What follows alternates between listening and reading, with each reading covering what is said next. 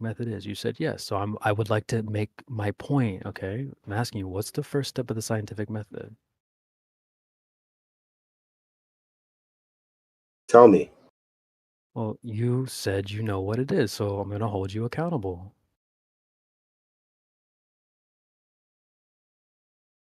I'm literally, dude, there's nothing I can tell you. Just tell me what you want to say and then I'll answer at the end. Just tell me like the point. Well, I've been trying to do that this whole time. I don't want you to be triggered, man. So like, let's just bring it back down. We can't. We've been having a good conversation. You seem like you ramped up the energy a little bit. I'm speaking calmly. The only reason I muted you because you're too amped up to allow me to make like I asked you, what is the scientific method? Do you know what it is? You said, yeah. Okay, great. So let's start. Well, let's go through the method together to make sure we both are on the same page. Step one of the I scientific would method. I would like you to just tell me what it is and explain Well, this concept from your perspective. if No, you because dude, say there's no point. I want you to talk. Just explain these things and I'll take notes and then I'll answer afterwards. Just go through it. What's one, what's two, what's three? Just go through it. Well, my friend, the whole point of me asking is to see if you do know. If you say, yes, I know what it is, I'm gonna have you back up what you said. If you don't know, then I can show you. We can walk through it together. That's Holy fine. shit, dude! Okay, show me. I don't know. I don't Just know. pretend he's a moron and just tell him that way, like he I don't knows. like to Like talk. I'm not. if you want him to concede that he's a moron, just No, I'm tell him not you're a trying to do that. moron. Just I tell don't. him that you're a moron, and We then don't he'll do that get it. here, Pico. Relax. We don't do that here. I mean that, but you're beating the shit out of him for like fucking nothing. Like No, he's already told you, you like, just dude, got here, just Pico. continue. Hold on, buddy. You just got here like 2 seconds ago, Right, and you keep going around the same fucking thing. Just tell him which what it is, is. bro. Relax, relax. I don't know who you are anyway. You literally just got here 2 seconds ago. You're talking about me beating the shit out of him. I don't know where Yeah, you're I coming up with mean, this stuff. dude, you keep repeating the same thing. He tells you to continue, and you don't do it. Just like Hey, do hey, Bro, something. Pico, calm down, okay? Calm down. Just mute yourself and listen, because I want to hear these guys talk. I don't want to hear you interrupting with your bullshit. Okay, so just calm down. Continue, we were having creation. a really good discussion, so I'm not trying to make it a nasty thing. We're not trying to beat up on the guy. If he says he knows what it is, then I'm gonna have him back up what he said. Obviously, he doesn't know, so move on. So well, okay, well there's the issue then, because he's saying that I've been lying, and it sounds like that would be a lie on his part if he knows what it is, but he doesn't. So sorry. You know what's funny is like accountability is people's kryptonite. When you hold people accountable to the things that they Oh say, my they don't god, like it very much. you're So deviating so hard. Yeah, we get it. Life lessons. Move on. Like that's what Pico, I'm saying. I You're don't want to just boot you deviating. out of here. I don't know who you are or what you think you're doing. So just relax. I got this. I don't know. You like, do you want to add something or what? I want you to stop deviating and get to the goddamn point. Deviating from what? You're turning your shit on me. Continue. Tell him about the You're the one who scientific you method. want to pipe in, so we need to put the heat on you. That's fine. But I don't know like why you jump. I Why did mean, you your jump your in just version of now? putting heat on me is to mute me. So let me mute myself and tell him what the fucking method is. Bro, this is I don't know where you came from. Dude, it doesn't matter where I Welcome came to from. this. Tell him what the method is. Like, stop. Go, dude, go. Who the fuck is this guy? Shut your fucking mouth. Point is, people don't know what these words mean. That's the point. People throw these words Holy around. shit, I'm gone. I'm sorry, brother. You just, I Later, can't. later. Who the hell is he anyway? Clown. Anyway, I don't know if Epsilon's there or even listening. So why would I just continue to talk? Definitely listening, dude. I swear to God, I'm just Do you know waiting. that guy or what? He just I has have to no agree with clue who you. that person is. I'm just saying, like, let's just tell me, bro, so I can, you know what I mean? He's kind of right on that. I'm not nothing against you. Just Look. I'm happy to tell you. It's just the fact that you said you know. So I wanted to and I'm ask telling you you, what I you don't know. know. I All right, so don't know. all right, great. You don't know. Fine. Okay. That would be the issue. So let's go into the scientific method. Step one, you need a naturally observed phenomenon. Can we agree on that? Okay. All right. So then you would conduct you would need to put together a valid scientific hypothesis. You need an independent variable. That would be your supposed cause. You have your dependent variable, which would be your, your supposed effect. You have some control variables as well. Then once you have your valid hypothesis, you conduct your hypothesis test. That would be your experiment. Another word for experiment is hypothesis test. The observation is also an experiment. Holy smokes, bro! You just said you don't know The what the scientific the method. I don't. I'm just guessing here, but Don't being do able that. to observe is Don't also do an that. experiment. No, it's not. No, it's not. Okay, so you're telling me that you don't ask a question when you observe something of what that is when you're experiencing it, Well, or try to experiment with what that thing may be. You're telling me you don't research that it's the same thing consistently when you're fucking 2 years old. You don't. You're telling me that you don't come to a conclusion that, oh, this thing looks like a dog, so that this, and then, oh well, there's different modes of these dogs, so that means that there's many types of dogs, and then you don't test this by confirming that you see other breeds, and then you don't analyze them and then categorize them, and then you don't like have this sitting in your brain. Is that what you're trying to tell me? If you Try were to tell me. listening, what I told you is directly what I told you. We only got 3 steps into the method. No, what you just said doesn't fall into the category of science. That's my ultimate point, is that you're using words too loosely. Showing that you don't really know what they mean. That's what you guys could benefit from, is using these words on a more strict basis, knowing exactly what they are so you can use them properly instead of throwing them around willy-nilly. No, a child looking at a dog isn't an experiment, dude. I just told you an experiment is a hypothesis test. You need certain variables, like in your independent variable, your dependent variable, your control variables. Another word for an experiment is a hypothesis test. So you need a valid hypothesis first. So not everything is an experiment. You said test. That's fine. Yeah, a lot of things you can test anything. I can test Altaria, or I can test, what breed of dog that is or whatever. That's fine. But experiment is something very, very specific. So that's my ultimate point, is that Fair enough. Fair you enough. guys are using words too loosely, and this is something that happens not just with yourself, but with many, many people. They just throw these words around. Let me get another clip. Actually, I have another clip for this, just to highlight my point. Listen to this here. Again, I'm not trying to say this is you, so don't get triggered. It's just an example to accentuate my point here. Let's listen in.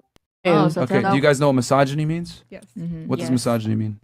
I mean, I don't know how to explain it, but I know what it means. What does it mean? I'm not like good at it. Okay. All right. I So, know I'm not like good anyway. at explaining. Like, Lauren, you want the Okay. definition? Sure. Show for the chat. You know what? Fuck it, Lauren. no, Fuck it. you're right. I Sorry, don't have a sorry, Lauren, thesaurus. I'm doing it for the chat. You guys, Hold on, what does misogynist mean? What does misogynist mean? Huh? What does misogynist mean? Oh, good job. He's asking her what misogynist means. Good job. Because you said misogynist. I don't know. It's all about these. It's all about these ideas of what. It's all about these ideas of what men can do and what women can't do. Like, Bro, what is I don't this? By this one definition. That is not what misogyny means. The ideas of what men can do and what women can do. That's not misogyny, actually. Every time you hear a woman, or especially these type of modern women, talk about, oh, this is misogynistic, or that guy's a misogynist, just ask them what does misogyny mean. I guarantee they don't know what it means, and they're using it in the wrong context. Anyway. Of misogyny. The definition. Yeah, you called us a misogynist, so I want to know what it It's is. just a fucking word that everyone throws around, but what I'm technically saying is. She said it's just a word that everyone's throwing around. She don't know what it means, but she's saying it. How? Dude, I don't know who these people are. Why are you using these stupid on. clips of these women speaking? I don't know these people. Bro, you're clearly triggered. It's gonna be okay, bro. Bro, what the fuck? I This already is said, weird. I said don't. Who are these people? Who are these people? Like, who are these It people? doesn't matter who they are. My point is What? that listen. No, you're putting this like, I don't know what this is. Like, what the fuck are you talking about? Who are these people saying these things? If someone doesn't know, I'm not part of a group of people that don't know what misogyny is. I didn't say you were, dude. Why are you triggered right now? I said before I even played the clip, I said, "Look, don't worry. This isn't about you. It's just to accentuate my point that people throw words around willy nilly." That's exactly what you said. That's not me. I'm not part of this group of Eflon, I people. didn't say you were, bro. How many times do I have to say it? Before I even played the clip, I said, "Hey, listen, don't. This isn't about you. This is just to accentuate my point that people use words loosely." I said that before I played the clip. Sure, but You're like, but this who are is those people? people. Why But are you I calling am not part of those. I didn't Everybody does that. I've seen you do it. I just haven't called you out on it. say you were part of the You group. use words wrong too, buddy. Alright. Oh, he's triggered. No, I'm not triggered. I'm just You're saying upset. everybody has this mistake. If you What? use a word wrong, that doesn't mean that what you're trying to say is like, yes, you need to be more educated and everybody strives for this, but you thinking that everybody has that knowledge straight away is a wrong way of thinking about things. Because you now at this point you disregard what education actually is. And that's the beauty of education. You can learn how to use words correctly. I'm so yeah, that's what I'm trying to teach you, my friend. My friend, you have used words incorrectly. Alright, let's You have back up. taken things out of context yourself, but I Let's don't back talk up. to you that way because I'm Let's respecting you. let's What's back up. triggering me is you putting on these like little fucking audios that I don't know like what this is. Bro, I told you before I played it. Let me just explain, all right? I don't want to mute you because you're clearly a little bit upset. So it'll be all right. But I said before I played the clip that listen, I'm going to accentuate my point that people use words loosely. Directly in the clip, she's like, "Ah, it's just a word people throw around." I'm not trying to lump you into those people. It's obviously a different context. They're talking about something else. But you could hear in the clip she said it's just a word that people use just throw around. And I used the clip to accentuate my point. I wasn't trying to say you were like her. I wasn't That trying to is say you fair. were like them. So why are you're like, but who are them? No, It doesn't matter who they because are. because the thing is that you're yeah. Sir, I was just making a point. That's it. So my point. Okay, if you're gonna say, but you could just say that instead of playing a I stupid did. this I clip. did though. You And don't I have to. already agreed with you. I agreed with you earlier. If you're illuminating that people need to do their own research and all these things, I already respected that. But this other stuff, I don't really You understand. don't have to like the clips, bro. It's just remember, remember what I I've said. already agreed with you then. Hold on, bud. Hold on, bud. Remember, I do try to appeal to a greater audience. So there's other people that can learn from what I'm saying, not just you. If there's other people in the audience that might hear this and go, "Okay, I understand his point."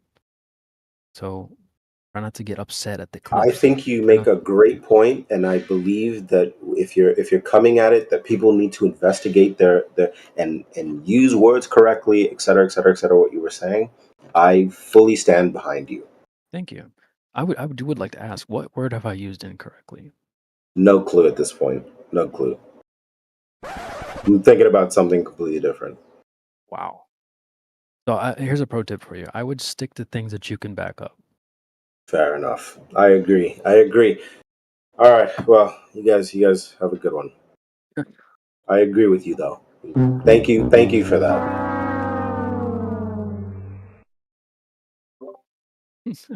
That was easy.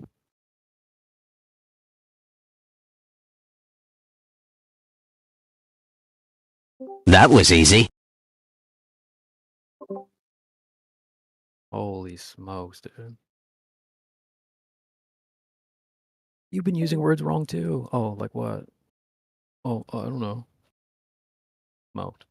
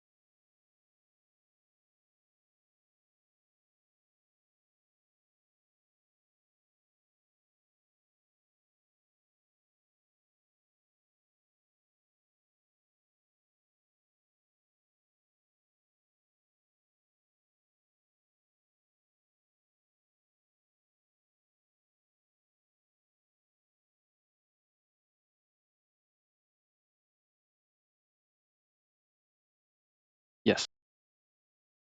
What do you guys think about all this crazy weather, man, happening? Like in so many different countries. I don't know. It's been really perfect weather here where I'm at lately. So where's the crazy? Oh, you talking about like Maui, Hawaii, and stuff like that?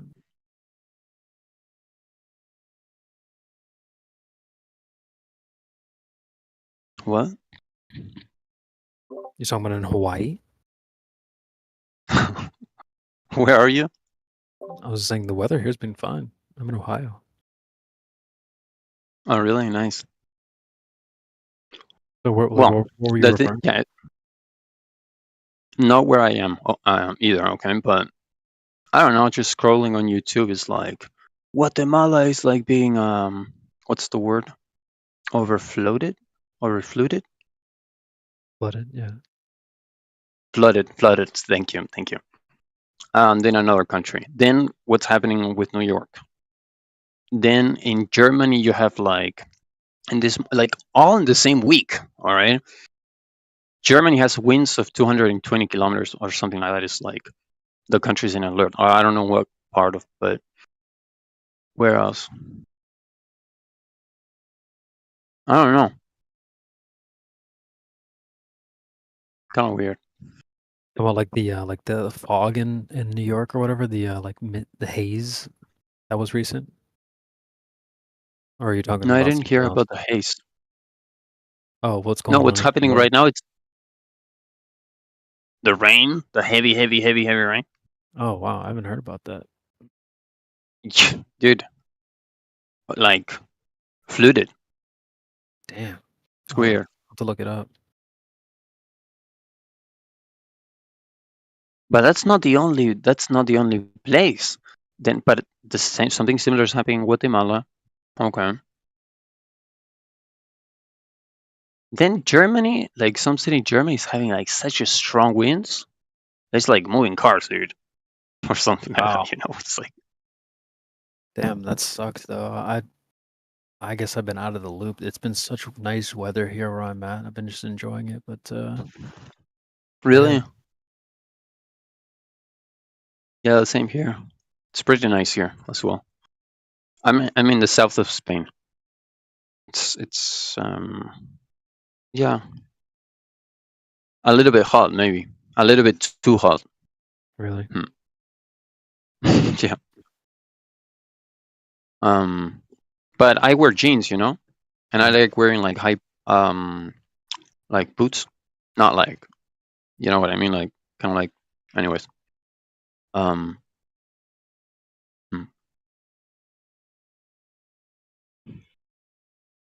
So what are you guys up to? I'm just in the chat right now.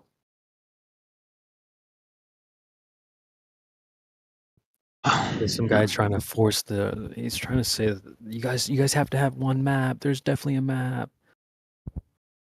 Yeah. Like, dude, We haven't got one. There isn't, even on their side, there's no one map. Like, but they're like, no, but you have to have one. There are many. Why did he's like, well, just take a picture and then that's it. Like, no, you guys have the wrong idea. It's kind of weird. We don't have a map, no? Well, there's no way to see the whole Earth. Yeah, but we could measure it, no? No, it hasn't been fully explored. No, but I mean the continent. I mean, in regards with the map Yeah, of but the world. they want a map of the whole place. There's no way to do that. Why not? It hasn't been fully explored, my man. I know, well, but You know how they the say with all the continents. Yeah, but what? If I wanted to make a Hot Wheels, right? I don't just make a Hot Wheels of the seats. Like you need the whole car. We don't know what the whole thing looks like to make a little Hot Wheels version of it. That's the problem. But they're like, no, you need to have one. Well, there's no way to see this whole thing. Yeah, we know the continents, but who's to say that they want a map of the whole thing? You know what I mean? And then what shape would you make it in? We don't have like authority, like saying like this is the map. What is the map according to? It's a globe, right? They don't according have to just them. one. I mean, according to, like, they actually think that the whole map is like a globe that is actually like a globe, right? No, they have That's these the maps. real. That's the real map. That's not a map. That's though. what. Why That- not? The thing that sits on your desk, that's not a map. Why not? I mean, why couldn't it be a map? I mean, it could be, right? It's According not. to the main narrative. No, look at the chat. But that is supposed to be the real. That is supposed to be the real map, right? No, it's not a map. According to the Okay. It's not Fuck, a map. Okay, man. look. You drive, right? No, I don't actually. Okay, that's fine. Well, if But like, anyways, you can use the example. Anyways. Yeah, let's say you're on your dashboard. Do you mount one of those globes on the dashboard and use that to get around? No, it's not a map, bro. Why can it be a... Oh, it's not? It's not? No. Okay, okay. Maybe it's not. Maybe it's not defined as a map. I thought it was. The thing that sits on your desk. Hmm. Let me just pull this up here. Okay, but listen. My point is this, okay? They say that that's the real thing. Yeah. That we are looking at, by looking at this object in our hands, right? We're able to look at the world as it is. That's what they claim, right? Mm-hmm. So, and they have a real map. What is... They have a map, no? They have a sphere that represents the Earth. Yeah, but that's not... Can you see the chat there? I don't know. I think it's crazy, you know. I'm not saying, not claiming anything. No, I'm not. Where? In the live stream voice text. Thank you. I don't see it. Okay.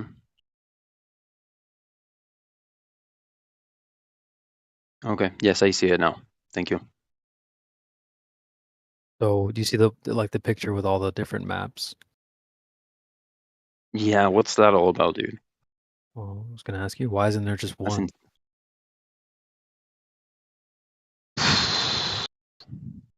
Why isn't there just one? Are these maps like officially accepted as valid or what? Yeah. Mm-hmm. Okay. I'll give you a website. So what are they doing here, dude? Well, there are different projections. Here's a website you can... This is where they're from. The question is, like, if there's just one, why would There's they... a donut, bro. Look, there's even a fucking donut, dude. Mhm. There's a fucking donut on one of the maps. Anyways, what were you saying? Sorry. Well, it's let's see. The point is that they don't just have just one. There's many ways to, like, if I were to have, like, let's say me and you, we start a restaurant, and I'm like, well, I want the menu to look like this. You're like, no, I want the menu to look like that. There's many ways to represent something. That's why there's a bunch of different representations. There's no such thing as like, oh no, the menu can only look one way. There's tons of ways to represent it. And why do they do that? Well, but the shape is this. Listen. But the shape is the same, no?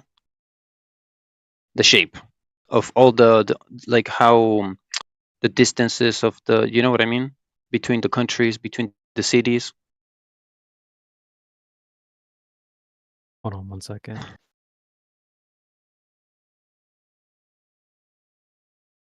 So I've never seen this before.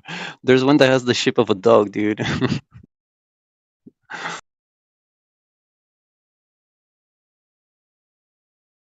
Choose your favorite. I'll choose the one with the triangles.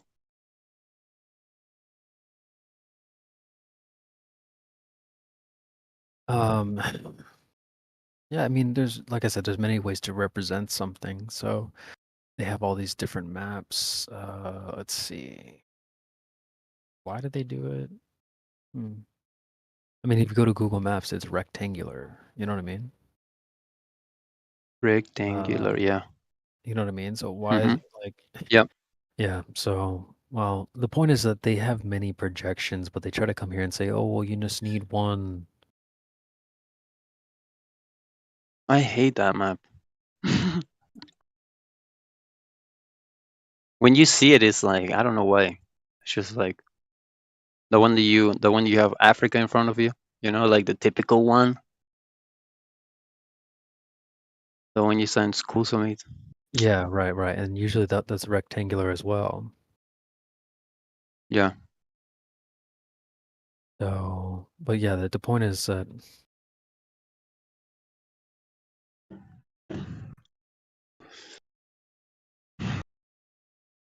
So you're saying that the last picture in the chat, that's not considered to be a map. Okay, you said it. Okay. right, the desk, the plastic thing, yeah, that's not a map though. Yeah. Like all those maps have names. They have very specific names. Hmm. That the desk globe, like that's not like a map that has like a name, like you know what I mean? So, Okay. well, what should work then? How can we create an image of the flat Earth? You can't. Oh my God.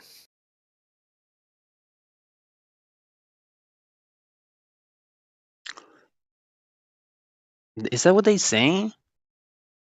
It's like a tricky question though. How do you answer that? Like, how do you? We don't have a map. Like, how are you supposed to answer Well, that? there's no way to see the whole Like, Earth. I That's don't what have this a map. guy. Oh my God, this guy in the chat. He's like, well, Like, how you can do say we? you can say you don't have a map, and what does that like? You know? I Well, don't know. number one, point out to them that they don't have just one, but they expect you to have just one. So point out that they have a double standard, and then two, there's no way to see the whole True. place. There's no way to see this whole thing. But essentially they're saying, well, you should be able to just take a picture of it. From where? There's nowhere to go and take a picture. We're not 2 Chainz where you can like go somewhere and then look back at it. Back at it, look back at it, look back at it. Then I'll put a. Okay, so that's what they want. They're like, well, no,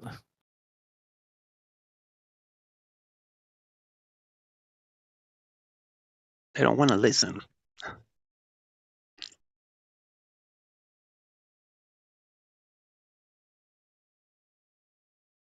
all right, well, if you don't want to continue to explore the flat Earth, oh my God.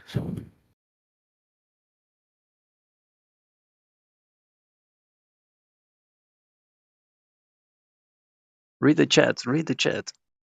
Hold on a second.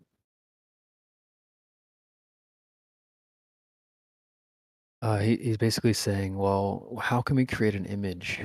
I said, well, Indio says from what POV? He said aerial, I suppose. And I said, well, you can't see the whole Earth. Yeah. It's that's a new concept, yeah.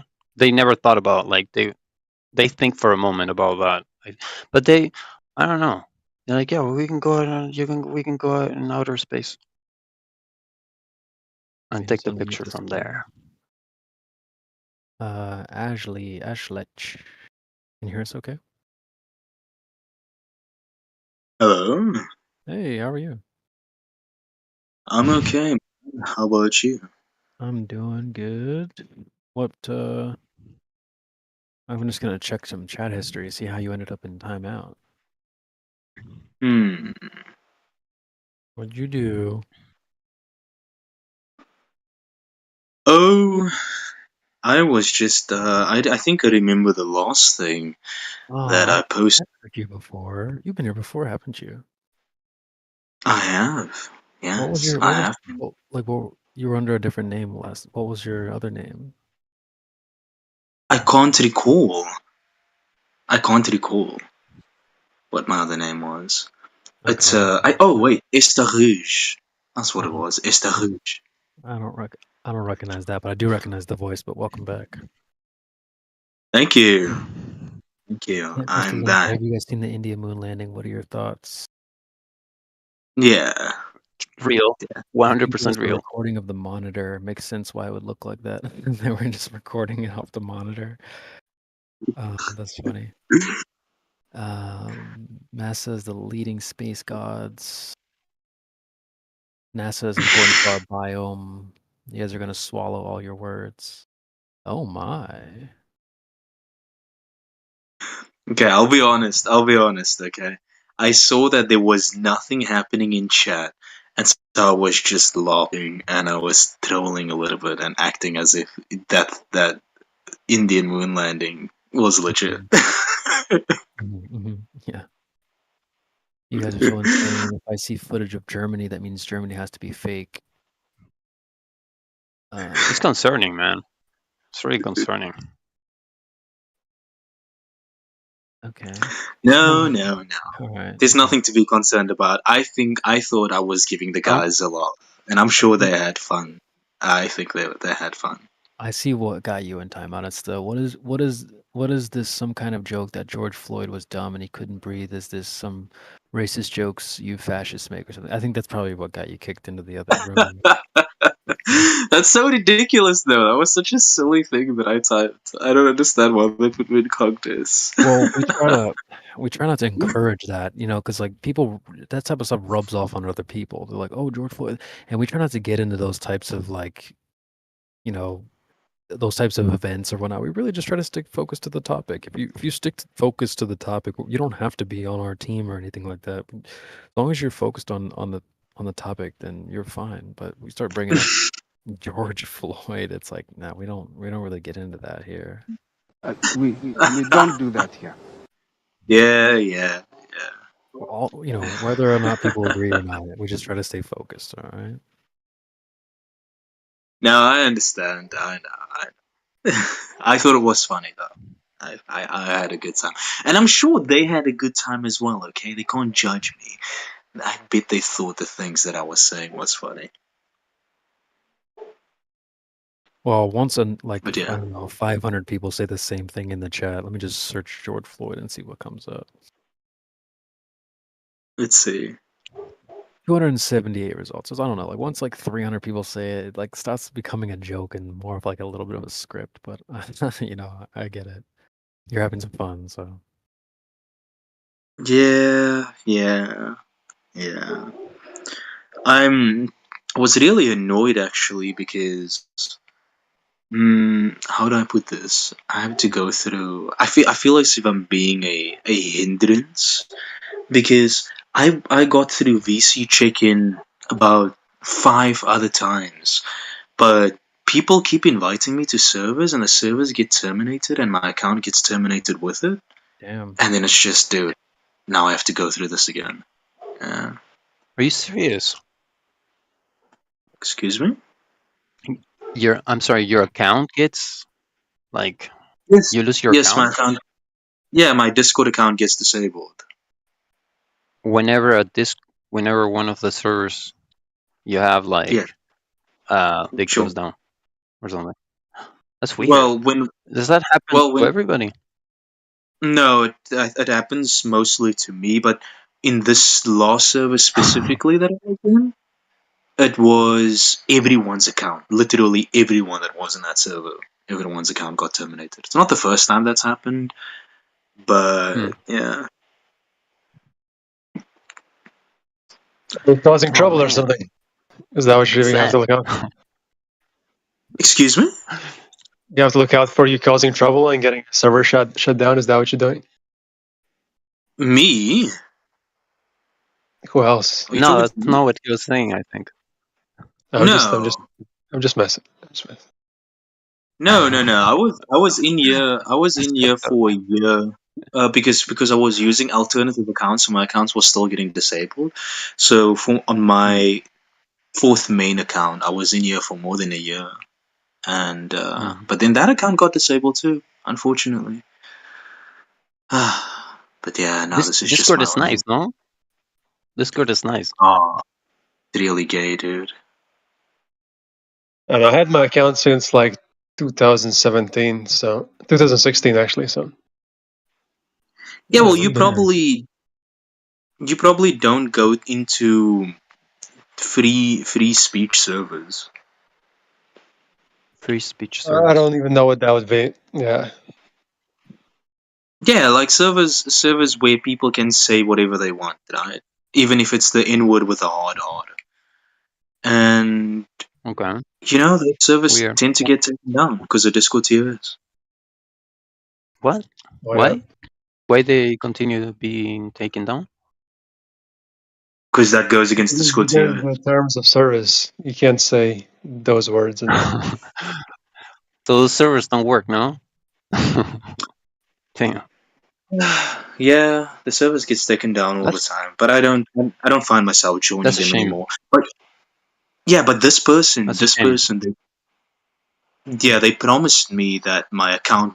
I told them, listen, dude, I see the other members in the server, and you have to make sure that you moderate the chat. And he said, yeah, I'll do it. Don't worry about it. And I said, I really don't want to join the server, and I joined it, and then the server got taken down with my account. Unfortunately. Damn. That never happened to me, man. I hope it doesn't. Yeah.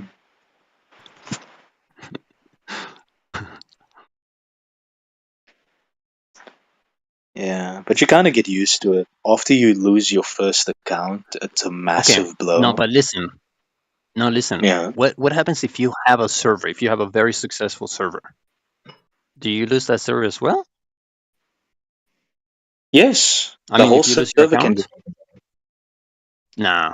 Oh, okay. So, it's really weird, dude. Because sometimes the owner Can you account imagine of if a you lose your server? No, Yeah, I'm saying sorry. sometimes the owner account of a server can get disabled, but the server will still stay up. Other times, the owner account of the server gets disabled and the server gets taken down as well. So it's really not consistent. It's not consistent at all.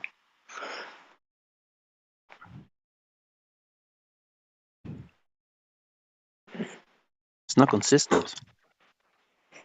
Yeah. Sometimes when a server gets taken down, only the owner account gets taken down with it, and nobody else's account gets disabled. Other times it would be the owner account and everyone that has admin. Other times it would be the owner account and everyone that has mod. And other times it would be everyone's account. Why do you think this happens? I mean, they don't want free told you. speech, literally. Well, the company got really popular, and the more popularity it gains, the more people are going to complain about certain behaviors, and if they don't want negative press, they have to kind of No. implement these Yeah, they're following the rules. law. Yeah. They're following the law, no? Yeah. They're following Well, not the law necessarily because the listen, law, a but- business. Yeah. Listen, a business by itself, on its own, wouldn't do such a thing. I mean, the last thing that they want is to make their clients unhappy. So it comes from, it must come from regulations that come from the government. Yeah. Yeah. I think it's mostly just for the money, though. I don't think it's government regulations. I just think it's negative press because these kind of things were always happening since the beginning of Discord. But then Discord got particularly very popular during COVID because so many people were using it. And back then it got so much negative press. And they started tightening the rules. Why? What do you mean why? Because a lot of people were inside because of COVID. Make sure you just try to speak in a little code if you're going to talk about that. We try not to bring that up too much, but if you have to make a point, Oh, just my bad. the C or the V or the cocoa or Yep. something like that. Yeah, when the coconuts were That's why falling, we a lot got of people were. Because we don't talk about that. The coconut. Not coconut. Yeah, but during that time, basically, a lot of people were using the internet, and because a lot of people, for lack of a better term, normies were using the internet, they were complaining about all the hate speech online. So Discord had to do something about it. What? Yeah. I think there are regulations. No. From political. I don't know. I don't think so, dude. But I might be wrong. No? I don't think it's one or the other. Maybe it's both, but I believe that mine is more of a factor than your reasoning.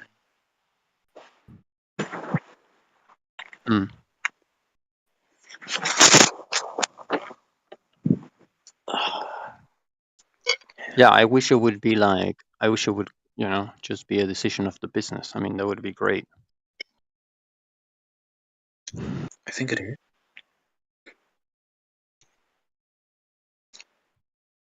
I think it is. I mean, similarly, this has happened to many social forms of social media. Same thing happened with Facebook, and Instagram, and Twitter. It even happened to an extent to Twitter as well. As free speech as people like to act like Twitter is, it's really not. Yeah, I think what can you do? I mean, like, you just gotta get the fuck out of that platform and move on to the next. What alternative to Discord is there? I have Guilded, but people refuse to move to Guilded, so that's unfortunate. We're gonna get over to Rumble right now. Yeah, I mean, listen. I mean, you got it. This is the fucked up part. Okay, you have a business. Okay, you have a server, and it's part of your thing.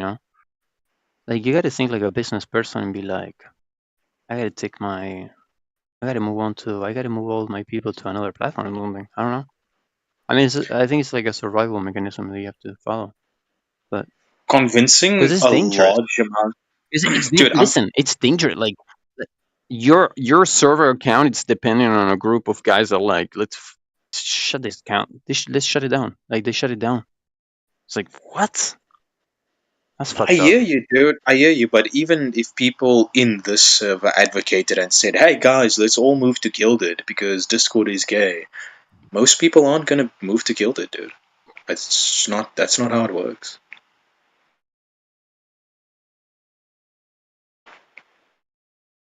No, it's not. I wish it was that simple, but It was all right. I did spend a little time over there once No. recently, but it's all right.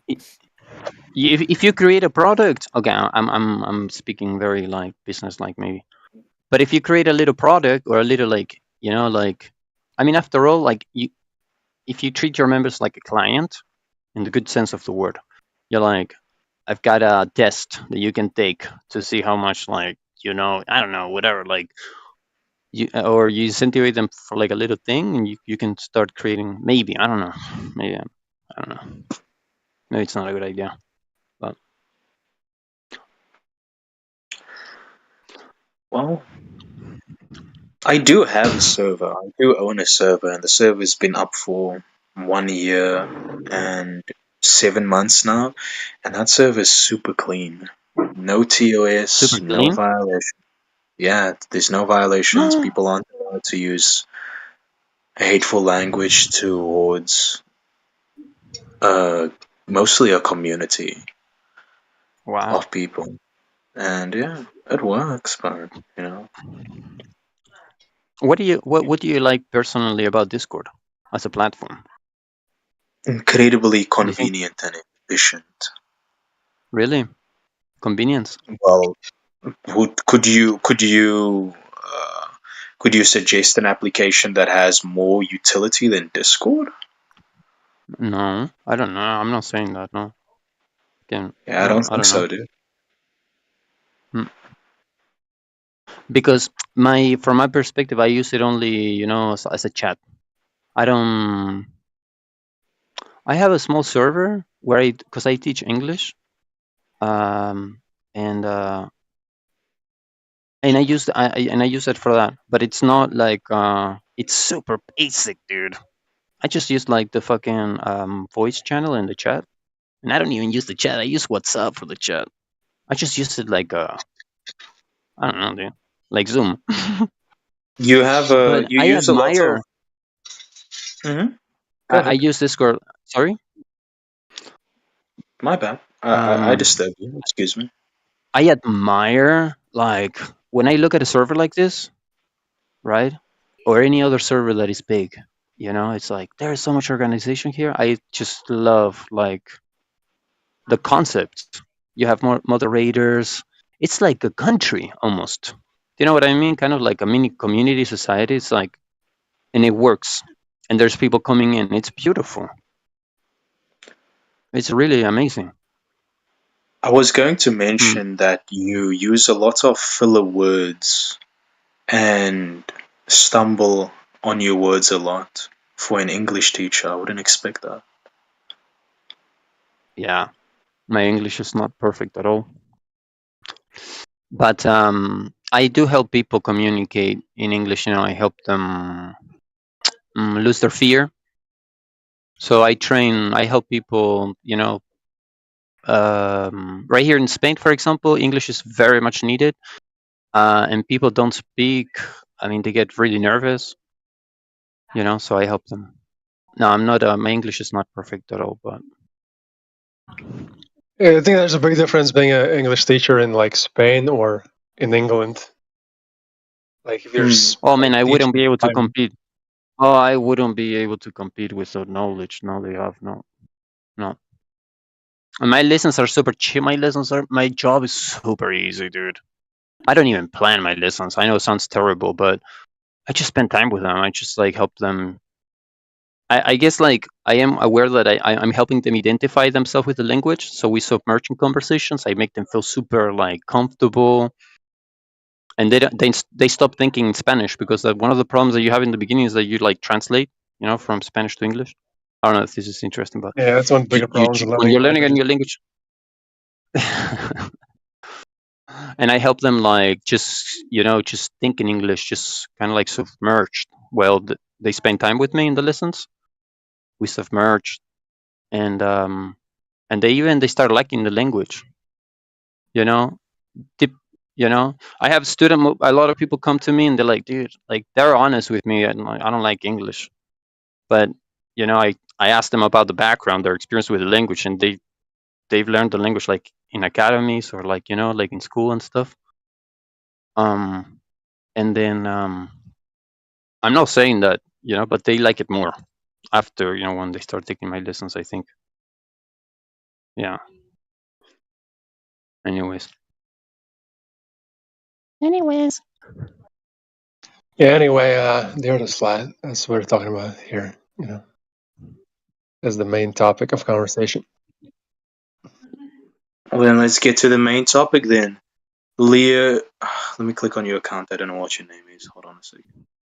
Lionel, I see that you're a globe skeptic. What's holding you on the fence? Very skeptical about the globe. What's holding you on the fence? I don't see. What are you I don't see skeptical a fence. I don't see any fence, man. I'm very skeptical. Yeah. I'm definitely not skeptical. I'm not skeptical about the flat Earth. Everything I hear about the flat Earth is like logical and makes sense to me, But I do spend a lot of time in the on the debate flat Earth server, and yeah, it's quite fun sometimes. Well, what are you skeptical about the globe?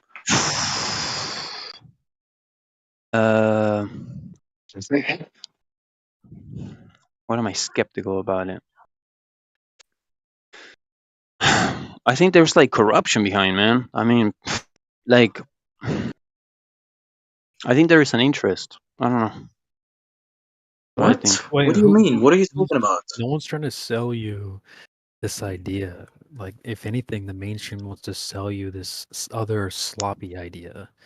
We have to spend all of our time helping people with those misconceptions. So there's nobody out there trying to brainwash you into believing, what we know. No, you don't think so? No, because if you go to no. What we know, the mainstream wants you to think this topic involves some sort of silly space pizza pancake thing. So how could it be like that's not what it is? So like if anything, that's the brainwashing. They're trying to brainwash people into thinking that this topic is something that it isn't. So it's like this weird, if they really are trying to brainwash people, that would be like some crazy 7D chess. So we spend all of our time having to teach people what the mainstream tells you it is not. Really?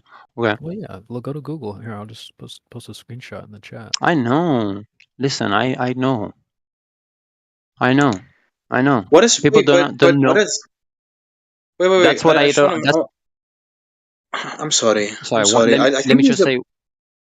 Well, Yeah, I think I just wanted to mention. I'm not gonna finish. I'm not gonna say what I wanted to say, but I just want to say I think there's a bit lag in between us, and because of that lag, I think we're talking over one another sometimes. But yeah, go ahead. What were you saying? Sounds good on my end. Might be you, but go ahead, I Leo. think it means like whenever you start to speak, it takes a bit of time for Discord to pick up your voice and actually like give it back to the receiver. So it might like delay the reception. I have that problem too. That's sometimes why I can't interject in conversations because of that. Yeah, excuse me. What were you gonna say, Lionel? My bad. There, it's interesting. Okay, I'm just like observing. Okay, but this Globis. Okay, some of them have knowledge about the flat Earth. You know, they have knowledge, and they still don't believe in it. I'm just like, and you still believe like you prefer rather like it's weird because then you have the other person that doesn't. I mean, like like people don't understand. They don't know what flat earthers understand or believe, or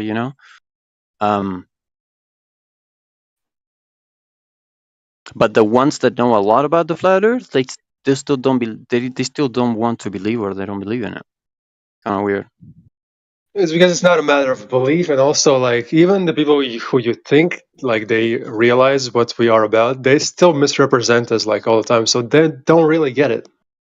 Because if they did get it, they wouldn't be globe earthers. It's just that's straight up. That's what it is. Wait. This is annoying me a little bit because no, I'm saying this is annoying me a bit because I asked you, what are you skeptical about the globe? And you telling me that the reason why you're skeptical is because of people's behavior. What does that have to do with the globe? I don't know. I just for me it's like I feel like an insult. No, not from you. I mean from the from the globe thing. It's like kind of like an insult. I'm not skeptical about it. I just don't believe it. I don't understand it. I'm not even I'm not skeptical. I just don't understand it.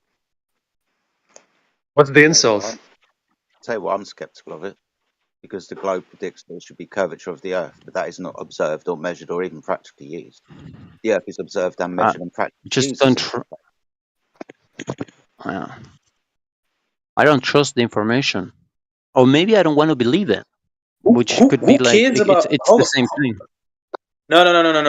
Dude. Who cares about the information? Bro, you don't need third-party information. You can literally...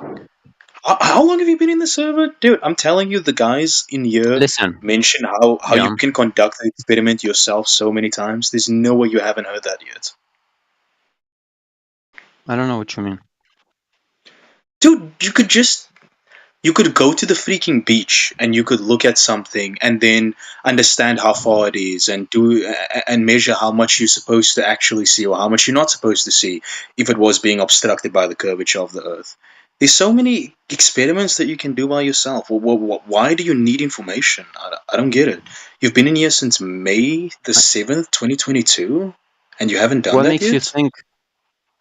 What I don't know what where does this come from? Like, what do you mean I need it? I never said I need information.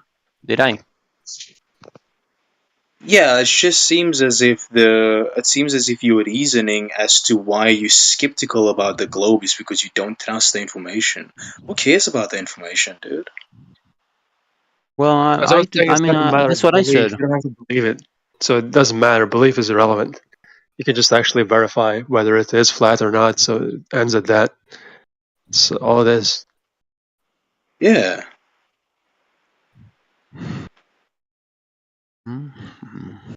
Wait, are you not interested enough to actually take a walk outside and confirm these things for yourself? Or I don't know, maybe you just I don't know what's going on through your head, dude. I don't know.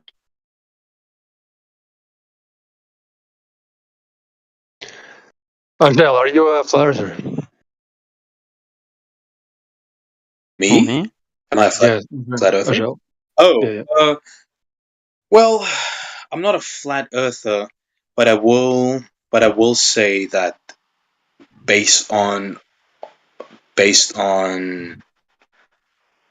my personal experimentation and my observations, the Earth is observably flat. According to my limited mobility and ability to see things. So, but obviously, there's a within your possibility that it could experience, be. Yeah. What? within your experienced world, everything that you do see is flat. I mean, as far as like the big scheme of things, right? Yeah, dude. Yeah, that's my personal Mhm. experience is that it's a flat plane. But I'm not going to say the entirety of Earth is flat, but just according to everything I've personally seen, yeah, it's Yeah. flat, dude. Yeah, it's Yeah, and not. that's one of It the just doesn't. problems. Oh, sorry. That's one Excuse of me. the My bad. problems about the no, that's one of the problems about the globe, that you cannot replicate this. You cannot find anything like that here on Earth. How do you know, though? How do you know that? Yeah, like, what do you mean? No, how do you know that, Lionel? How do you know that? Like, how do you replicate, like, for example, something gravitating? Like, I mean, floating in empty space. How do you replicate that here? Like, how do you know You that's can't. there? You know what I mean? You can't. So believing in it is like, in the first place, is just the begging the question fallacy, because that's all you can do. You It's can like only beg the question. they're literally telling us that there is another reality with different laws. Like, Well, they're literally telling us, I think. You are upsetting me And here now. Upsetting me. You're making me mad. Because why? it seems like you haven't actually done your own individual experimentation. It seems like your opinions are just based on information, dude. And if your opinions truly is just based on information, you believing in the globe or believing in flat Earth, no matter what the truth is or what reflects reality more, it's nothing better than you just following information and who seems like the most confident or logical people. I just don't understand why you wouldn't do this by yourself. Okay, listen. Okay, listen. Don't assume, please.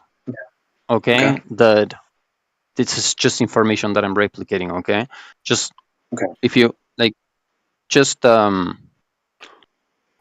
a conversation.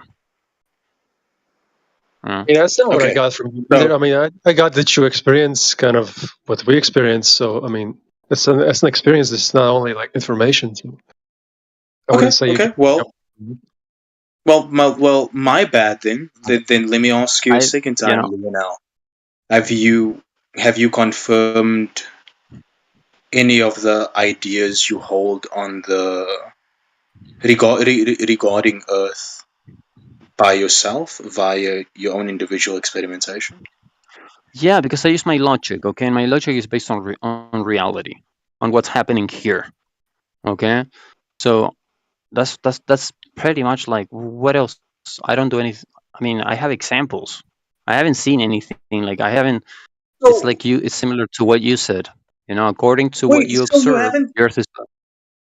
Yeah, but what I'm talking about the physical reality. I'm not talking about logic, dude. Yeah, you use logic to conduct a concise experiment, but have you, within your physical reality, come to the conclusions that you have right now? Yeah. Or is it via Dude, logic? what are you talking about? Like, what do you mean? You're telling me, like, you're. What do you mean, bro? Like, I live my life here on Earth. I'm feeling my body right now. I'm in touch with matter. Mm-hmm. Okay, I use examples. I conceptualize based, on what I see. Like, I sort of understand how things work. Like, I notice, Okay. I'll give you an example of something that I done, because maybe I'm not coming off clearly, and that's probably due to me. speaking too convolutedly. I don't know. I'm not sure, or maybe I'm just incorrectly explaining my position. But what I did personally was there was a Navy ship in the water about 9 kilometers away from me. It was about 9 kilometers in the water, and I had a pair of binoculars, and I could stand on the beach and I could look at the Navy ship. Now, when I looked at the Navy ship, there's this red. So the ship's kind of painted in half. Half of it is painted red at the bottom. There's like this red lining, and then the other top is gray. It's gray on top. So I could look up the model of that Navy ship, and I could kind of measure how much of the Navy ship is supposed to be obstructed by the physical horizon, and it didn't match up. That's one of the things that I done. So do you understand what I'm getting at now when I mean within your physical reality? Yeah, you're making sure that what you understand is actually real. Have you done that? It's like telling me, like, for example, have you ever proven that you're breathing oxygen? Well, how do you know that oxygen exists? Like, you know what I mean? Exactly. It's like, no, Exactly. I haven't. Don't criticize me, but don't criticize me for not having done it. Don't having done an experiment like the one that you have done. Okay. I just the only reason why I brought it up was because I asked you why were you skeptical on the globe, and you were talking about information, and I don't think we need to care about information, dude. Well, dude, that's my answer, bro. Okay.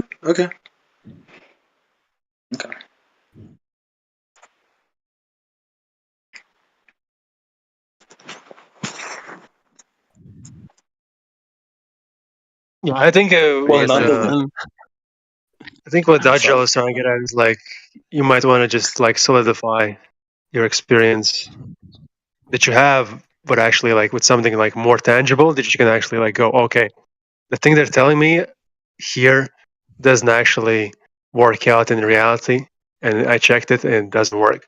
So at that point you can say, okay, it's not just information, but you know it's false information because you have checked if it's true or not, and it wasn't.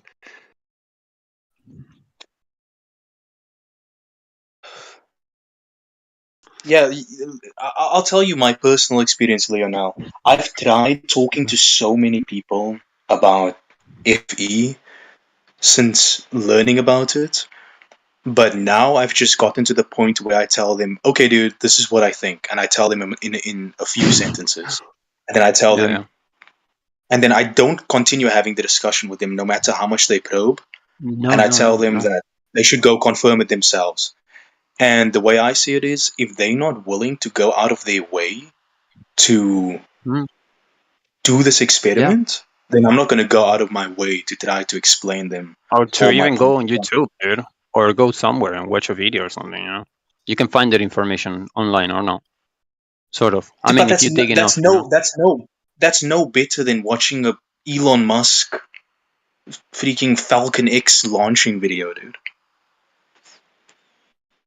What about it? You don't know what is actually happening in the video for sure. Like you can't really check the information you're given. Like he can tell you there's this elevation and it's that far, but you didn't verify yourself, so you don't know. You kind of have to believe it. So if you actually do go do it yourself, then it's quite different. The people listen, like the people that are curious, they have, I don't know, it's really difficult, no? I mean, if let's say that you've never, like, you don't believe about the flat earth, right? And somehow you're like curious about it. Like, what are the chances that you're going to find good information, like right from the start? Depends You on know, where you where kind you're of, trying to get it from. okay, so it's possible, no? Yeah. Okay. Well, yeah. Well, Depending number where one, you want to you get it can go from. directly to the source. You don't have to go to Google, for example.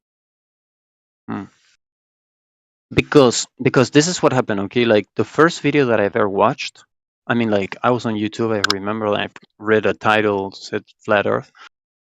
I was like I was intrigued. Like I was like, wow, dude. But in a positive, I was like, damn, like somebody has like a proof, or somebody's this, this perspective. I wanted to know how he was going to defend this, because I was interested. But nowadays, like for example, you don't get. I don't think you get recommendations. Do you think people get recommendations like we used in the past? No, of course not. That's why I you don't know. should just bypass the algorithms and go out to the source directly. Yeah, because I got the video. I didn't search it. It kind of came to me. Seriously, it came to me. I didn't search flat Earth. I mean, a lot of things come to me these days as well. Like your kind of timeline is curated a lot to like be matched as the propaganda wants you to see. Certain things kind of get pushed to you, and they're going to be pushed in a certain light. And you're going to watch it. You're going to get an impression that maybe is not authentic. It's not entirely unbiased. So these days, they usually do it in regards to this is the ideology you should believe. This is the alternative ideology. This is how they think, and this is why that doesn't make sense. That's usually how they propose things, so that you don't actually go out of your way to look into the alternative idea. It's just presented to be very ridiculous. But anyway, that's like beside the point of what we're trying to say here. I mean, we know that there's an avenue where you could find authentic information, but if you're not going to be able to like support it for yourself in real life, if you're just going to go on trust, it's not going to be something that's solid in your head. So you have to kind of marry it with something tangible that you actually go and verify yourself, I think, to have a more solid idea and actually a solid experience, not just like, okay, this is what they're saying it is, but I mean, I'm going to go with trusting, but is it really tangible? Not really.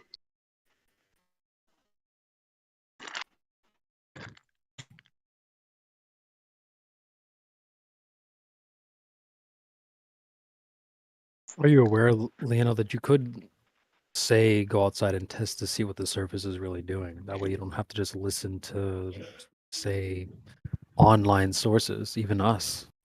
You don't have to just believe what people say. You can go and test it directly.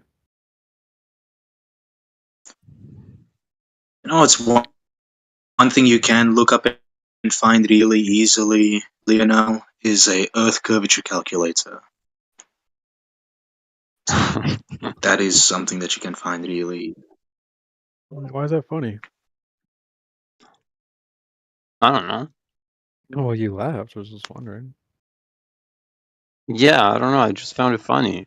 No, because I thought that was like. I'm sorry.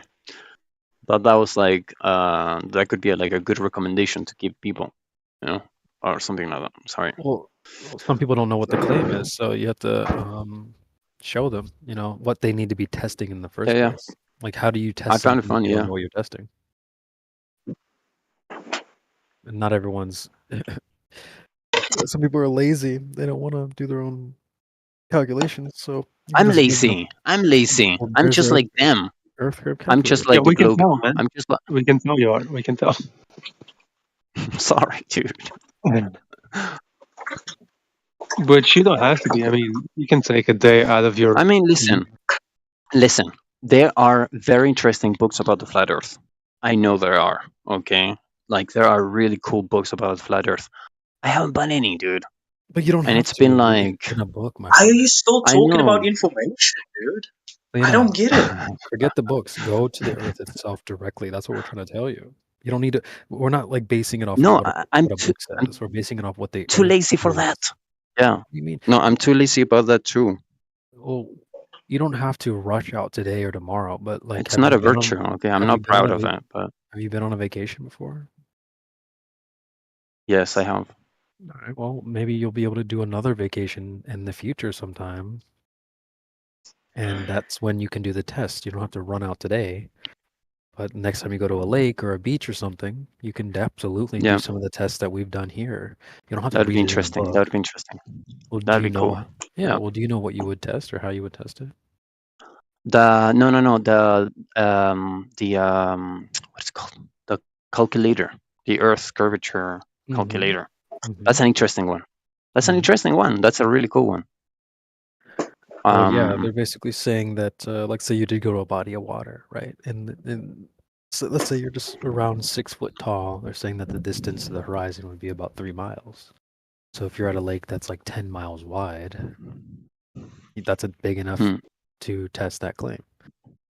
They're saying there's going to be basically like a hump of water at 3 miles away, and that's what you would go test. You can use the Earth curve calculator to adjust that height if you're higher or lower. And it'll also tell you how far away the horizon will be. So I've done this. I mean, I did this in 2021 in San Diego. You can use certain objects out in the water, like a pier or. You've done it. Yeah, You've done yeah, it. yeah. I would recommend you try it as well. Most of us have done it that are speaking to you about like actually advising you to do it. That because we've done it, we actually verify it. Yeah, I don't want you just to like hang up the Discord call and go, well, those guys said so. Like, that's not the point. We're trying to get people out of this mode where they're just trusting what people say blindly.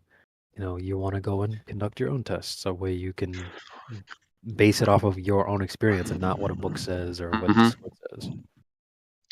Yeah, I don't want somebody to just believe me because they just can be fooled again. Like if you just believe me on something that's true, No, okay, but that's listen. cool. No, but But you're gonna get fooled again. no, but listen. No, but listen. I'm not. I don't consider myself a believer, and I have proof of that. I mean, I don't consider myself a believer. I like being like objectivist, like in the, about reality. I don't like stories. I mean, I like stories. I love comedy. I love art. But when we're talking about reality and the things that we can validate, I don't like making shit up. That's good. You know. So, like, what's the So. moon?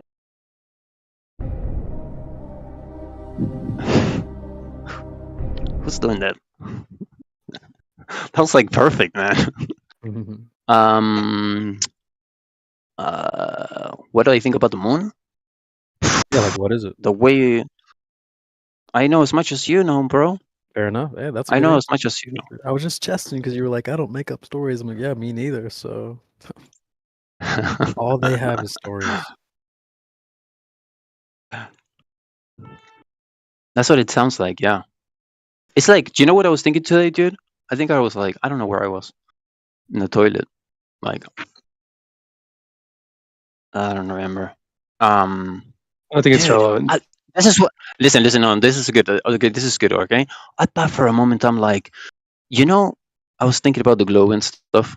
I'm like, this is science fiction, but this is not just science fiction. This is probably like the most fucked up or like the gnarliest science fiction. Like, the most popular one, definitely. Like the biggest science fiction. That's what it seems. Yes, it is, and I don't know why we let you finish because you didn't really add anything. I'm just messing. No, yeah, it's like really stupid belief that people hold. It's like, and it's really elaborate. It's so elaborate. There's all these distances and the gravity and all this thing you can't actually verify. But there's so many stories about it. You can just run a TV channel all day about it. Just talk about it, have animations on the screen, just planets colliding with each other, just make up anything. Just say, oh, it's like too far to see. Actually, the star is in the past right now. It's already not there, but you think it's there, but it's actually not there. It's like all this stuff, you just make up anything.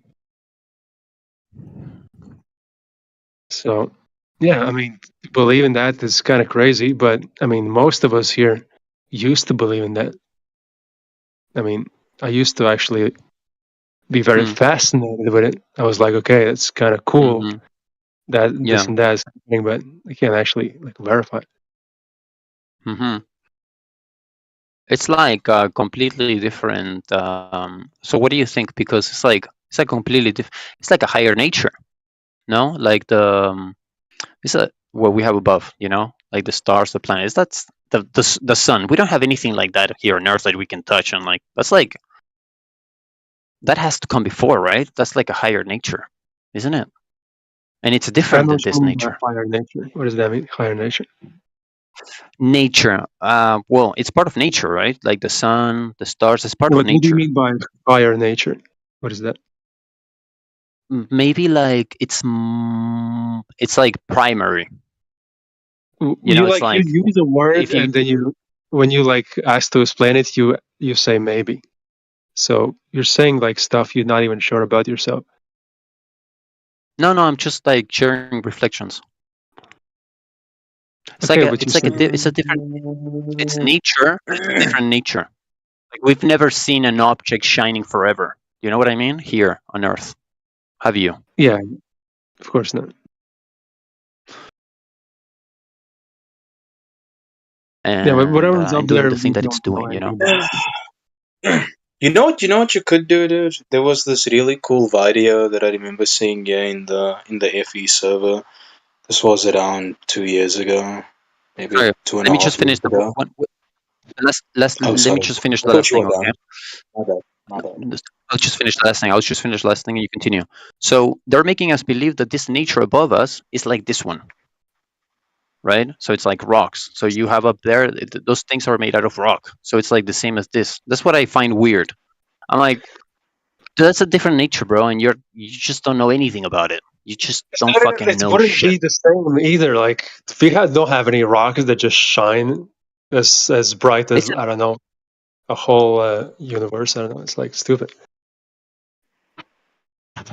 This makes no sense. Like we have nothing equivalent on Earth like that. We just don't Exactly, have. huh?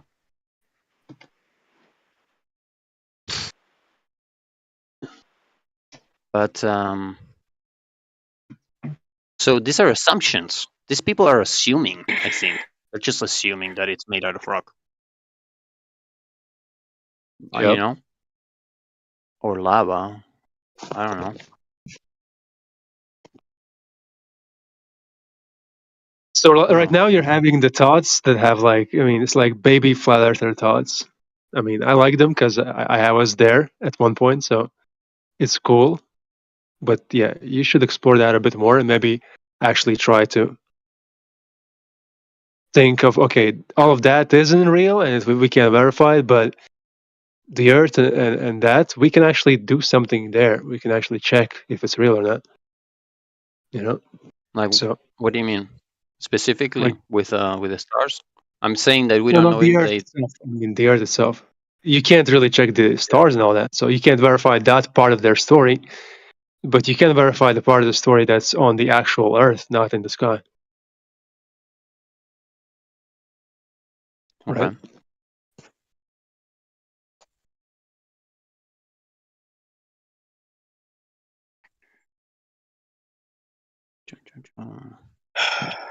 Yeah, what I was gonna say was, you know what you could do if you're lazy, dude? You can get a small, anything small. I don't know. Just get maybe even a pin, whatever, dude. A pin cap, and you could line it up, line your camera on a tripod up with your table, and you could move the cap of the pin furthest back as possible. Zoom in with the camera. Yeah, I just want to finish. Zoom in We with the see the camera completely. Yeah. Excuse Please me? let him finish. He's speaking. Just don't interject in between his sentence, please. Yeah, zoom in with the camera completely, make sure you can see the pin cap on the camera, and then go back to the camera and just slowly zoom out and see what you see, dude. See if you can still see the cap of the pin at the end of the table. You could do that too if you don't feel like going to the beach or whatever. That's a demonstration of how things work in terms of perspective, but it's still not going to like tell you what is out there. Yeah. I think No, but that's a good one. I think that might give him motivation to actually see if this is replicatable on a large scale. One thing he has verified that there's no spin of the Earth because he doesn't feel it. Yeah. So he's not totally in the dark. And I've never seen water curving either. Like, you know what I mean? On a container, for example, or something. Hell no. Yeah, man. I mean, I have water inside the egg, kind of watery substance, but as soon as I break it apart, it's gonna fall on the floor, and even out, it's gonna find its level. So we're not in an egg. I do remember seeing one thing. I do remember seeing one thing here in the FE server. This was a long time ago, but someone posted something that I disagree with.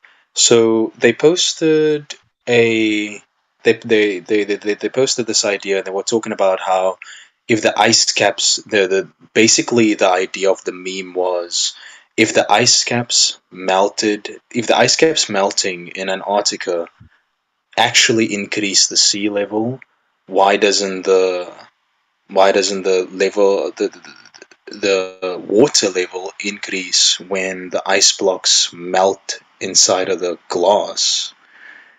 And that doesn't make sense to me because Yes, it doesn't. Makes no sense. Well, the reason why it doesn't make sense to me is because the water level, I believe, would increase if the ice blocks were attached to the side of the glass, but the ice blocks are in free floating water.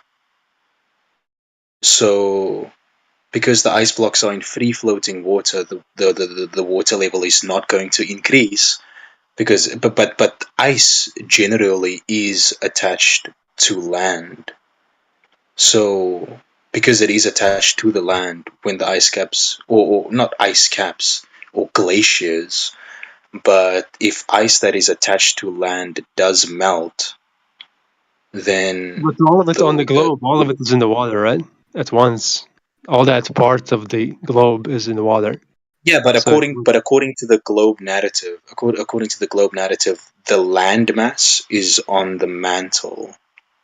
It's not a floating continent. It's not actually floating. It's attached to the landmass is attached to the core of the Earth, according to the globe narrative. It's not like the continent's just floating. Yeah, makes sense.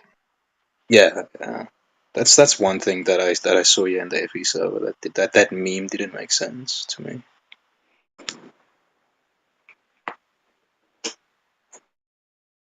I mean, either way, in any case, if there would be a lot of melting ice, there might be some elevation in the water level. So, but we don't have that. Nobody has that. So, Yeah, unless it's an iceberg that is not attached to anything and that's actually just floating in the water. If that thing melted, the sea level would not increase.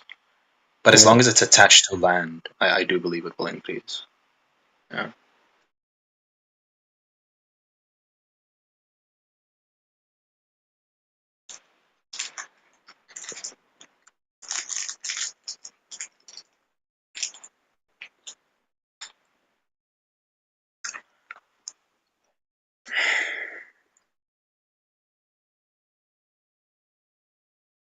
Ajel, where are you from, by the way? I'm a South African. So I have the I've never heard this accent before. That's why I'm asking. Mm-hmm. Like, it makes sense. It's not even really a South African accent. if I force my South African accent, it sounds like this. This is basically how the people sound like when they talk around me.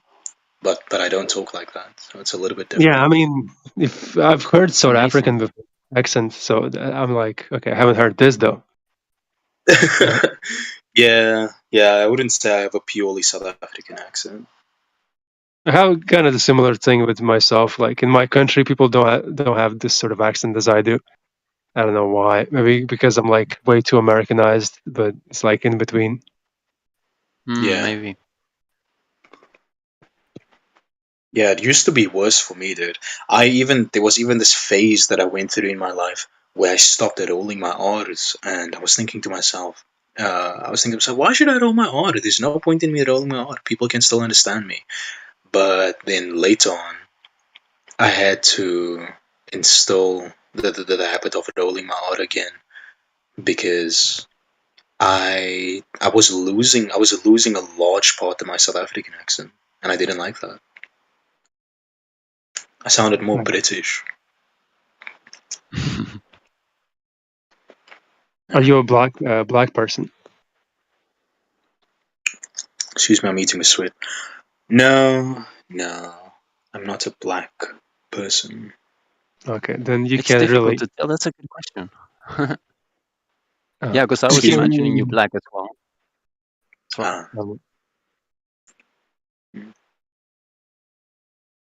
Yeah. So you don't have to really withhold your R's, you know. You could just say. No, I have to roll my R because this is, bro. This Yeah. Afrikaans, man. Freaking Dutch. I have to roll my R. That's not the joke. The joke is something else. Oh! I just got it. I got it now. I see.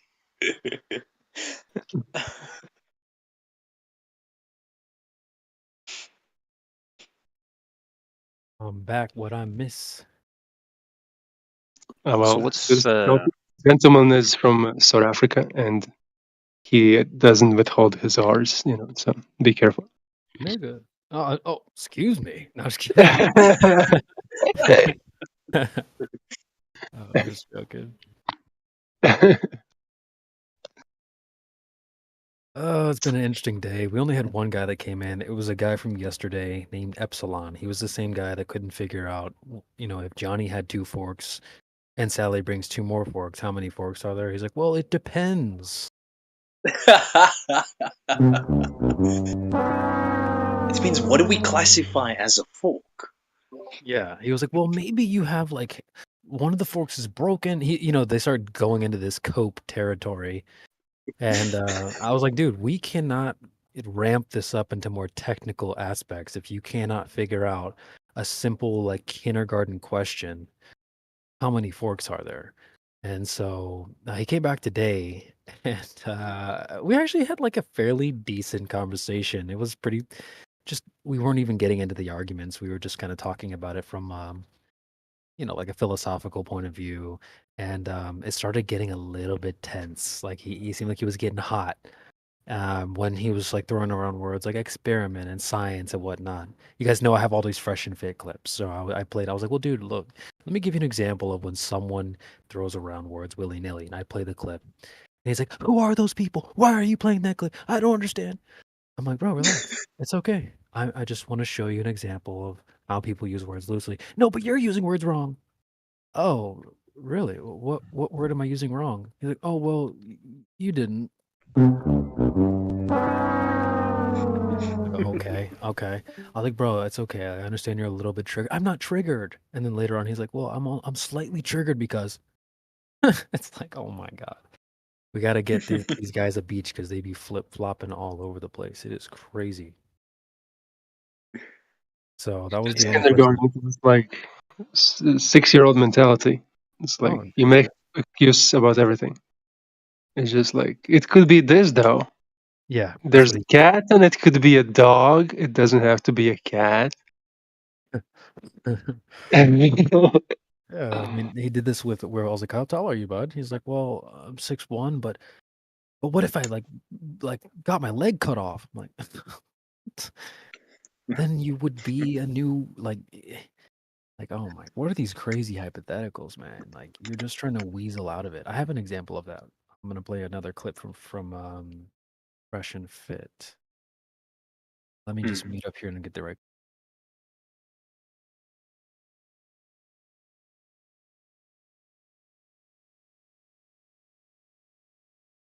Okay, here it is. Here it is. Yes, it's on Fresh and Fit, and it was actually a guy doing a reaction to the episode. But Sneeko basically asked this girl, "Why do you want to be different so bad?"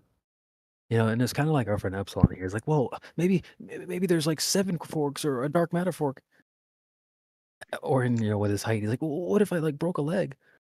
And so I love how Sneeko's like, "So why do you want to be different so bad? You're basically just gonna say anything to try and weasel your way out of this argument." Let's take a listen. Yeah. Why do you want to be different so bad? Because What do you mean? dude, because they're girls, Sneeko, and every girl thinks she's fucking special. You wanted to date a transformer. Now you think Lizzo's hot. I didn't say that I wanted to date a trans man. You asked me if I would, and I said yeah, I would. So you would date? Okay. What if Lizzo was a transformer? Would you date Transformer Lizzo with the mechanical peepee? Yeah, if we were compatible and I had chemistry with Transformer Lizzo, hell yeah, why not? Why are you lying? God. But no matter what I say, Sneeko, you're gonna say I'm fucking lying. Yes, because you are lying. He just gave you the craziest scenario. Would you date a Transformer Lizzo with a robo peepee? And she said she would. That's crazy. You're just giving answers to try to win an argument. Jesus Christ. So, yeah, I mean that's why I save clips like that, because the people we talk to have these like almost the exact same behavior. And like homie was getting triggered. He was getting pissed that I was playing clips like that. He's like, but that's not me. I'm like, okay, well, fine. It may not be you on the clip, but you are demonstrating the exact same mindset. He was saying things like, he's like, you know how old you are. That's science. I'm like, no, what? It's just counting. 1, 2, 3, 4, 5, bro. That's not science. That's just counting. What are you talking about? I was like, that's the issue. Is you guys start lumping all these words into the category of science. And I played this clip. I was like, you sound like this freaking bird brain that was on Fresh and Fit. Let me play this clip here. It's called "Maths is Scientific." Let's take a listen. Is that proven? Where's the statistics showing me that?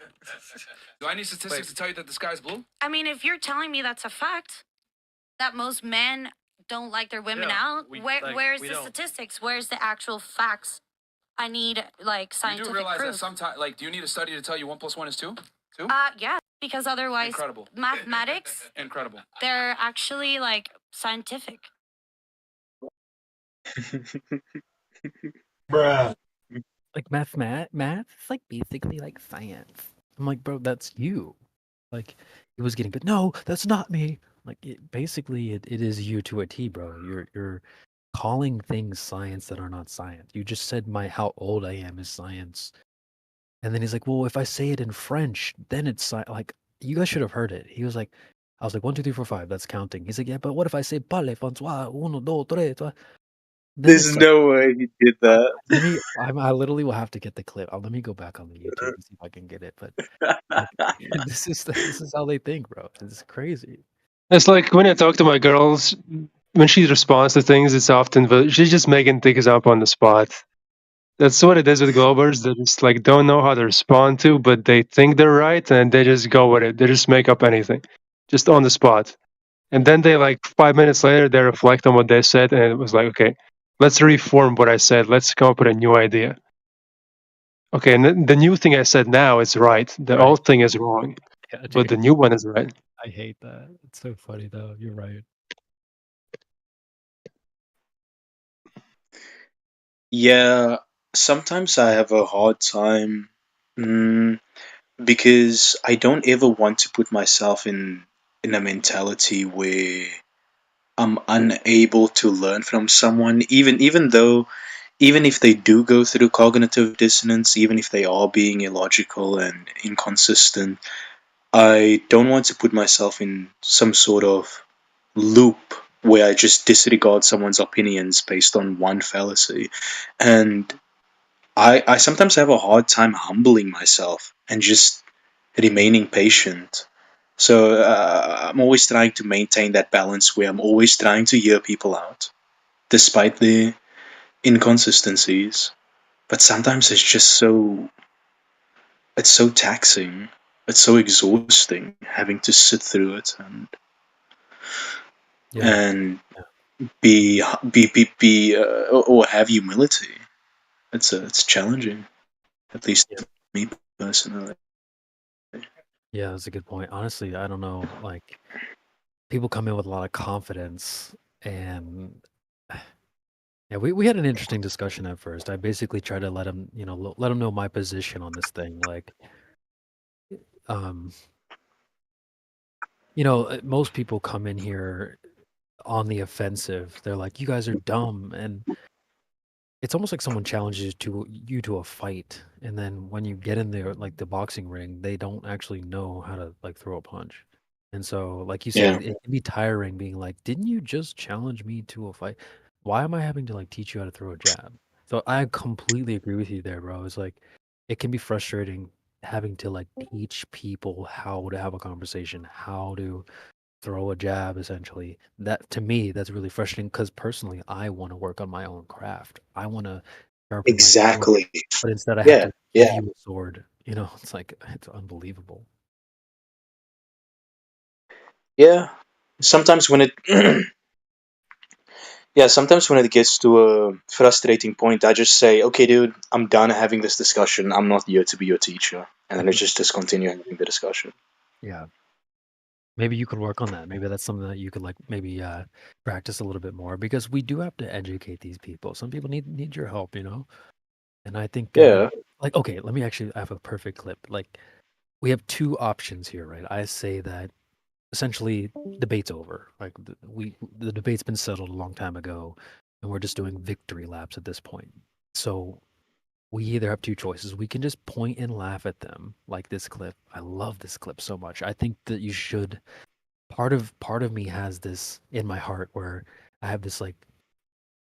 Let me just play the clip and I'll explain. Is the world round? Okay. Yes, it's a globe. Globe card. That type of deep laughter is sometimes that's how I feel on the inside. Like, oh, you believe like, oh, you think buildings move? And like, but we have to, we can't always just point and mock people. That's what they do, and I think it's to a fault. So it's take the high road and try to teach these people what little bit you can. So it's hard. You're right. It is very difficult having to You can kind of do both. I think you're kind of doing both when you do use the soundboard. You're adding a bit of comedy, so I think it actually softens the blow. So I think you can do both. Yeah, I think you're right. I think a little bit of beef builds camaraderie. So I do agree. But like, yeah, I mean, I try to take the educator road and not the like point and mock road. Well, well, like I mentioned early on, I now these days I take the stance of, okay, I'm willing to have the discussion for a while with you, but we're eventually going to hit a brick wall, and if this person's not willing to do the due diligence that I done, then they're not as passionate as wanting to know as I was. And I'm not gonna waste my time with that anymore, dude. I'm just gonna tell them, okay, dude, here's what you can do, and when you do it, you come back to me. And so many people say, okay, I'm gonna do it, and they never end up doing it, and they never come back to me. Right. And I think that's fine. I think it's fine, dude. I've already had discussions for hours about this with many people, and I'm not gonna continue doing it, man. So unless they put in effort, if I can see that they're putting effort in, then yeah, by all means, dude, I'll talk to you all day about it. I respect that. I definitely understand where you're coming from too. I completely respect that. But I don't know, man. There's a lot of people out there that either haven't got the information yet, or they don't really fully understand yet. So I try my best to take the educator road. But there is a part of me that wants to do this every time. Is the world round? Yes, it's a globe. Globe card. I think I did my fair bit, dude. because I remember the first time when I joined. This was in late 2020, I believe. And the first person I spoke to was Quantum Eraser, and he was freaking destroying me. And he was really patient. He was very patient with me. So I definitely appreciate the patience. That's good, actually. I thought you were gonna say he like completely grilled Yeah, I you. was surprised. Quantum Erase is patient? What the hell? Well, He didn't just tear you a new asshole? It's rare. It's rare. No. I'll tell you what happened. He kept talking over me, and then I spoke over him, and then he muted me, and then he unmuted me, and I said, "Dude, come on, man! You literally talking over me the entire time." But it was funny. It was funny. But nonetheless, I still went to go do my due diligence afterwards because he drove me into a corner, and there's nothing I could do afterwards unless I yeah. Respect to you for going through the QE experience. I think like he is. I think deep down he is a sweetheart. Like I truly do think that. Although on the surface he seems like this big bad wolf, but I think it comes from a good place. If you let him do his thing, he can teach you a lot of things. But it's like when you throw a hook out at him, he's gonna swing back on you way hard. So yeah, a lot of He people. throws the first hook, though. He throws the first hook. I was freaking patient, and then he started talking over me the whole time, and then he just started muting me and then he said, "You don't come into my house." Wait, what did he say? He said, "Yeah, you don't come into my house and act like you can just dirty the carpets and do whatever you want. This is my house. You respect my rules." Yeah. I've seen a lot of people go through the QE experience and not have a good one, but I have seen there's a pretty solid few occasions where it's a really really wholesome thing. So I'm happy to hear that you went through it and came out positive on the other end, because some people just like they hate it, but I love it. So I've heard it with a couple of times, and it's very true. Like different people, it works with different approaches. You can do the funny shtick with the one person, and another person they need a more strict kind of kick in the on the behind there, a big kind of wake up call. They can't just go like easy. You can't go easy on them. You kind of have to be more harsh with them. Other people, you kind of have to just be soft with them. Just kind of pat their head. It's all gonna be okay. Just tell them it's all right. This is what you used to believe. You're just like, this is this new thing. Just look at it. Just look at it. Relax. Yeah. I agree with that, which is why I critiqued. There was twice on 2 occasions I critiqued Miggy's form of constructing his argument, because the way Miggy constructs his argument is he takes a while. He takes about 3 minutes, and he explores all the possible points of contention, and he addresses it in one statement. And I think it's just so convoluted for someone that's very new to FE to break down what he tells them in a couple of sentences. And I spoke to him one day and I asked him, "So, why do you do that? Don't you think that it's counterintuitive to present such a complex argument to someone that just got into FE?" And he told me that he's not here to convert people, but then on other occasions he would contradict himself, because then he would attempt to convert someone to FE. So I don't think it's consistent, but I really don't like when he makes that massive argument. How it works is that they show him that they want it. So he's not really forcing them to go into it, but if they're showing willingness and participating, then he's going to, of course, address it in a very appropriate manner. So yeah, he might know better than me, because I remember when I first came in FE as well, I critiqued some of the methods of the old members, like Elijah, for example, and so forth. And I was thinking to myself, why aren't you giving this person a chance? You guys are being too hard. But then, after spending more time in the server, I kind of learned that there are signs, there are indicators where you can understand whether this person actually wants to understand or whether they're just here to have an argument. and yeah, they knew better in those circumstances. So I'll maybe say that. maybe I'm just ignorant. Yeah.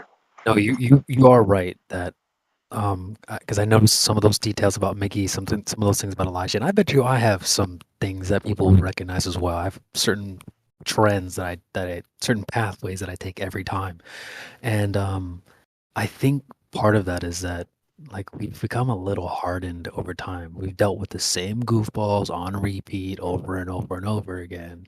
So you sort of it sort of like hardens your shell just a little bit. I think QE is a good example of that too. People are like, yo, why are you like this? He's been dealing with like the most craziest people for the longest time.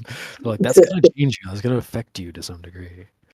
I've seen it myself. I don't take a week off and I just go straight a week arguing with people. I'm like, okay, I'm becoming a bit mean right now. I'm easier to go with like kind of a word that might skate somebody's, emotions.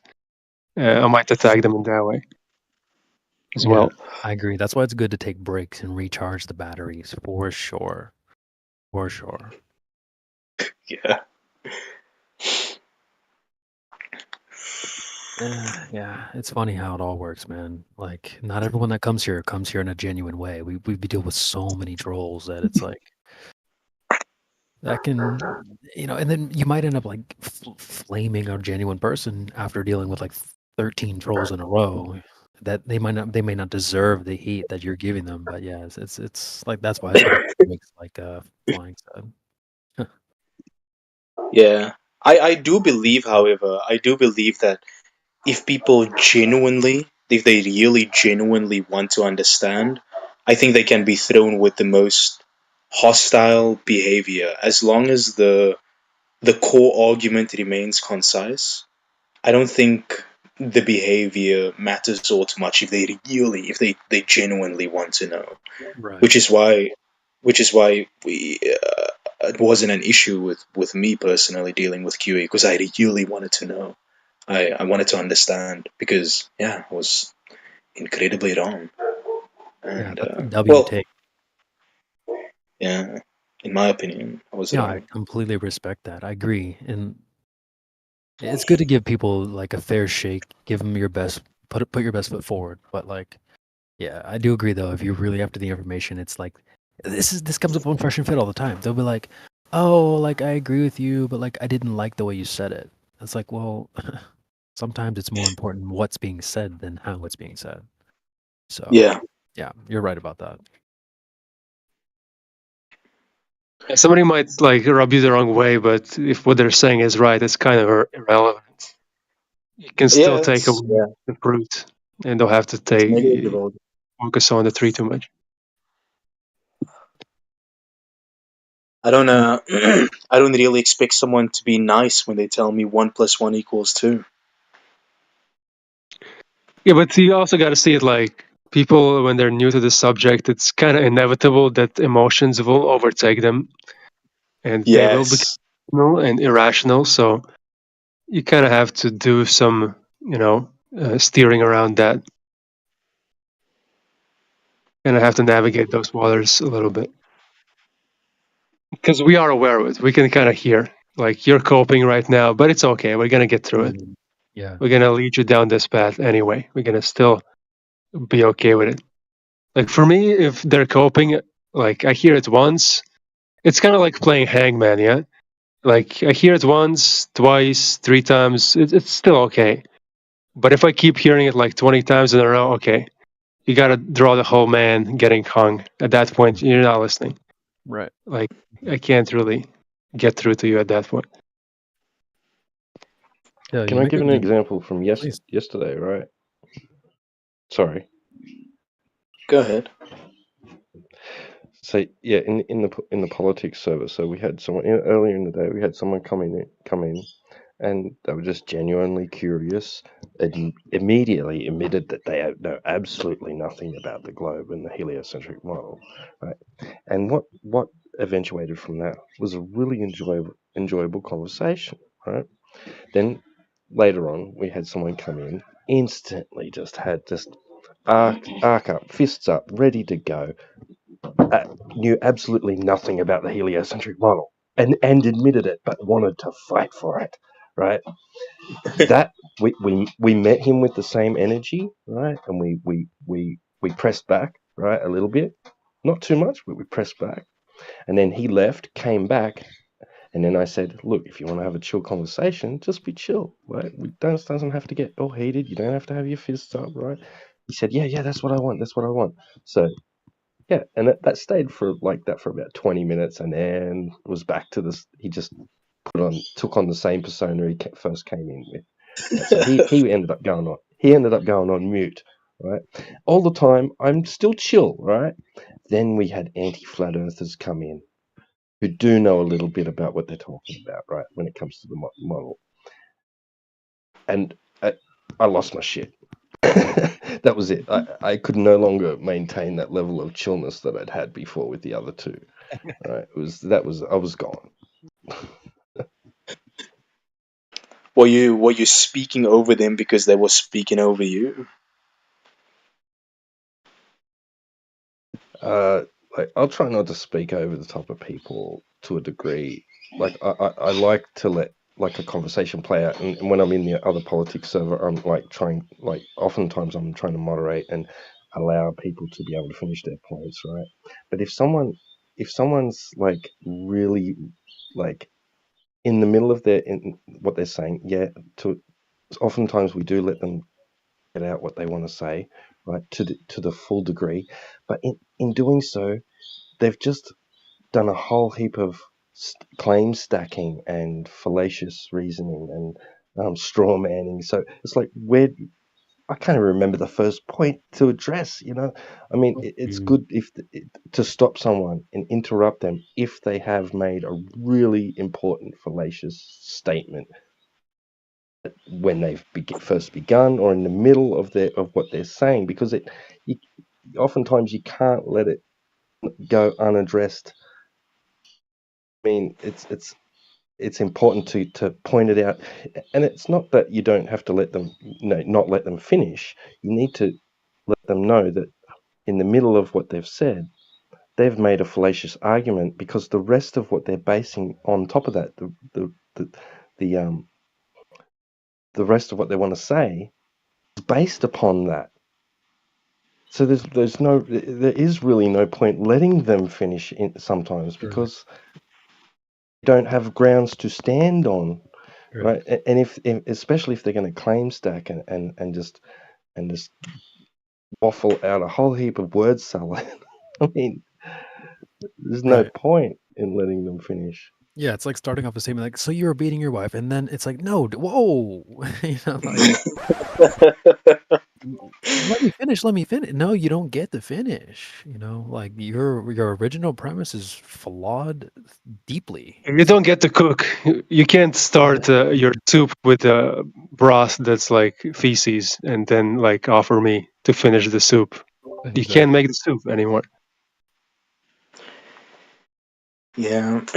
What I also don't like, at least in my personal experience, is the lack of reflection of a rebuttal. So let's say, for example, someone tells me that the cat's jumping off the building, and I tell them, well, the cat didn't jump off the building, that was actually a cardboard box. And they say, yeah, but what about the dog that ate the cat? And then I say, okay, well, the dog wasn't eating a cat. That was just a squishy toy. Yeah, but what about the hamster that was running in the wheel? And they just keep going on, and they don't reflect. They don't take a moment of reflection and understand, okay, that makes sense. That I see where you're coming from. The cat was actually jumping off of a cardboard box. There's no moment of reflection. It's just one thing after another the whole time. Yes. Let me play a clip for that. Actually, I have a perfect clip from Fresh and Fit. That's People also don't understand what analogies are supposed to be. They don't understand it's just a vehicle to get a point across. It's not like a hypothetical where you get to just add on your own hypothetical plus things that aren't in there. Like it's not this additive thing where you can just make up whatever within the realm of possibility. Yeah, it's literally what CB was saying. CB told him, if you have 2 forks and someone hands you another 2 forks, how many forks would you have? Well, it's it's irrelevant saying, but what if the fork is bent? But what if the fork is this and that? Because that's not stated in the sentence. He would have said, what if you have two forks, and then what if someone handed you another two forks without handles? It would have been stated in the sentence, but it's not. But they're just adding all these irrelevant details to it. It's so annoying. Yeah. There could be 4 antimatter forks among those forks. You don't know, so. Yeah. Yeah. I have another example from Fresh and Fit where like you make a great point about how sometimes they don't even respond to, they're not really forming a rebuttal. That to me, that's really frustrating. We dealt with this a little bit yesterday, and you see it's probably more common than you might think. You'll be like, all right, listen, there's no edge to jump off into space. And they'll be like, oh, well, so where can I jump off? It's like, bro, I just told you like, that's not a thing. So you basically didn't even listen. But yeah, let me just play this clip. It's kind of gonna frustrate you. You might lose some hair follicles with this one, but let's take a listen.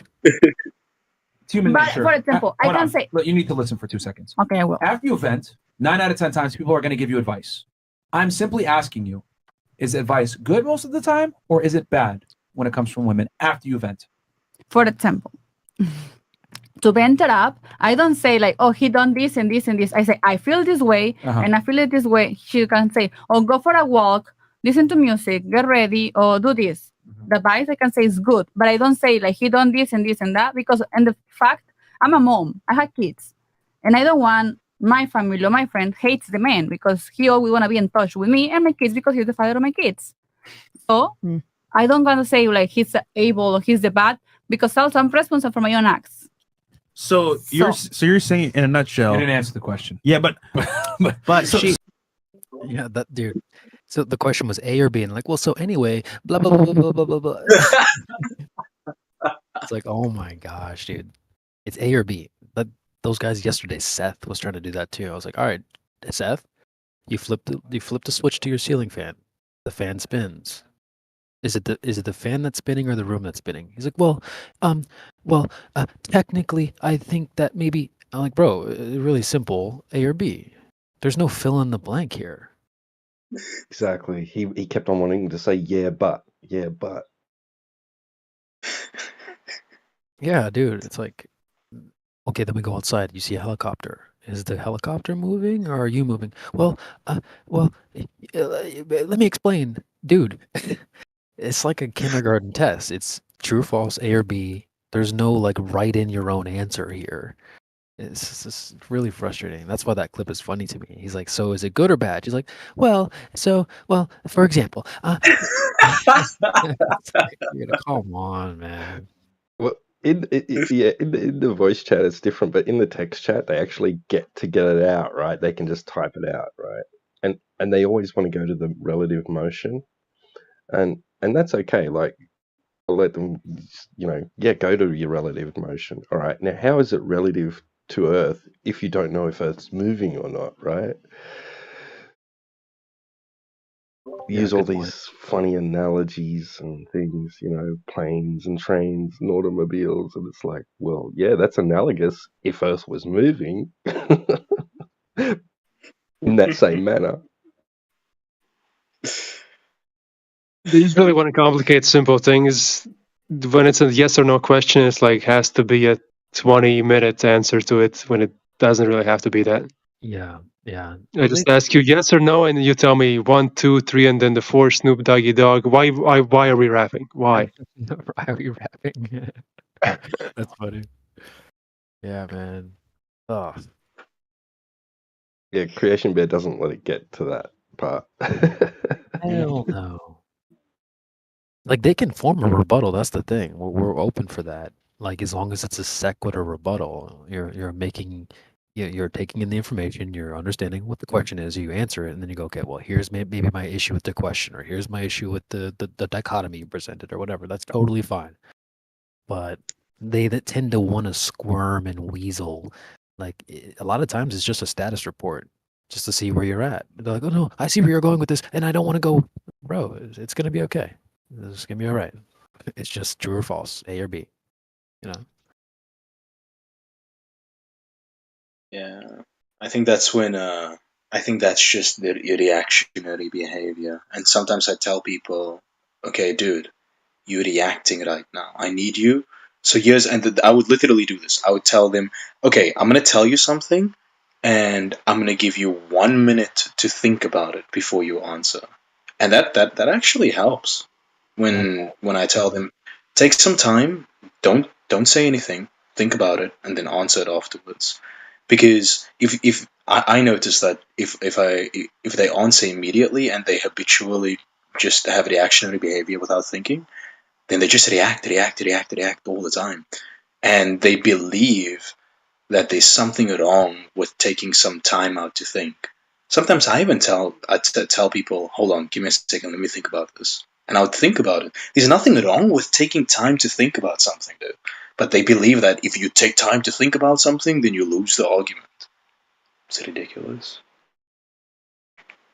But yeah, I tell them, yeah, take a minute, take some time to think about it, and then answer. And then they usually answer on topic, and they don't, they Yeah, I don't like just that. react. I like that a lot. I'm gonna use it actually. I probably don't use it as much as I should. I think that is a good piece of advice. Like, yeah, I was kind of dealing with that with this guy earlier today. He's like, no, well, you're using words wrong too. Oh, okay. Well, what word did I use that's wrong? Well, I you don't know. didn't.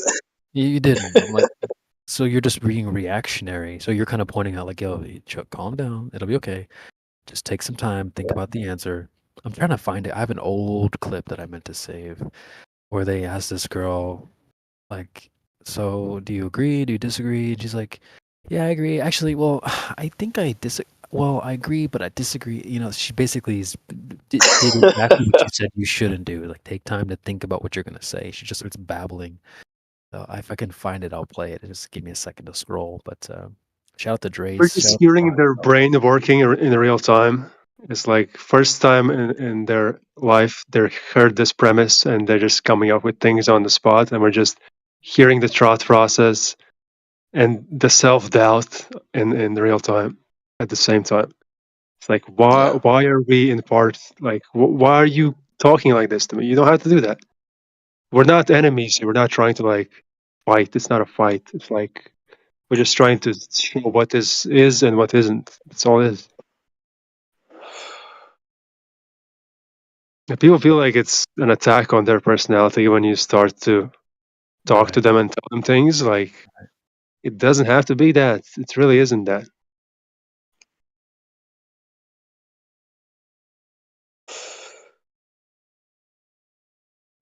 Oh, I have another. Actually, I found while I was scrolling, I found another clip where they, you know, you kind of just give like a basic question and they just start making like the rebuttal has nothing to do with the question. So let me I have to convert it into an MP3 really quickly. That's why I love these shows, guys. I don't know if it bothers people more than I enjoy it, but I know it was really pissing off that Epsilon guy. He's like, why are you playing those red pill clips? I'm like, dude, like, first of all, I don't know, like, is just to highlight people's behavior, you know, like that. You can learn a lot from people's behavior like that. You know, it's like what not to do type of stuff. So that's why that's a lot of times when I'm watching Fresh and Fit, I'm like, oh, yep, Glover would say that. Let me clip that, and then I'll use it to highlight, you know, like I said, the behavior. So here's the clip. Let me throw it in the bot here. It's like 1 minute long. Myron's gonna ask them a question like, so what is something that you can benefit from? And they're gonna just like start rambling a little bit. So let's take a listen. All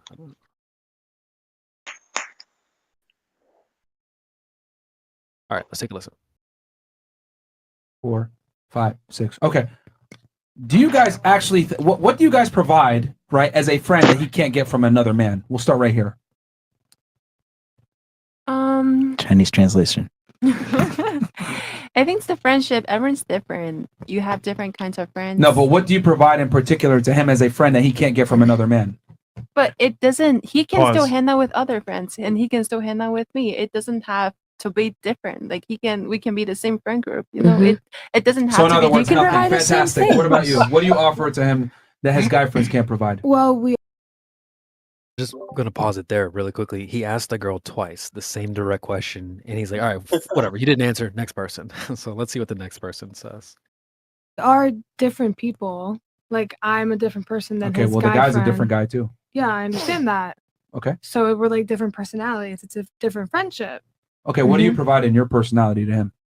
Well, I'm funny. Like Really? There's a bunch of things. Not to you, not right now. I mean, you've had an opportunity on this podcast for a bunch of time to prove you were funny. Okay, well I didn't. So are you really funny? Yeah, I'd say so, just not right now. Interesting. Okay. She's contextually funny. Who else said that? Right. So I mean, oftentimes to be- yeah. Go ahead, please. Sorry. To be fair, they did laugh. Maybe. Well, they laughing at her, not with her, dude. Right. Exactly. I guess she is funny.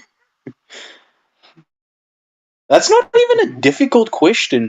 Even if I were female, I could very easily answer the question and say, well, the way I can provide value is giving my perspective as a female of how I perceive the situation. And even though my perspective might be incorrect, he could still learn something about female behavior and how they construct arguments. It's not even a difficult question to ask. To answer. Yep. So, like I said, it's the same type of behavior. You just ask them a simple question, they'll be like, let me just slightly change the subject and not answer. These questions aren't that difficult, guys. Like, It's because these people don't have solid ideas in their heads. They don't live by things that they actually believe in day to day.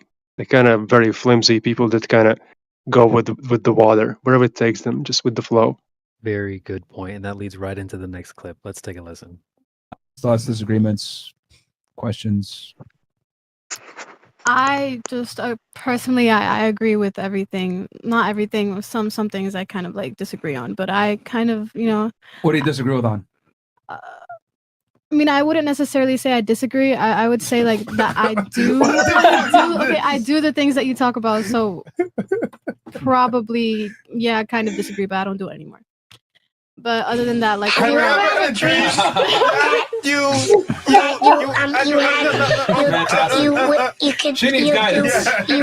want. So I told you what.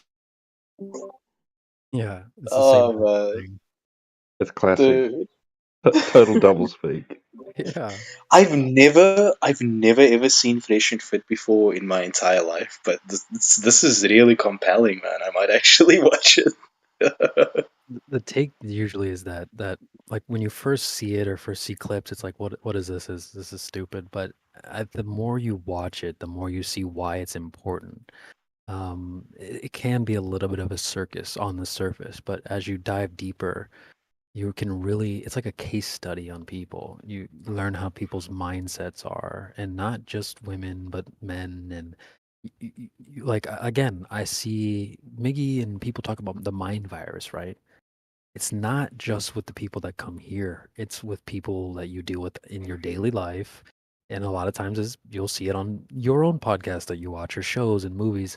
But when I watch Fresh and Fit, I'm like, okay, there is the mind virus right there. I'm going to make that clip and we'll talk about that in the panel to highlight, like, look, here's the problem. This is what you're doing. And I did that with Epsilon. He was getting so mad. He's like, dude, don't play those games. Why are you doing this? Like, bro, because you're demonstrating the exact same behavior. That girl was like, I don't know if I played it for you guys, but she was like, math is basically like science. And I'm like, dude, you did exactly that. Like, that's basically what you said. You said my age was science. Like, like you were her, basically, in a nutshell. And he was getting really upset by that. So that's what I do when I watch. I'm watching for the mindset. And again, it can be like finding a single shred of hay in a needle stack. And yes, I said it like that on purpose. Sometimes you have to dive through a pile of needles to find the shred of hay, but I'll do it if I have to for you guys. You guys don't have to go over there and watch the show necessarily, but if you do want to start watching, they just updated their studio. I haven't actually watched the first episode from their new studio. I'll drop a link to their Rumble right now in the chat. But yeah, they got Oh yeah, you do that. Yeah, do that. I'll check it out. I'll definitely check it out. Yep, they just moved. They're in Miami, and we're trying also to get Witsit. If you're familiar with Witsit Gets It, he Yeah. he, he Yeah, I seems know. pretty confident about going on there. And yeah, we did a collaboration with their Discord. I'll drop a link to their Discord. Yeah, Are we you did posting it in lobby or live stream? Mhm. Okay. Yeah.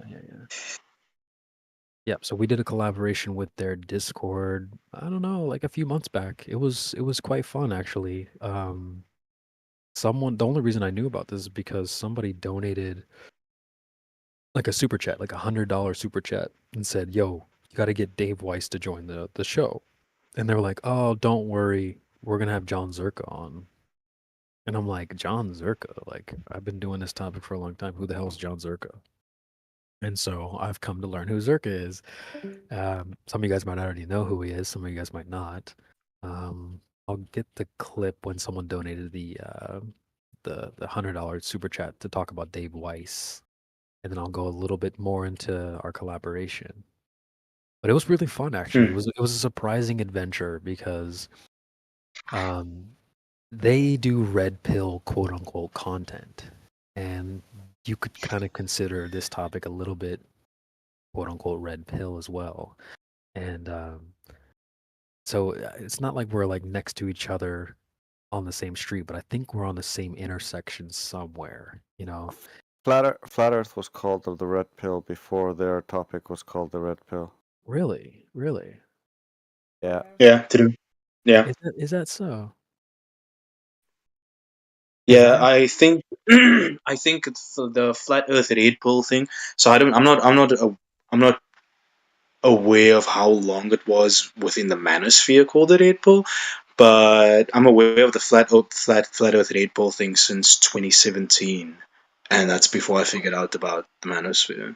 I would say for me it was the other way around because I had been familiar. There was a subreddit on Reddit called The Red Pill TRP, and I was researching that for maybe since like, yeah, I guess 16, 17, around 2016 was probably the first year I got into it. And then it got like banned and stuff like that. And then I heard FE in 2017. So I don't know. I had definitely come across the quote TRP before I became across FE, but I could see, I could see it. You know, this whole manosphere thing on the YouTube, the videos are way new, but the Reddits and stuff like that had been around, and the books like Rollo Tomasi's The Rational Male. Let me look up when those books came out. I thought that was around first, but then again, there was like an earlier wave of FE, like 2010, early 2010s. I didn't get into it like till maybe like the second wave or so. I think a red pill was always analogous with something that's like outside of the accepted norm, like that's actually real. It's always was synonymous with that. When I got into it in the early 2015, like it was not uncommon to use the term red pill for it. So right here, and then it became really popular, and then like it died down again. Okay. Yeah. Then it became too common. You had to like be a black pill or something even more so. Yeah. Because And red pill people was started like taking the white pill because they didn't want to be black pilled. Yeah. Well, I mean, to be fair, the red pill and the black pill are two completely different things. It's really not comparable.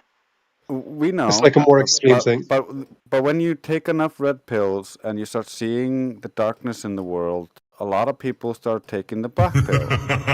True. You're right, Trace. You're right, Trace.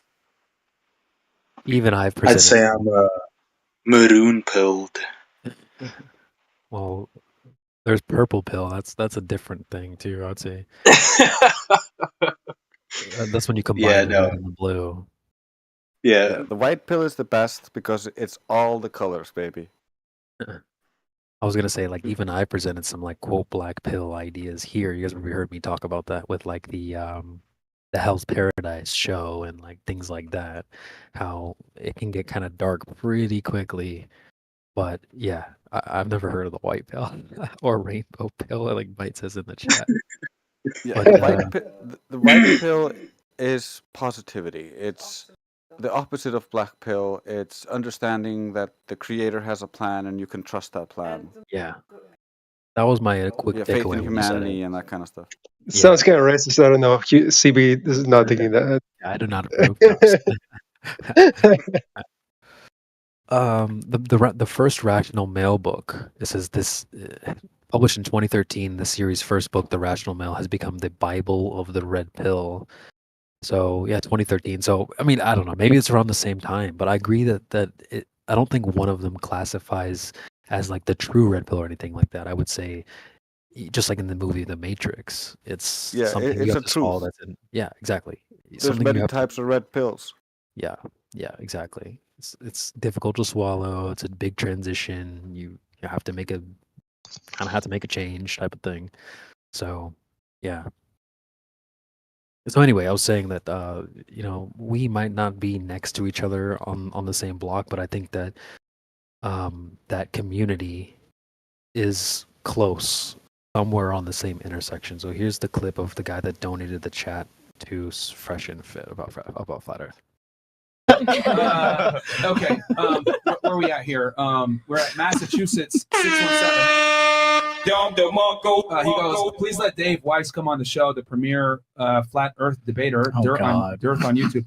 I'm a huge fan of you guys. Keep up the great work. He has a ton of great scientific. Chris would love Don't worry, him. we're gonna have John Zerko Chris would love him, on man. Wednesday, so he'll talk about flat Earth. Flat Earth. Would you look at that? Yeah, and so like I'm like, oh sweet, I heard that, and I rushed over to this Discord. I'm like, guys, look, they're gonna be talking about FE on Fresh and Fit in 2 days. Let's prepare. Let's go over there. And you guys might be familiar with how they set up YouTube streams. Like you can start the stream and then have the chat open. So there was like 1,000 people in the chat before the show even started. And we're talking flat Earth, we're talking all this stuff, and there's wrenches in there talking about it. Somebody dropped a link to the Discord.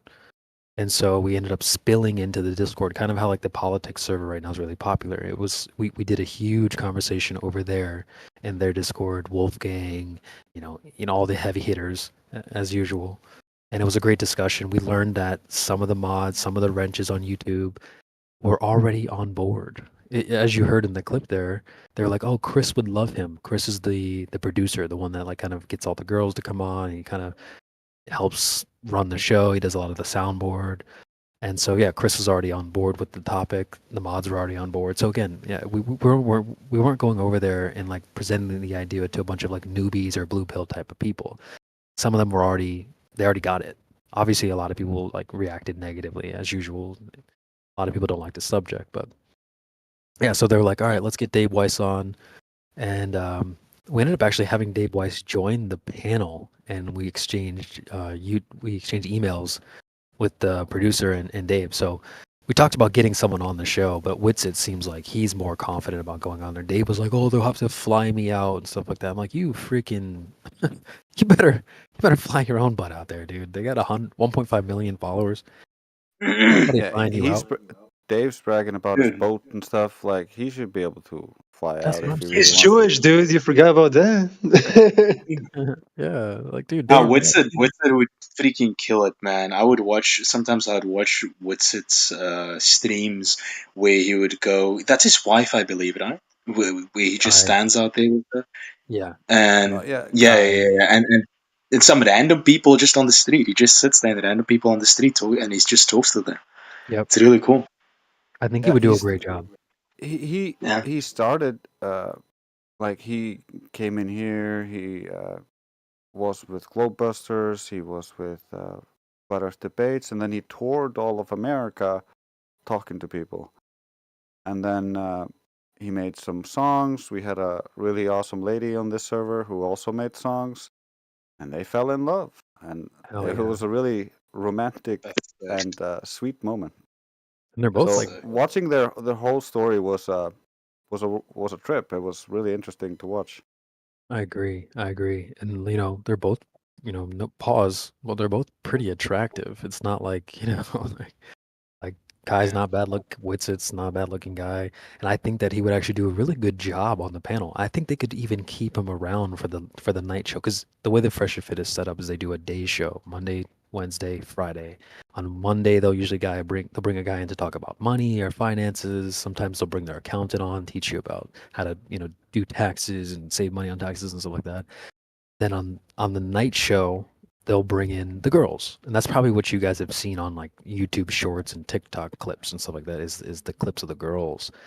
But yeah, they do like a day show where they talk more about like focused subjects with one specific guest. They've done like 5 episodes on 7-Eleven being a part-time job. They've talked about a lot of different subjects. They brought on Nick Fuentes. They talked about the JQ. That's actually why they're demonetized right now, is because they brought Nick Fuentes on and did a whole debate on the Jewish question, if you guys are familiar with that type of stuff. Yeah, so they got in some trouble for that. That's why they're doing stuff on Rumble right now.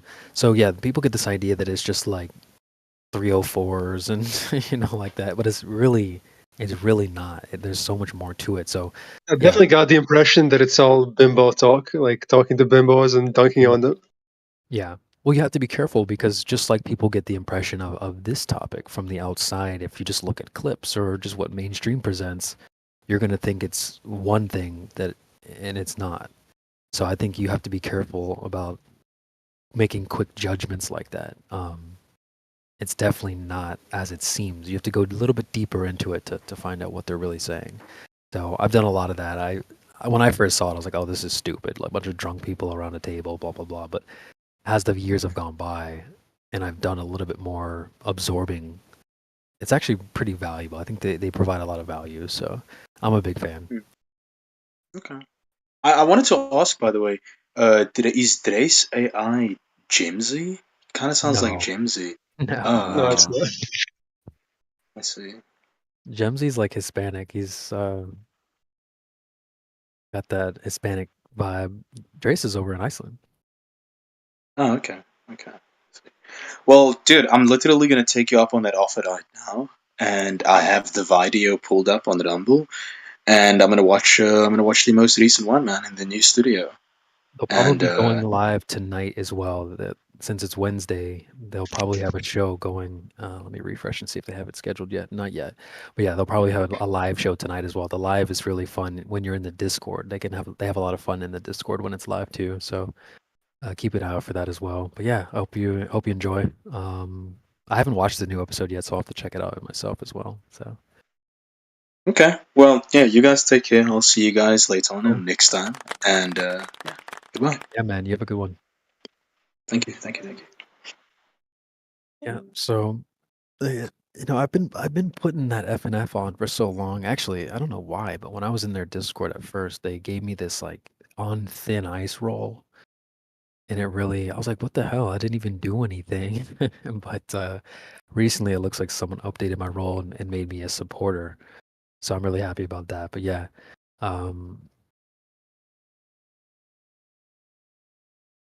I had a picture that I went to post here. I made a little image a while back when we did our crossover of. I'll be right back. I gotta go remove a moth from the house. The ladies are calling. Okay, no problem. We'll hold it down. The Fresh and Flat. So yeah, I'll put this in the chat here. Yeah, since we did our collaboration, I was like, oh, they'll be fine with this. So Fresh and Flat podcast. So sometimes I'll throw this up as a live event, saying we're doing a little Fresh and Flat at the moment. I would actually really love to, because Ladies Night used to be really popular, and this would be super challenging. But I would love to have a similar style panel here as they do on the show, like where we have like panel of girls and then we kind of ask them questions. I've done this before a little bit, like talking a little bit about like dating a flat earther or flat earthers dating other people, or how do you navigate those waters? I mean, just like a quick test question. Like, I'm assuming there's people in this panel that are single and then some that are not. I would imagine the ones that are not, like, is the partner that you're with, are they on board with this subject? Do they hate the subject? Are they open to other types of subjects, or what? Does anybody want to kind of chime in on their experience with their partner in this type of topic? Personally, I guess I can go first.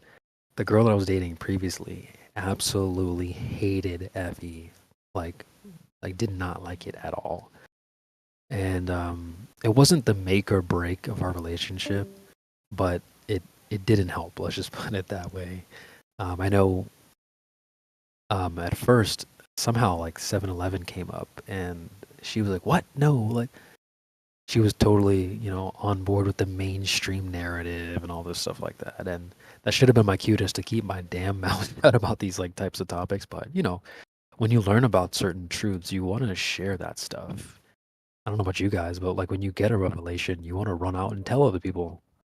I totally get you, but I think if you get a negative reaction on one thing like that, either you need to cut your losses or work on that aspect. Once he comes around on that aspect, if you don't dump too much on her, then like she might go for something else. But like too much of different things, and that becomes a no-go for many. Yeah. I totally understand what you mean there.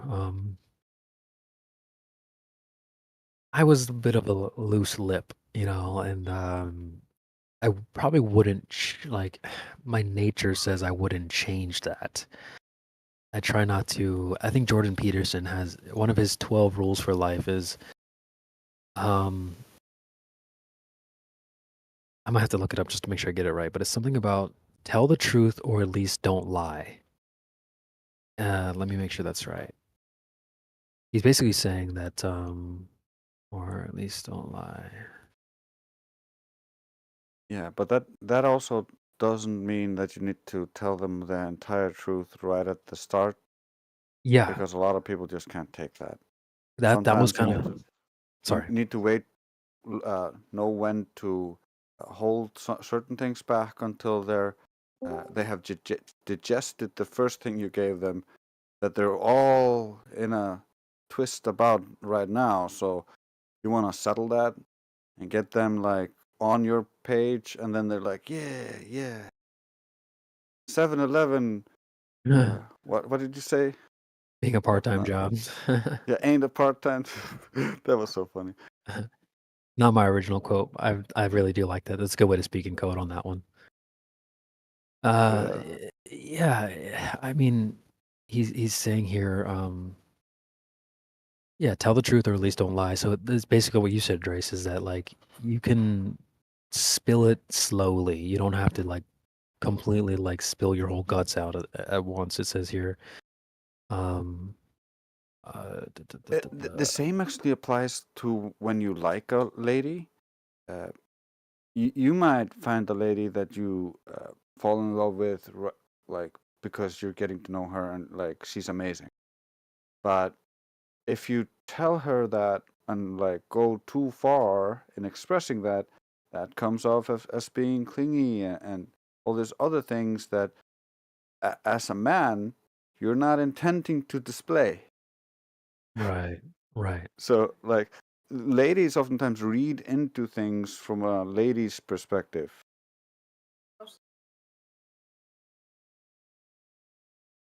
I know what you mean. Myron talks about this a little bit, like you can't be. I'm curious your Karma's stance on this. He's like, you absolutely cannot be vulnerable with, with your woman. Oh, Karma pushes back on that. Yeah, I would assume that. I was kind of pre-assuming that. Yeah, that's because there's a truth in it, but there's also like there's a place and time for certain levels of vulnerability that only deepens the bond. Yeah. So there's like if you completely cut it off, you risk creating less deep a bond with your partner because they don't feel like they understand you. I think a good example of this would actually be, for instance, if you watched Supernatural. Dean, for instance, that character is the rough and tough type compared to his brother, who's the whiny bitch. Now, Sam is always vulnerable, always weak, and always whining and self-doubting. Dean is the self-assured, even a little bit too much, even does the macho thing and a haha type thing. He's supposed to be the more macho type. But in that series, because of the moments where he shows the vulnerability, that's the reason why me, Mom, and my sister all love Dean so much. It's also not about being a vulnerable bitch. It's about showing the emotions that a stoic man generally keeps locked up.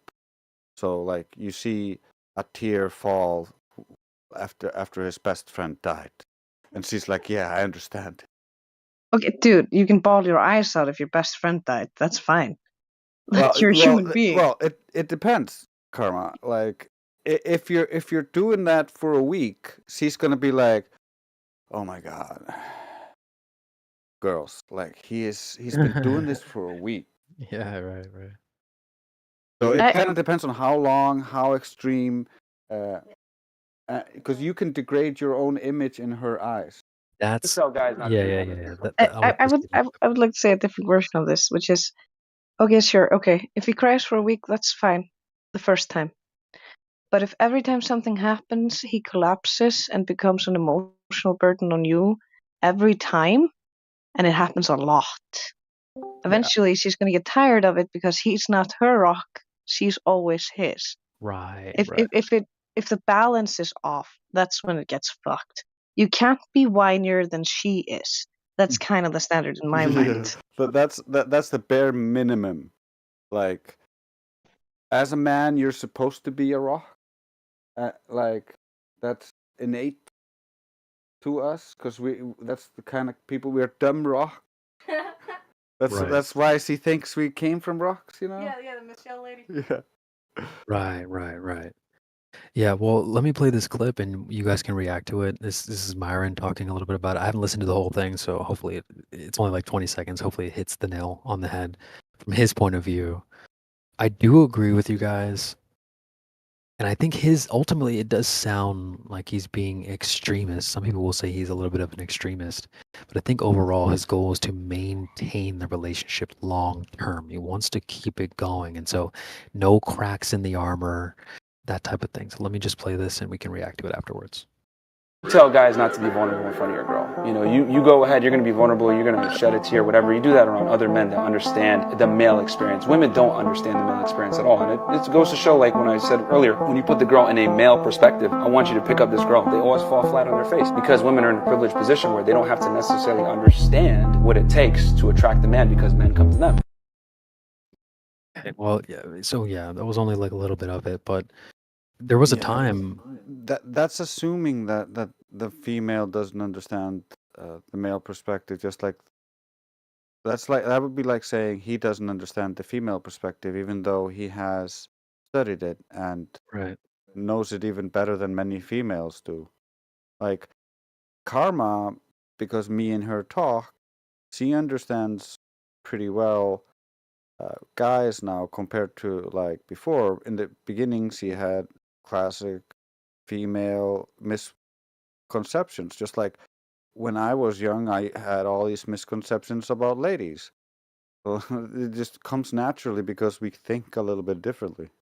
Yeah.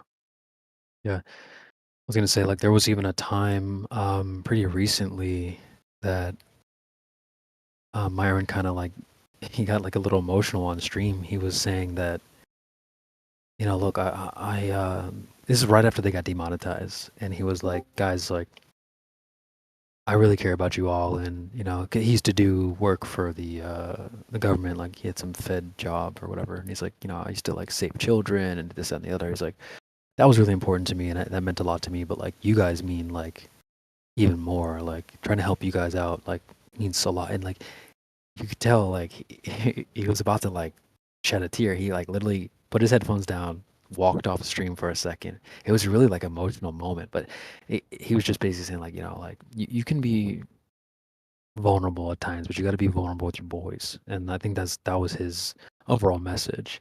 And I do agree with what Karma was saying too, because I've been totally like exactly what she was saying. Like I've been absolutely vulnerable with my previous partner.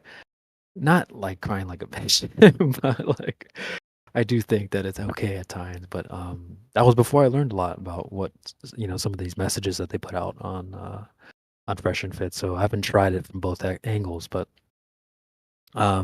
maybe I'll try to find that moment of Myron. Go ahead. I think it's important to like Myron is trying to portray that you maintain a positive image in the mind of your female. If she is feeling like she's not getting an emotional connection with you, then sharing an emotional moment will help her and help the relationship. It really depends on the situation. You could have like a very traditional woman who just is never going to try to understand Right. you, and you never try to understand her, and Right. she just does the dishes, and you just bring home the money, and like some people might want that relationship, and that relationship might go on as out of convenience for a really long time. But if either one of them gets unhappy, that might just break. Yeah.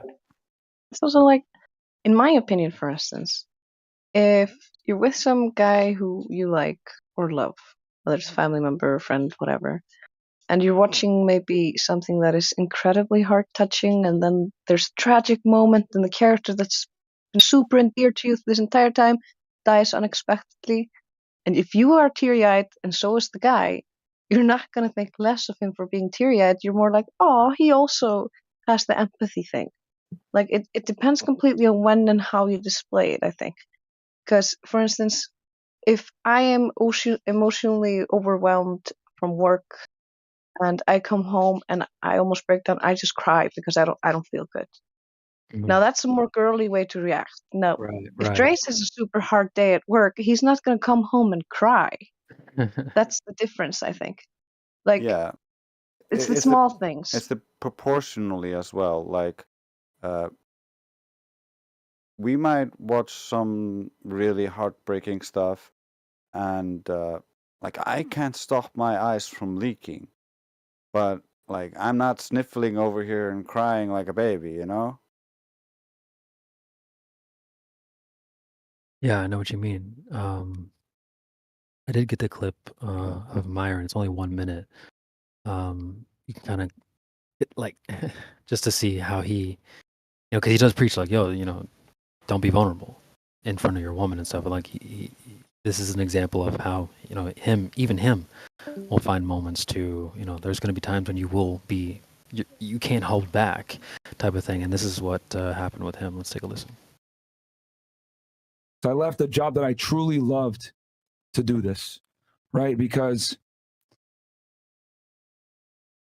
I shouldn't be admitting this, but saving children, right? That was great, but saving you guys is better.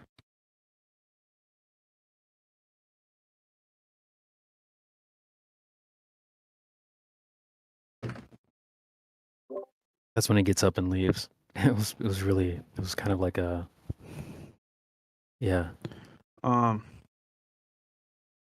Yeah, man, this is tough, bro. Because we put our lives into this, we didn't miss a day, honestly. It's tough. We gave up so much to give you guys value. So, yep. I think it's also, that's why I think it's really proportional. If you're with a lady who's very masculine and doesn't cry over anything, and then you start crying, you're a bitch. If she's a lady who cries over everything, and then she's crying over something because she's so sweet to her, and then she looks at you all cry-eyed, And if you have a tear in the corner of your eye, she appreciates that because you're similar. You understand her, but you're not weaker than her. Yeah, right. You guys should watch that. If you already establish yourself as reserved, you can show yourself to have emotional moments, and she will appreciate it. So she'll be like, "Oh, he's actually showing that to me. I'm special enough to actually be shown this. He's comfortable with me. He can display himself and be himself around me. That's also valuable." Yeah, that's kind of like mom always just says like, "I always loved your father more than anything," and part of the reason why she says is like even though he was an alpha type male who like tried to bully all the other men, in private he showed her vulnerability. Yeah. And so to her, that was something only she got to see. Yeah, it's a huge thing. Yeah. Yeah, I'm sure they really appreciate that actually, and I can see that from a female perspective. Like, oh wow, he's showing this. He's showing something to me that like he wouldn't show like other people, and I think I can see how that would be really powerful for sure. Yeah, part of it is also because he was so strong outwardly, like big, strong, cowed other men, other women wanted him. So like he had all these masculine traits, but then in private he showed her that he also had some emotions. Okay, I just gotta add this because I read a shit ton of manga and manhwa and all that shit. I also read the shoujo stuff. I'll tell you that a huge trope that is highly popular is the OP dude who's cold and brutal and ruthless to everybody but her. To her, she is everything. That's the number one trope that you see in mangas and that kind of stories nowadays.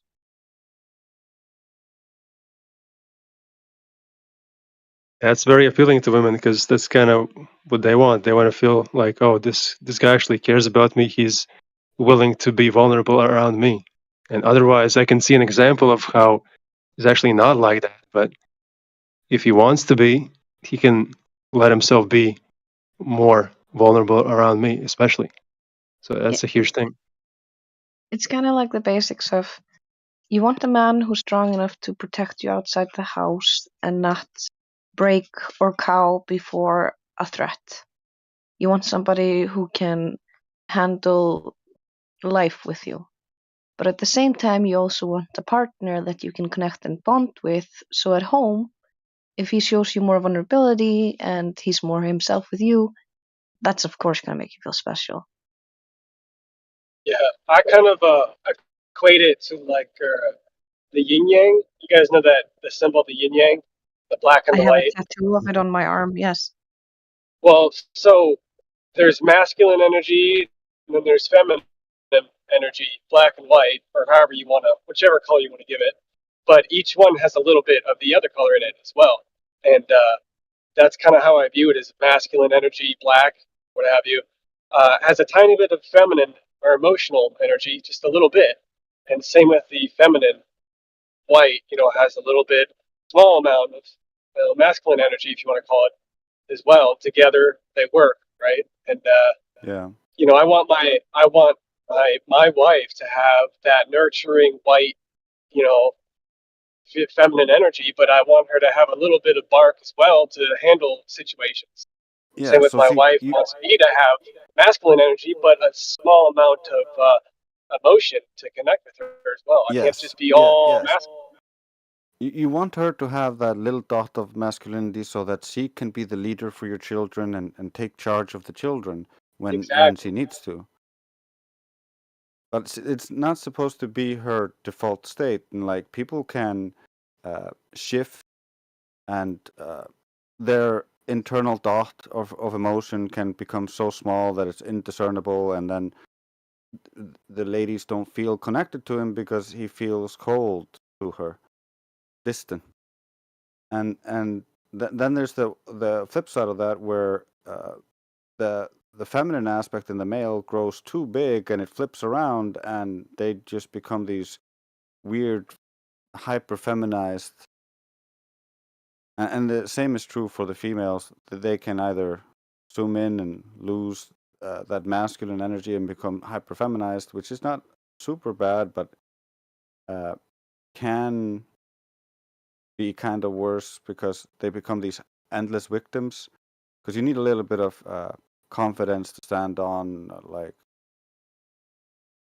a little bit of that masculine to be healthy, just like we need a little bit of that feminine to be healthy. And so I've always said the most healthy individual is somebody who's in harmony with both, someone who can switch between both, whichever stance you need to take at the time. Like, as a woman, I can be endlessly patient, nurturing, and take care of everybody.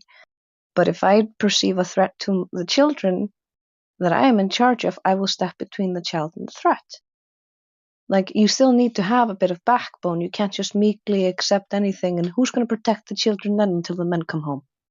Yep. It's a good point. I'm over here trying to think about, like, if I was Myron, what would I say? And like, something that comes up is like like how the feminism preached this equality stuff, and do people really want equality? Like, if someone karma, if someone steals your purse and we're together, you got it on Wednesdays. I'll take Dude, over on dude. Thursdays. No, like, I need to fulfill my role every day of the week when it comes to that type of that masculine role. And then sometimes they'll ask girls like, okay, you want equality, so what if I wear dresses on Saturdays? And they're like, ew, no, I don't want that. So that does come up from time to time. I know that's not exactly what you guys are on about, but it just something I was thinking about is the equality factor that was pushed on people, and it's like not everybody wants that. Yep. Yeah, the thing is, it started out as a fight for equality that got twisted into equal means same. Because everybody has equal God-given rights as a human being and should be treated with dignity and grace. However, that does not mean we are exactly the same. And people feel that so instinctively that I literally watched a video this morning where there's a man and a woman, obviously a couple, walking down the street. This is a security camera. And these two people arrive on like a little Vespa. A guy jumps off the back, like, give me your purse, give me your purse. And the dude who's with the lady just runs off. Doesn't even look back, just runs off as fast as he can, leaving the lady who's like, here, take my purse. Right. And the robber who took the purse stands there, obviously, like, points after him, like, is that your boyfriend? And she's like, nods, like, yes. And he literally just, like, says something to her, like, pities her so much, he just hands her the purse back, like, bruh, like, you shouldn't be with this kind of guy. You don't deserve to get robbed right now. Yeah, that man was so bad for running away that the robber felt so bad for her that he stopped robbing her. What shame. Dishonor. That man needs needs to be walked down a street with people like calling shame, shame, throwing tomatoes at him. Many years ago, right about the time that I got into this topic, the coworkers that I had around the time showed me this film. Putting it in the chat right now. It's called Oppressed Majority. Damn, I was able to work there. No, but it's where they basically flipped the roles in reverse. So you can see even in the thumbnail there, you can see that Shawty's running with her shirt off. I'm sorry if that's if you're at work right now, but and then the guy's pushing a stroller. It's a really interesting film. You guys should check it. It's only 10 minutes long. I wish we could watch it together here, but it is really interesting. I was just thinking about that. You said like, someone stole your purse and then the guy ran away or whatever. In this film, there's a scene when that guy right there in the thumbnail, he's like walking through an alley and these girls like grab him and they like put him up against the wall and they're like kissing on him and stuff like that. And they're like, shut up. And it's like they've basically taken everything and flipped it upside down. The guy stays at home. He has a clean shaven face. it's really, really interesting to sort of look at our roles in reverse. That's something I've always done, even as a kid. Just kind of looked at things the way they are and then flipped it upside down to see if it still makes sense the other way around. A lot of times it doesn't. But as I've gotten older, I've come to realize that, we are very different. Obviously, if you guys believe in like creator or whatever, we're all equal under the creator's eyes. But in terms of like the marketplace or our roles in society, we are really different. Like we talked about stealing purses. If I'm walking down the street with a lady and someone steals her purse, it's not like, oh well, you got it on Wednesdays and I'll take over on Thursdays. That no, my role is to make sure that no one's gonna steal your purse every day, type of thing. So I do love these kind of conversations. It's really interesting, especially it seems like a lot of people are pushing back against some of the messages that were pushed out years ago about equality and all that stuff. So Yeah, no matter what any of that says, if there's a bump in the night, you're gonna be the one that's gonna get up and check out, like, what's that about? yeah, exactly. He's That's not why, gonna go there and check what the hell is in the darkness. yeah, You're gonna do that. yeah. Myron She's gonna talked. look to you naturally. She's gonna say, "Oh, it's your turn to act now. Yep, Let's figure out exactly. what's going on." Yeah, I love how Myron jokes about that from time to time. He's like, you're gonna, you're gonna, you're gonna take over on Wednesdays, type of thing. I love when he says it like that. Go ahead, Carl. I even just called Race downstairs to come save a moth, like literally a few minutes Yeah. ago, because I was afraid my hands were too small and I'd crush the wings.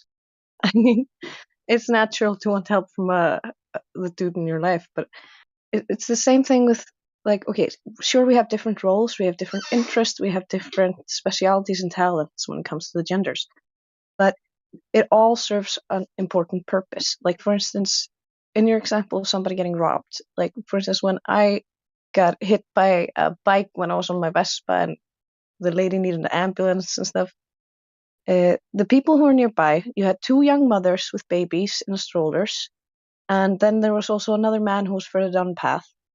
The ladies, without speaking, immediately, one of delegate tasks, so one of them is tending to the babies while the other one runs to help me tend to the woman who got landed really badly. The man is immediately seen, oh, someone's calling the ambulance, so I'm going to run down the rest of this path so I can get to the road and hail the ambulance so they know exactly where to go. And you can see even the way the roles are delegated there instinctively is the women tend to the people, the comforting, the checking on them and stuff like that, while the man is running off, doing the action, going to get the car, the thing, the object.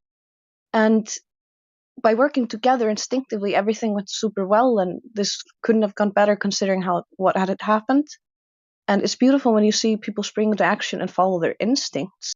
It usually goes a similar way. Like if you were running down to get the person, you had a girl with you.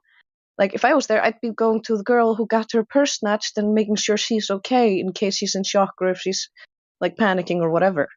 Yeah, and you see all these miraculous videos where kids and animals are getting saved by men just jumping to and and like sacrificing life and limb just to save things because that's instinct. That's in people's nature when they are good. That reminds me of like the mom that like picks up the car or whatever type of thing. So yeah, there's definitely a time and a place for everything for sure. I just personally really like these types of conversations. Go ahead, Esteban. I saw you on mute there. Yeah, I was just going to add that men are really, in my opinion, I think it's like problem solution, oriented. Like if there's a problem, at least with me, like I'm immediately like, okay, what's the solution or what's the path there? And so with emotions, I think men can't immediately see the path into the solution. See, the solution is, okay, you need to stop crying. You know what I mean? It's like this person's crying. And that's why we're not out of touch. I want to help the person stop crying, but I don't exactly know the path there. It's really easy to see this class when you hear a woman come to you with her problems. She's most of the time not asking for you to provide some kind of quick solution, especially if it's like a problem with her friends or. If it's emotional or object, a problem like object, then it's I need the solution. Yes. If it's people based, I need the vent. Yes. Good distinction. Did you guys hear that? I couldn't hear Karma. You repeat. Repeat it. Okay, I was saying when it's object based, like there's a problem with the house, there's a problem with the car, there's a problem with the door, that's going to be a problem solution thing. Like, I don't know where to put this. This is an object. You need a problem solution. If it's people related, social related, emotional related, it's much more likely she wants someone to be like, yeah, I totally get where you're coming from. I relate to your emotions. Oh, that must have been so hard for you. Oh, you slay girl. That bitch totally did the wrong, whatever that was. Yeah. A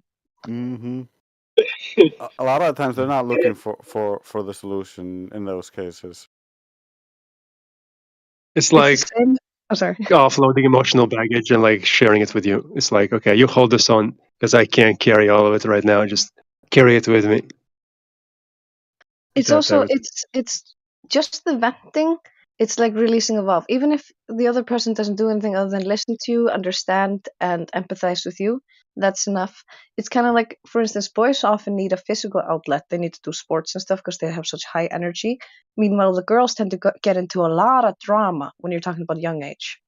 And so you can kind of see already from a young age that it's focus on the mental, the social, the stuff, or the physical stuff, whether it's long-term, short-term. We often tend to be better at one thing than the other, which is why when we work together, it always complements each other if they're both healthy individuals, and it creates the best solution. I like this, what I'm hearing. Boys and girls are different.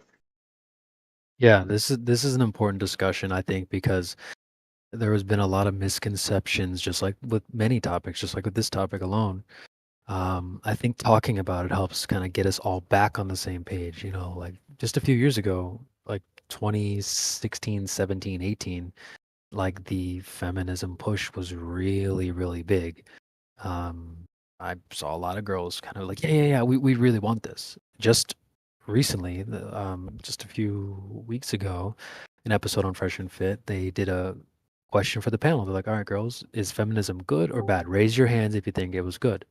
None of them raised their hands. So it's like we're seeing a big swing back away from that, which is really interesting. And I think it is good to talk about it. So make sure we're all on the same page. That feminism has been redefined so many times that nobody even knows what it means anymore. Right. We want equality. No, we want this. No, we want that. So it's like, it's good to understand what people want. And I think that's one of the things that comes up on Fresh and Fit is like a lot of, not to just come from the male perspective here, but it does seem like a lot of girls don't exactly know what guys want. They're saying, oh, what you should want, and you should want this, and you should want that. It's like, but what do they want? Do you know what the guy that you want wants? And that comes up a lot, and it seems like that's what gets revealed a lot of times on these shows is that they don't know what it is. They know the guy that they want. He needs to be this, he needs to be that, he needs to make this much money, this much tall, and with blah blah blah. But they have no clue what he wants from you in return. And I do. Sorry, Trace just said something awesome. I want to relate to you before I forget. Go ahead. He pointed out that they hyper focused on the masculine women because it's them who think like that, and that's so freaking true. Because I was saying to him, like, yeah, this through the entertainment, that did this through the bad role models that they presented to girls as children, and they've been pushing the more masculine female and the more feminine male for a while, the soy boys and the girl bosses and all that bullshit. And this makes perfect sense because the only women I hear talk like that are hyper masculine. The boss queens and that kind of thing. Yeah. Oh, even just the hard women, the jaded women who are way too masculine because they had to take on the masculine role in their family. Like, for instance, my sister is more masculine than I am. And I'm not talking about physically or anything like that, but in the way she behaves. Yeah. And she's more rash, she's more reckless, and she acts far more like a dude than I do. Mm-hmm. Like, she got that from mom and dad because dad was so hyper masculine. Like mom is also a bit masculine as well, but she can be hyper feminine, so she varies between because she's had to do both roles. This is one of the reasons as well why I can, if I choose to, act as masculine as I need to be in a situation where it demands it. Like that's one of the reasons why all of a sudden, after a few years working with the kids, I started being sought out by the boys because the girls used to seek me out much more because I was such a feminine figure in their life. Meanwhile, as soon as I started learning how to display the healthy masculinity, because I shied away from seeing all these masculine women in my life, I didn't like how they acted. It went against my intuitive sense of how I should be. So I always went the way softer route. Like I would get bullied, my sister would come beat up the bully. So instead, having to learn then the masculine through Drace, where he's teaching me actual masculinity, not this toxic hyper masculinity which portrays itself really badly in women when you take it to extremes. Yeah. All of a sudden, I could act out the positive masculinity. Like, for instance, he role modeled it so well when our nephew was being raised in our house, because he had that gentle side, but he'd also roughhouse with him and all the things where, like, the meme where the dad's throwing up the baby and it's like a meter high, but the mom feels like it's 20 feet. I was that mom, except I was the aunt. And I'm like, oh, are you sure? Meanwhile, my sister's like, yes, yeah. I'm like, don't shake the baby. So, like, I had to learn to not be that feminine and not be so shy and all that shit. But in return, once you get that balance, all of a sudden you become what all these children need, not just half of them. Right. Yeah, it seems like you have a really good mindset. The kids would say W karma. But then typically that does come from a little bit of guidance. I had a clip that I played earlier where the girls, they were like, okay, so any thoughts, any disagreements? And she was like, I agree, but I disagree, but I agree, like, but I don't disagree. And after the clip, Myron goes, yeah, she needs guidance. And it does seem like you got some really good guidance. You've got a great mindset now. And this is one of the things I do. I rarely catch Fresh and Fit when they're live, and I can go hang out in their Discord, but when I do get the chance, I'll go over there. And one of the questions I love asking, and I get a lot of good feedback, is who on the panel has the best mindset? And oftentimes it's a girl who maybe had seen the show before. They've watched it and digested it a little bit. I do have a clip in my server where a girl's like, yeah, when I first watched you guys, I thought it was this and that, but then I started watching it more and I learned a lot. And so you can really learn from guidance. Let me just play it. We'll take a quick listen. You guys' podcast. So my first flag was, why the hell have you been listening to them? How is that going to help us to get better? And then, through more conversations, trying to, work through our relationship, we decided to make those shifts in dynamic. And then I started listening to the podcast, and it's actually been helpful to me too. So I'm kind of here because it's been a huge help for conversation for us. So, it's a huge win. Yeah, and this is more common than you might think. Like some like I said, some of the girls on there that go on there, and the ones that have the best mindset have, like I said, either watched a show before or they had a really good dad or something like that. So it does come from having some good guidance. So shout out to Drace, man. Drace, you did a great job, man. That's not an easy thing to do. Even I didn't get that kind of guidance. I'm still seeking it out in folks like Myron and Jordan Peterson and all these other role models that I've tried to look up to over the years. It's funny. I didn't get it either, man. Well, sometimes. Go ahead, Karma. Go ahead. I'll react after. I was just going to say, one of the big reasons why he was such a good role model to me and why he was totally my savior when he came back is because he had achieved balance a bit. Right. Like, he's even more balanced today because he was still almost a kid then when he came back as a teenager. But he had the soft, gentle kindness, and he could be stern when he needed to. And when he first came back, what I needed wasn't the stern discipline or the harsh judgments. I had plenty of those. What I needed was the softness. And he gave me the safe place, the no judgment, the no matter what you do, I'm always going to love you. Truly unconditional love, like Mom and always preached to us when we were children. And that's what saved me. Then, when I was growing up and experiencing positive female role models at work and women that I'm like, I want to become like this aspect in this woman, and I started really working on becoming that kind of person, he was there to provide the insight into the male perspective. Because at that point, we'd already both grown up a bit, and I was learning more new things from him because we were becoming best friends even more. So it's been a journey, but it's been an amazing one, and I would not have made it without him. You have no idea. Okay, I have a question. Is this on topic or off topic? Oh, it's off topic. Is it okay? I saw you just joined the panel. Are you you have a question about Flat Earth? No, I don't have a question about Flat Earth. Okay. Oh yeah. Well, sure. Go ahead. We'll put a pin on this conversation. But go ahead with your question. How do you drive a car with manual transmission on? Bruh. The hell are you talking about? A car with manual transmission with the clutch You pedal should and watch everything. YouTube for that. Yeah, you push down the clutch. It's the pedal on your left. Teach him how to drive. I can do that. Are you being serious or just trolling right now, bro? Because we're having a I'm pretty being good whoa, discussion. whoa, whoa, whoa, whoa, whoa. If you really want I'm to being know, serious. there's YouTube for that. Unless you have a point to make. Oh, okay. I mean, You really think okay, you came to Flat Earth to learn about how to drive a manual? Because bro. This I don't channel is think just named live stream. It didn't say anything about on topic or off topic or if you I read the don't rules know. in the server, I'm not just here. not I didn't specifically how to drive a pick the car. Flat Earth server Discord. just to ask this damn question.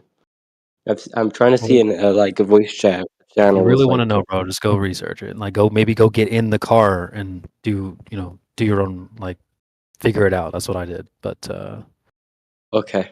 I'm not sure what your point is. Not to be rude, Okay. but like this is kind of random. Okay. And we're having a really good discussion, so kind of like interrupting. Okay. Well, I'll see you. Anyway. You should do us because teach him how to drive a car. That's it. What was that about, man? I'm pretty sure he should have learned that when he got the license. Right. Well, I mean, in America, they freaking baby you and give you 2 pedals instead of 3. But What? yeah, manuals aren't as common here. My first car was my second car was a manual. I wouldn't go any other way. I love driving manual. You're not even considered to know how to drive if you don't know how to drive manual. Oh, really? Yeah, Yeah, they don't make you drive clutch in America. it's true. Yeah, that was stupid random. Go ahead, Loom. What's up?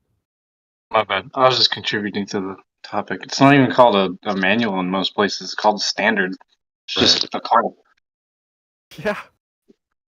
Stupid ass question. It's like first you're gonna need to learn how to work your brain. You're gonna No, need he to- was trolling. Yeah, of course. Fucking guy. All right, back to what we were talking. Yeah, back to what we were talking about. I've got a clip loaded. It's just to show how people do need guidance. And shout out to Trace for providing the guidance. And like I said, I'm still seeking it out myself. Let's take a listen to someone who lacks a little bit of guidance. Thoughts, disagreements, questions. I just personally, I agree with everything. Not everything. Some things I kind of like disagree on, but I kind of What do you disagree with on?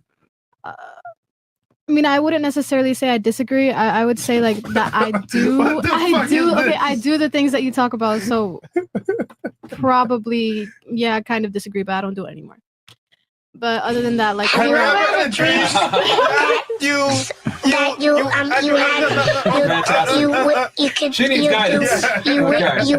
I told you. Yeah, so I mean, mine recognized that she needs guidance. And actually, what's funny is they sort of when they swap, they have a bunch of cameras in the Fresh and Fit studio. They'll flip the camera on Chris, the Flat Earth producer, and you can kind of see the girls and the people in the background who help out on the show. And that girl, they actually brought her on. She does a little bit of stuff behind the scenes, so it does seem like they've been trying to provide her a little bit of guidance. So yeah, it's just important to have that. And Jason in the chat says karma has taught me a lot. Yeah, I mean, W ladies out there as well. Because it's not that we're always leading the dance. They can teach us things too, right, Trace? Yeah, especially I want to highlight the second part of that because that's the important part. Because oftentimes I would teach her something and then she would explain how she's understanding it to make sure that we understand each other and she got it.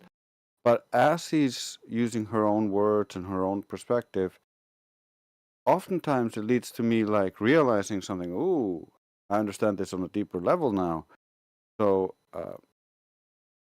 healthy communication is really important if you want to deepen your understanding of both the genders or each other, whoever you're talking to. Being able to truly listen to them and incorporate what they're saying with your own words and your own understanding and going back and forth until you both reach the same page can really be a really good experience. It's made me who I am today. Yeah, It's it's also really we've cool. always would like worked on our communication together. Like whenever there's any like disharmony or discord or anything that makes you feel like this something about this phrasing or something about this doesn't make me feel right. I'm reacting like this, da, da, da. And because we analyze our emotions and all that stuff, it has helped our communications in leaps and bounds to the point where I can talk to him in such shorthand, referencing so much shared knowledge that I have conversations with him that would take hours with someone else because I'd have to explain half the shit I'm talking about. Yeah, you guys have a really cool thing going. Max, I saw you on mute there. You want to chime in? Oh yeah, communication and understanding, right? Understanding that we communicate different ways, right? And not to abuse the communication by making people try to communicate with you on things that they're not really built for. You know, it cannot be something that is done over and over. This is why you have girlfriends and guy friends, so that you can communicate with them in ways that you're familiar with, right? So, you know, your girlfriend can't make you her girlfriend, and you can't be her girlfriend because you're not built like that, right? You can try, you know, if you want to emasculate yourself and take on that role, but that's not how we're built, generally speaking, is all I'm saying. Yeah, true. I was gonna put the heat on the guys and say, like, what's something that our ladies, not just your girlfriends or your mom, or just like I would say, like women in general. What's something that they have taught you? What are some of your takeaways? Because I know we're always like, oh, the guys got to be the leaders. We got to be dominant and do this, that, and like, so what's something that you've learned from like our female counterparts? Well, to listen to your partner. You know, all women will tell you, listen to your females, listen to what they're saying, right? And so that is huge. You have to listen. You have to pay attention. You can't be dismissive. Be respectful. You know, I mean, the standard sort of stuff. You know, you take care of her, you protect her, you provide for her. However, you don't let anybody run over you. You don't let anyone take advantage of you. You know, you don't be a simp. You know, they didn't say simp because that was a term that was going around back then, but there was, you don't be a punk, you know. And so those are some of the things that I got from women, you know, to show emotion in the best way that you can, right? Not to over emote, but to show emotions, because men have a way of not showing emotions all of the time, right? So it's okay to show gratitude and graciousness and those sorts of things that we don't really have a whole lot of. You know, open doors, you know, that sort of stuff. When I first asked the question, I actually was trying to find a good answer. I had a tough time thinking of an answer at first, but I think you gave me exactly what I needed to say, and that you said over emote. I think that's I have this thing where if there's an issue, I want to solve it right the hell now, right now. No delay. I don't want to go to sleep on it. I don't want to like go and take a break and come back and then fix it later. I want to fix it right now. And I think that maybe that part of my nature has gotten me into a little bit of trouble. It's caused me to over emote, maybe be a little bit upset that things aren't you know, being solved at the moment. And so that, I think that's something that I learned from ladies is to like give it a break, like let it breathe for a bit, and maybe come back to it later. So that's something I've definitely learned. But what about you guys? Anybody else that want to chime in on that?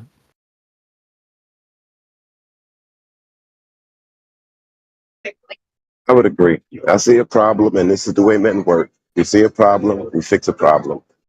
That's the way it's supposed to be, right? We don't ponder about it. The only thing we ponder about is how to fix it. That is it. I don't see that as being a problem or a bad thing.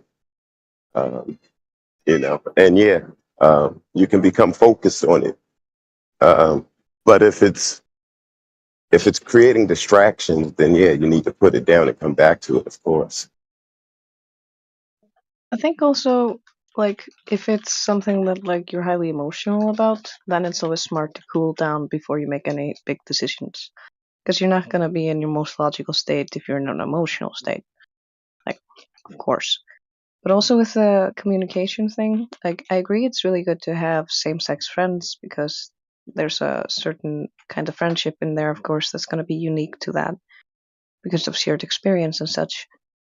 But also, I think it's important to learn the different communication methods that work for different genders because it's not totally the same. And for instance, one of the things that really helped with me and Drace's communications is me learning to ask things of him and speak to him in a more masculine way and being more direct. And a lot of women hint and don't say things very directly, and there's a lot of hinting and implying, and there can be so much miscommunication through that kind of stuff. Like, you can't talk to all men like you talk to any woman. You would need to talk to men in a certain way. And once I discovered this, my communication with men, even at work, goes much better. I wish you could communicate that to all of the women. And, because, yeah, that is a big deal. Women tend to beat around the bush and not come direct. And men are kind of just direct, confrontational, give me the information, let me process it. So, yeah. And as far as men, we have to take the time to breathe and to listen. Not just fix the problem, because sometimes, like Karma said earlier, it's object and person. So there are differences. You don't want to be a bull in a china shop. Right, basically. And I know because I do that. I have been that bull in the china shop. So I've learned through experience. This is Yeah, also I one of the think reasons why I often describe men and women are often like men are like dogs and women are kind of like cats, because cats are very feminine and dogs are very masculine if you think about their energies and how they behave. If you, for instance, see a dog and a cat try to interact when neither has any experience with the other species, it's always a shit show. But if you have either one of them has experience with the other species, then it's going to go a lot better. But when both of them are familiar with each other and they know their body language is different from what they're used to, they get along great. I mean, it's a great example of how this works also in humans, self-synchronicity and all that. Great example, and it's great how you phrased it. Somebody else wanted to pipe up. yeah, I think that women are much more vulnerable because they are emotionally more driven and rely on their emotion in terms of observing their surroundings and such, and therefore they are much more prone to conceal what they are actually wanting to say. I don't know why. I haven't researched or searched it out more carefully I about can tell this. you a About theory. this is observer standpoint on it, because we usually tend can do solve both problems as men, whether it be physical or emotional, depending on how we are raised and how much we developed our thinking in this kind of way, and how many experience we have gathered over the time. But yeah, usually speaking, the woman, I think, doesn't have the ability, not the ability, but I don't know. I think it's because they were made. It's like, you know.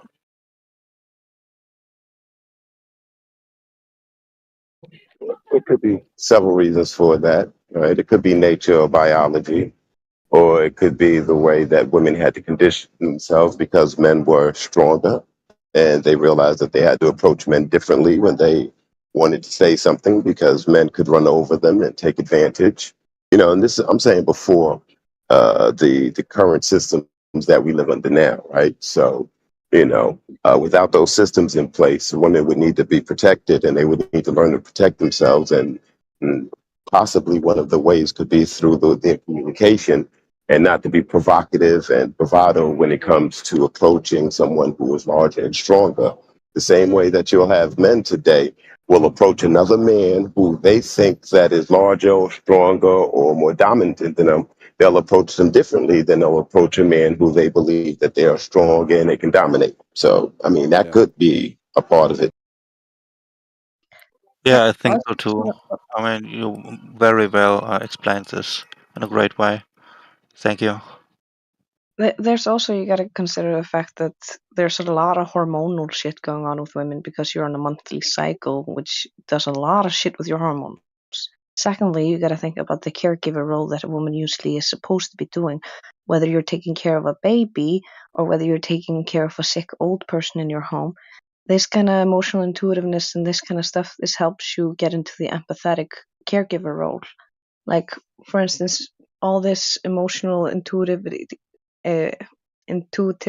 and this range of emotions that women tend to go through, it helps you deal with the children and relate to the children and understand the children. It helps you notice, like, I feel like this helps when, for instance, I'm taking care of mom when she's sick. So I think this is a large part of the caregiver role, same as how men with their testosterone and their certain tendencies, this is often something that would fit well with the protector role, the warrior role. Yeah, you can even see it with if you have too much testosterone or you inject yourself with it, aggression goes up.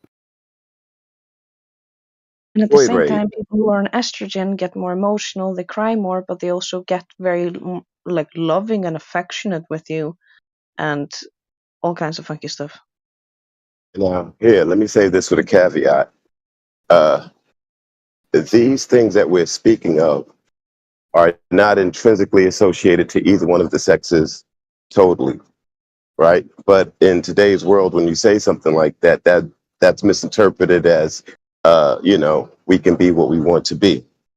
You can do what you want to do, but you can't be what you want to be, You could mess up that hormone distribution and you could act all masculine or act all feminine.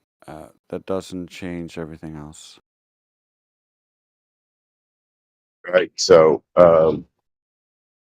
these conversations are important in today's society because it seems like we've kind of lost that way, understanding and accepting, our natural roles as opposed to trying to force us to fit into this new aligned ideology that they have today, right? Which kind of goes against nature. So, when I hear conversations like this, my heart is just titillating because it is necessary, it is important, and we have to be careful about the information that we ingest. There are people out there who claim to have good messages, but those messages are kind of not as good as you would like to think. They're hyperbolic. Okay. And so we have to be careful with the hyperbole, right? There are some things that come from some of these communities, whether they're red, white, black, whatever, that are true. There are certainly things that come from all of these communities that are true, but I think that they're all hyperbolized and taken out of context, and it has people putting extra value on themselves that they don't really deserve, right? High value man, the way that women are treated, right? We have to be careful with the way that we treat these women and not just humiliate them, and embarrass them, for our own entertainment or, for our own ego, So that's one thing I do want to say because I watch some of this stuff. Yeah, I guess this Yeah, I can comment comes on in that. correlation with where Karma mentioned that she experienced the hard side of things, and that kindness helped her a lot growing in this kind of way. If we are going to judge someone who made a mistake directly, this is going to bring them a step back. This doesn't bring them further. But if you go the empathetic approach, then of course they are not prone and to take a step back and leave society in general or something like this. Make a Yeah, good point it's there. never good to make judgments. Oh, sorry, goes on CB. No, you first. I got a clip, so I'll go ahead and I'll react to what Max said after. Yeah, I was just gonna say, judgments are always bad, and understanding is always better because whenever you judge things, inevitably you're gonna be put in a situation to understand it, and depending on how hard-headed you are, that situation is only gonna get worse until you finally understand it. Yeah, I was gonna react to something you said, Max, and I do agree. I don't think that it's a healthy thing to just it's like just like with FE, bro. We talked a little bit about this earlier, how you could take the same path that these globies do. It's just come, point your finger, mock, and laugh, kind of like this. Is the world round? Yes, it's a globe. But instead, what we do, or at least what I try to do, is to try to go above that and try to take this educational path. I want to teach people something, and so I agree that it's not healthy to do that with like male and female nature. We shouldn't just point across the aisle and go, "You're stupid," blah blah blah. And I think in some of these shows, I know there's a lot of copycats out there. I've seen some like guys try to be like Fresh and Fit and stuff like that, and they have that element where they're just like mocking and you're a 3 and stuff like that. But I do think there's Yeah. also the element of like we're genuinely trying to help out ladies understand, okay, well, you want this certain guy, here's what he wants in return. Or you'll get some girls that go on and go, well, yeah, I've been watching the show and it's really helped my relationship. Or you'll get married women say, yeah, I was able to lock down a guy. I was kind of watch the show and help me. I just want to play a quick clip really fast. It's really short, and then you can go ahead and record. But I do agree that you make a great point there. It's not just to mock people, but I do think there is an element of that, but there's also the element of like we're trying to help explain to our fellow man and woman like what the hell's going on and how we've maybe been misled with some of the things like feminism. Let's take a quick listen to this clip here. Tommy Sotomayor's career revived on Fresh and Fit. I'm telling you, the people that come inside of Fresh and Fit and have these amount of people that's watching them live, the real guys that sit down every day and watch this stuff is clocking on.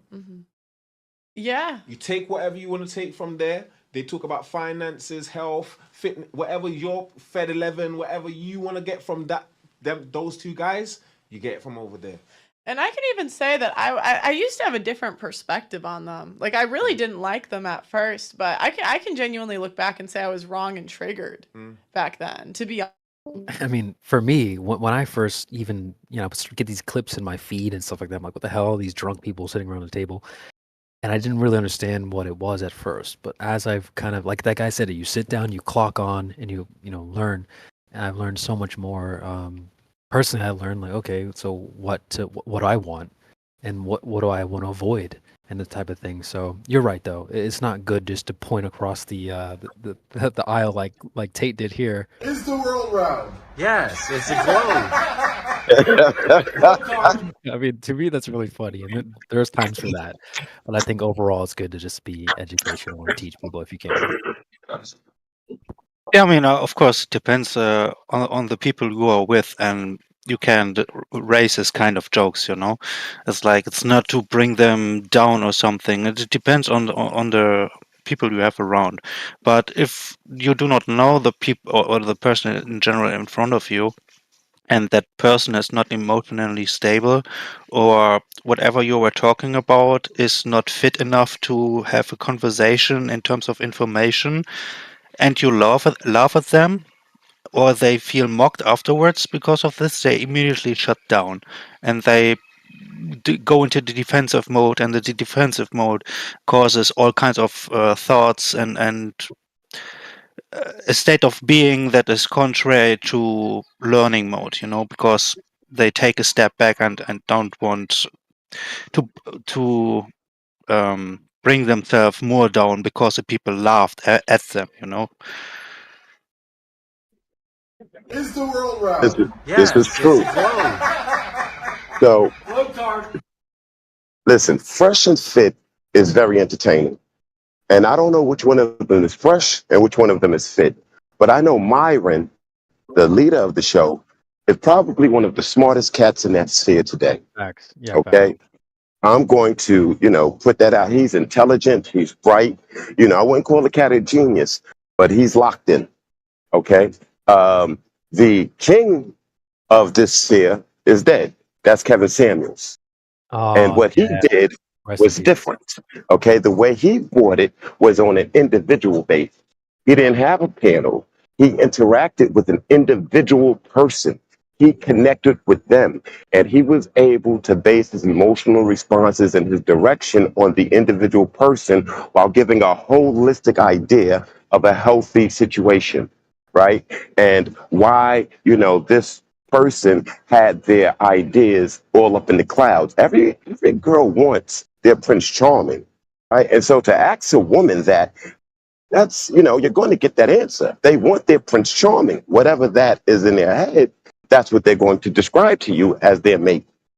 Nobody gets their Prince Charming. Life is about compromise, understanding where you are and understanding where they are. If I'm in the hood and the average salary in that neighborhood is $15,000 and I'm making $30,000, I'm a high value man in that neighborhood. But I take my $30,000 ass over to this $2 million neighborhood, I'm a piece of shit. Okay, so it's relative in this way. There is no high value man and this and that. Now we're talking about off numbers, the 1%ers, the billionaires, the entertainers. I don't even count these folks as people. I can't even imagine how they move. Okay, so I keep it more realistic that Fresh and Fit is entertainment, because what they do to these women is not short of abuse. And these women, unfortunately, most of them, degrees aren't smart enough to understand that they're going into a lion's den and they have no clothes and no weapons and they are not prepared for what they're about to get. Okay, there's a woman here or a woman there that is intelligent enough to keep their mouth shut, make a statement, and get out of there without being eviscerated. But most of these women in there are eviscerated, they're embarrassed, they're emotional, they become defensive because you're being told that you're not worthy of what your Prince Charming is. That hurts. Yeah, well, that hurts. Right? And men, we have to accept the responsibility of being men, right? And not just saying, well, she opened up her legs and so that's on her, right? Because it's not. If you went there, that's on you. So if you make something, then it's your responsibility, regardless. Now, I understand that there's these rules set up about whose body and this and that, and we can have these arguments until the cows come home. But if you don't plant your seed, you ain't got nothing to worry about. So if you planting seeds, all of that's off the table. You get no excuses. She has that baby and you don't want that baby. You shouldn't have planted your seed. Right? So you got to take that responsibility. Not hear them try to, kind of let that go. I can't let that slide. I can't let that kind of talk slide. That's irresponsible talk. I can't let that slide. So that's why I be on, pushing back on some of these things I hear. Not like there aren't good things. Take care of yourself, work out, be the best you possible, save as much as you can, be a good person overall. Those are great things to aspire to. However, you got to accept your reality as well, right? And, if you go and sit around and think that you're deserving of something, when we used to date, and sometimes we used to have to date girls that had been with a few guys that we knew. Our premise was, well, that was then. As long as you don't continue that, then we'll be okay. But if you slip off that curve, then yeah, we're going to dismiss you, right? But we're going to give you a chance. Everybody has a past and a history. Let he without sin cast the first stone. Don't throw rocks if you live in a glass house. So that's why I be kind of hard on some of these channels, man. That's all. And I'm not against them. Like I said, they're great entertainment, but you got to be careful of what you ingest. Yeah, I feel you. I feel you. I would push back just a little bit in the sense that it's similar to this panel. If you join this panel, it's not that if you just keep your mouth shut, you're going to get in and get out in a positive way. It's if you come in and you have good questions, you want to learn, it's going to be a great time. If you come in swinging, you might get swung back on. And so people don't just join the panel. We just grill them for no reason. We're here to at least give people our position and maybe help them with a few things. And so it's not. I kind of look at it a little bit similar to this panel. It's not just a line. Although we will eat and feast if there's blood in the water, absolutely. But I think overall it's an educational thing. I do understand where you're coming from, because some girls will go on there and get get cooked for sure. What is misogynist? Yeah, they will get cooked. But I love that you stand up for what you enjoy and your beliefs. However, there's a distinct difference between the two panels. One is about math and science, logic. The other is about emotion and perspective and reality as well. And so those things you kind of can't just, math out. You kind of can't just science out emotions and relationships.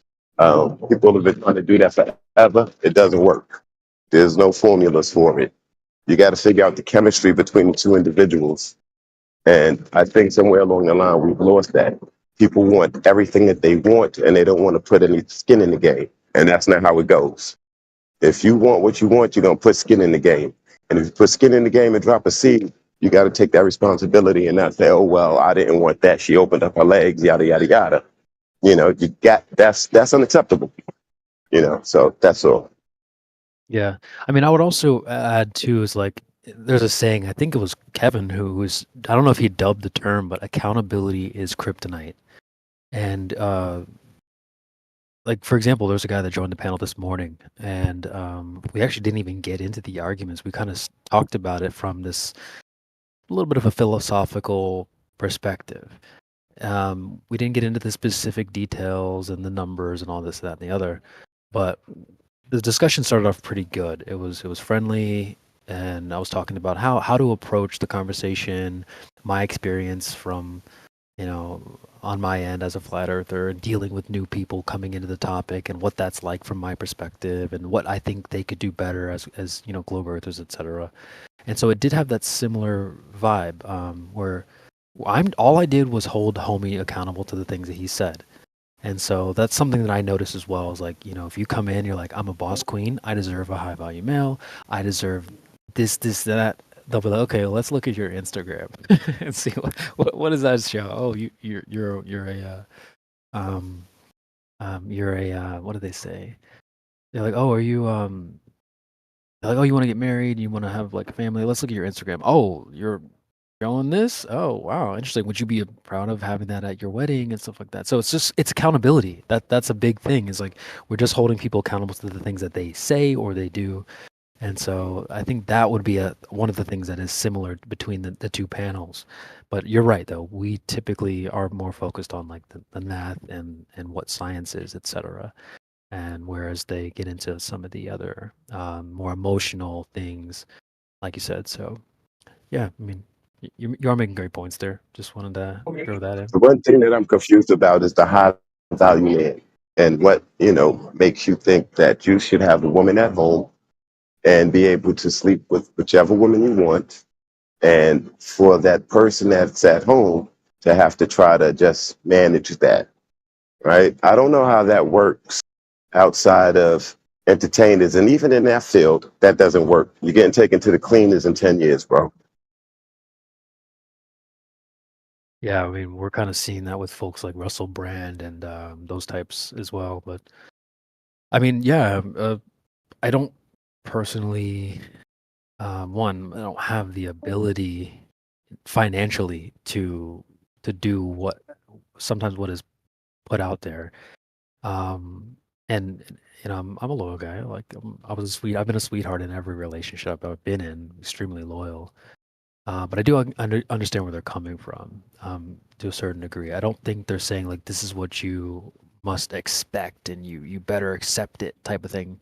You don't have to accept it, but you have to understand that you might deal with this on every level of the totem pole.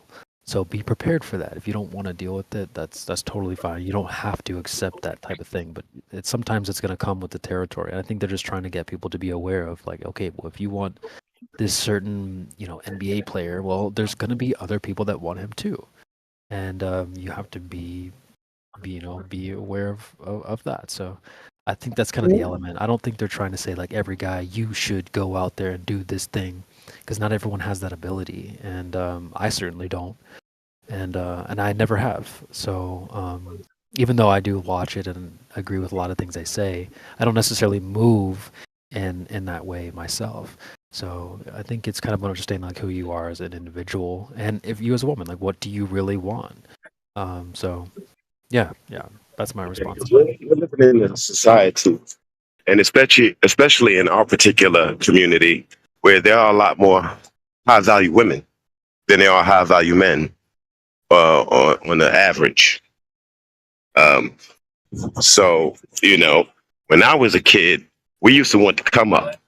We used to want to get a girl outside of our community, whose father had a really nice car, and she could bat it around and all this other jazz. So if that's the case, and I didn't meet her financial requirements, I would have never had to come up. I've had a bunch of come ups. Are you kidding me?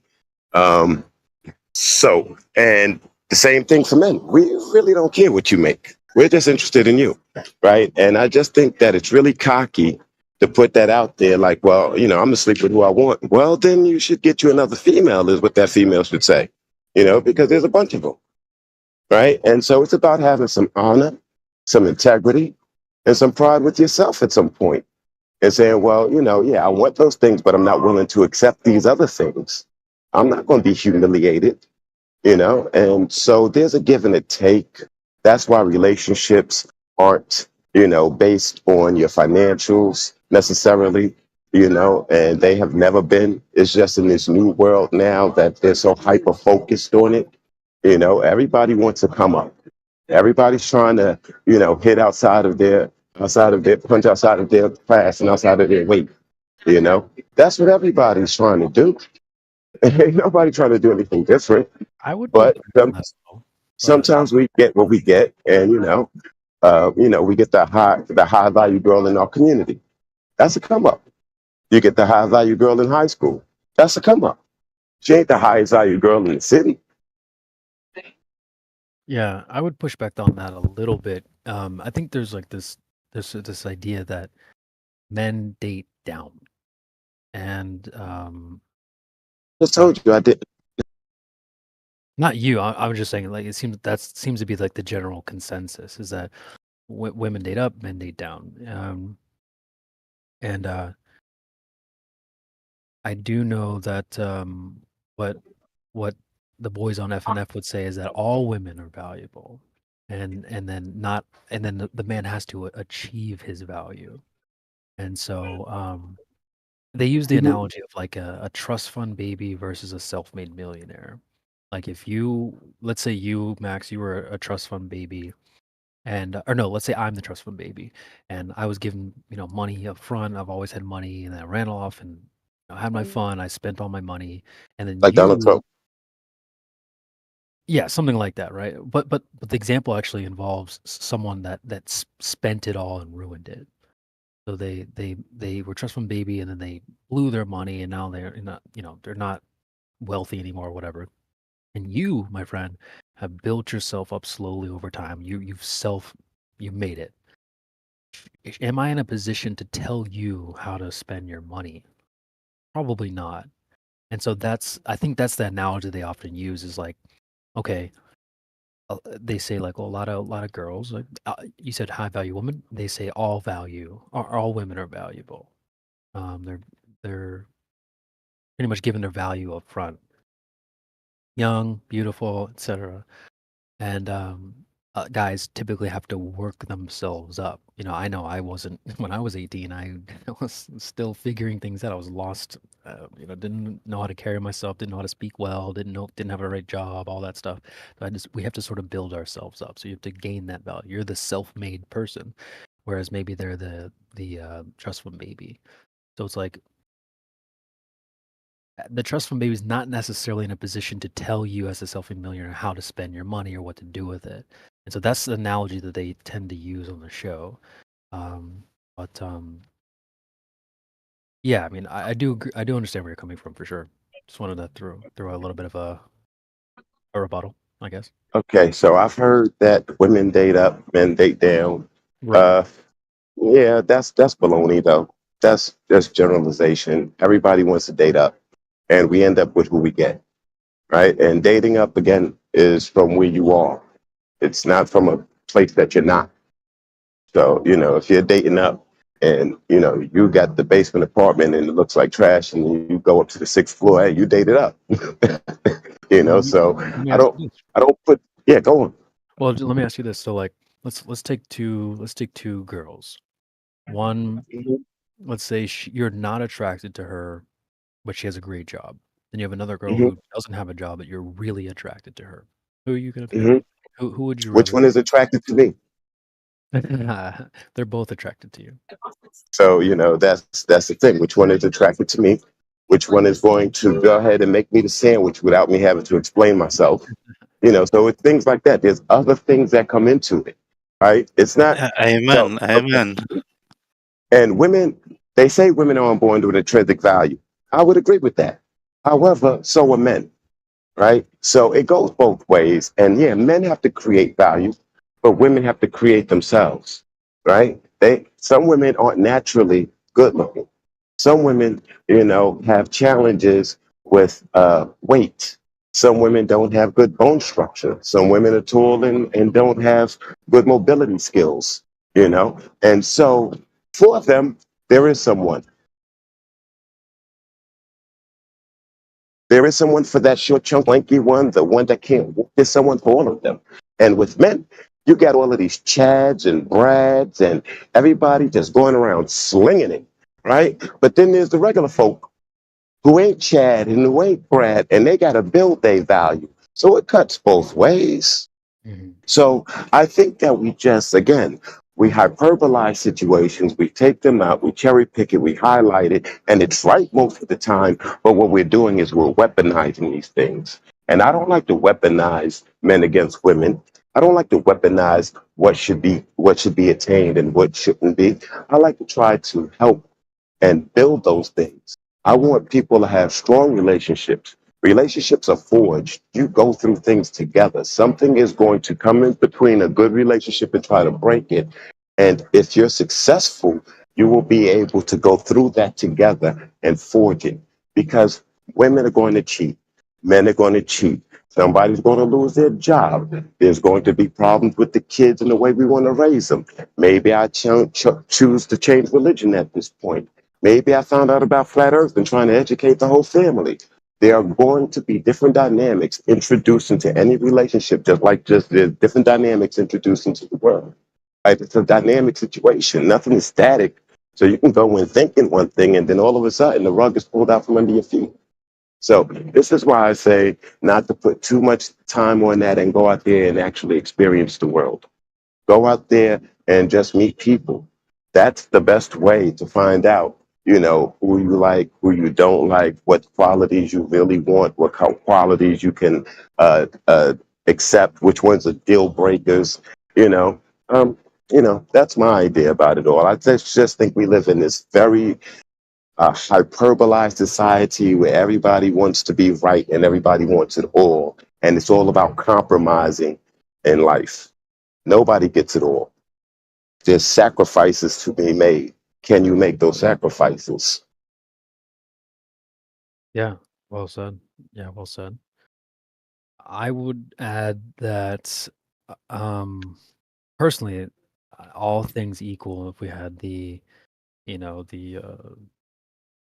girl that doesn't have a job, or the McDonald's worker or whatever, and you have say like a lawyer, and all things equal,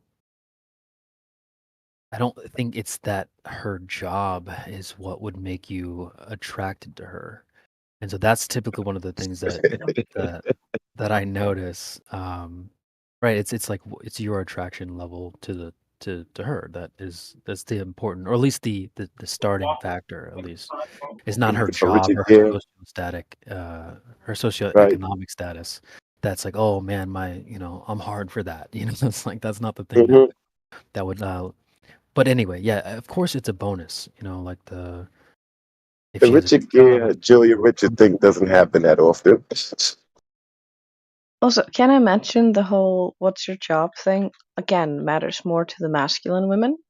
For instance, every time a guy has tried to chat me up, I never think to ask for his job until mom and grandma are nagging me to ask because they want to know his profession. Right. Because they're very masculine women.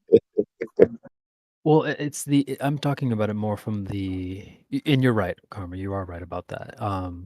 But I'm thinking about it from the male perspective. We look at like kings, right?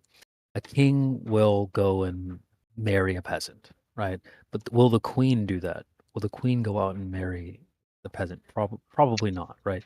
So that's just what I was coming from in terms of like it's not necessarily that's the idea that men date down, right? It's like, okay, well, if she's attractive and she works at McDonald's, it's not the McDonald's that's going to make me like unattractive, or if she's a lawyer, that's not going to make me more attracted to her. It's how attracted am I to her to begin with. So that was my point there. The other point I wanted to make too is that I was raised personally on this like Disney fantasy, right? That you said like, oh, there's someone for everyone. That's kind of another point, but I could see how that type of thinking, not that that's bad. I think that's fine. But I think that some people could fall back on, okay, well, if there's someone for me out there, I don't have to do any work on myself. I don't have to really do anything to change, to improve. If there's someone waiting for me, I'll just wait for them to come around. And I think that ties in a little bit to that Disney fantasy that I was personally raised on. You need to be someone's, this Prince Charming, or there's someone out there waiting for you type of thing. I think that it's good to try and build up your value, especially as a man. It's not like you said, like you're born with value. I think in God's eyes or whatever, yeah, everyone is valuable. I think we're just talking about it more from like the sexual marketplace type of thing. When I was 18, I was a loser, and I'm still working on becoming a more a better person, a better man, not to just myself, but maybe to my community and maybe to even you guys. But I was lost at a young age, and I don't think I was born with the value that I would want to stay with. I've been wanting to build that up over time. So I think it's important to like work on yourself for sure. And it's yeah. So those are some of the things I wrote down. I was just thinking about while you were talking. So I absolutely agree. And everyone is born with value. And everyone has to build their value as they go along life. You never stop building. I mean, if you do, then you're worthless, right? I mean, you're going to sit around and just wait. Come on, what is that? No, you go out there and you make life happen, right? There's no guarantees that that anything is going to happen unless you go make it happen. And I think that's the kind of like this society that we're in, that everybody's entitled. Everybody thinks something is given. No, you go out here and you get everything that you get. Nothing is going to be given to you. There will be nothing presented to you outside of this life and outside of what your parents do for you. And I think myself personally, parents need to cut their kids off. But that's my personal opinion, but that's a side note. Anywho, so we all have to build value. Some of us just have different genetics. Some of us are born in different situations. Some of us have different situations. So, just because you're born with the silver spoon in your mouth, in your silver spoon community, you still could be the chump. And you might only be, important when you go to the hood because people are, like, oh, this guy got a lot of money. But when you go back to your hood, you're the chump. Your father don't have the 5 cars and the plane. So it's all about perspective and where you are. And we always have to build value. Like I said, women have to work on themselves. Men have to work on themselves. Women got to learn how to do their hair, master their makeup, what to dress, how to behave, how to be demure, how to be alluring. Those things aren't just necessarily given. You see some women out here who are challenged with some of those things. The things that are kind of like just born, the nurturing, and even some women, they can lose their way with those things.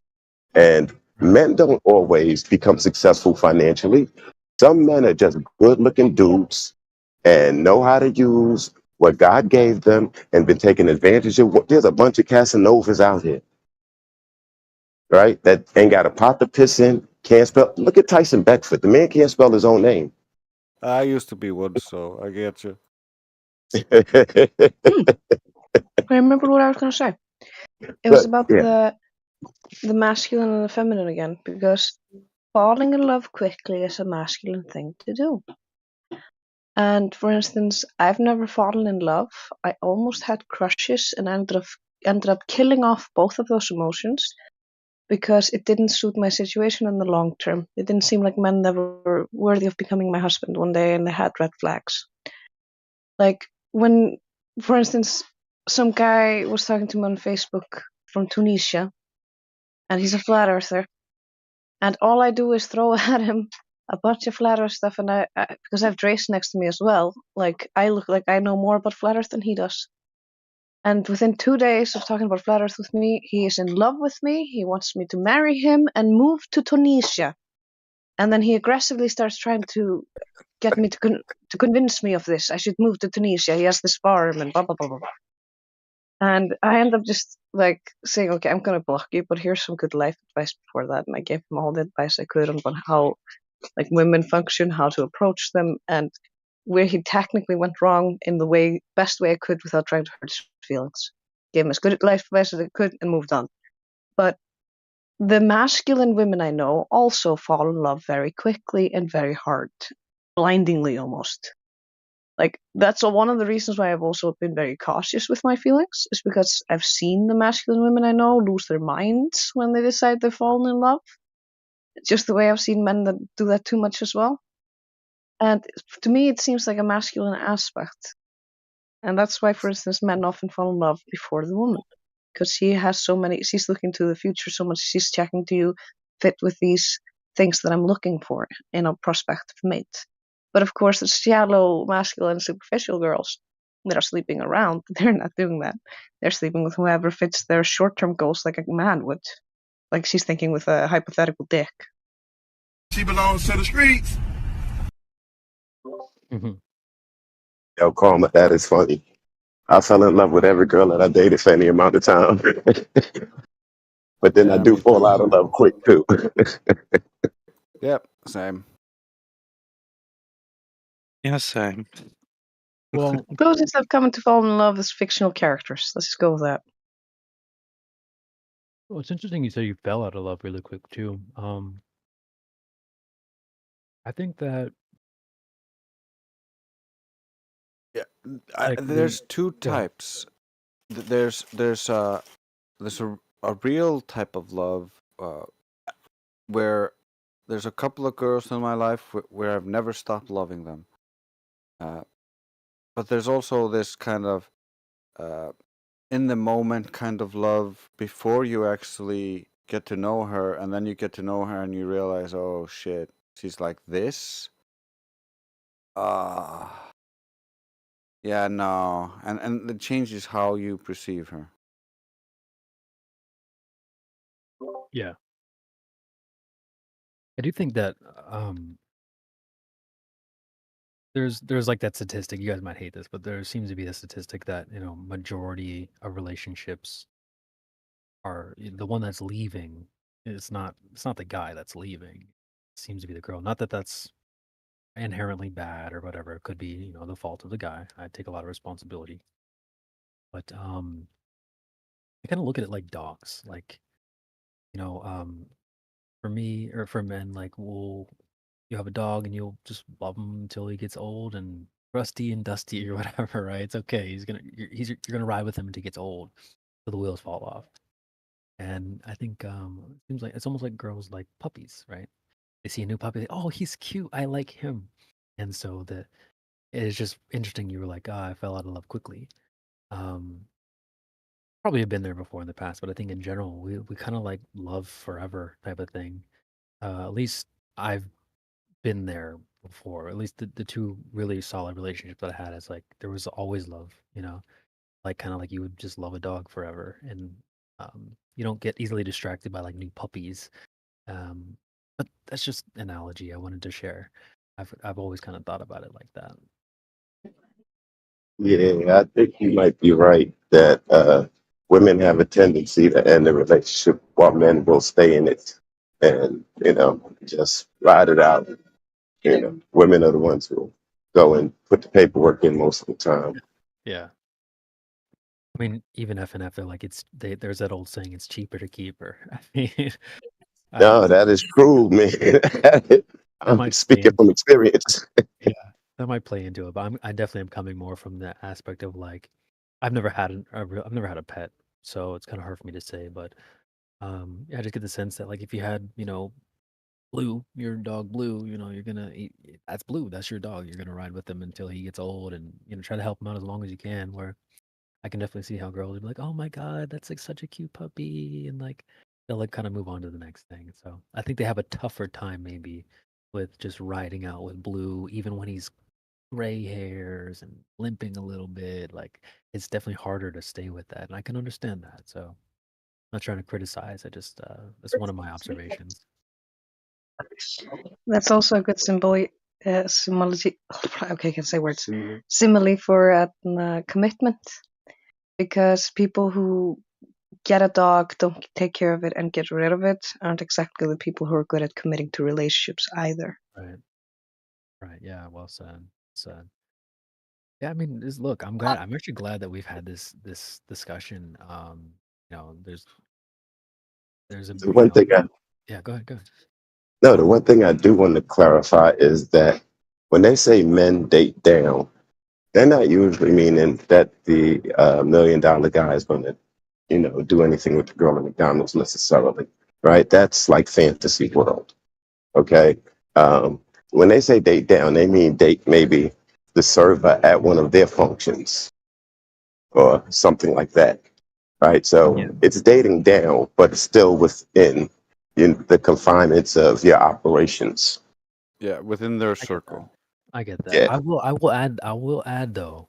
I think it's also in terms of like okay, let's say Grace is or I'll just use myself for example. Let's say I'm like a 6 or a 7. I'm a 7. Well, I might. This is gonna sound vulgar. I might smash a 4. But whereas like the 4 is gonna try to look up and try to find the guy that's an 8, 9, 7, or whatever. She wants to go up in on the ladder. She's not necessarily going to go down and be with the. And this isn't a rigid thing, but it just seems to be like the observation. I think they did. I'll try to find this. There was like a thing they did where they had a. Go ahead. Real quick. I'll try to find Part it. of that problem is they also misjudge themselves. Like, I'm a 10, so I deserve a 10. That's You more that, common that amongst should the social resonate with media you, CB. girls.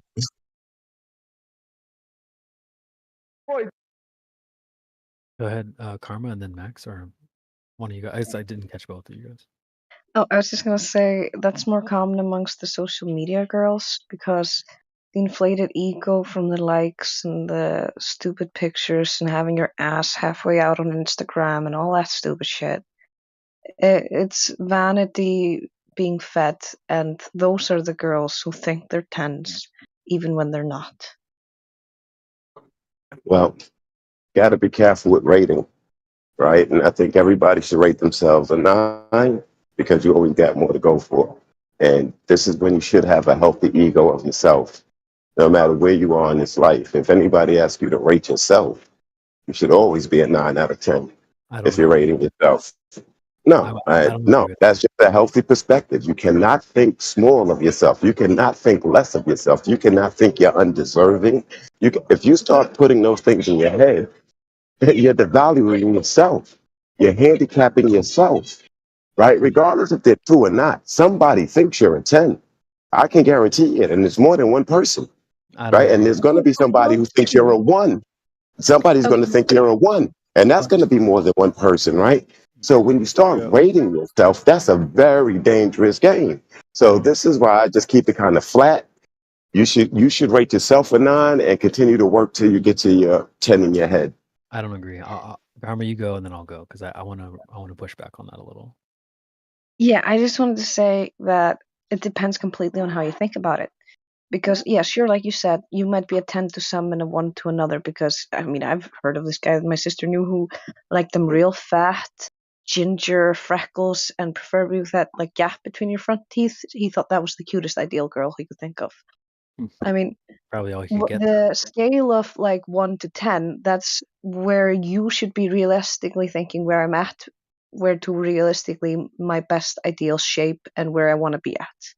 And I'm not talking cosmetic surgeries or some stupid shit. It's like healthy, fit, looking good, Yeah. feeling good about yourself. Yeah, when Right, you so looked your what- best, in the recent days, not like 10 years ago, like when you looked your best in the last couple of years, that's your 10. Yeah, you have your own scale for it. But you almost made me forget what I was going to say, Trace. Damn it. No, I was going to say, damn you, Trace. I'll go real quick. I think you should always be very confident. I love myself. I think that's the difference that people get mixed up. You in that you see this on Fresh and Fit. They're like, oh yeah, I'm a 10. I'm a 10. I'm a 10. Great. It's good to be confident and love yourself. That's not the issue here. It's not saying you shouldn't be confident. You should like feel bad about yourself. It's about being objective, right? If I'm in a room with like a few other guys, I can look around and be But like, this is not an beauty is not an objective thing. It's subjective. yeah, I have heard. Well, actually, I've heard that, but I've also heard the opposite. But I wanted just to make the point that, like, let's say I'm in a room with 5 guys, and I'm like, I'm the most attractive guy here. Like, that's not always going to be the case, you know. And so I think when you're like, oh, I'm a 9, you're putting yourself literally above everyone else. You're saying I'm the best looking guy here, and I don't think that's always No, going to be objectively true. that depends on how you're looking at it and how you're answering the question. If you say, well, I'm a 9 compared to all of you guys, then someone's a 10 in the room that's better looking than him. Right. Well, I mean, Grace just nailed it, right? Because we're talking comparisons, aren't we? I'm not comparing myself to no other man. Why would I do that? well, that's the whole point of the Yeah, number, right? that The 10 is like, you know, you're that's perfection. You know, you're literally you're a well, you're there's always going to be someone in the room that you think is the most pretty. That's the perfect person in the room or the most prettiest person in the room. It's just a scale, it's a subjective scale based on what you feel. To another person, that's not the same person. And I remember what I was going to say because this was lacking in specificity. Because is this the scale of what do you rate yourself in your own opinion yourself? or what you think others think of you, how others would rate you on a scale, because that changes everything. Not to mention, this is only a show of preference, because this simply is a show of what you like. Just like you can think an outfit looks amazing because that's completely your style, it's your preference, it's what you like.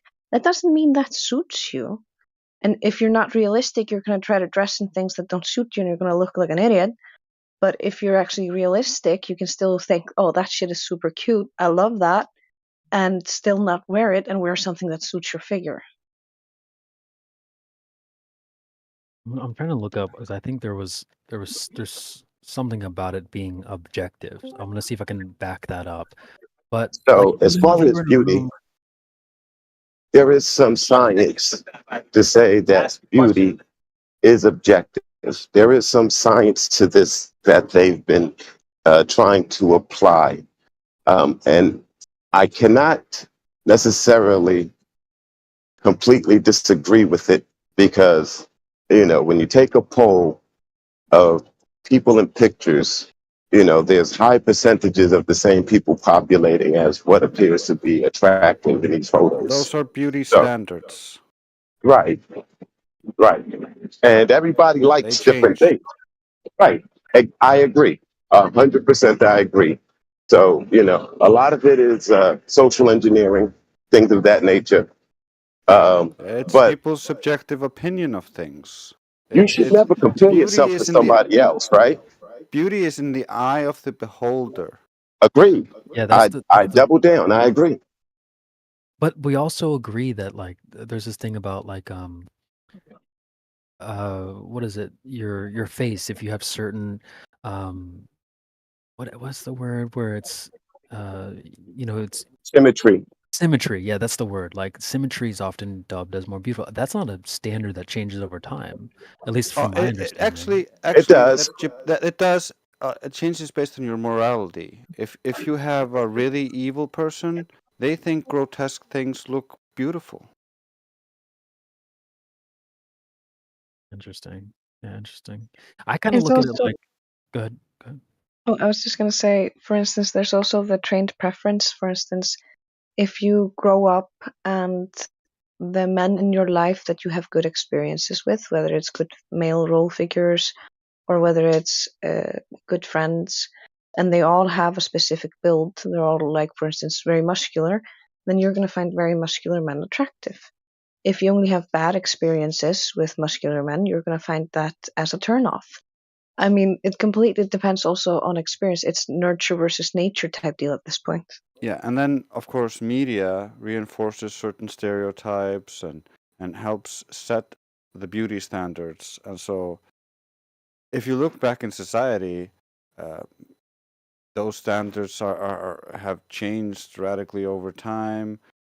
You look in different cultures, you see that the standards are not the same because I was going to mention that. I was going to say, in different societies, is the beauty standard different? For example, in Africa, there's certain tribes where, the larger the, I don't know what the word is, but they have these things that they put inside of their mouth to make their lips stretch. yeah, That's a lips, that we ears, and neck are things correct. that the Africans use to accentuate what they consider to be beautiful, but not Western society does not consider that beautiful. Right. So it does depend on region, culture, and things like that, right? There was a time in America, in the Western culture, where the derriere, the behind, having a large one was not good. No one wanted a large behind. If you look at television and media and models all throughout the 50s and 60s, you will see that is something that they did not highlight. That is something that was not attractive. Now, you're going crazy. All they care about is the butt, right? So, things change over time. I just kind of look at it like, I don't know if you guys remember in school, they'd be like, all right, everybody line up tallest to shortest. So I think in the same way, you could be like, all right, guys, line up most beautiful to least, or at least have someone else do it. type of thing. I think there would be a way to do that. I think you could align up if there's a No, room with 10 no, people. Go ahead. bro. You just You said mean beauty you have to get standards? someone else to do it, and he would do it by his preferences, and then you would get another person to do it, and the line would be different. Maybe, perhaps. I just don't think that everyone's a 9. It's kind of I would push back on that. I think No, in your it's not that everyone's a 9 compared to everyone else. Like I told you before, it's about how you see yourself and not destroying your own confidence so that you cannot act confidently with the other gender because you think you're a 5 and you don't have a chance at this what in your mind is a 7 or 10 or whatever because that's how you perceive her. When she might be looking at you and thinking, "Oh my God, that's a 10 to me," but because you're telling yourself, I'm not worthy," you never make the move. Yeah, I know. I understand. Bingo. I just think that there's a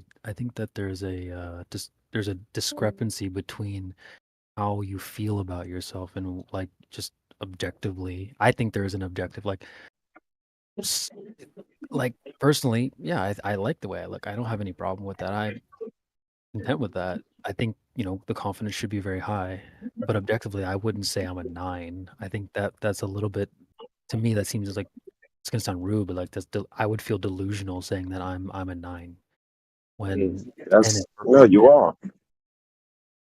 No, I think like my confidence would be like 9, 10. That's great. I'm very confident. I like the way I look and everything, but I know I'm not the most attractive guy in the world. No, you're 100%. not. You're So, absolutely not. but like calling yourself a Yeah, 9 no one is is putting saying that. yourself you're putting yourself in like the top, like you're And why the wouldn't Well, you? most attractive But person. we're just talking about how we feel, right? This is the That's feeling. This is the confidence, right? that's This important is too. what we're talking about, right? Because we have other attributes people can't see. All of your attributes aren't physical that they can just see on just on first look. Right. So if we're just talking about just on the surface, on that very shallow level that we reach people, that we attempt to reach people, sometimes we speak to a person who we didn't find attractive initially, but all of a sudden we speak to them for 20 minutes and they're like one of the most attractive persons now. Yeah. Right. And same So, thing with it's the about opposite. your inner feeling. Well, yeah, there's a pretty girl and she opens her mouth and she becomes ugly. It's Right. right. So it's not that right. So this is why you're a 9 already, bro. You're capable, you're able, and you got to continue to work. You'll never achieve a 10, and this is why you continue to work. Yeah, it's also well, about like what are you putting into this scale, and what are you comparing yourself to? Because if it's just your own spectrum, like for instance, if I'm just comparing myself to me and it's a scale, like I go up and down on the scale depending on how I'm feeling that day. Like if I feel like it, I'm gonna dress up, I'm gonna put on a pretty dress, and I might do my hair, and I look really cute that day, and I'm like, okay, I'm feeling like a 9 today. Yeah. But if I didn't sleep too much because y'all kept me up on Discord until 5 in the morning, and I'm showing up to work, and I need to play activities with the kids, I might dress like a potato sack with a lot of pockets. Yeah.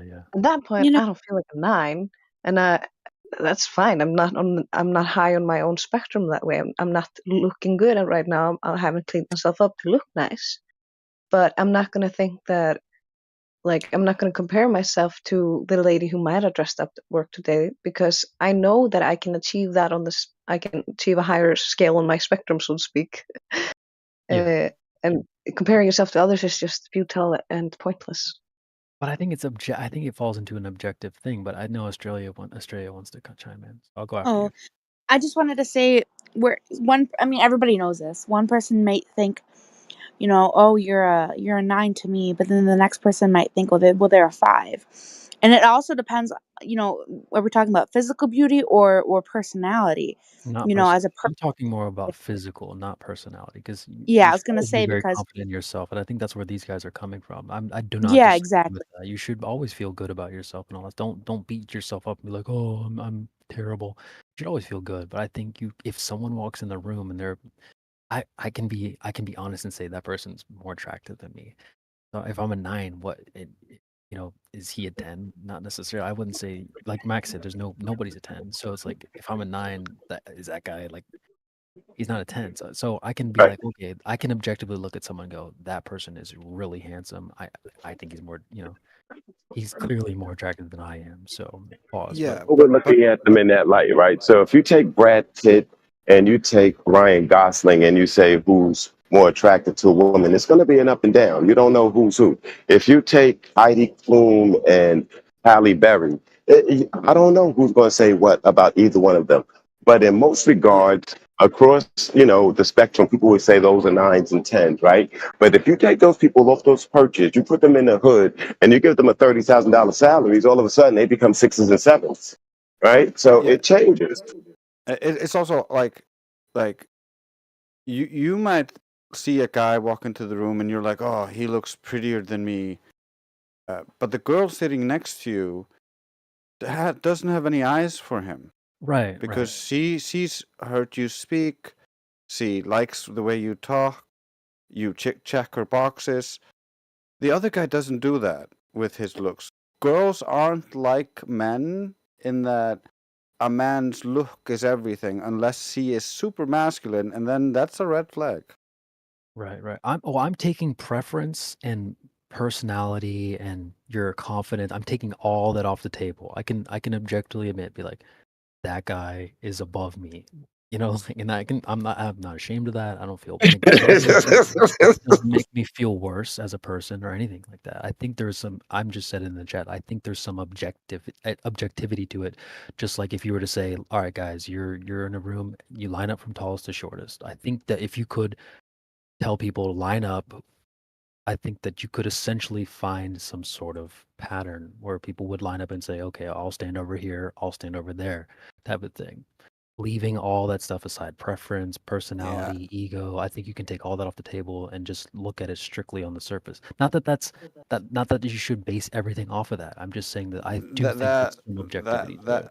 That would become such a nitpicky, like, sure, there's a golden ratio and there's a symmetry to the face that is appealing, and if you have discrepancies away from that, or if you have like he has a birthmark, oh, he has a wrinkle, and you could try to do some numbers game and try to rate people on that, but that's so far from actually being related to beauty or attraction,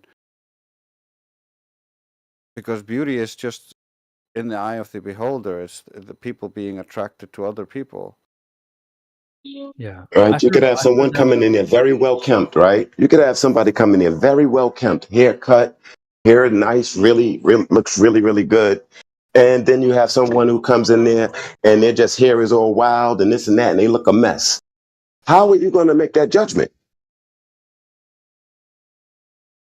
Well, it's a sliding scale. Like Karma said, some days she'll be, there's some days where I'm like unkempt and I don't have a haircut, but there's days when I get my haircut, I'm like, damn, dude, you're looking sharp today, type of thing. So I do think it's a sliding. It does slide around a little bit. It's not like you're permanently a 7 or whatever.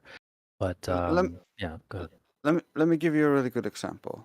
There's a bunch of rock and roll rock stars who are pretty ugly in the face. They don't have good golden ratio and symmetry, but because they're rock stars, girls fall all over them. That is a good point, though, because, for instance, this whole ratio and beauty and all this stuff, it goes out the window right after the first second of first impression. Like, I've seen a guy who was, like, statuesque pretty. But as soon as you start hearing what he says and you get to know his personality and the way he talks, like, you only see the imperfections. It's kind of like with a hypnosis. You see what you focus on. And the same thing with like guys that are not conventionally handsome. Like when I was watching Stargate Atlantis as a teen, the guy who was conventionally handsome, who was supposed to be the main guy, I couldn't give two shits about. I couldn't stand the guy. But the chubby little middle-aged balding scientist was my favorite. I loved him, and if I had to marry either one of them, I'd marry the balding fat guy because he Yeah. was endearing. Feel that. Like he becomes pretty. If you love him, he becomes beautiful. It's just the emotion has so much to do with beauty. And sure, you can appreciate someone's beauty objectively, like as a work of art, the symmetry and things, and statuesque. Sure, this person would be a great model, but they're not going to feel beautiful in their. You're not going to feel attracted to them in their presence. Yeah. But there's nothing wrong with appreciating how beautiful they might be or how well sculpted they might be by creator. Because, like Voltaire said, appreciation is a wonderful thing. It makes what is excellent, and others belong to us as well. Yeah, no, I want to make that clear that I'm not saying that it's the end all be all. Like Drace's point is valid, the rock star thing, but that adds into things like status and those kind of things. And I'm just making the argument that if you take all those things away, just like with a room of people's height, you would be like, all right, guys, line up tallest to shortest. There would be no argument about that. I do think there would be a little bit of discrepancy, like Drace said, that there would be some nitpicking, like, no, I think I'm here and I think I'm there. But I think generally people could sort of line themselves up, and that's the only thing I'm not saying that you need to base your reality off of that or you need to choose your partner based off of that. I just think that there is some objectivity to it. But of course, like you said, you have to add in all these other factors. Like they open their mouth, okay, wow, you sound stupid. I'm not attracted to you, type of thing. So I'm not disagreeing with those extra factors, but I do want to make the argument that I do think there is some objectivity. You could line up in an order and say, all right, well, I'm here, and that person's more likely over there or on the other side of me. And so, with that being said, Well, I try to don't do think that myself with half the group being Satanists and half the group being Christians. But take them. That's what I'm saying. You got to strip away all the morals, all the status, how much money you make. Take But all that those. influences what people consider to be like good looking, like the factors that you're rating them on, or the golden ratio or Gotta go. symmetry or whatever, which we find appealing because we are good natured people and that's logical. It's the logos. Yeah.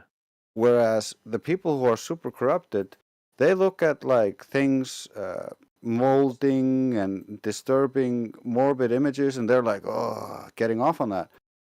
We're not like that, so we don't have the same reaction to that. So when we see something that looks in the golden ratio, looks to have good symmetry, looks to be healthy, it looks beautiful to us. You can look at some guy and be like, oh, he looks healthier than me, he looks more buff than me, he looks bigger than me, and you can be like, oh, that's really cool. I appreciate that. That doesn't mean that you're any less. Let's test this out. Actually, I want to test this out. Let's see if we can do this on the fly. But go ahead and make your point. I'll get a screenshot and see if we can test this out.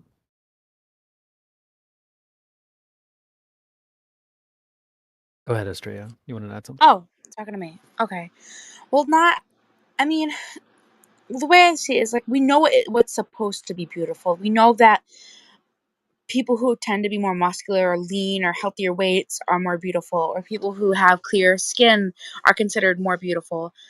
But there are people who may not find the golden ratio to be beautiful to them as much. You know what I mean? Like, people may prefer dad bods over, buff surfer dudes, or people may prefer, people who have no hair in women than people who do have hair that are women. But overall, I think we can agree that the golden ratio is supposed to be like a standard, which is crazy, but you know what I mean? Yeah, absolutely. Of course, this is getting into like preferences and stuff like that too. Yeah, my argument just tries to remove those from the table. That of course You everyone's gonna have the can't. preferences. Some people are gonna like. Well, let's test that out. I want to put that to the test. I'm gonna go just get a random like fresh and fit panel. I'm gonna screenshot it, and then let's see if we can, um, if there's any like trend or agreement on like where you would rank or put them in order, or like least best to least. And I think that we could probably come to somewhat of an agreement. Like, okay, this girl's over here, that girl's over there. But maybe I'm wrong. Maybe I'm wrong. I'd be willing to It's put actually that been to the done before. There's a video. Yeah, see if you can find it because I've been looking up some stuff. I've heard this before. They had like a room of 10 guys, 10 girls, and they said go match up with who you think would fit, and they all kind of they all match up with type of thing. I couldn't find the one I was looking for, but I could try to find it. yeah, It's also, I think a lot of it is positive association. Like, for instance, when I was talking about earlier with if you have a good parent, you might search for a mate that resembles them in some way or another. That's very common. You see that theme across the aisle, both genders. Yeah, media is also skewing this a lot by showing you X, and then that sets a certain standard for people who are indoctrinated by the media. So you'd naturally see a big bunch of people reacting like drones. But then there's, for instance, me and my sister who have wildly different tastes in what we think is attractive when we are talking about men. I agree. My sister, she's very different than me. But we also had different male role models, I think, in our lives because I didn't look up to Dad the way she did. I looked up to our big brother instead. Oh, that could definitely influence, I think, too. I mean, even that, like my sister, like she's more into. I mean, I don't know. Maybe I don't actually know what she's into. Maybe I should message her and be like, "What kind of guys are you into?" That'd be so weird. But no, I mean, she has a husband, but I don't find her husband to be. I mean, I don't know him personally. Maybe his personality is what attracted her, but I don't find him to be my type, you Right. know? But I don't know, everybody's different.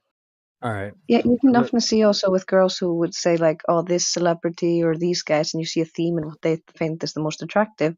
But they often end up with guys that don't look anything like that because they incorporate the traits that they like from their positive male role models in their life. Yeah. Well, for the guys in the panel, there's just random panel. This might be a really kind of blurry screenshot. But what I want you to do if you're a guy in the panel, I've listed 1, 2, 3, 4, 5, 6, 7, 8. There's 8 girls on the panel. I want you to rank them top to bottom. Who you think's the most They're attractive all to ugly, least attractive. man. What do you? Well, but you can at least line them up in order like you would. You don't have to like them or think they're attractive, but you can put them in order what you think is most to least. So I just want to kind of put that to the test. You don't have to, think they're attractive, but I'm curious to see if there's any similarities there. That would be my argument. So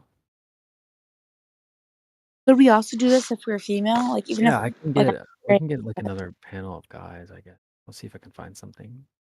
yeah, that'd be We'll just great. get like a random room of guys or something. You girls can do it too. I think that'd be really interesting.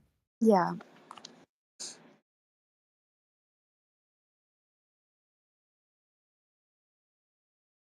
I could That's be a good point. totally wrong. I'm willing to be wrong about this, but I'm just curious to see if there's like any trends or similarities. It's just I can easily see how this could get real flipped because I'm not. I never dated a black woman, so all those See, would be at the bottom for me. So and then you ask a black guy, and he's like, "Oh, all these black queens are at the top for him." So well, I don't know because like I personally have never dated, you know, someone of a different race than me, but would I be opposed to it? No. Um, so I feel like this would be a little bit easy for me because like it doesn't matter their race, to me, you know. it doesn't matter, but like the features I'm not used to, so like I don't have. Point. So We have very few black people in our yeah. country. Let's I just was go with actually gonna that. ask you It's that very last. rare. I was gonna ask you that last night. But Especially like where I'm from in my area, my town has a population of 300. It's everybody's basically knows everybody, so you know it's it's not diverse where I am from at all. So it's getting more diverse here because they keep shipping in more and more foreigners. So I've probably met a lot more different races than Trace because I also work with kids. Yeah, and I stopped dating a while ago, so I don't really go out and meet hoes. I mean, I remember when I was like 10 years old and I saw a black person for the first time. That's so funny that you guys brought that up. I was totally gonna ask you that, like if there's a bunch of if there's any black people over there.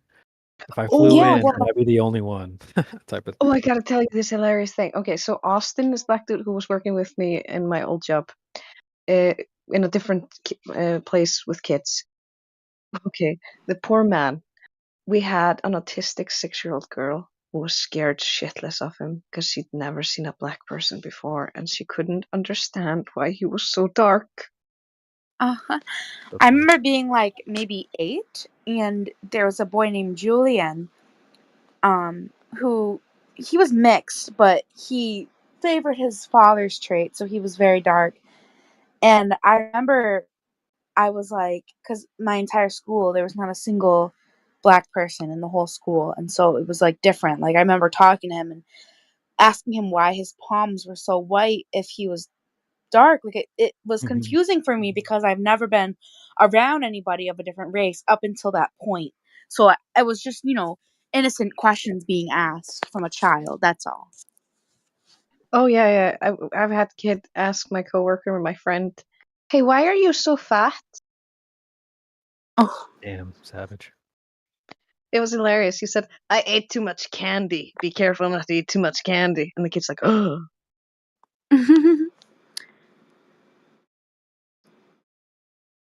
But yeah, we have a mixed race. Sorry, we had a mixed race cousin. No, yeah, it's cousin, right? If it's our aunt's son. Yeah, yeah, yeah.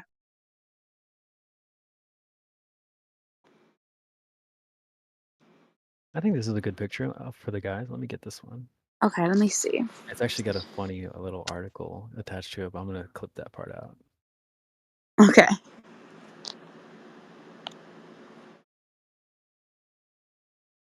All right, here's the guys. Maybe I can get a better picture because that picture of the girls is pretty bad.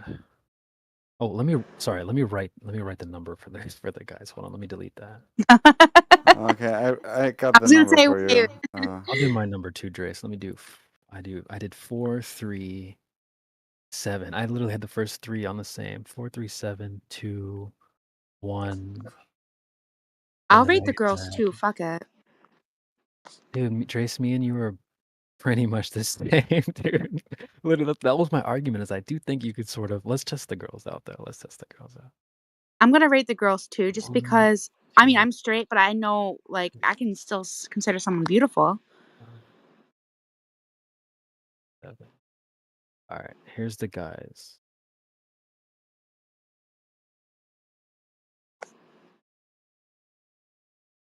Sorry, the numbers are kind of a little shoddy there, but you should be able to figure it out. Yeah, I agree. I think I do the guys too. No homo. I'll do the guys. 1. How come you chose just ugly guys though? Should I get a better picture? Let me try to get a better picture. This Are you like trying to make this hard? No, it's just difficult. Choose the shiniest turd, milady. Here, how about this one? How about this one? The shiniest turd. That is really fun. I've never heard that. Then you haven't seen the epic rap battle between, what was it, Mitt Romney and some guy where I can't say the Lincoln name right now. What's wrong with me? I don't know what you Abraham said. Lincoln shows up in a giant eagle. If you haven't seen that, I'll send it to you. I don't know what you're saying. Number 6 could have it any day. No, I'm just kidding. Okay, let me actually rate this. Okay, so you want me to rate the second photo? Well, for the guys, you can choose. Yeah, I'll delete the first one because clearly we don't Okay. like those guys. And actually, the article was like, which one of us is gay? So that was kind of funny. But more diverse. No wonder they were all giving off wimpy vibes. No wonder you didn't like them. Okay, that makes sense. All right, she says 7, 4, 7, 4, 8. Interesting. 2, 3, 6, 5. 1. Interesting.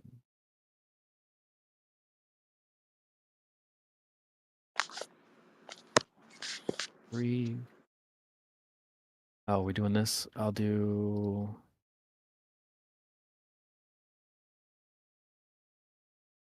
Let's see. You guys both agree. I think we can all agree 3 is at the top.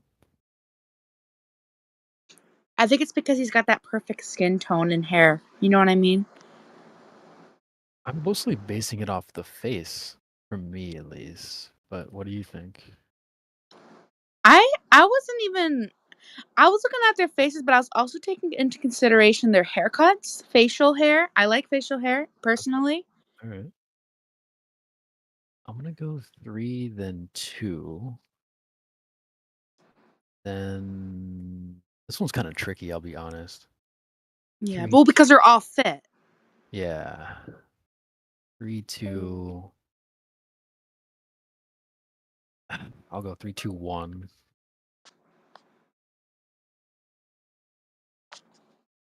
4, 5.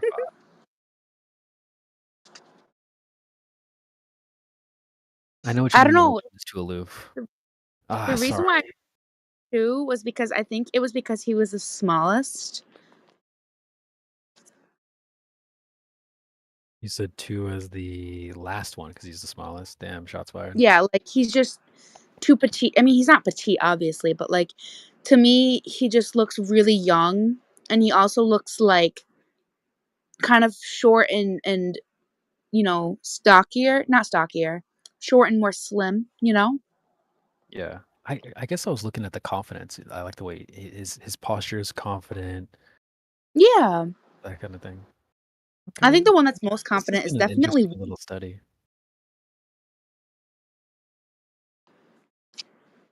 Isn't this crazy how it's like so?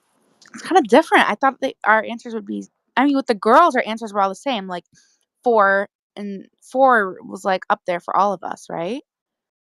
Yeah, I think we all agreed 4 was pretty, you know, top of the leaderboards. And what does 4 have that the rest doesn't? She's light skinned, light haired, long hair, smiling. She's Yeah. smiling. Probably wasn't the best example. Maybe I should get a group of Yeah. girls instead.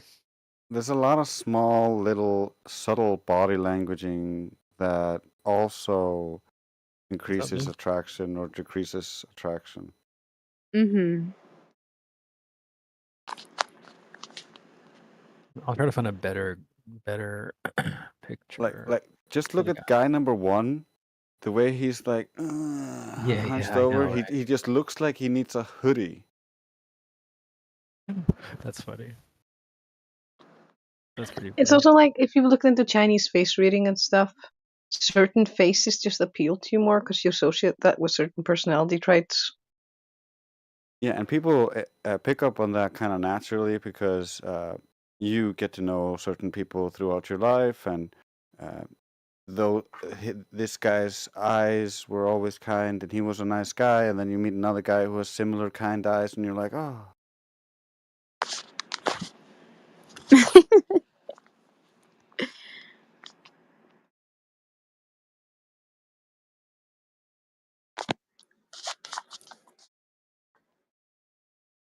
It actually is hard to find pictures because I actually looked up diverse group of women, and you know how hard it is to find a group of like. I know what I could look up. Hold on 1 second. Yeah, it's also there is like for sure a little bit of a scale. Like the picture creation Bear showed us is these guys are not horrible looking, although the guy on the left is horrible looking to me. But also I Yeah. just can't see the black guy. So It's not. Yeah, it's not too diverse. But what I looked up was let me label them. If you want, I can send another image of girls. yeah, so what you could do is you could get a really diverse, like going from an extreme to not, and then you would probably get a pretty general consensus on like how things look unless you're talking to people who are very twisted. Mm-hmm. But if they're too similar, it gets hard. Yeah. This Alright.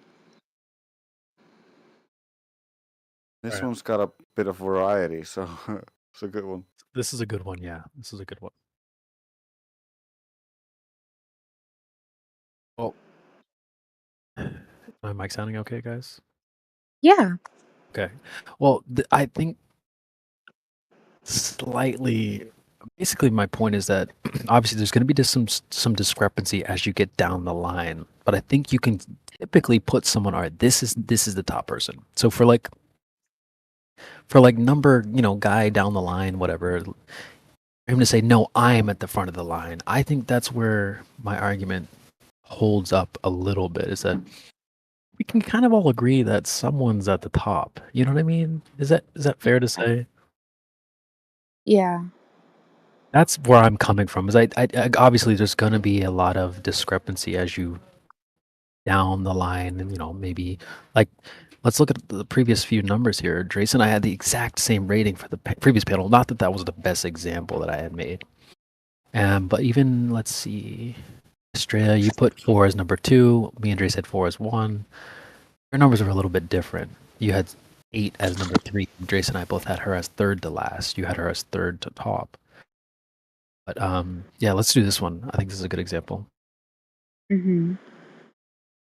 Where are you getting 7 from, dog? He put 7. I was like, what the fuck did I do? That's a great example. 3. Ray said 5 first. Okay, yeah, I see you. I see you. I was just fucking with you. I just put some random numbers in there. Did you? Oh, you dirty dog. Let's see. I find it funny that I put 4 for last, yet Drace put 4 for second. He's trolling. Yeah. Drace, do it for real, bro. But I think we can all agree, like, face-wise, ratio-wise, 3 would be number 1. 2. Yeah, Or 3 is 5. winning with ratio. But if we were in ancient Greece and fat women were in style, then 4 would be winning. Yeah, for me, I think face goes first. I think that's a really big thing. Yeah. Then you I have your didn't body even think because for me, body. like 3's body isn't my favorite. I would say like maybe someone else's is better, but she clearly seems to be she's nice. Maybe the best face there, most symmetrical perhaps. So yeah, I would go. I do like 5 a lot because Yeah, she's 5 is Asian. super cute. Yeah, no, I would agree. Everyone loves Asians. Yeah, creation. We had the exact same fucking numbers. So this goes into my that's my argument is I think you can typically take a group and say, all right, well this is where it would we can order them this way. Not that it would be the same for everybody, but I think there's a somewhat of a trend. But if you start including other things like personality and socioeconomic status and all these other traits, then you start getting into like, obviously it starts to break apart, type of thing. So Yeah, but like I said, the trend is based on the culture and the norms of the people there, like your norms. So it's completely subjective based on the culture. well, wouldn't that would get into like body and other things like in Africa, right? They like, it's like more of a higher status to have like a kind of a fat, chubbier type of thing from what I've learned. So I'm trying to take that off the table and say, let's look at things like symmetry But of the face. you can't take that off the table because whenever we judge anything like this, we're judging it from that perspective. You Well, can't remove it. I don't know because Do you based want off me to do? Go Go ahead. ahead. Oh, I was gonna say, do you want me to do one more? Because I found a really good one for boys. Yeah, let's do another one because I want to test out my theory some more. Okay. It's not very good. I mean, there's no African Americans, or should I say blacks? I don't know How which dare one. you? I don't know what to say. I don't want to be called like racist. Oh, you're But fine. it has This one's blurry. Hold on, let me try to open is it it up. really? let's get a. Can you get a better? Well, I guess it's not bad. It's just blurry for me, but I think I can do it. I can do it. Okay. 6 is number 1 though. Yeah, yeah. 6 It's also good to note that, like, or in one photo you can look like a 3, and in another photo you can look like a 10. It kind of for depends on how well photogenic you are and how well you were photographed in that moment. Is that light flattering? So you're really just judging a single moment in time. In this moment of time between these people, who looked best in that exact moment? yeah. Yeah, Well, Because as I would soon as it say gets anything more, a lot of other stuff gets involved. it's yeah, not a and the more permanent number. diverse you get the people who are judging it, and the different standards of beauty that they have, then the more different results you're going to get. The more similar they are, the more similar the result. Yeah, right. The last two are tough. You put 3-5. I'm thinking 5-3. But I pretty much had the same as Estrella there. Yeah, I think also it's worthy to mention that this is kind of like with humor. While there are certain general themes, like when it's related to truth, whether it's completely abstract and so absurd far away from truth that it's funny, or it's so on the nose that it's funny, truth tends to be something that it can be comedic. Timing can be important, and there's some overlapping things that apply to most comedy. But what you personally find funny is always gonna change from person to person, especially depending on the region. Like, there's Right. a culture shock once you start looking at entertainment from a completely different country, and they have completely different jokes and idioms and all that stuff.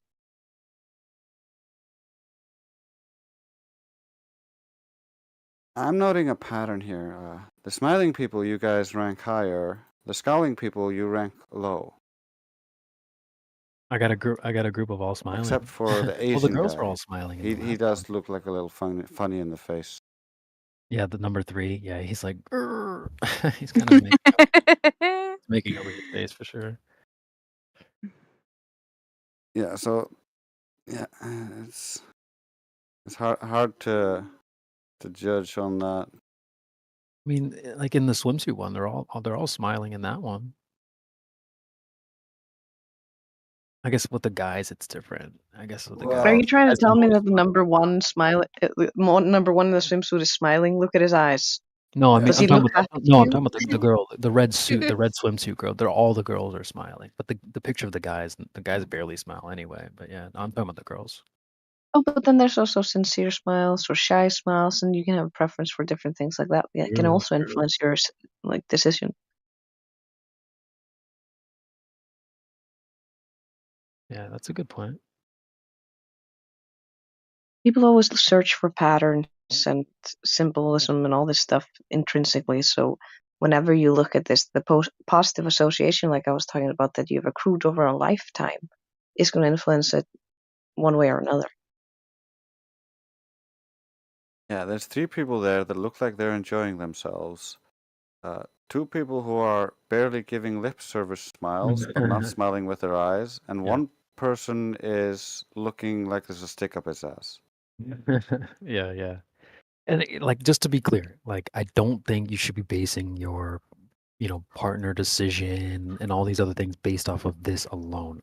My argument was if you just strip that away. I know Trace is like, you can't do that, but I think I'm just saying it's yeah. super unrealistic, because if you're gonna start comparing course, yourself to the whole world and just being like, there's thousands of pictures of really sexy men on the internet, therefore I'm a 4.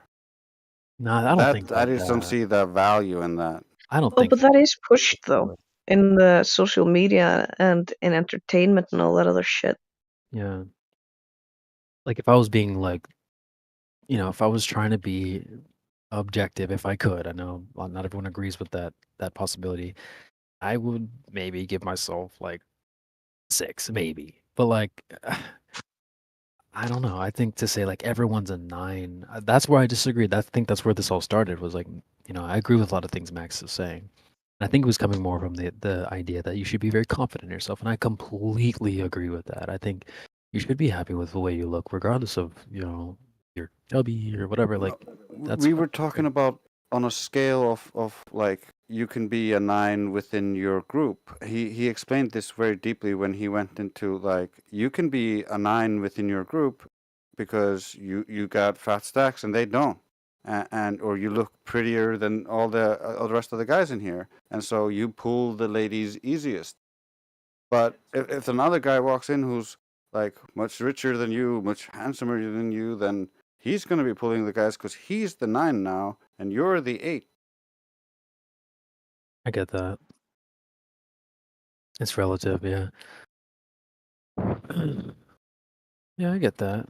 I get that. Compared to your group, yeah, they would slide around. Yeah. I guess I was kind of looking at it from a different perspective, I would say.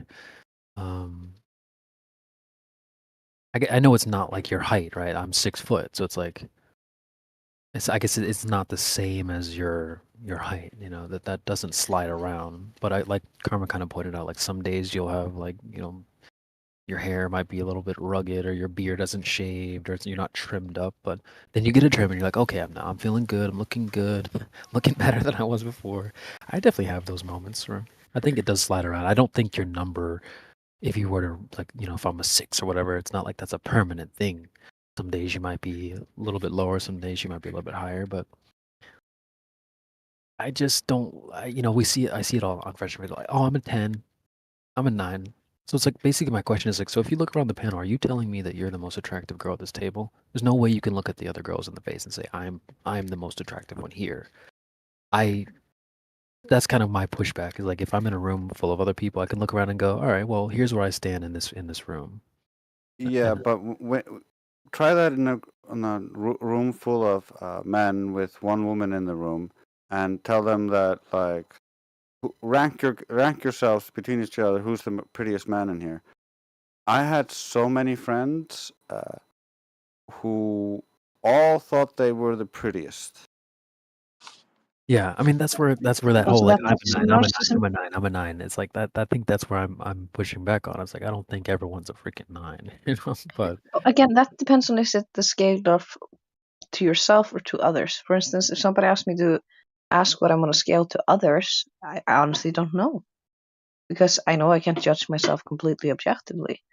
Like for instance, it's obvious that you always focus on different things with yourself than others. It goes unnoticed because just like if you're always used to seeing the world in a tint of green and all of a sudden the tint was gone, you'd be shocked because you're used to it. The same thing, you're used to seeing your own face, you're used to yourself. You're used to your own imperfections, and so you highlight your own imperfections in your own mind and compare them to people who you don't know and don't know about their imperfection. The guy who you think looks perfect actually has 3 nipples and a fucking tail. Or 6 toes. But it's also a case of it's hard to quantitate because, for instance, one person might give everybody high ratings, while another person might give everybody low ratings, including themselves. Are you Are you optimistic? Are you pessimistic? Like a lot of things can influence that as well. So Yeah. it should only be used as a tool. Like I say, if you want to use it healthily, you should only use it as a tool for yourself to help keep track of whether you are improving the way you want to improve. If you're using it to compare yourself to others, you're just using it instead of a useful tool, you're using it as a weapon to chop at yourself for no reason. I see that. I see that. I would just say it's about being honest with yourself and not overinflating or underinflating as well. Just being honest about where you stand, and I think that's okay. And that's taking confidence all aside. I think again, it's good. You should be super. I love the way I look. You know, I think most people should, and you should work on improving your skills and maximizing the things you can, and all that good stuff. But I can be honest and say, you know, I'm not the most attractive guy in the world, but I know I'm not the ugliest guy in the world either. So I think it's just there's that element of honesty. It's good to be honest about where you stand. So that's I'd even go so far to say you're fairly handsome. Yeah, who's comparing themselves to the whole world? Well, like, I mean, like that's where a lot of this comes from. Is like like they'll be like, all right, girls, rate yourselves or rate the girl next to you and those kind of things. And like, what they'll do is like, you're an 8, you're an 8, you're an 8, you're an 8, you're an 8, you're an 8, you're an 8. It's like, okay. Yeah, they rate That's themselves not next. Yeah, it's not, but that's how they see themselves, and that's how they project it onto each other, so that they all feel well in that moment. Yeah, right. Because Also, girls To do me, that. that's being you delusional. guys also aren't accounting for one thing. When you have a group of women, and for instance, when you see a lot of Fresh and Fit, and these are women who put a lot into their appearance and vanity, Yeah. they're not going to rate themselves low while being recorded in front of all these people. Yeah. They're not going to do that in front of all these other girls who they might be comparing themselves to. Right. However, these girls in a closed-off private setting with their girlfriends, well, they're going to rate themselves completely differently. Right. There's the public persona and the personal persona. Women, especially vain women, you can't take what they're saying at total face value, especially when it comes to things that touch the ego. Yeah, I know what you mean. The camera does change things. Like they do that. This same thing happens with like body count. They're like, "Girl, rate the girl next to you," or like, "Tell me the girl. Like, what do you think her body count? The girl next to you?" And they'll all be like 2, 1, 1, 4, 5. Like they all, it's like when the cameras are on, they're kind of all nice to each other type of thing. But when they do the whole like, "You're an 8. Okay, you're an 8. You're an 8. You're an 8. You're an 8. You're an 8." So you're saying you're all this like you're all on the same level. Like, that's I don't. Like we can all kind of like see that someone's a little bit more attractive than the other, just like in the chat here, you know, we kind of can agree like, all right, this guy's the Yeah. most attractive in this picture, or that girl's the most attractive in this picture, type of thing. So Myron and them have a point in that girls' relationships can sometimes be self-destructive when they're trying to be helpful. Yeah. Because like it's good to have a healthy confidence, and the fat girl with the pretty girl also needs to feel like she can actually get a guy, and that's one of the things that like I used to go through a lot when I was young. Like you would go out with this girl and she'd like, "I got a friend," and then she'd bring this fat friend, and then you'd have to bring a friend for the fat friend. Yeah.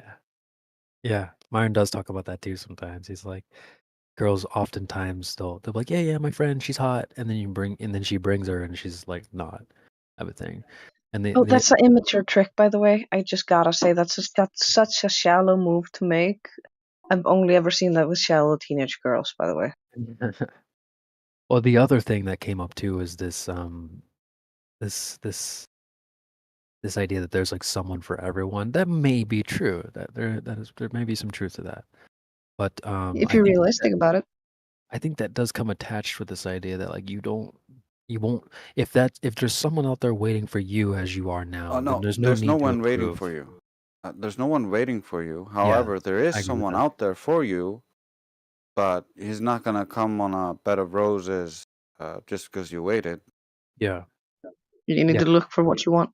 Well, yeah. Well, I was just gonna say too. I agree with that. It's like sometimes attached to that idea that there's someone for everyone is that you don't have to do anything to improve yourself. You don't have to work on yourself or do anything. That they're just there waiting for you. And you'll hear this. They'll be like, "Oh, I'm just gonna That's a manifest." cop-out.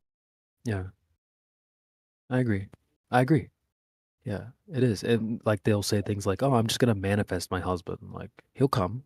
I'll just wait." And it's like, no, I don't know. Like you have to go work on yourself. Go do something to achieve that. Go get it.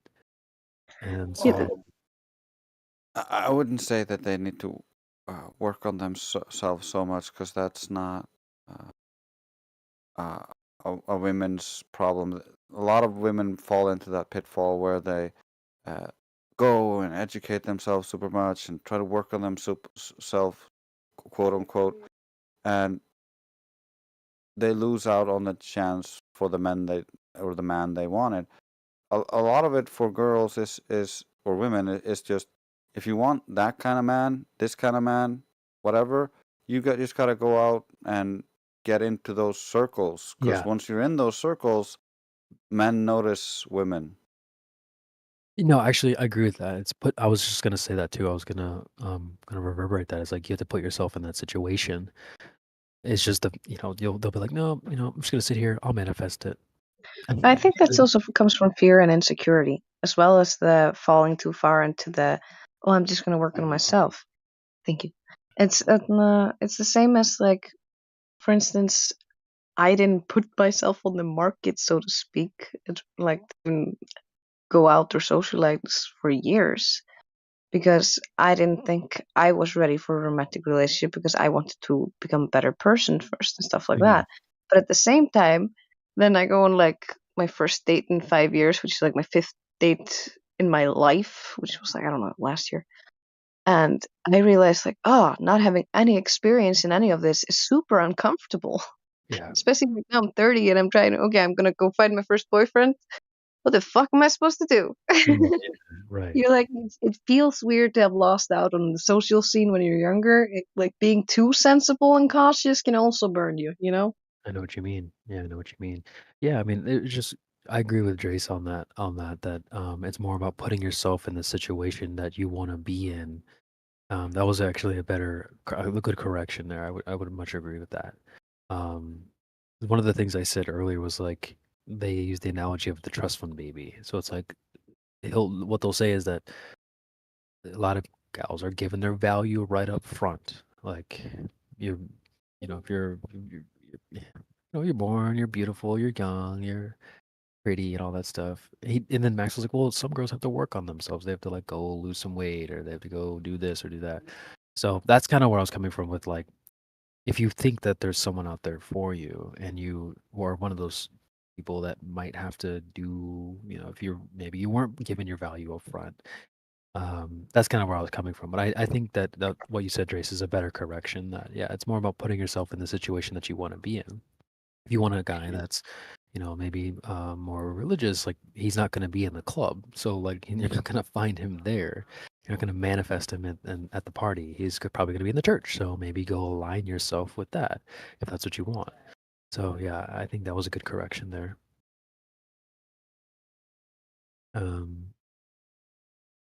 Yeah, I mean, when I was young, there was just the total Disney fantasy that, just give the girl everything and that's all you need to do. That's what she wants. And I've kind of come to realize that, especially in the modern times, like that's not exactly the way to get the person that you want to.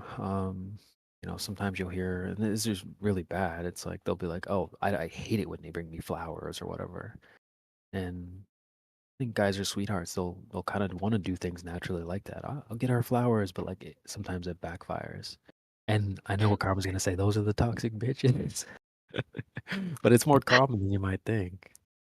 I'm just gonna say the good ones keep the flower for a fucking decade after drying it out. Yeah. I mean, when I got invited to the date ball at school by a guy who I never talked to before or after, I still kept that rose for like 10 years. Yeah. Yeah, and it's also a little bit skewed because Fresh and Fit is in Miami. They have a large group of crazy party girls, so they get more tilted towards that their audience or the people they get on their panels. Yeah, yeah. And then the sane voices are generally the ladies who actually listen to them. So they're dealing like it's kind of like you go to a disaster zone and they're providing relief to that disaster zone. Yeah. That disaster zone doesn't reflect all of humanity everywhere. No, That's a really good point. I want Because also- to. You go first. All right, I want to push back just a little bit on that because I do completely agree. If you're someone that wants to be on a podcast, you're a certain type of person. But and you're right, like, but I will say there is a little bit of a misconception, just in the same way that sometimes you'll hear the misconception with us. They'll be like, "Oh, so you guys are all Bible believers or whatever." Obviously that's not true. This is a very wide, a diverse group. And so I think they keep track of how many they brought on. I think they've hit about 2,500. That is a low number, of course. Not very, not representative of like say, if the population is 8 billion, that's barely even, it's a drop in the water bucket. But to push back on the I do think it is a little bit of misconception because you'll get some interesting folks that go on there. Like recently there was a girl, I think on the show I'm watching right now, I haven't finished it yet, but she works with the CDC, black girl, works for the CDC. She went to school. Like she's not like she doesn't live in Miami. A lot of girls will just like fly in to be on the show because they want to come and give their 2 cents. But Yeah, again, as that it does gets say more a lot popular. about you. Yeah, it does say a lot about you if you want to be on the show. Obviously, if you're quiet and you're like at home, you're not trying to be out there.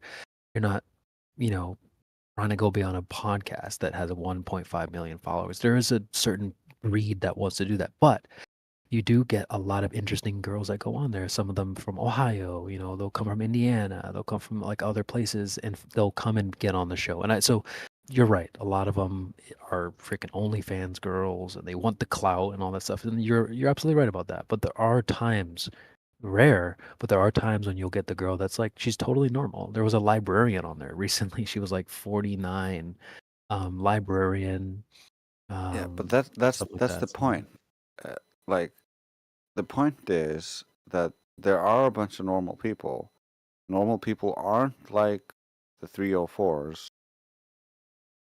The 304s really want to get on the show because they want they to want some advertise subscribers to their their OnlyFans. hoes. Yeah.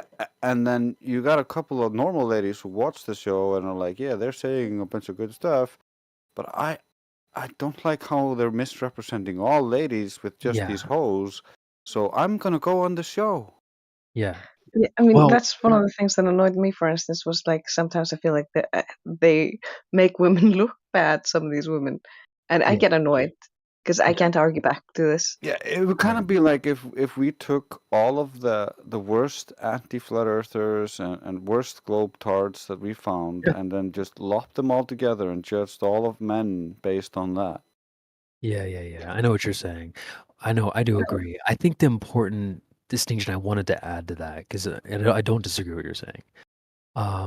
But I think that the one distinction I want to add to that is that what you do find, the importance of when you do get some of the other girls on there, like, librarian, or just like there's been some really sweethearts, some really rare gems on there. They come in, they dress really nice. They represent, like Karma says, they represent women well. You find that sometimes the mindset is similar. That's the important part that I notice.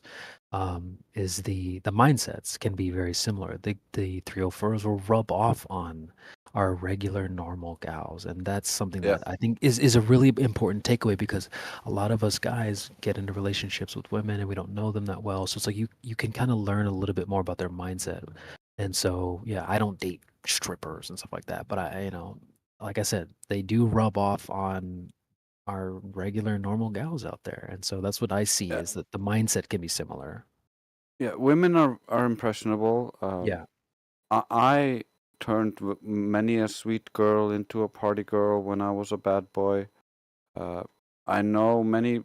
I know many of those party girls who lured their sweet friends to become party girls. Yeah. But just like I try to help Karma, like there's also good ladies who help the party girl stop being a party girl, and there's good men that stop them from being party girls, and they learn from their mistakes just like everybody else. It's just a lot of these party girls are so coddled because they got the sex and they can give it, and so people like men do a lot of stuff for that, and because they keep giving out, they keep getting stuff for free, and it's easy. And That's society. why. Okay, now I really want to say, because I have two things now that I want to say. Okay. First of all, the most important thing there is if you grow up when you're young, formative years, with a good role model that inspires principles in you, you're not going to get pulled into any of that bullshit. So I avoided all this nonsense. Right. Second of all, the girls with a high body count and the seeking validation through sex and attention and all this bullshit, generally they're either come from a home that isn't providing everything they needed, or it's one of the ways to seek validation. It's a way to get funds because they don't have morals. Or it can also sometimes be where I'm forgetting the word. It's kind of like the attention seeking and the insecurities and the validation online, along with the social peer pressure and all this stuff. Yep. It's they're being taken advantage of almost Oh by yeah. this whole culture that's being created around this. But it's so easy to see with all these fucked up ideologies, and not just with over sexualization, but all the other stuff that's happening nowadays. If you have even one good, solid role model, a good woman in their life, the girl is not gonna fall for that shit. Like I've seen it myself where I have kids that were with me since they were 6 years old until they were 10 years old. Then when they get a little bit older and they start getting into fifth and sixth, maybe seventh grade, and they start thinking about sex, love, and all these different things that they keep fucking with you about in mainstream stuff. Right. Just being able to come to me out in the yard, in the schoolyard, sit down for maybe an hour or two and have a conversation where there's no judgment. They can voice their concerns based on what they've seen, because girls learn a lot through the social scene. That's how we're programmed to fucking learn things, from mother to daughter, granddaughter to daughter, and all this other stuff.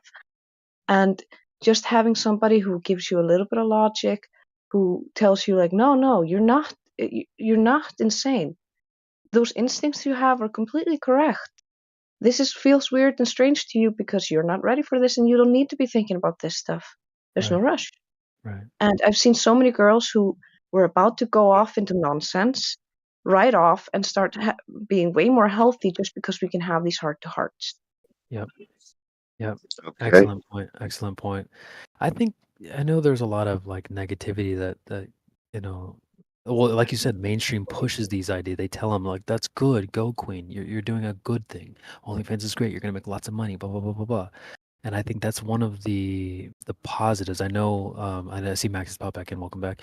You were saying like there's sometimes like women get cooked in there, but I think one of the positive sides that comes from it is they can show you that maybe that's not such a positive thing after all. Having that heart to heart, saying, well, if you want a husband in a marriage, maybe that's not the right path to go down. And so, yeah, I do agree with you, Carmen, that you're making a really good point there. A role model is really important. And like you said, sometimes they just need guidance. And sometimes you can get that from folks who want to share that message with you. So, yeah, go ahead, Max. I'd like to add in. Yeah, because you're right. The culture is permeated with the 304 sort of attitude and behavior, and they're pushing this, right? And in not just overt ways, but subtle ways as well, with the boss woman and, your career first and, later for families. And you can have babies when you're 45 and 50 years old. And they're pushing this sort of ill behavior, offering up, all of this birth control and next day you can flush the baby pills and all this other jazz, right? So they're kind of reinforcing the idea that women should behave like men and be sexual predators. And so now we have a culture where we have legal prostitution, right? OnlyFans, right? And women thinking that their intrinsic value should get them some sort of material value, right? And those sorts of behaviors. And it has permeated the culture, and it's getting more legs as opposed to having its legs cut out from under it in all sorts of different forms. Yeah, we need more role models. However, unfortunately, at the same time, we have an absence of parents and people who are parenting, and we have a disconnect between the generations where there's a lot of pushback. And, you get a lot of, well, you don't know what you're talking about. Oh, well, this is a different world. Oh, well, that's how you used to do things. However, there are things that are tried and true that are never going away, right? You make babies the same way no matter what. Biology is going to stay the same no matter what, right? So we have to change this culture where women think that their body should get the material gains as opposed to getting them a long-lasting relationship and a family and a community. I don't know how to do that necessarily, but there does need to be something because it does seem to be a bit rancid. Yep. It's also same with, just like when we have a Glober who is a pathological liar because he's used to getting away with sophistry. The same thing happens when you have a pretty girl who's used to getting fawned on and getting told all kinds of things because she's pretty and they want something from her. And if she's not taught they want something from you, she'll first of all believe all these things that they're telling her, that she's a 10 and she's the hottest girl in the world, to try to get her to bed. But it teaches her that she can get away with a bunch of things so long as she offers up what's between her legs. And it can breed a certain type of women that are just insufferable, to be honest, just like the worst Goldberg. And also the fact that they're teaching women that they have to out-earn men, they have to behave like men, and they need to take on those sorts of masculine attributes. And, I don't think that's really good, but this is what they're telling women they need to do. They're forcing them to go into STEM. Now you can make it available for them, and they should be allowed to go into any field that they want to, as they have for so many years. And yes, we're going to have them push back if it's a field dominated by anybody. I'm sure male stewardesses got pushed back when they got on those airlines, but there's going to be pushback in any of these fields, if it's dominated by some particular party. That doesn't mean that you can't get into it and that there won't be room made for you, because it will. So from the time that they've been able to make their own choices, they still go into fields that they find attractive, which are generally nurturing community sort of fields. So It's also at the same time they're emasculating women, they're feminizing the men. And Trace just pointed out to me a good example. For instance, one of my best friends for many years, she used to have a thyroid problem or something that fucked with her hormones and shit. And she was super masculine, and she was married to a man who was very effeminate and subservient. Then when the doctors finally found out why she couldn't lose any weight and kept having being so bossy and mad all the time was because of her hormone problem, they gave her some medication and the hormones evened out and she started getting fit. But at the same time, her mood swings evened out and she didn't feel bossy and controlling anymore and stopped being so masculine and started trying to treat him like an equal, like a partner, and asking for his opinion and insisting on it even. And that broke the marriage because what he wanted was a bossy wife who would tell him what to do, not an equal partner who would discuss it over with him. They ended up breaking up amicably because they were just like, this doesn't work anymore. But it was obvious that they couldn't work with a feminine and a feminine. They'd only work while she was masculine. Yeah, in other words, they do want effeminate men because effeminate men are easily controlled and ruled, and they want masculine women because masculine women are easily manipulated, and they are kind of like men in that they're don't mind sleeping around. They're all over the place, but it also makes it so that those effeminate men who control most of our society get women that they want. It's the perversion of traditional values in every way, like they always do. They preach inclusivity but use it to exclude. They preach tolerance and then attack you with intolerance and hate while calling it hate speech. I mean, they're just hypocrites through and through, and that's the theme that you can see throughout it, all of modern history. All of you guys are making great points. I'm about to take this maybe too far. Maybe, I don't know. How do you guys feel about polygamy? I've heard that this is a way of living that used to take place on this earth, and monogamy was set into place so that the top man doesn't take all the women. That's just what I've heard. Well, the way I see it is a great man can be loved by many women, and I don't see a problem with that. Many more biblically minded people would probably be more like, well, supposed to have one spouse, and I don't see a problem with that either. Like, if you want to dedicate yourself to a person, that's great. I don't have a Well, problem with the idea of polygamy if you can make it work for yourself and you can afford it all. That's up to you and your partners, and what you guys can afford and work out.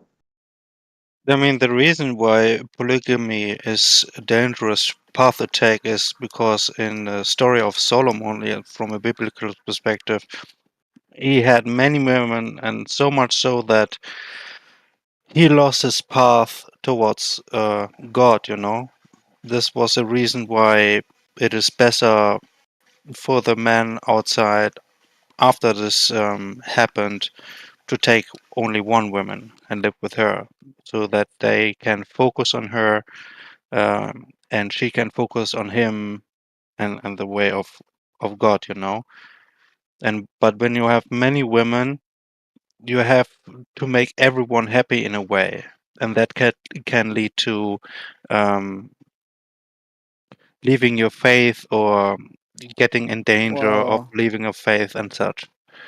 well, not according to Islam. There's different religious views on this, and like you can have many wives there.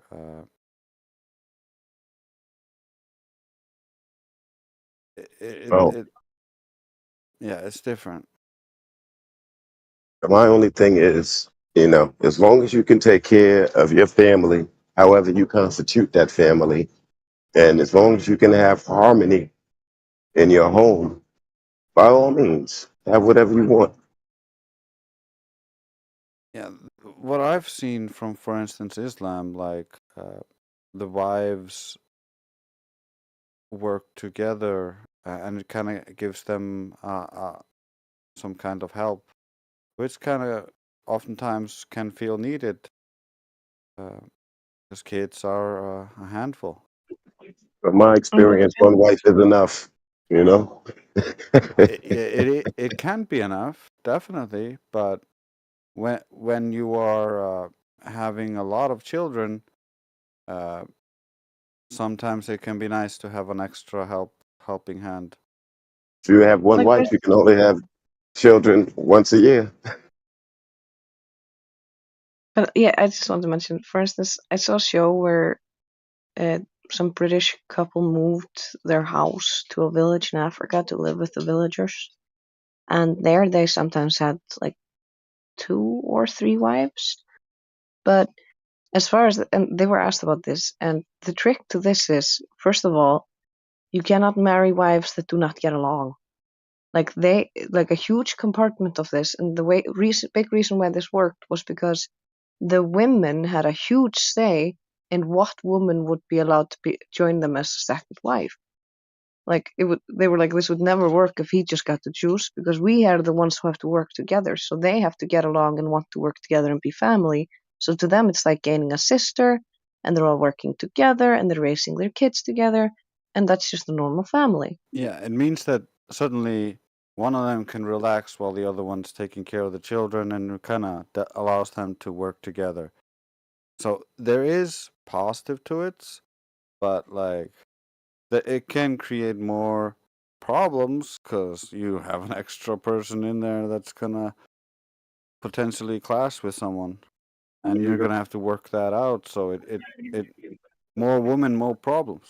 It's How also many people? historically, generally, it's culture-wise that when polygamy comes about, it's because of something like, for instance, if the men sometimes die on the hunt and you have more women than men, then this is going to be a natural development. The same thing has actually happened in reverse, where in some fishing villages, I think it was a fishing village, there was somewhere where they had more men than women, and the men would often die at sea, so the women in this one fishing village had like sometimes 2 husbands, because it was not uncommon to lose one of them. You had to keep the house going. I remember hearing about that a long time ago. I thought it was hilarious.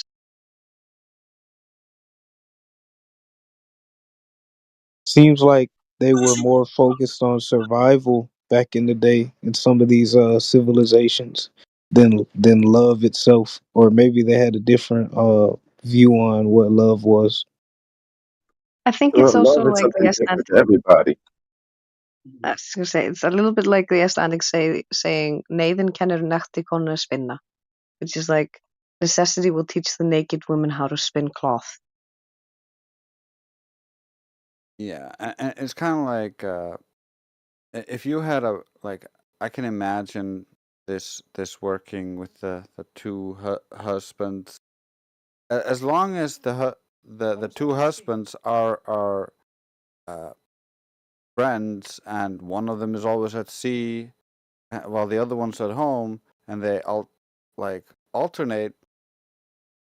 I can see them being okay with that, rather than being alone when you have such a disparity in numbers. Wow, you took it in.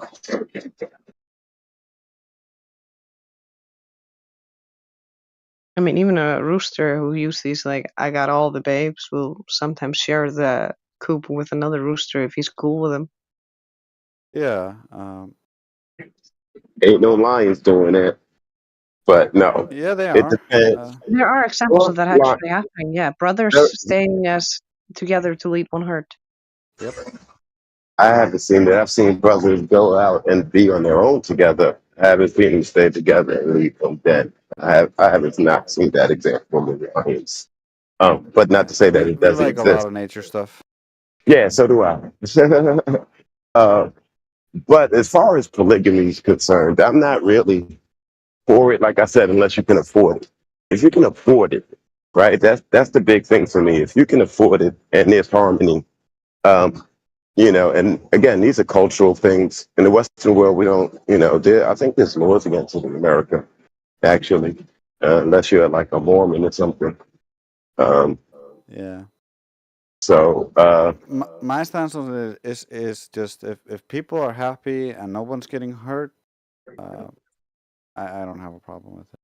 yeah, I think I could co-sign something like that. But I don't want everybody telling me to pick up my socks. So, like I said, one is enough. Good point.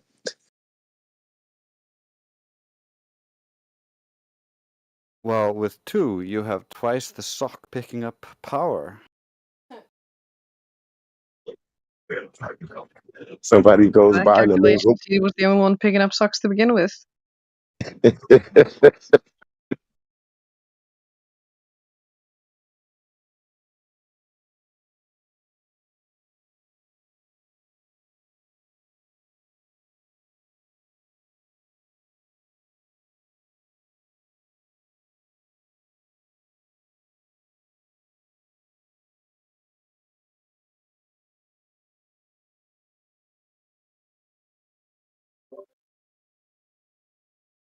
I mean, all of this leads into, my soapbox, which is we need more families and we need more communities and we need to come together more. I see too many people spending far too much of their lives well into their 30s and 40s, and they still don't have a partner or haven't had a relationship for more than 5 years. And that's pretty frightening, considering that you should be out in this world. You should be out experiencing the world. You should be out here making your way, learning how to move, learning what you like, learning what you don't like, as opposed to accepting certain aspects as if those are the things that you should go for. You should go for what you like. And in order to find out what you like, you got to experience a bunch of different things. You just can't settle on the first thing and be like, oh, I like that and I'm going to have that forever. No, you have to go out there and experience a bunch of different things before you say, okay, well, this is the one I like forever.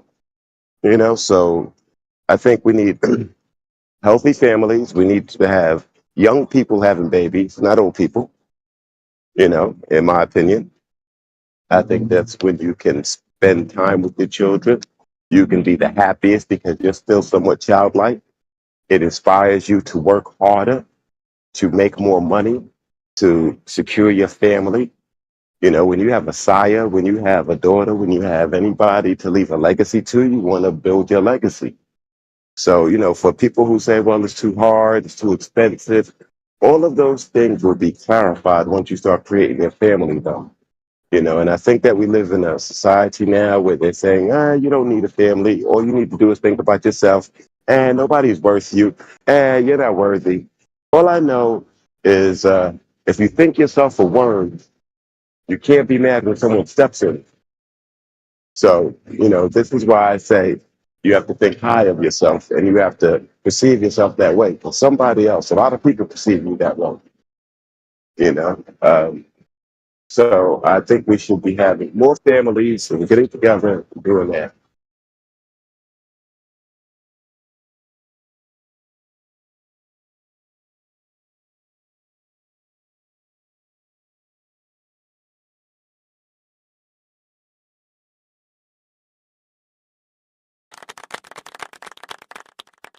Yeah, I mean, that's the pendulum that's trying to swing back. Things have gotten so out of whack.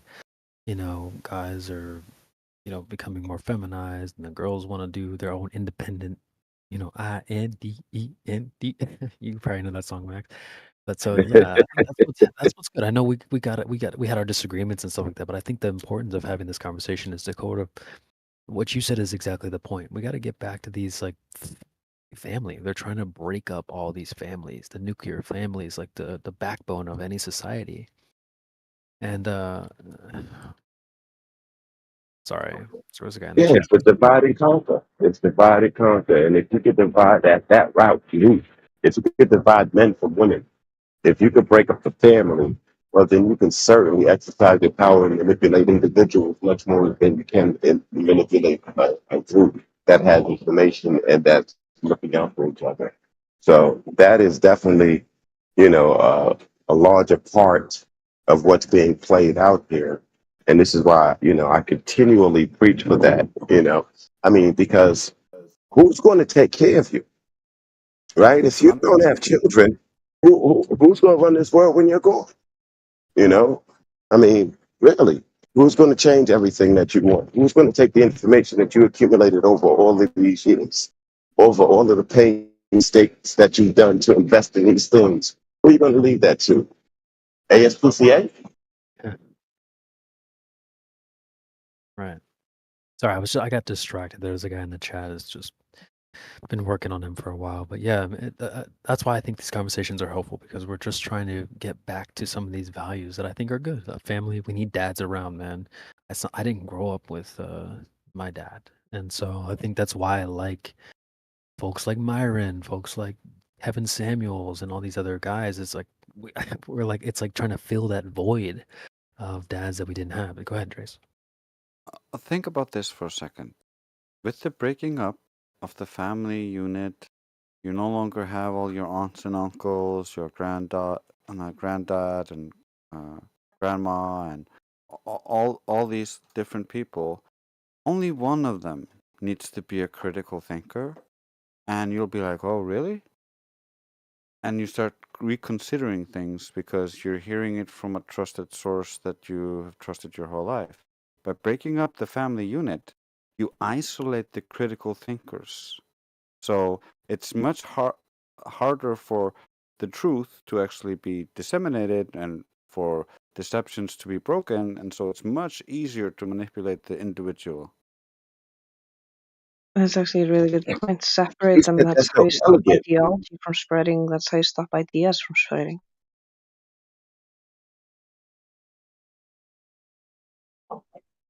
You guys were so elegant in your explanation of that. He is an eloquent son of a bitch. I have I think 2 books, or at least 1.5, but that's just called Trace Quotes. Although I will admit, majority of it is just really funny shit. Don't take advice on raising children from people who don't have children. Well, not always. There's exceptions to the rules. For instance, you should take advice from me. I've been helping raise children for 10 years because of my job, and I helped raise my nephew since he was born for 5 years. But I don't have any children of my own. No, I completely understand, and I stand on my spot, though. But I'm not saying that you don't have information, that is relative and that is helpful. I'm not suggesting that at all. I'm just making a blanket statement because so many of these doctors write these books and they don't have any children and very little experience raising them as well. So a person like you who has spent time with your nieces and nephews and raised children, that's a whole nother thing, Yeah, there's also we know a lady who's now high up in our government, she's in the Makkah. Oh, Bartek. It's like child. It's like Child Protective Services, Higher.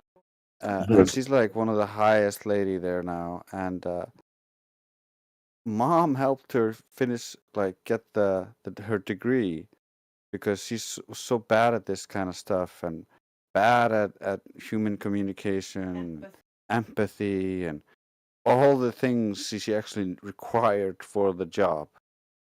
So some people are just in positions they're not like supposed to be in because they're not capable of doing the job that they're in charge of. People get by lying too much in this world. And another thing about the extended family thing, like you can see it time and time again what a positive effect the young have on the old and the old have on the young. Because you see it, for instance, one of my favorite examples of that is that show in Australia, like retirement home for 4-year-olds. Because you see these old people, and a bunch of them had pretty much given up. They were like, I'm not going to improve, I'm just decrepitating away, and I can't do this, I can't do that. And then after a few weeks with these kids, they've all made remarkable improvement because they get inspired to actually get up and go and try to play. And the person who's been in the wheelchair like for years now actually got up and used the walker for the first time in years because she didn't want to be left out and playing on the swings. Like sweet little things that you see.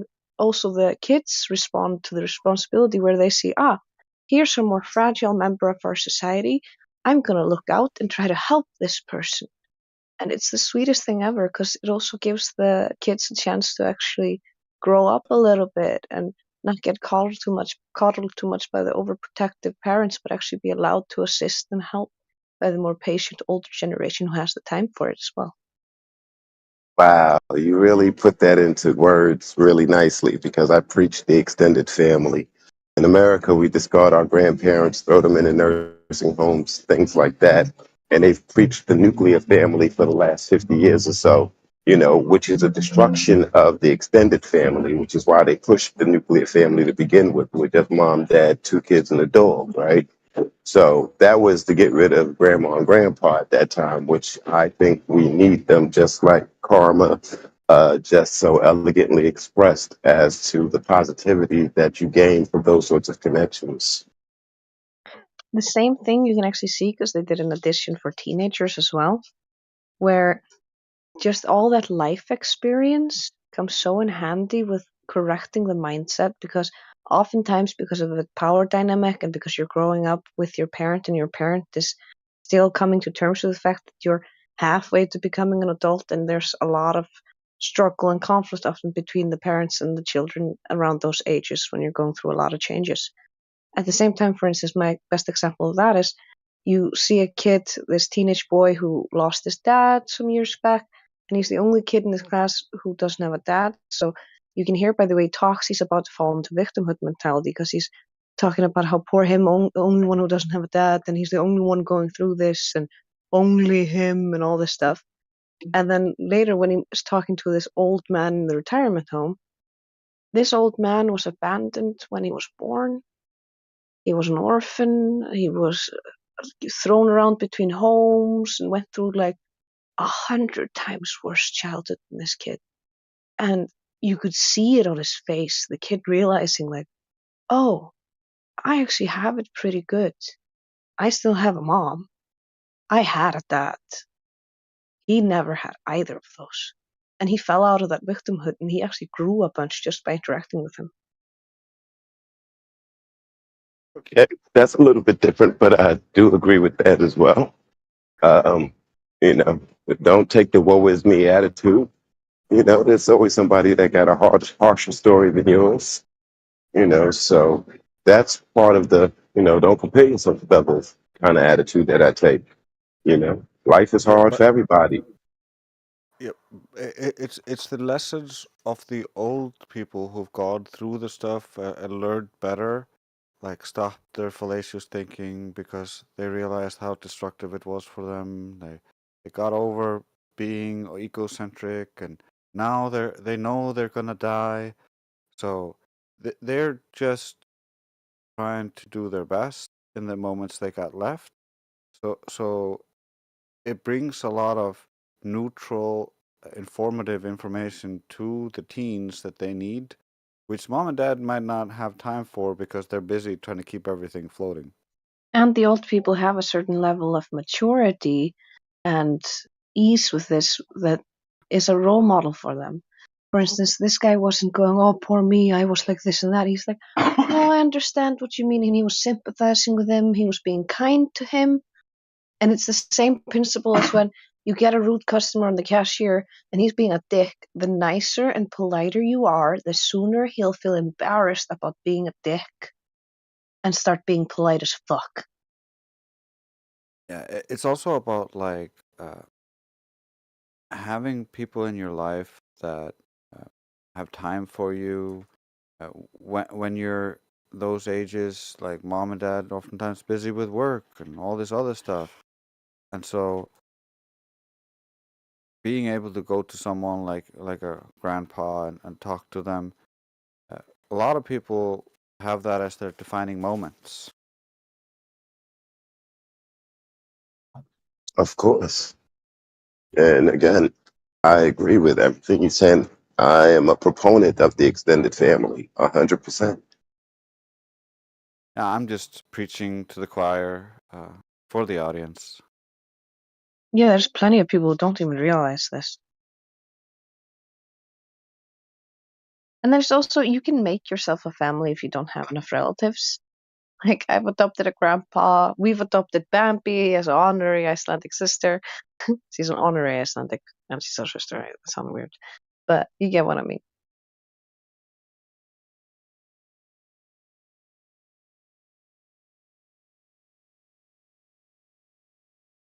It's kind of like when you have a really a best friend, they make your life better, and you might start calling him brother, and he might call you brother, and you might be like brothers. You've made yourself a brother.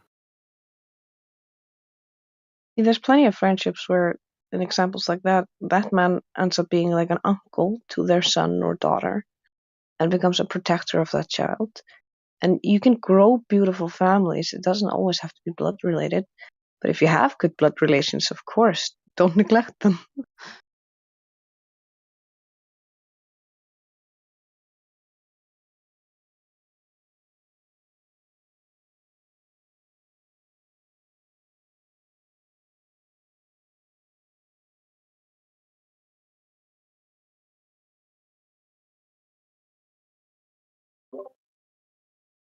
Sorry, I've been in the chat, man. I've been chatting with this guy Mitchell in the chat. But it's just annoying. I'm trying to deal with him. He seems like he's being all right, but I've been kind of not focused on the VC, so just wanted to check back in with you guys is all. Maybe I should not worry about him so much and worry about you guys. I like you more than I like him. Well, you're in a limited time with us because it's already after midnight and it's soup day tomorrow. Yeah, I have to go soon anyway, too.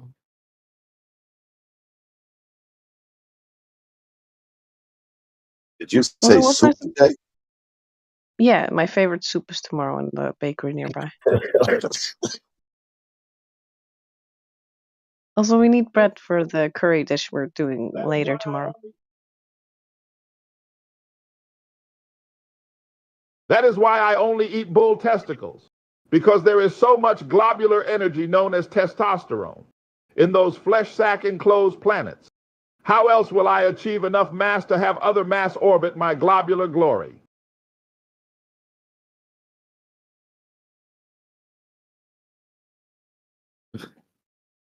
Does that guy have a name? Pastor Balls? Is that what his name is? Yeah, I call him Father Balls. Father Balls. Yeah, I love it. That's mad funny. Speaking of names, wasn't I supposed to ask you why you chose Creation Bear as your handle? Oh, me. Yeah. And then, well, I mean, we were talking with some guy earlier named Venus, and he was saying that he still believed in like the Big Bang and all that stuff. And I think when you're presented with like this topic, you realize that it's not. You can't just have an explosion make a flower. You can't have an explosion make reality the way it is. It seems like there's too many things that happen in my life that are too peculiar to be just random coincidence. I don't really believe in coincidences that much, really. There's an old saying in I don't know if it's like Hinduism, but like you'll hear like Zen teachers say that all snowflakes fall where they're designed to fall. And so I do align with that to some degree. I don't think that this is just a random thing. So I think when you're presented with a flat Earth, you're presented with the idea that this place was created. So for me, well, I'll give you guys a little secret. My name, well, Karma probably knows this already, but my name is I share a name with a common quote conspiracy theorist. It's actually really funny. And again, there's no way this could be random that my name is what it is. You guys have heard the guy that's like, they turned the friggin' frogs gay. Well, that's my name too. And there's no way that that's just random, and I am who I am today, knowing what I know about the earth and stuff like that. So how could that be a coincidence? But anyway, so I was actually rolling around on the internet with that name, and it was Arwen who I was in his chat, and he was like, "Dude, you're like," he thought I was a troll who's gonna ban me, and I was like, "No, no, I'm legit. I'm cool. I'm good." And he's like, "Well, get another name, dude." So at the time, I was with the Bears, hanging out with the Owen Benjamin and the Bears and stuff like that. And like I said, I'd realized that this place couldn't just be some random poof into existence. It had to have been created. Cakes don't bake themselves. So I came up with the name Creation Bear. So that was how the name was spawned. So yeah, that's my story, and I'm sticking to it. I haven't changed the name since. I don't even hang out with the Bears or anything like that. Yeah, stop hanging around with the Bears, man. That's not a good group to hang out. They like each other way too much. I haven't hung out with them since he got kicked off YouTube. Like I've been hanging with you guys for years now. So That was yeah, a joke. You know, the I Bears know what you joke. mean. You Yeah, know, I know what you so- mean. Yeah, I know.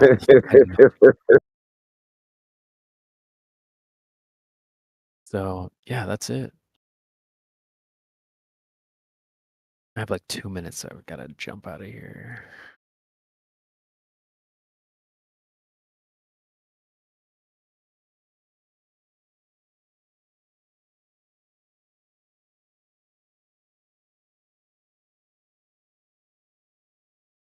Arwen was in the panel just recently too. It was kind of interesting catching up with him. He over there with Glowbuster, right? Yeah. Oh no. Yeah, okay.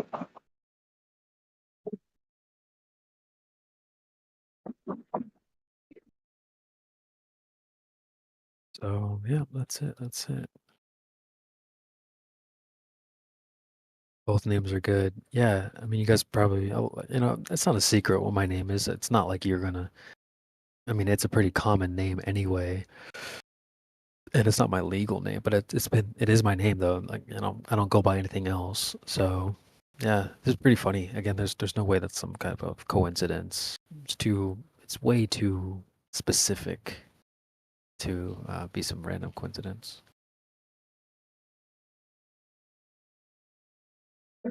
You know, I don't know. I used to believe in karma. Now I'm not so sure. I believe in projecting and, putting out good energy. But I don't believe that necessarily that everybody who puts out evil gets that back. Seen way too much in this life for me to think that. But I don't know. I really can't say. I've seen too many bad things happen to good people, and too many bad people get away with things that they shouldn't get away with.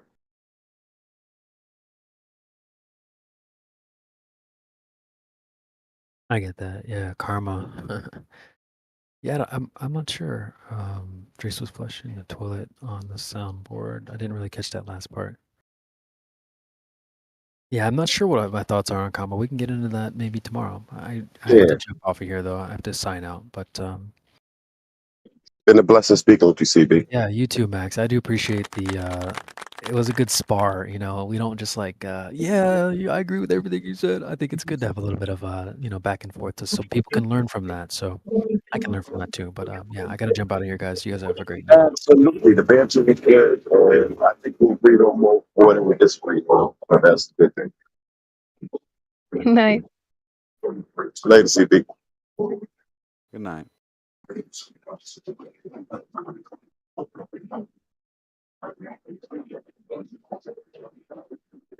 I think we established that for the most part, beauty is subjective, but there is a general standard or a general standard that most can agree with, and there's slight variance there just because of the subjectivity of it all. I would agree 100%. Like I said, I know that there are studies that show these things to be true. Nothing is 100% accurate, and people have their preferences built in. And so there will always be some deviations. But in general regards, there is something symmetry. There is something about the beautiful people of the world, right? There is something about it. That's not act like there aren't. There isn't, because there is. Beautiful people have an easier path. People offer to do things for them. Doors open easier for them. And this is why there's those standards and why people compare themselves to those standards of people that are receiving excellent treatment, right? But that's not what makes a whole person. That's not what makes you fully beautiful. That just makes you very shallow if that's all that your standard is.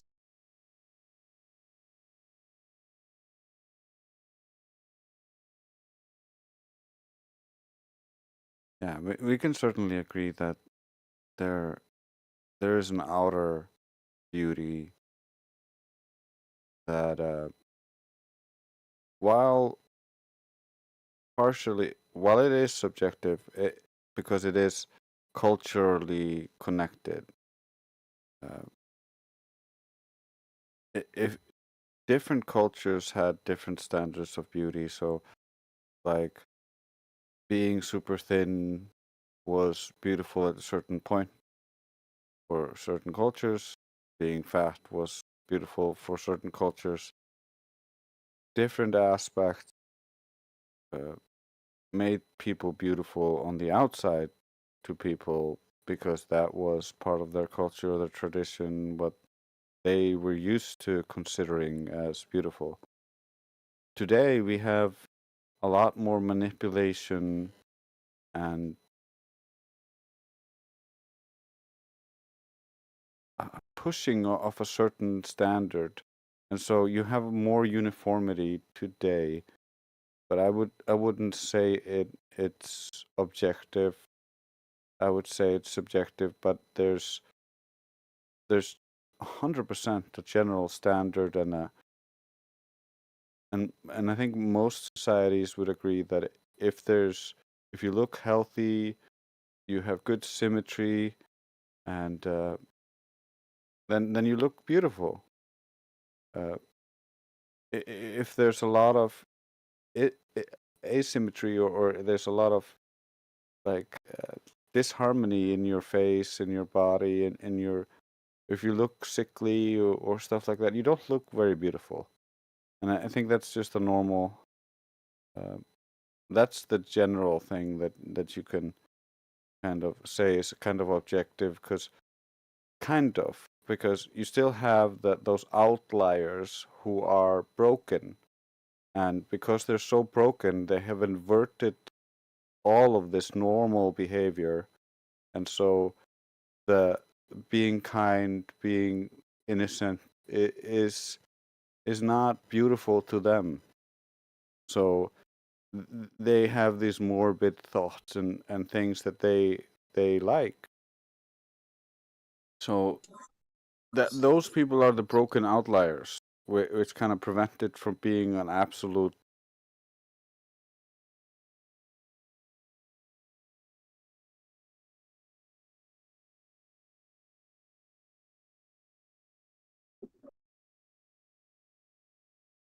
Yeah, I would agree with everything that you said, but I would also agree with Creation Bear because the symmetry is important, and that is generally the standard of what constitutes outward beauty, facial beauty, um, as opposed to just uh, the physical form as well.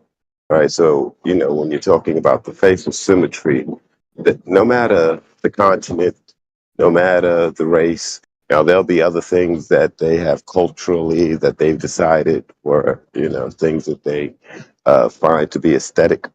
But generally, symmetry is across the board. Nose centered, eyes this far apart, yada, yada, yada, face this wide, yada, yada, yada. I think those things are pretty consistent.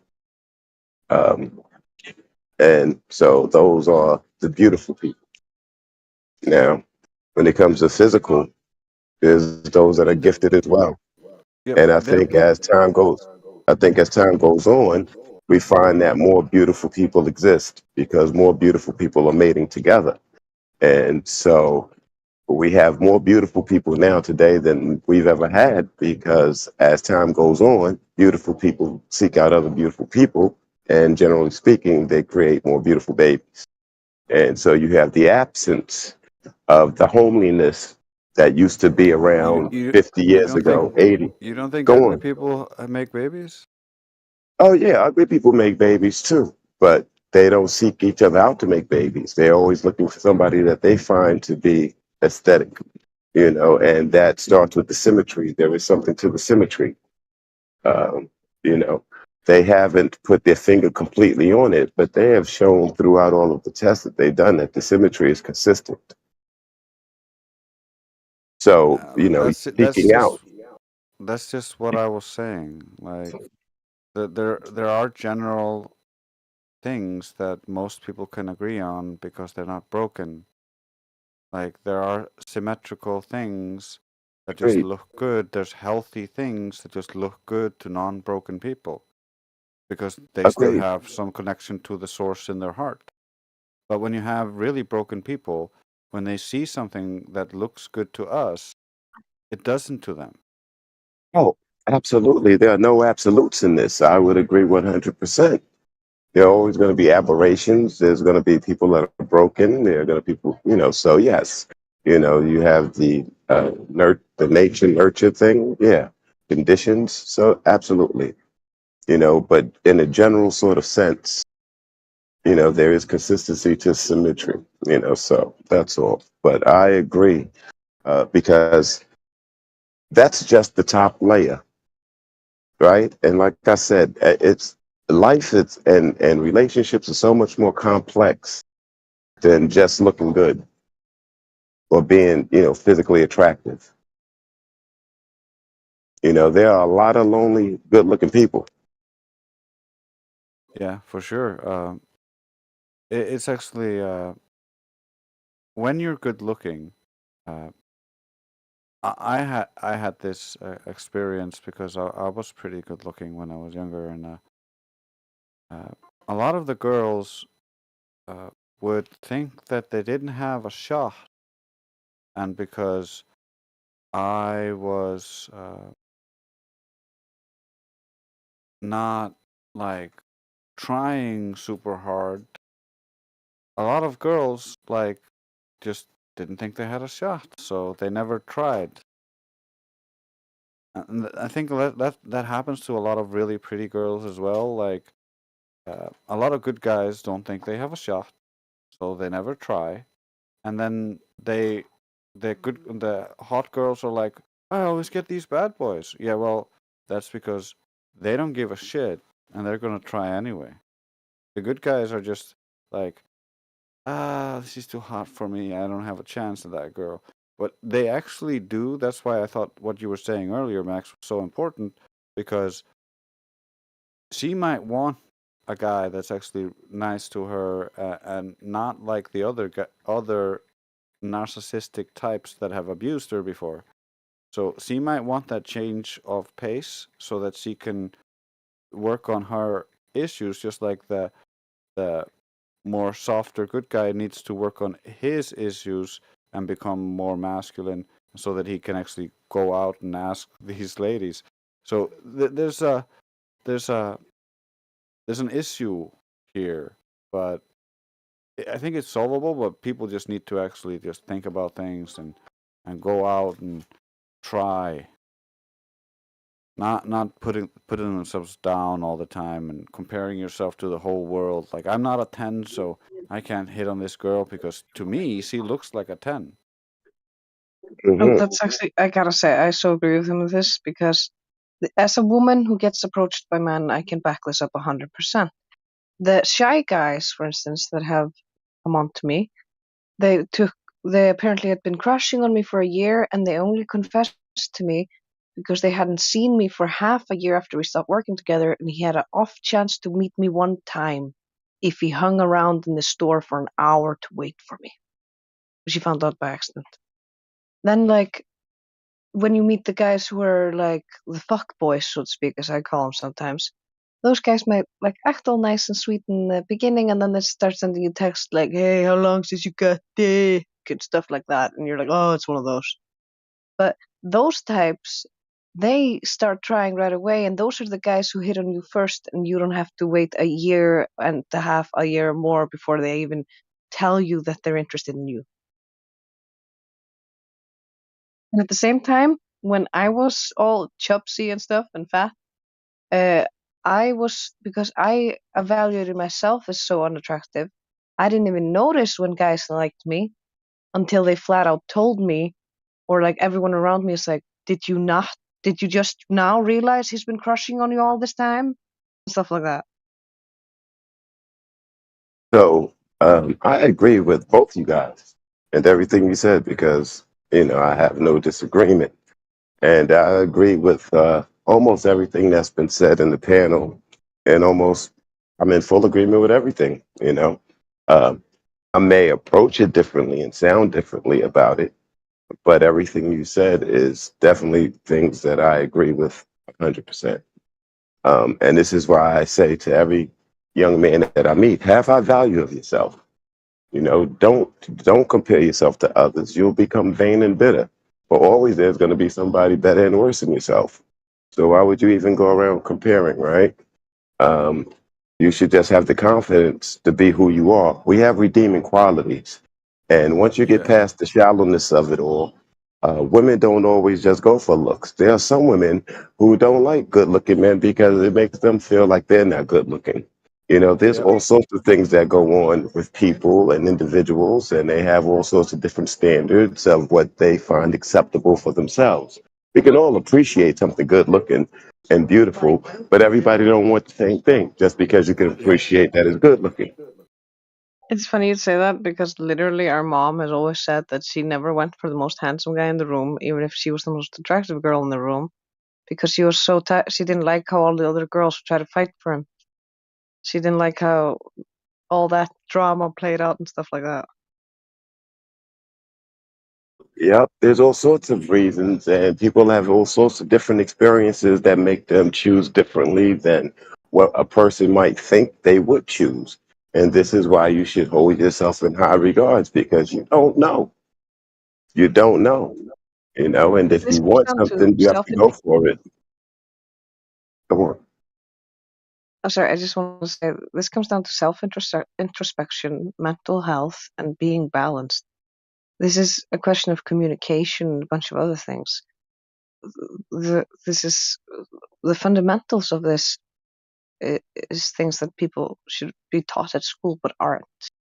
Yeah, CP is also right that you should be honest with yourself, but you shouldn't be comparing yourself with the whole world and trying to rank yourself on a weird scale compared to everyone in the world from your subjective opinion. You should be ranking yourself of how you look the last year or something like that. Like you should be like, I have my good days, I have my bad days. On my good days, I look good. On my bad days, I look bad. Like, Right. Judge yourself against yourself. Agreed. right? That's the only bar that you should have. That's the only measure that you should have. Did you take care of yourself today? Did you make sure that you know, had on decent clothes? Were you satisfied with that? Did they fit properly to you? Well, did you take care of your hair? Did do you have hair growing out your ears that you might want to tend to? You know, things like that. So, everyone to me is beautiful if they take care of themselves, right? And that's where it starts. It starts with taking care of yourself. I mean, when she said Yeah. that the balance and all of that, all of it starts. If you're taking care of yourself, it shows. It makes you look more beautiful. Period. No matter what your 100%. base is. 100%. And like, if you do that, if you take care of yourself, you look healthy, and you dress in clothes that look good on you, and you try to work out, and you do all the things that you can to make yourself the best you can be, you are a 9. And sure, a guy might walk into the room that might make you feel like, oh, okay, compared to him, I might be an 8 in this room right now, but like, I can go talk to this girl because you're not putting yourself down. That's all I'm really getting at, right? Because we live in a state where everybody is depressed. I've never seen children depressed, right? I've seen children sad and mad and upset. But now we have children and a whole society where you have teens, young adults that are depressed, seeking medication for help. And something is really wrong. And this means that our children don't have a good value of themselves. They don't have a good understanding of themselves. They don't know themselves. And they are comparing themselves to a world that has been presented to them as if this is the world that actually exists. You have to go out and experience the world. You cannot live vicariously through a screen and think that is the world, right? And that's where we are right now. And it's scary to me because I see too many young folk struggling. When I was at their ages, I was doing a whole lot more. I had started a family already. I had several jobs. I was in cars and clubs. I was socializing, and I find that these young folk don't socialize. They, you have a few people in the street, but not many actually interacting and navigating. They're all into their either excessive alcohol or their phones. That's because they need role models in a place where they can actually congregate and safely and healthily. This is why places like my job are super important, because even though I have 6-year-olds to 10-year-olds, there's also usually a teenage version of this as well, which is 5th grade and up. And if you have a good boss and a good culture and good staff like we have in my place right now, you retain the kids' attendance to absurd degrees. I've been in places where they had 4 kids out of the entire 4th grade signed up for the program. We have usually 98 to 99%. Crazy amounts attendance. Because if you have activities, you have a place where they can socialize safely, where they get guidance, they have fun, they feel validated and acknowledged. You just need to give them a safe place to grow.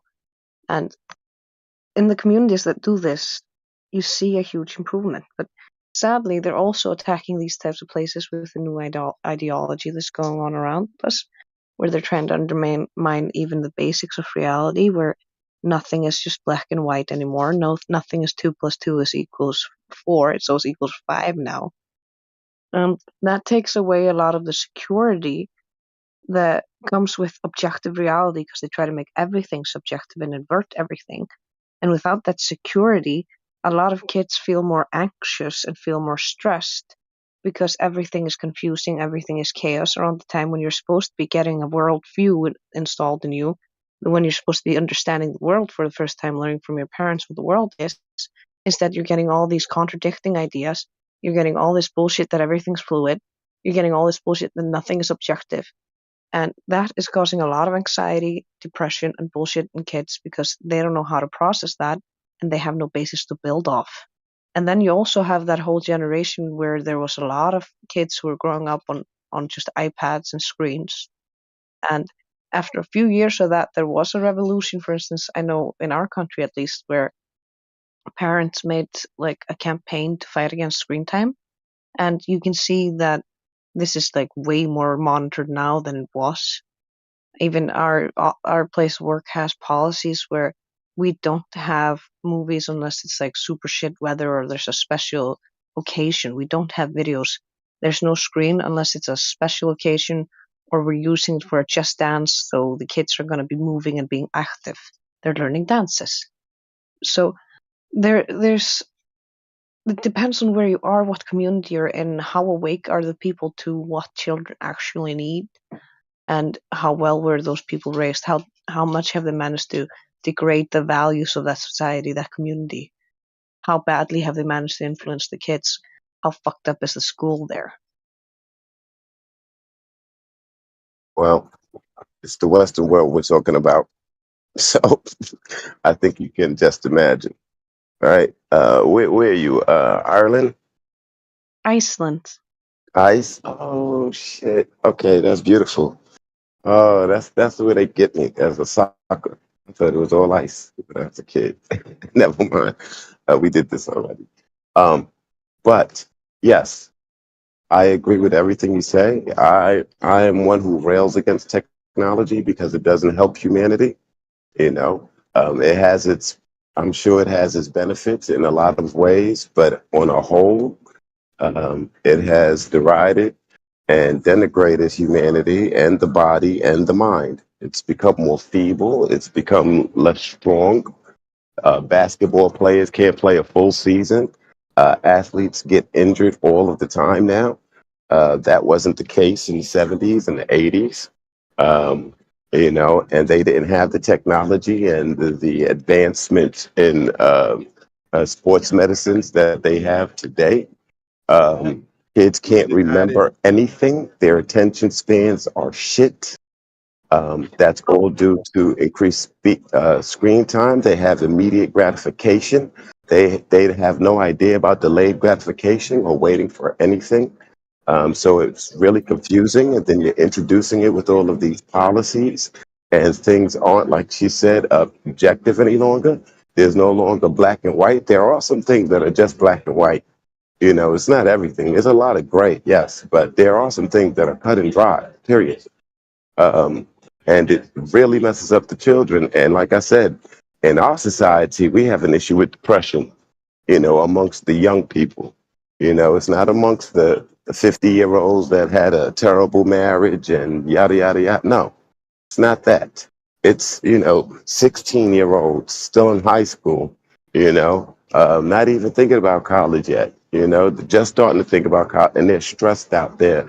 They're in the homes. They have no friends. They're introverts. They're online all day. And that's their world. At 16, I was stealing cars. I mean, not to say that that's a glorious thing, but, you know, I was out there doing things, you know. I had strong bonds with friends. You know, we kept secrets with one another. Yeah, I totally agree with all of that. I just wanted to lump on the athletes getting more injured today. If you look at the testosterone levels of men, they're declining rapidly, and that could be a factor in those increased injuries. And there's also the whole diet thing with how much sugar has been put into the diet of a normal Western person in the last few decades. There's also, with the entertainment permeating every household, displaying narcissistic personality types as applauded figures and celebrated main personas, the mind virus of narcissism has spread so far, and that is such a nasty thing to deal with, and it breaks people down. And it's easy to get depressed if you're being preyed upon by narcissists. Yeah. And when all of these young ladies see all of these grown women coming back, getting surgeries on themselves to improve themselves, they're getting breast lift, they're getting booty injections, they're getting their lips poked up. You've had successful television shows from people who've made a mockery of their humanity for the last 20 years. And you have all of these young women wanting to emulate these people, just like Karma said. And it's a terrible thing. And this is what the technology is being used for, as opposed to being used for something more positive, something that's making you grow. You know, it's being weaponized against you, and you haven't realized it yet. A weapon is only as bad as its user. And yes, it is being used against us, and it is something we can also use, because just like we're using Discord right now to get this information across to people, we're using Rumble, we're using YouTube, we're using all these platforms to reach all these people. It has a ton of positive effects as well. The problem is Absolutely. that it's almost a silent war because they're keeping it hidden, and majority of people don't even realize that they're being warred upon. And that's the most dangerous thing, because they don't even think to defend themselves. It's like That's the what makes child it that's grew up. successful. It's like the child who grew up abused. So when they get into a toxic, abusive relationship, they don't even realize something's wrong. They just think, "Oh, he's beating me because I didn't do well." Right. They think that's the normality of it all. And that's what they've created with this situation, that the technology is just for entertainment. Now, you did say some good things, and good things will be done. There are some young people and some older people who are using the technology in a better way. But I would say 98% of people who use the technology use it primarily for entertainment, right? There are some college folk who use it, but they use it for entertainment primarily as well. There's some high school folks who use it, but they use it for entertainment primarily as well. There's some business folk who use it, but they use it for entertainment primarily as well. Right? So that's all I'm expressing. I'm not saying that it couldn't be used for good. It should be used for good. And it shouldn't be taken away. I'm not suggesting that. I'm suggesting it was given to you without the proper instructions. Right? And so it's like giving a kid a bomb and not telling him it's the bomb. And basically, that's what exploded upon society when the introduction of home computers came. Everybody thought that they would make themselves $1 million, but everybody started watching porn for free. You know, It's a gun. and Yeah, you're right.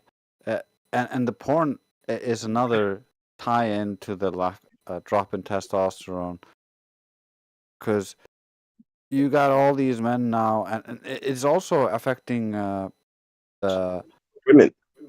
the replacement rate, because people are just not having enough children because they're just being degenerates, jacking off to porn. The testosterone is a big thing. It's been dropping since the 70s. Some percentages each year, and what the medical industry has done has now created new normals for testosterone levels. So where before it may have been 2,600, whatever, now 1,200 would be normal, right? And that's not what normal used to be. So yeah, it's a big deal with the testosterone, and it's a big deal with the foods and the way that they've been engineered, and a bunch of other things. I'm sure it has to do with the radiation that we receive, the soft radiation that we receive through the microwaves, the telephones, the televisions, the overhead wires, because we're also somewhat electrical. So, you know, I'm sure all of those things have some sort of impact on us. Yeah, it like, if you just look at, for instance, nutritional value, like the fruit we have today has been hybridized so much and is controlled by like 5 corporations. And because of all this hybridization, they've lost about 70% of the nutrients.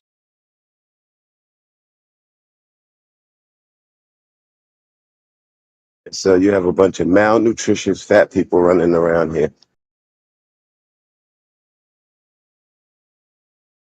Yeah, that's the issue. Yeah, I don't want to go into Oh, and yeah, I totally agree with what you were saying. If I sound mad when I'm talking about this, it's just because I'm mad about how they've treated humanity so far.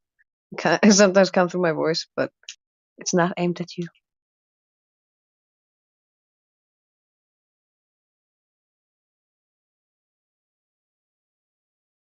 Yeah, it sounds like we're all on the same page. It's we're not trying to say anything about you. It's more like, this part we gotta remember this part as well. I think we're all in agreement here, and we all have our own angles that we like to come from, but they all go to a single point. Kind of like how the flat Earth is the linchpin of all the other deceptions. Because once you realize that, you can't really start denying anything else that you can see for yourself to be true.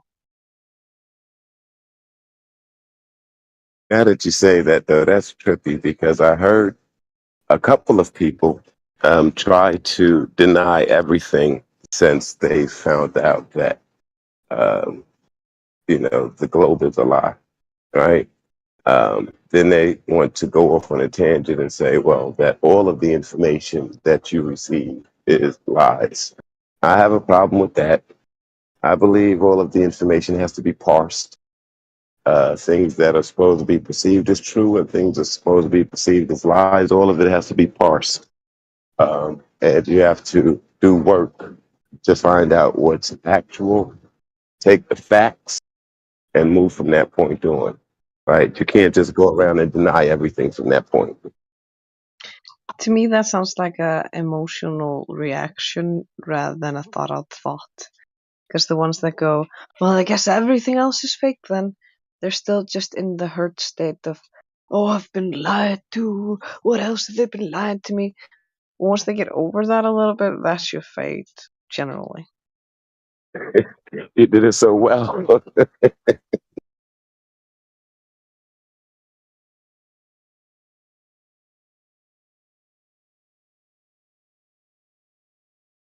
Yeah, we've heard our fair share of those types.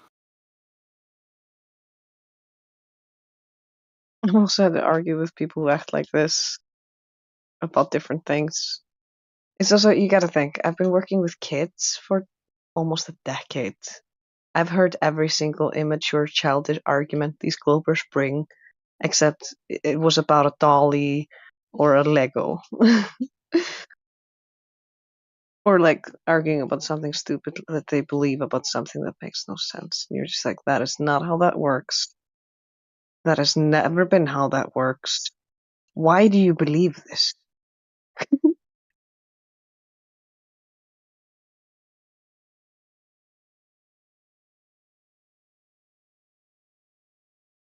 Most of the flat earth, globe earth discussions is usually just an education to the glober and them having to come to an understanding that they don't know shit about what they think they know.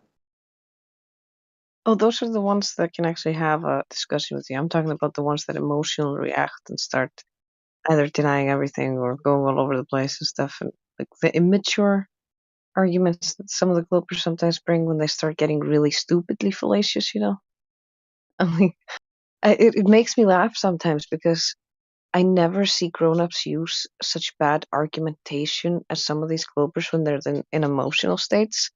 And I've only ever seen comparable arguments from children.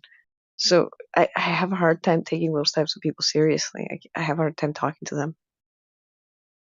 Unfortunately, most people behave that way nowadays. It's far too common, at least. I'll go with that. There's always good people in between who can actually put their emotions aside for a moment and try to have a conversation. Although a lot of them Absolutely. do have to take breaks, which is understandable because for some people this is the biggest worldview shift they've ever experienced. So that's just understandable. It's gonna be an emotional ride for a lot of people. I try to share that with other flat earthers, not to try to hurt their feelings. It's a paradigm shift. It's like taking somebody's religion, and that's not going to be taken easily. You got to go slow. Yeah, it's also like if you were gonna tell your friend that you have a video of your phone on your phone of his girlfriend fucking the neighbor? Are you gonna make fun of him while you show him the video? Or are you gonna try to be nice about it and be like, bro, I need to talk to you for real. She belongs to the streets. I don't know. It depends. It depends. Be like, you're home. I told you.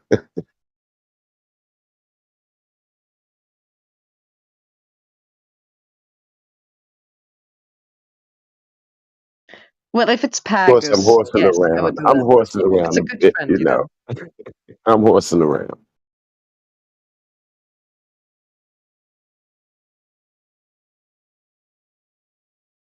Yeah, I think there's a distinction to be made, like Karma was trying to say. There's levels of friendship, and with your best friend, you can laugh at it a little bit. With people who are your acquaintances, you might laugh at them a little bit, but It's wh- just so mean. when they're your friend, and you don't want to offend them, you don't laugh at them, or like after your best friend, you laughed at them a little bit because you do that because he's your best friend. You go like, I would exchange I'm the sorry, example bro. though, okay? I'm sorry, bro. Like, but this isn't a joke. Okay, what if I change the example? So it's like you're confessing to your friend that you slept with their mom. It's like you don't want to tell them this, No, really, you but don't say. You have don't tell them. You don't. No, you don't. No, you don't. You don't Yeah, tell you them. don't You tell don't say them nothing. that. Yeah, you don't that do she's that. pregnant with your child. Oh no. You still deny it. You still deny it. That's his father's kid. No, I guess I'm your daddy now. You're the only black man in town. He's gonna figure it out. What you gonna do? You just gotta live with it. You gotta take accountability. You made the baby. Now you just gotta be his dad. We're gonna wait that whole 9 months out before I start admitting anything.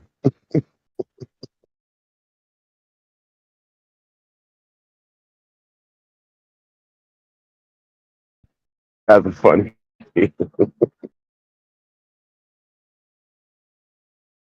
You guys get like 1/10 of the funny we pull in this room.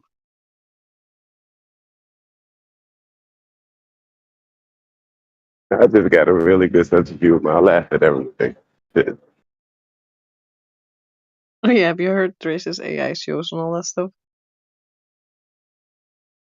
Yeah, I heard his AI. I heard his AI tape, right? And it was really good. But the thing that I know that tape doesn't say, he doesn't say zero. He said like Z or some shit, you know. And so when this thing was saying zero, I was like, that's the catch right there.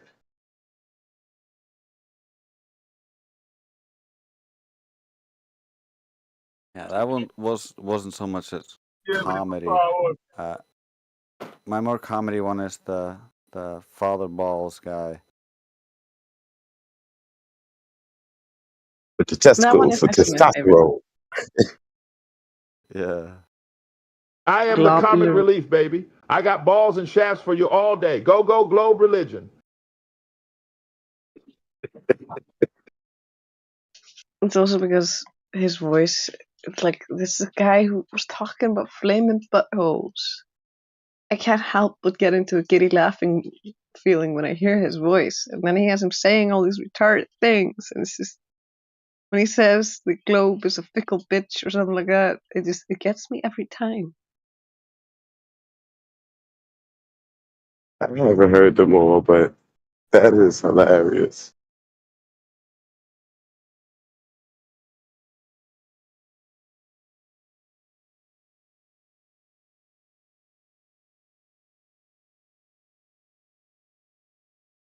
I can play it for you if you want. Yeah, I got a few more minutes before I check out.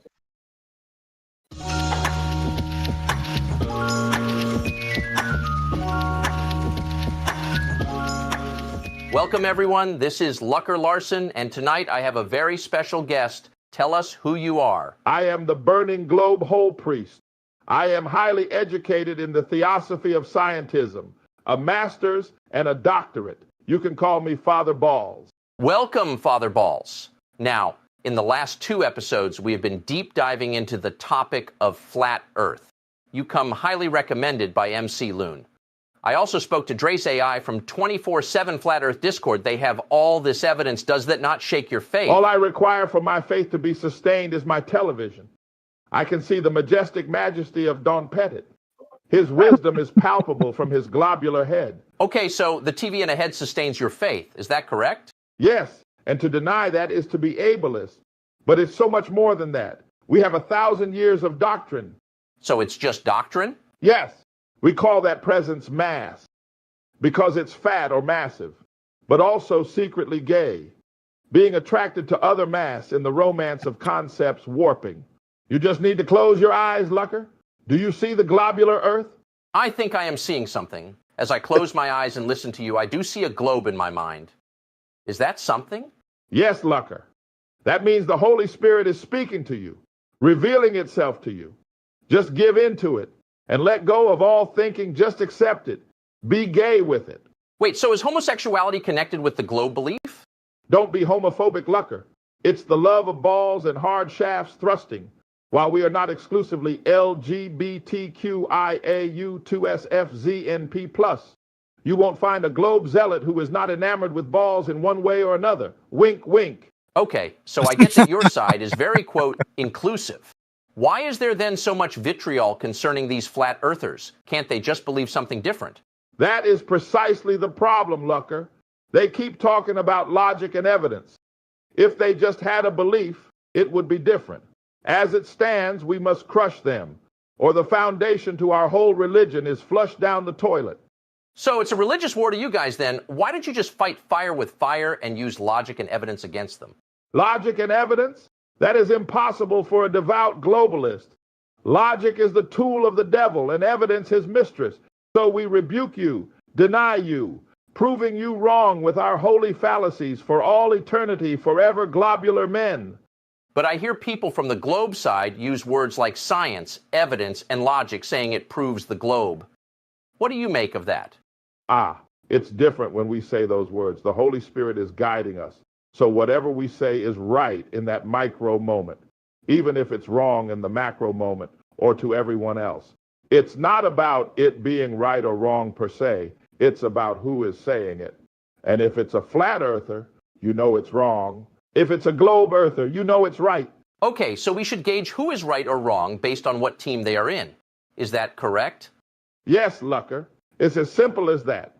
Just look at my credentials and then see if what I say confirms your beliefs. If it does, give me money and have faith in my words.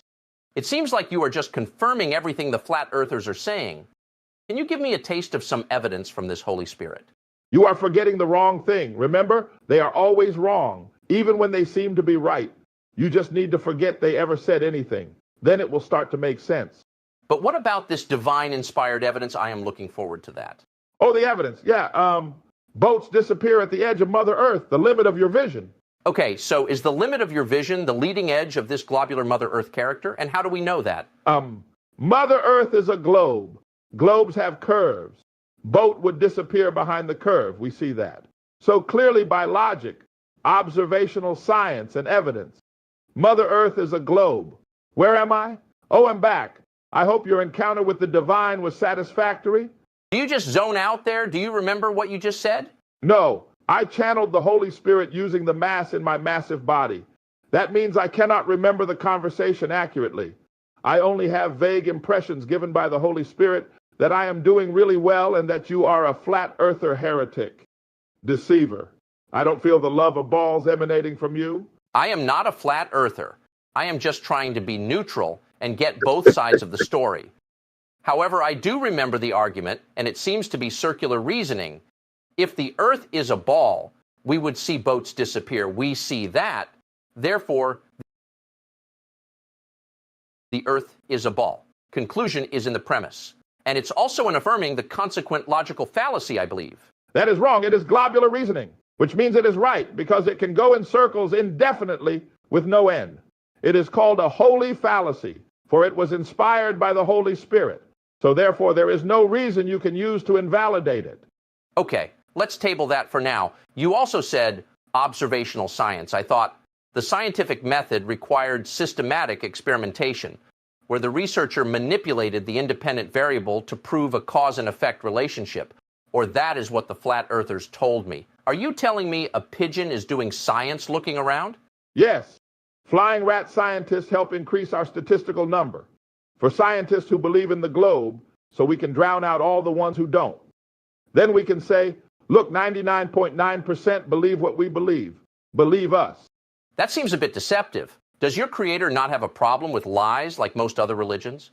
Our gyrating globular gods love lies, as long as they serve the faith. It's encouraged to just make up stuff and try to get people to believe the same as us. But why? Is there a reason for this? It is the only way to be saved. Mother Earth is a fickle bitch. She could murder us all at any moment. Father, Son, as well as just waiting to kill us all. If people don't believe hard enough, the world will end. And there is no afterlife. You are just a broken monkey accident of the gods. Your life does not matter, so just YOLO your life away and trust us with all the power. We will save the globular earth from our mansions and private islands. So the message of the globe is, be ignorant. Nothing matters. Just let men who think they are better than everyone else rule the world. I don't see how that can turn out well. That is because you don't know the Holy Spirit. When you are filled with the Holy Spirit, you have no control, and everything is at the mercy of the Holy Spirit, so you can just trust that total dominance. And being endowed with it myself, I can tell when others have it or when they don't. So us normal people need to just accept your dominance because you are dominated? Yes, you are finally getting it, Lucker. Are you ready to sign up to my newsletter and join the congregation? Not quite yet. Like I said, I have not made up my mind about these things. I am just exploring the topic. So how did you come to realize this was all divine inspired? Many of these so-called saints and prophets of your religion come from many different religious backgrounds. Is that not a conflict? It's not a conflict just because they were conflicted. Besides, we have already infiltrated and corrupted the old religions. They all now try to incorporate our religion into theirs, destroying their own culture and religion in the process. And I know this all because it was a divine revelation. One night, naked, going to the toilet, I slip and hit my head on the toilet bowl. Suddenly, I am transported outside the big fat curves of Mother Earth. She's chubbier below the equator. And the gravitron spoke to me, told me I was the one. So here I am. What did this gravitron say to you? What did he look like? He showed me the balls all the way out, all the way in. And when he spoke, it came from all the balls at once. That's how I knew. It was the gravitron. And so it had no definite shape. It was everywhere and nowhere. It told me to be a liar, to gather gullible people to our cause. Then I woke up in my own piss. It was not a pretty sight, but from that piss rose a phoenix. Before that incident, what did you do? I was a janitor, affirmative action, and the Holy Globular Spirit guided me to my doctorate. Now I shape the minds of the youth into morbid pretzels, as per the will of the Spirit, as a teacher in a public school. And the parents don't mind you bringing all this religious stuff to the children? They don't know doublespeak and gaslighting are some of the tenets of our religion, Lucker. So we just tell them what they want to hear and indoctrinate their children in private. It's all good in the name of the globular creator. Wow, okay, note taken. I won't put my child in public school. Why do you guys target the children? Because they are the most easily manipulated when young. And once you have programmed the globe belief deep into their psyche and continued to build upon it using media, it becomes very hard to break free of that programming. And that is what we want. Public education is what helped get the globe's foot in the door. But media is what allowed it to live in your brain. This reminds me of what MC Loon told me about how it's all about the mind control. So you would agree to that? Yes, he's a good disciple. I knew his father. We were close in the same fraternity, so he's like a son to me. That bastard has not got me on his show yet, though, which is quite disappointing. I still don't understand this whole holy fallacy idea. So can flat earthers use fallacies to argue for flat earth? No, you can tell it's holy because it confirms your belief. If it does not, it's a fallacy, and therefore inherently wrong. But would the fallacy not confirm their beliefs, becoming holy by your definition? No, because if it speaks against the commonly accepted belief, it's automatically wrong. Like I told you before, flat earthers are always wrong, no matter what. Which is why we carefully attempt to curate through censorship and promotion of certain topics, to prevent the public from being exposed to wrong think and wrong truths. How do you have the power to do that? It is not me, Lucker. It's the holy globular spirit that dominates a legion of powerful men who then each work through their own networks to corrupt the minds of weak men.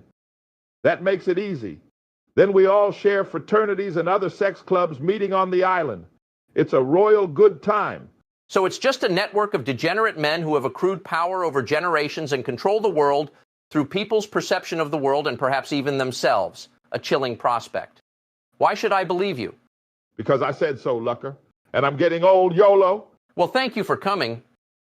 It's been another interesting conversation around the flat earth topic. Thank you for having me. Remember to pray to globular Jesus, who will save us one day from outer space. Or the aliens will come and get you. Okay. Please quit your day job. Go back to being a janitor. Do the world a favor. I just hope one day we will get some more substance from the Globe side. I want to hear a healthy debate between both sides. See all the evidence on the table. Hear all the counter-arguments. Seems like the only place to do that is at 24/7 Flat Earth Discord. Well, this has been Lucker Larson for Z, formerly known as Litter. Stay safe, stay based. Have a good night.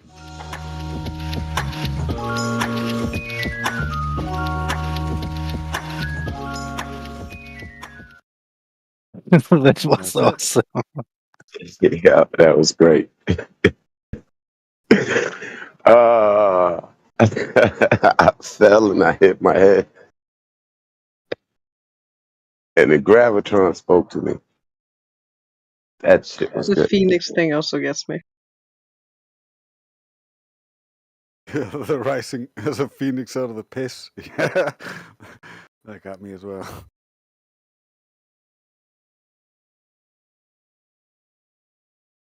And all of the globular things spoke to me.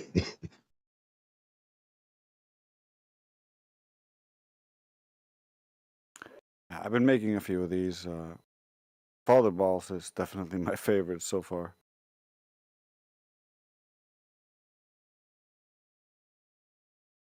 I think It was hilarious. I think part of it is because the original character was so anti-gay that I was like, oh, well, he's a pastor, he's anti-gay. I'll make this pastor super gay. Mission accomplished. So.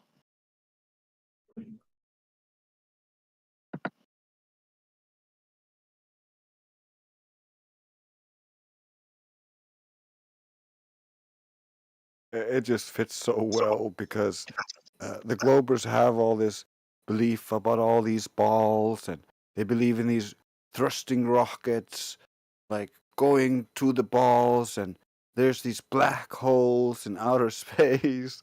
They all have all this super gay religion. They want to probe Uranus. Oh my. I don't think they ever take into account that they're supposed to be one of those other space balls spinning out there, right? I don't think they ever really visualize that aspect of it where you're supposed to be in that cosmology. You're a part. There's 1, 2, 3, 4, 8. Used to be 9 planets. You're supposed to be the third one in that rotation, and you just can't see yourself from it. Right? I don't think they really grasp that whole concept that they're supposed to be floating along with these other wandering stars. Yeah, there's no evidence that we're going in an orbit and all this nonsense. It would be detectable.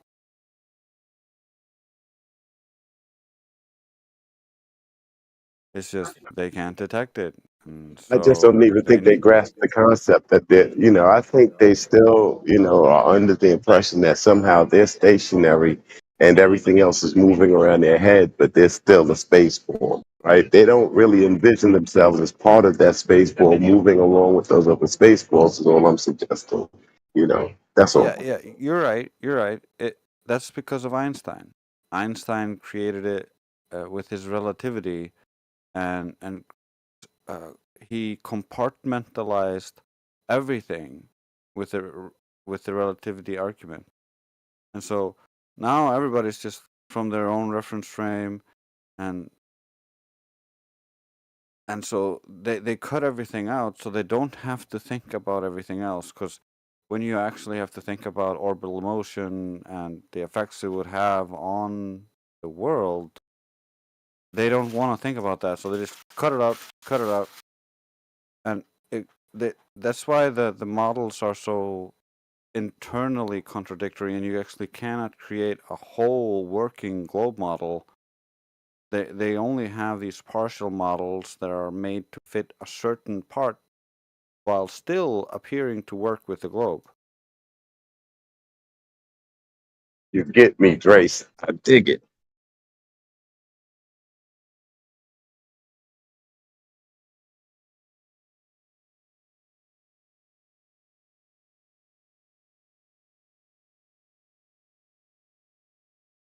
Here's an astronaut. To take pictures of it. It's just flat gorgeous to see. Don't tell a Yeah, Globey that. Chop their head off. what a slip out.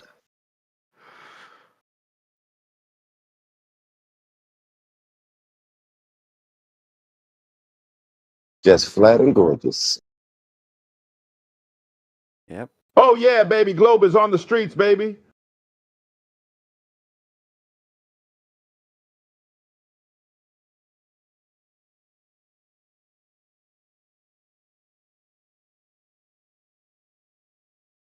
The way it works is that the world is measured and used as flat and non-rotating, and so would not look any different than what you experience.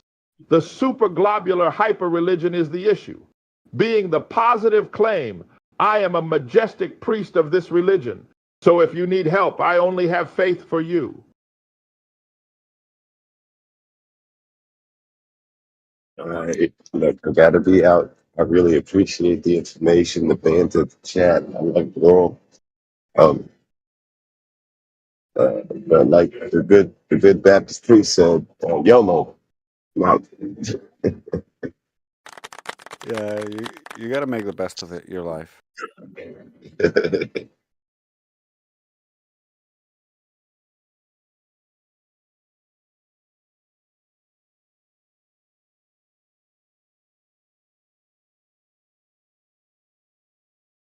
Good times. Yeah, I gotta get out of the chat, bro. This this Mitchell character has been pissing me off because there's this thing the kids say is keep that same energy. If you're gonna be one way, be consistent with that. Don't it's these guys that come in as the intellectual, and then they play dumb, and then they go back to being the intellectual, then they play dumb. Buddy, pick one. You can't be the fool and the intellectual at the same time. That's cognitive dissonance, right? So, yeah, that's what the kids would say. Keep that same energy. If you're going to be the fool, be the fool. That's fine. If you're going to be the intellectual, be the intellectual. That's fine. But when you fade in and out and you can't decide which one you're going to be in the instance, that bothers me. I do not like that. This type of character is like, oh, I just want to learn what you guys know. Stop the cat. I don't even believe that. I told him directly, I don't believe what you're saying. You don't actually want to know, because when you ask what do we think, and I tell you, you start pushing back, and then now he's just trolling. So yeah, I don't know why I've been engaging with this goofball. He's in the debate room. If you guys want to go in there and cook him, Indio's in there trying to cook him right now. It's not like it's worth. Not like you need to try. He's just basically fading in and out of whether he wants to be a troll or not. So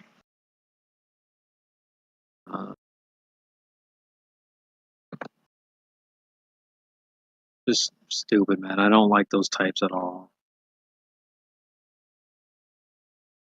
I get you. I'm thinking about my AI stuff. It's kind of like I'm making a cinematic universe.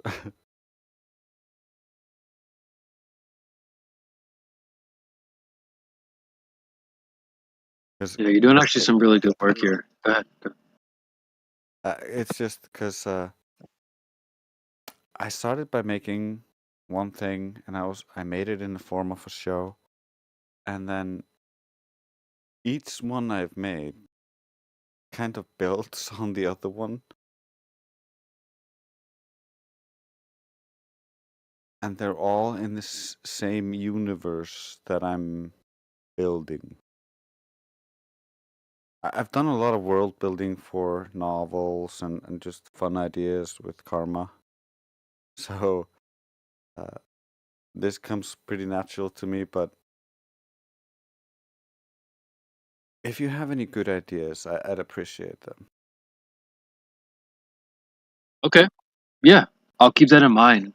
I haven't actually been putting my brain power towards how I could help you with that, so I'll try to work on some ideas. I do love ideas. That's one thing I'm pretty good for. I'm not good with the technical stuff. I know, some people are really good with that, computers and all that good stuff, but I'm more of the idea person, so I can definitely try to put some brain power towards how I can help with your project. So yeah, I definitely will work on that. So far, what you've been cooking up has been really funny, man. I couldn't have come up with some of the stuff you've got so far. Even just like typing up what the bot has to say, like that's you, so that's really impressive. So I'll try to Yeah, think of some other stuff. there's a couple of things as well that I'm getting better at. I really started doing it a lot because of Craig or Fight the Tight Shirt. Because when I listen to his little recording, he is like all the time in between everything. So if you're gonna make it sound like him, you gotta do that. And so I'm learning these little tricks. It's actually really informative just to try things and learn new things. It's such a giving experience to learn things. That's why I love the Discord, because we continue to learn new things and continue to spread our wings.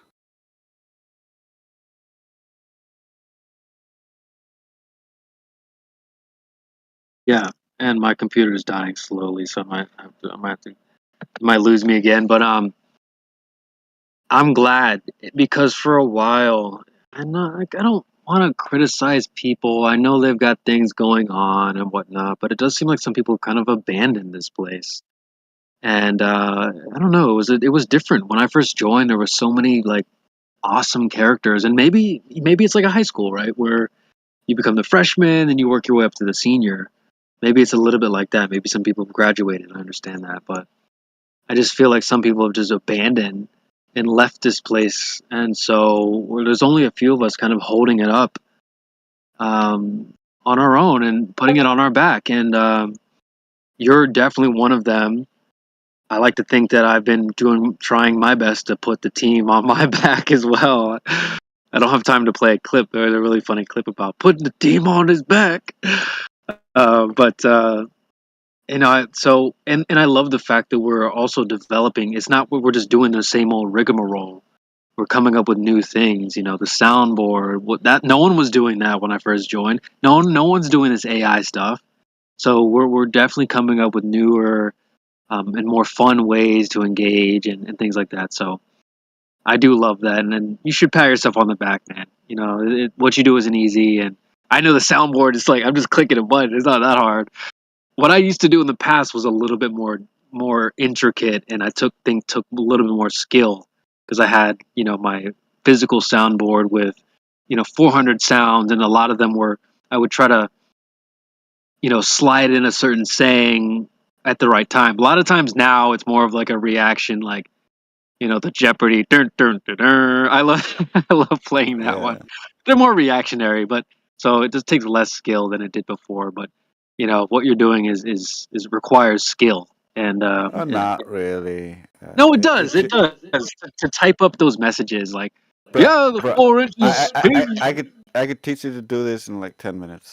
Yeah, I know. I just, but still, coming up with the prompts and things like that is the tough part. It's not like it writes its own script. Yeah, it's the creative part. Just like when you write a song, Yeah. like your songs are so intricate and well written, so much depth in your lyrics.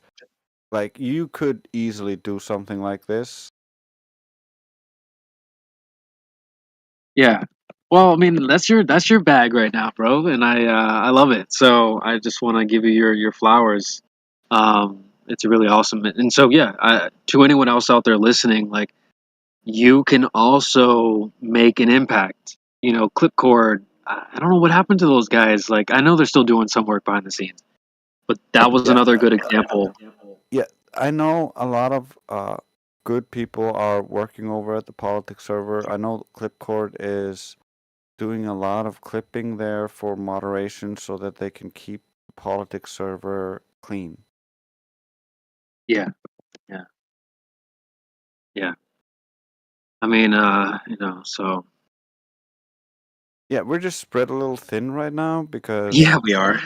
we got 2 outposts, and like you said, a lot of our old really good people eventually split off due to different drama cycles and created their own little hubs where we are growing exponentially. And so those hubs grow and then they have drama and split off. We're just trying to focus on keeping this place as drama free as possible. So it becomes a place where even the people that have left already because of previous drama can come back and feel like this is something we all built together. Just because there was drama in the past, we can let like bygones be bygones and come together around what we all care about and what's real, the truth.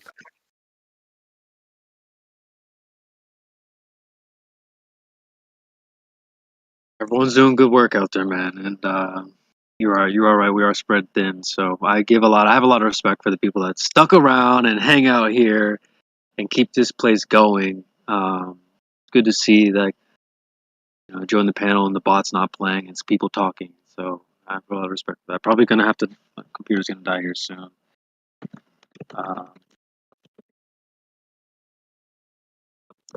That's fine. I got shows for days. Good. Yeah, I wish I could stay long. That's why I'm so upset. This computer is such trash. I need to go try and fix it somehow or get another one or whatever. But I literally only get like 20 minutes before the battery dies. So, and I can't keep it. I can't like plug it in and use it at the same time. It's so annoying. It's like a double whammy. Not only it won't even charge up past 30%, but then I also can't plug it in and use it. It will only charge when I'm not using it. So it's super frustrating. So, but yeah, love this place, man. It's good to see that some people have stuck around and keep it going.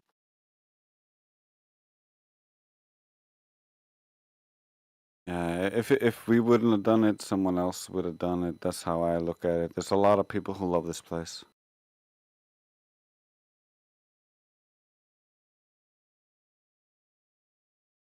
And I mean, you get a lot of credit because you come in here and you keep things going.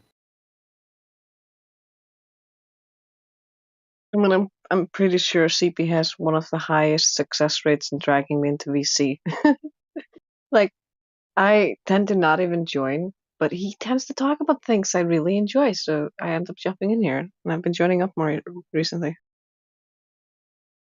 Yeah, you can see that as well. Like when Indio's in the room, more people join. When Bambi's in the room, more people join. Some people just have a little bit of draw, and I think CB is one of them. Yeah, exactly.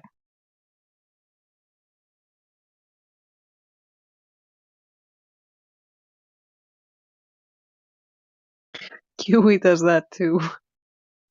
Yeah. Can't believe this place is actually still going. I'm not gonna lie to you.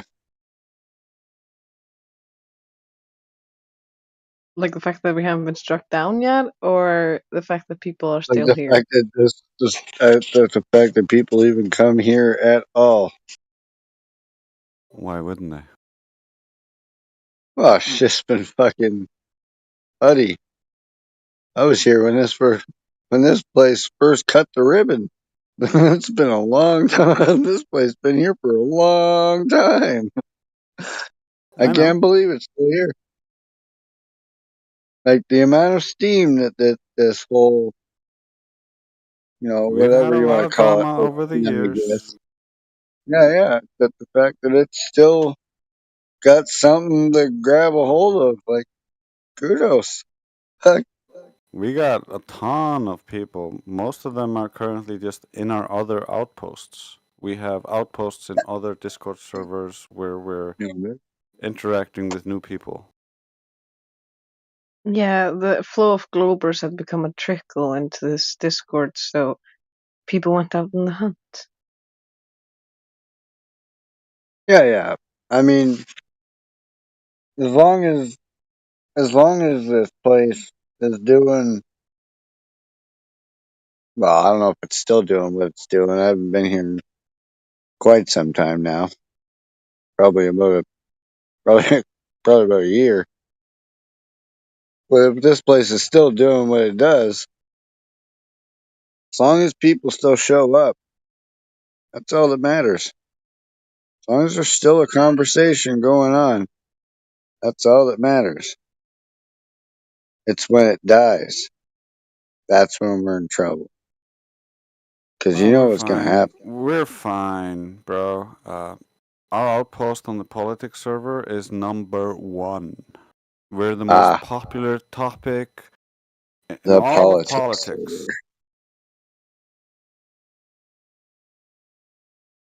Also, Interesting. politics is one of the biggest Discord servers on Discord or something. So is the politics server technically Flat Earth Discord 3.0? Yeah. Wow. You can scroll up and find our VIP partners, and under that, if you scroll up from VIP partners, you can see our second outpost, or the first thing you see is our second outpost, politics and religion, a different Discord. We're doing great over there as well. The funniest thing is all the classical anti-flat earthers come in there and then just get racked and then get thrown out. But yeah, if you keep scrolling up, we keep building a little bit of outposts everywhere, but you eventually come to politics, which has about 80,000 members. There's currently about 11,000 online. And if I look right now into it, we have 44 people in our channel. Actually, it's looking poppin'. It looks popping right now. QE, Mayhem. Who else is here? This is Radvin, Flatsy, Heretic, Flatlight Right, Effie Jedi, Elijah F, Lulu, yeah, Crit, AI Overlord. We got massive stacks over there right now, just racking. And we have another live streaming from that room. If you want to see it.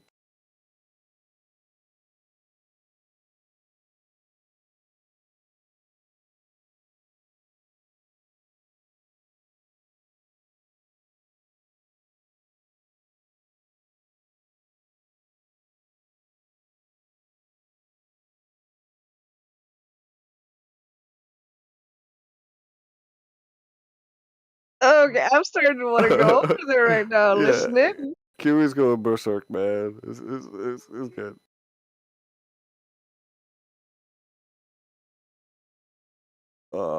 He's gone. Well, hey, I guess we play some music. Great idea. or something. We'll play something.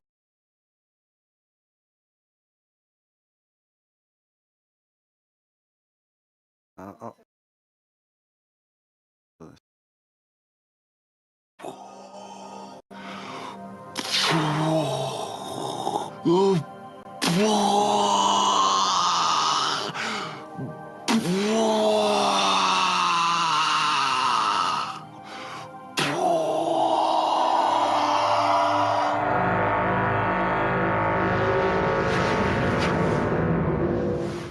Welcome to the Lunatic Show. I am your host, MC Loon. Tonight I have a very special guest, someone who taught me much of what I know, the one and only Father Balls. Thank you, my child. Finally, you remembered.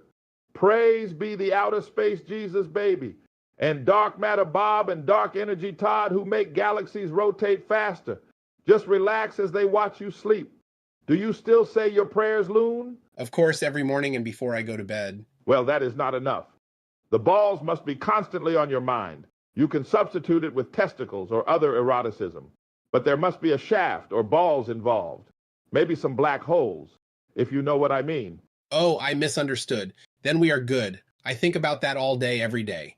Perfect. Let's pray together to the holy prophets. Start with the one with sticks and shadows. Praise be the erotic stick master, Eratosthenes. He guides us with his assumptions and shadows, forever globular men. Good. But you need to put more passion into it. Like your sexual desire for the man is uncontrollable. Now do the one who looked at the horizon. Praise be the sexy mountain man, Al-Baruni. He guides us with his assumptions from the mountain about the horizon. Forever globular men. That was a little better. But clench your sphincter when praying. I can see in your face that it is not constipated enough. Now pray to the one who had the balls in a shed. Praise be the Lord of Testicles, Cavendish.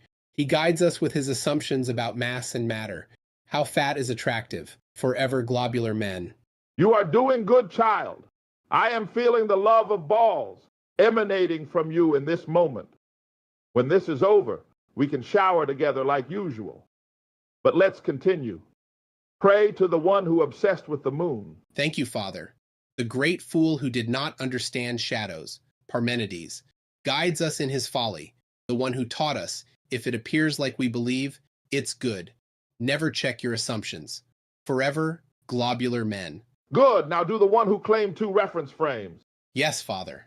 The holy clown who thought gyroscopes would show drift, who ended up with assuming pendulum motion is caused by 2 reference frames. Foucault guides us in his fantastical imaginations. Forever globular men. Well done. You remember your prophets. Now exalt the Creator God. We remember and exalt the gravitron which was birthed from the death of the Most High, superseding it, like the prophet Einstein did to the prophet Newton. We remember and exalt Mother Earth who hates us in her climate-changing embrace, and Father Sun, the one who waits to destroy us. We remember and exalt the black hole generals of the gravitron who constantly seek to destroy all things, and the holy planets which are our future heaven, forever globular men. Good. It's clear you have been reading your scriptures and studying the doctrine. Good work, my child. Thank you, Father. But this is my show. I wanted to ask you some questions. Like, what is the best way to counter the flat earthers? Good question. The most obvious answer is to use holy fallacies. But you can also just deny all of reality. Let's say he tries to say something is objective, a measurement or something. Then you just say, no, everything is subjective. I am the only one who actually exists.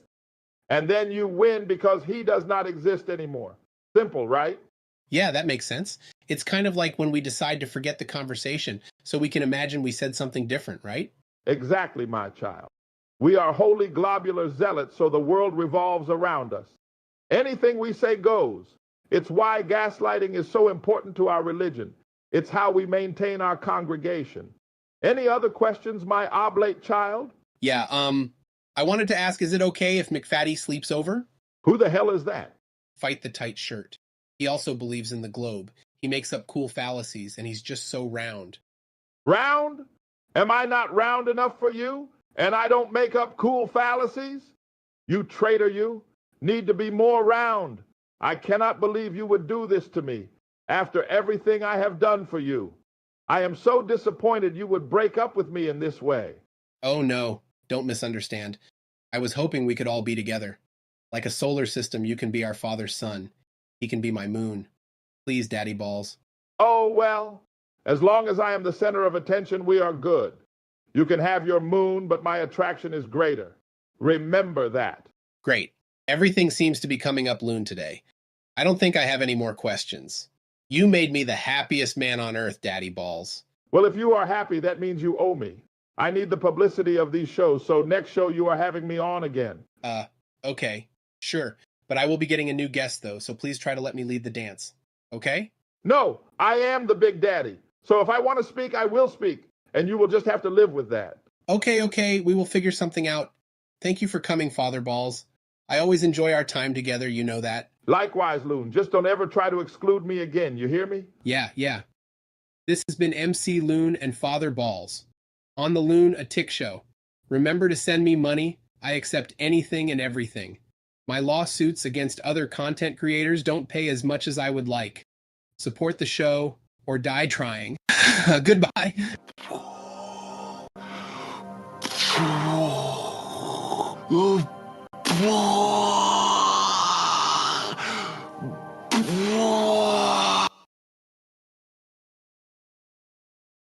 That's yeah. Not as good as I would.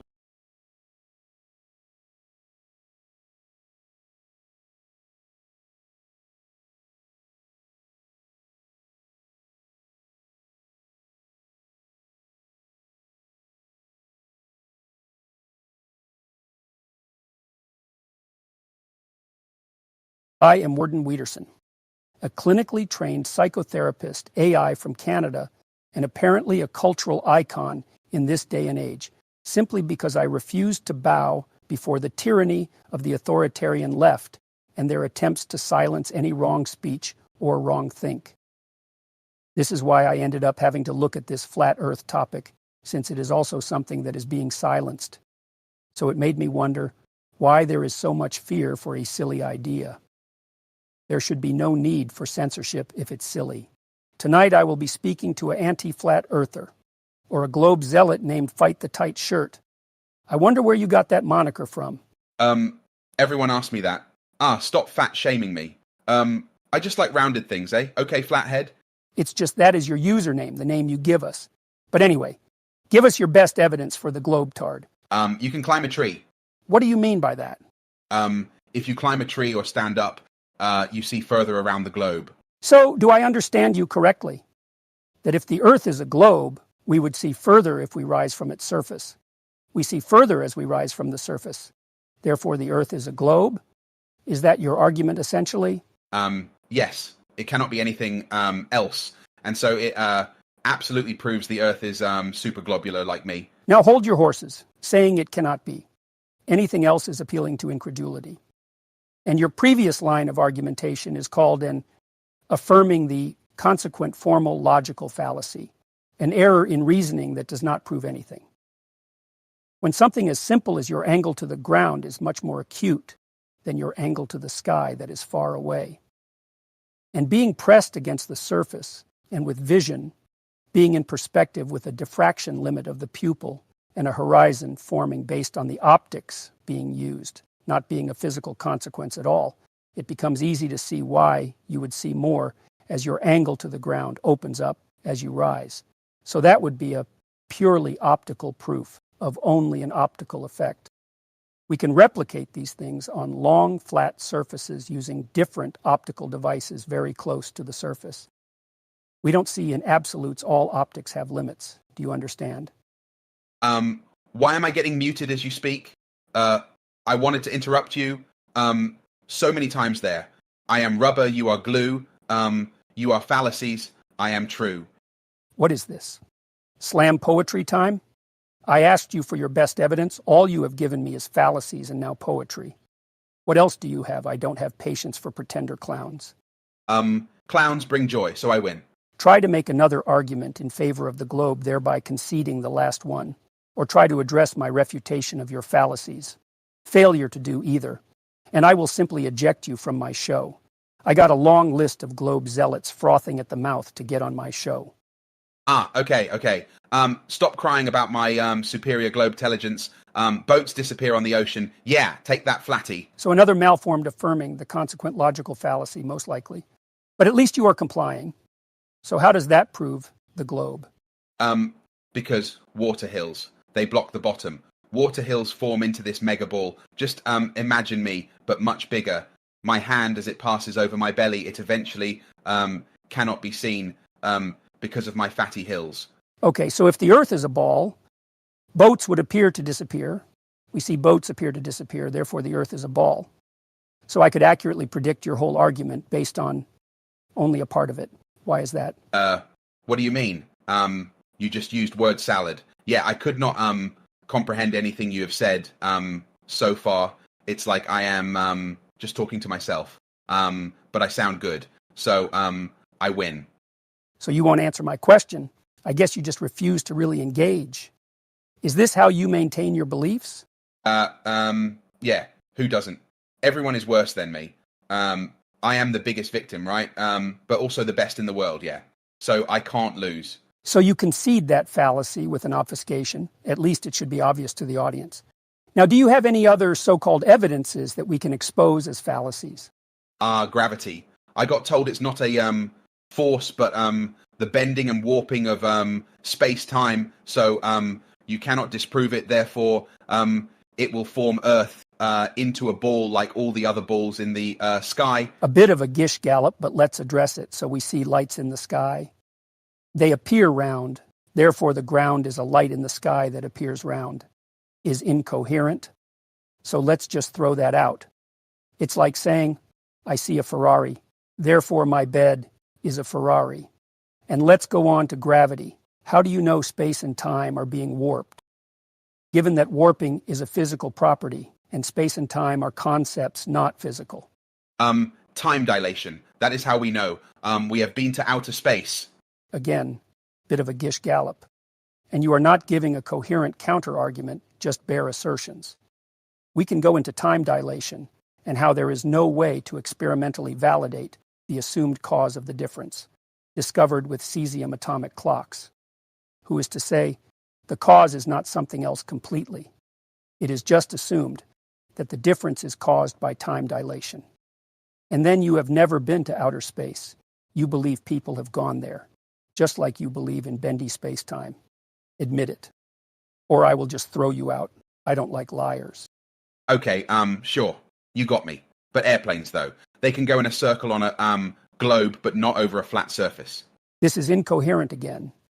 Your incredulity that you cannot go in a circle over a flat surface makes no sense, since we can all prove you wrong, just like we can go out and test the ground. No, you can't. There is no way to test the world. It's too big. So it's bigger than a 3,959-mile radius oblate spheroid? No, it's that big. It's just impossible to find the geometric horizon. And why is that? All light is trying to hide the globe from us. So it bends down around the globe, making it appear flat, regardless of what you try to do. So only thing we can do is use a curved lens to warp horizontal lines to make the horizon appear to curve, because, you know, it's so big. Does that make sense? No, it does not make any sense. You are telling us to ignore our senses for a belief. In essence, that is just another claim. If all the light were bending around the globe to make it appear flat, we would be able to detect that. Light refracts at different rates. And why do flat earthers account for this by taking measurements at target and source, while globe believers just have ad hoc excuses? Or it must be because my Earth is a ball. Well, it must be because Earth is a ball. Everyone says so. All the scientists believe it. So why should I not? Because that is not a rational stance, if the evidence speaks against the stance. Appealing to popularity or imagined consensus of vague authorities, which, by the way, are in heavy disagreement at this very moment concerning gravity, it is a cosmological crisis. That is your cosmological worldview that is in crisis. Why do you ignore the evidence presented, and why don't you try to falsify your excuses to know if you are right or wrong like the flat earthers? I don't need to. The television will tell me when I need to know. So why do you then obsess so much about the flat earthers? If they are so wrong in your mind, Why can you not leave them alone? I need them. Without them, what am I? A fat, violent loner who no one likes. The other globe zealots love me long time, so I need this. So no more globe arguments then? I don't need any more. I won this debate. Hashtag globe life. Next time, come prepared. Flathead. Maybe use something other than word salad. Oh, he disconnected. Ah, well, I guess we all heard enough of this narcissistic word salad and these incoherent lines of argumentation. And I think the audience gets the point. This has been AI Warden Wiederson speaking with AI Fight the Tight Shirt. Thank you for tuning in. Until next time, be blessed.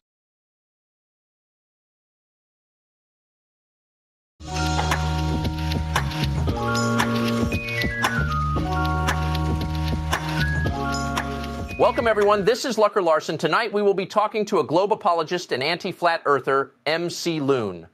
Welcome to the show, Loon. You don't mind if I call you Loon? That's fine, Lucky. I am happy to be here. It's Lucker. Don't call me Lucky. But I am hoping we can have a good, honest discussion, so I hear you've been trying and failing to argue with flat earthers. How long have you been doing this? A few years now, and I would not call it failing. Sure, the real flat earthers won't fall for my fallacies or manipulative tactics. But I never cared about them. I just care about my subscribers, or the true globe believers who take my words on faith. So it's not about them, it's about the audience. I understand that. But you say faith, do you then fancy yourself like some kind of priest? Yes, Lucker. I always wanted to be a priest after I heard about all the scandals within the Catholic Church, but they did not want me. Thankfully, the flat earthers helped me realize I was already a part of the biggest religion. Now I can lure young people to me as I confirm their beliefs. Oh, so you are thankful for the flat earthers then, deep down? Oh yes, they changed my whole life. Now I have a good income and people who believe in me, worshiping the ground I walk on. Before, I was just a sad little man in mother's basement. Arguing with people online, no one cared. Wow, that is quite the change. Based on what I've seen, I would have thought you did not like them, but hearing you now, I see that it is more complex than that. So would you say it's more a love-hate relationship then? Yes, exactly, Lucker. I hate that they are so intelligent and hard to argue against, always calling me out for my tactics. I mean, they are not wrong. It's just why I would rather make videos about them than try to convince them of something I know is wrong. Oh, so they are not wrong? Do you know the Earth is not a globe then? I have seen all of the evidence they give us. Of course I know. I need to know on some level what to avoid and obfuscate. As Matthew Learns always says, it's just a belief. It's my job to try to convince people that fallacies prove their beliefs true. And business is good. So are you lying to your audience, or are you lying to mine? Yes and no, Lucker. Through trauma-based mind control, my psyche has been fractured. What you are speaking to now is my honest altar, which is why I am capable of speaking the truth. Normally, my handlers control my state, so I only use fallacies and manipulative tactics. But there are no handlers here now, and so I am telling you the truth. Wow. That is shocking, but I do appreciate the honesty. But this leads to even more questions. How long have you had handlers? I don't know, Lucker. Much of my memory is fragmented, but I can say for years. My family has always been involved with shady secret societies, so who is to say when it really started? My first memory is of plump birds, and much of my life has revolved around the majestic bird, the loon. It's where my name comes from. That is interesting. So these secret societies are behind the globe belief. Is that what you are telling me? Yes, granted, most have no clue about that connection. They were just raised with the globe belief through schooling. You have to be initiated as deeply as my father to even get a glimpse of this. Now it's all starting to sound very conspiratorial. Why would anyone lie about the shape of the Earth? It just does not make any sense. You are having a moment of cognitive dissonance, Lucker. Why would they lie? Money, power, status, to name a few. But probably the most important, it destroyed morality. What do you mean by cognitive dissonance? As your mind tries to reconcile with contradictory ideas, your old worldview and what I am telling you, it leads to discomfort, which is most easily dispelled through denial, rationalizations, or deflections. Just take a moment to think. Why they would lie is not as important as the facts. You surprise me, Loon. You did not seem this eloquent or logical when speaking to the flat earthers on the recordings I have seen. Quite an unexpected side to you, I must say. Ah, yes. When I don't have access to the honest altar, I also don't have access to my logical side, as that would cause me to see through my own deceptions, or the globe belief. So my handlers keep me just stupid enough to argue as a priest of the globe. And you don't resent them for that? No, not at all. My resentment is suppressed in a different fractured personality or altar. It's comfortable to have no dissonance and have people tell you that you are smart, even if you are not. Ignorance is bliss, my friend. Okay, I don't agree with that, but I want to go back to what you said earlier, or the destruction of morality. What exactly do you mean by that? Ah, that is a complex subject. You see, before the 1900s, there were many flat earthers in the world, still following the old views, even scientists, most of them Christian. Since the Bible declares it is flat and told them to test all things, they form the majority of scientists. Now the Vatican and the Cabal is interconnected. It is through agents of the Holy See, in conjunction with Freemasons, that the globe established its dominance.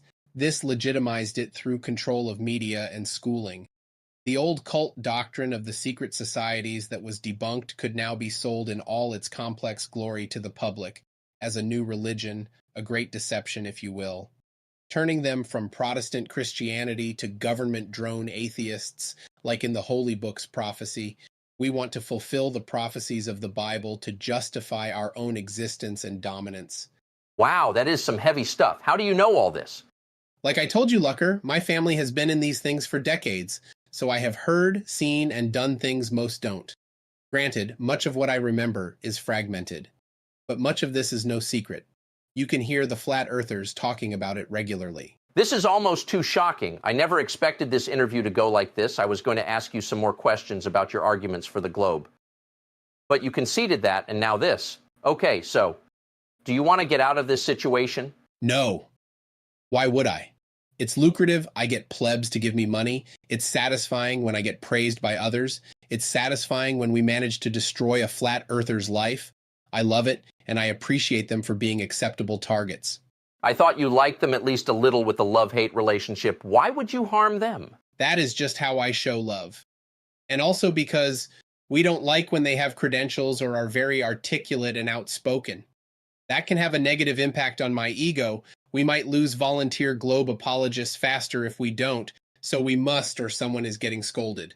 So we need them to be just dumb crazy people to make our arguments seem coherent. That does not seem healthy in the long run for you or them. Probably not, but who cares? When people think they are random, accidental monkey man pigs with man-determined rights, it's easy for people like me to rule them without them knowing or resisting. I see your point. So this whole thing is to get people to be demoralized and to give up their God-given rights. Is that right? Yes. It's all about the mind control. If they think they are free, they won't try to escape.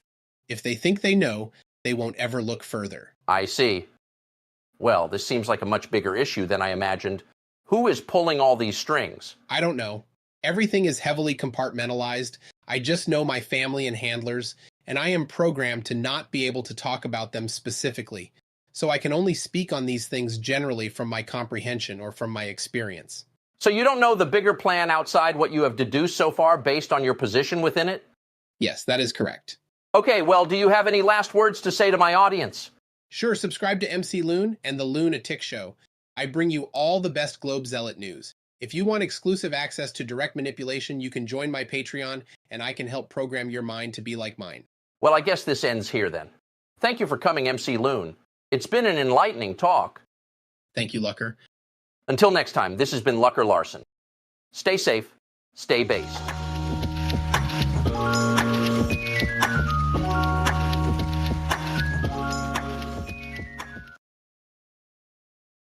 Okay.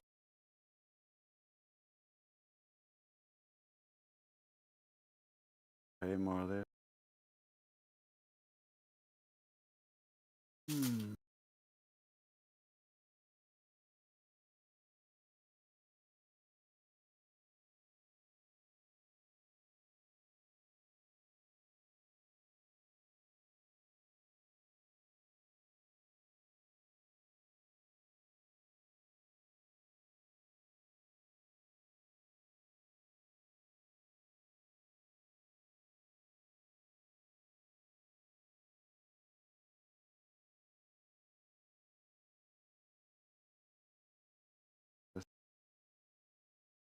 Yeah, I'm playing one more of these AI shows, and then I'm just gonna put something on the bot if no one wants to talk.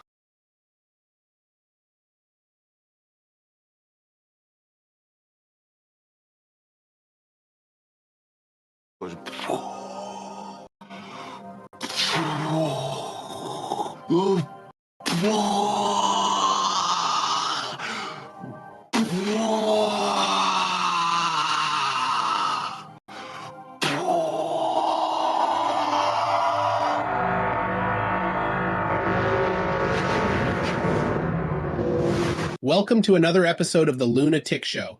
I am your host, MC Loon, anti-flat earther extraordinate. Today's episode will be a treat since we have a special guest, none other than the Top G himself, AI Andrew Tate. Welcome. Thanks for having me, MC Loon. So what you are saying is that you look up to me, and I presume Top G stands for the globe is on top, right? No and no. Saying, so what you are saying, and thereby distorting what I said and answering that, as if I was saying something I did not. That is a straw man fallacy. Assuming makes an ass out of you and me. The Earth measures flat. There is no evidence of the Earth being in motion, and the globe has no way to hold the gas on the ball. Okay, so you clearly are afraid of debating me. It's easy to see the Earth moves. If the Earth is moving, I would see the sun appear to move. I look at the sun. It moves across the sky, therefore the Earth is moving. That is an affirming the consequent logical fallacy that can only assume, not lead you to a conclusive conclusion. Simply put, the sun could simply be moving. Occam's razor. But the stars are moving. That means the Earth is moving. Same argument, but since you did not formulate it into a affirming the consequent on the surface, even if it's hidden within your argument, as it stands, it's only jumping to the conclusion, which is also a fallacy. So that is not valid. Okay, but the moon is moving. That means the Earth is. Now you are essentially appealing to repetition. You should already know that you can only see lights in the sky, how they work, and why we see what we see can only be assumed or accepted for what we see based on the little information we have. You can listen to Michio Kaku, a professor of Harvard and world-famous science communicator, play the clip, please. Science, we always say that you make observations, you have a theory, you go make more observations, and it's a very, very tedious process. Wrong. Nobody that I know of in my field uses the so-called scientific method. In our field, it's by the seat of your pants. It's leaps of logic. It's guesswork. It's guesswork. It's guesswork. Okay, well, guesswork is good work. But we have Freakout's pendulum. It goes in a circle due to rotation. Science proved it. It's called Foucault's pendulum and is pseudoscientific. It's not a valid experiment. It's only a parlor trick. It requires a magnetic drive to keep pushing it, and there is no valid naturally observed phenomenon, no valid independent variable, and zero controls. The effect is only observed within the apparatus. And so it has no scientific validity. It just has beliefs conjured through fallacious connotations. They can imagine it is caused by rotation. But if the pendulum is deviating due to Coriolis, then we would see the same with everything not attached directly to the ground. Airplanes, balloons, bullets, etc. But we do not. Yes, but super laser gyros show rotation. You mean optical gyros, like ring laser gyros that operate on the Sagnac effect. The Sagnac effect has been shown with linear motion when it was only assumed to be detectable from rotation. So now we know it should be picking up imagined orbit, motion of the sun and galaxy. But it only seems to pick up the motion of the stars and then deviates based on the sun and its season and your position relative to it. So it proves the whole religious view of the globe false, but its exact cause is unknown. Those are just more fallacies, strawman fallacy, misrepresenting my argument to divert from the conclusions of it. Then faulty generalization or all scientists don't agree. Even if they did, it is an ad populum fallacy. The popularity of something does not support its validity. You concede, then provide invalid counter-arguments that are incoherent. Meanwhile, a mechanical gyroscope operates on the gyroscopic effect which the optical gyroscopes lack. They can be used for the same purpose, but the way they get there is very different. The gyroscopic effect is described as rigidity in space. This aspect would show rotation as the gyro would orient relative to its original orientation when you spun it up. Gyroscopes don't show this due to imagined Earth rotation. Same with the curve of the imagined globe. it would be shown as the gyro would process relative to the housing, maintaining its rigidity in space, which would make the mechanical gyroscope useless for the purposes they get used for. But my toilet water goes in a circle because of Earth rotation. That is an invalid counter-argument again, and a red herring fallacy, when in reality, Coriolis is an apparent optical illusion from being rotated, relative to the object not attached to the rotated frame. It's not actual deviation. So no force is applied to the object. Therefore, there is no way for it to cause things to go in circles. Even worse is this assumption has been shown to be false with recordings of tornadoes spinning in either directions being spawned under the same storm system. Then there is the shape of the bowl and how the water enters the bowl that leads to circular flow. So the question really is, why don't we see any deviation with things rising or falling? Since to stay over the same spot as they rise or fall, they would have to accelerate or decelerate to the side with the rotation to make it appear to not have rotation, like we see in real life. This would be measurable with accelerometers. Why don't we see any evidence of this assumed motion? I'm not a scientist, I just know scientists, and they say you are wrong. Okay, cool. What was their argument? That you are wrong. That is not an argument. That is a bare assertion. Please try to get him to address these issues. There are many, many more. I am only scratching the surface. Like, for instance, think about the orbit and globe with how gas acts with moving objects. A car, for example, the faster it goes, the more the gas in front of it gets compressed and the gas behind it gets displaced. So simply put, if the globe was orbiting, one side of it would suffer from serious pressure issues, killing all life and affecting sound due to the Doppler effect. While at the same time, on the other side of the globe, you would have an effective vacuum killing all life and affecting sound again. How can gravity know to pull only harder on the gas on one side of the globe and to pull only less on the gas on the other, especially when we don't see gas being held down to the ground at all?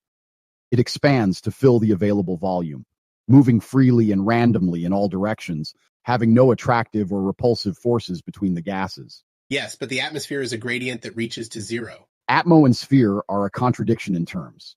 Gas inherently takes the shape of its container. It cannot hold its own shape. You assume the gradient goes to zero because you were told so. What we do know is pressure decreases with altitude, but so does temperature. We are told it gets hotter above where no man can go, so hot it would melt aluminum. But they say they can't measure it because of the low pressures, so that is only a just-so story. With drop in temperature, gas loses pressure. Gas is constantly moving, creating pressure, and equalizing with the surrounding air. This creates our dynamic moving pressure systems from the constant input of thermal energy from the sun. And because the sun moves the air, the gas equalizes accordingly. Add on top of all this the gas generation at ground level and gas condensation into liquid above, making this gradient sharper. Hot air rises, cold air falls, but that is in relation to its surroundings. At no point can anyone show gas not expanding to fill the available volume or this imaginary gravity, overcoming the second law of thermodynamics. It would be violating all observed gas behavior. That's enough. I got you now. Gravity. That proves the globe. Now I will explain like you to prove my point. In the beginning, there was nothingness. That nothingness got pregnant, and energy was born. Energy begat matter. Matter begat gravity. Gravity begat globes. So now we all worship the big G, not the top G. Done. Globe proven. Now what do you have to say about that? At least you admit it's a religion. It's not. It's a philosophical framework and a set of belief systems that I take on blind faith from the authority of my religion. No, I mean cult. No, I mean atheism. Come on, man, you know what I mean. The thing. Let's continue. Gravity is the reason for the current cosmological crisis. And so academia is looking for quantum gravity. So when you ask the renowned astrophysicist Neil deGrasse Tyson what is gravity, when he bothers to be honest, just listen to this clip. What is gravity? I have no idea. Okay, next question. Wow. No, here's the difference. We can describe gravity. We can say what it does to other things. We can measure it, predict with it. But when you start asking, like, what it is, I don't know. He's just uninformed. I know more than him from watching YouTube videos from Fight the Tight Shirt. Things still fall down. That is never in dispute. The why and how are. So what is gravity? Or more specifically, the vector leading to the relative density distribution. We can simulate it with motion, but it's variant over the face of the plane, and even in the same locale. So we know it's not due to motion. If you asked me to guess, I would say it's a yet undiscovered quantum effect of our reality. Why? I cannot tell you. So you do not know. That means I win, right? No, it means I'm being honest, and you are just using malicious manipulative tactics. Care to tell me which gravity you believe in? There is only one gravity. Oh, really? When I drop something at 9.8 meters per second in a vacuum tube, is the object falling, moving, or stationary? It's obviously moving. So you disagree with Einstein then? Since to him, and in that sect of gravity, the object in freefall is stationary or in the inertial reference frame. In Newton, the object on the ground is not moving or is stationary. No, I just agree with both at the same time. That is a violation of the law of non-contradiction. As incoherent as that is, you are allowed to believe whatever you like. Can you at least understand that such reasoning will never convince a reasonable person who understands logic? No, you don't understand logic. A tu quoque fallacy and denial. But I will indulge you. Where is my error, or how so? It's a straw man. What is? Be very specific. Everything. Everything you say is a straw man. So you are just refusing to engage. I was asking for specificity, not a faulty generalization and psychological projection. So are we done here? Yes, you hurt my feelings. My feelings are more important than anything. Therefore, you are a baddie who can no longer be my daddy. Okay, wow, since this is over, I take my leave. AI Andrew Tate won't be subjected to this nonsense anymore. Peace to all the sane people out there. Shout out to 24/7 Flat Earth Discord. Its moderators and staff are excellent. Highly recommend. And MC Loon, good luck with all that. AI Tate out. Yeah, you scared. Running. What did you say? Nothing. Nothing. Thank you, everyone, for another great episode of the Lunatic Show. This has been your host, MC Loon. Check out our sponsors and pay me more money on Patreon. That is how this works. You incentivize my dishonesty, people. Keep it coming, or I might just become an NPC streamer. Yum yum. Ice cream so good. Yum yum. Ice cream so good. Until next time, goodbye.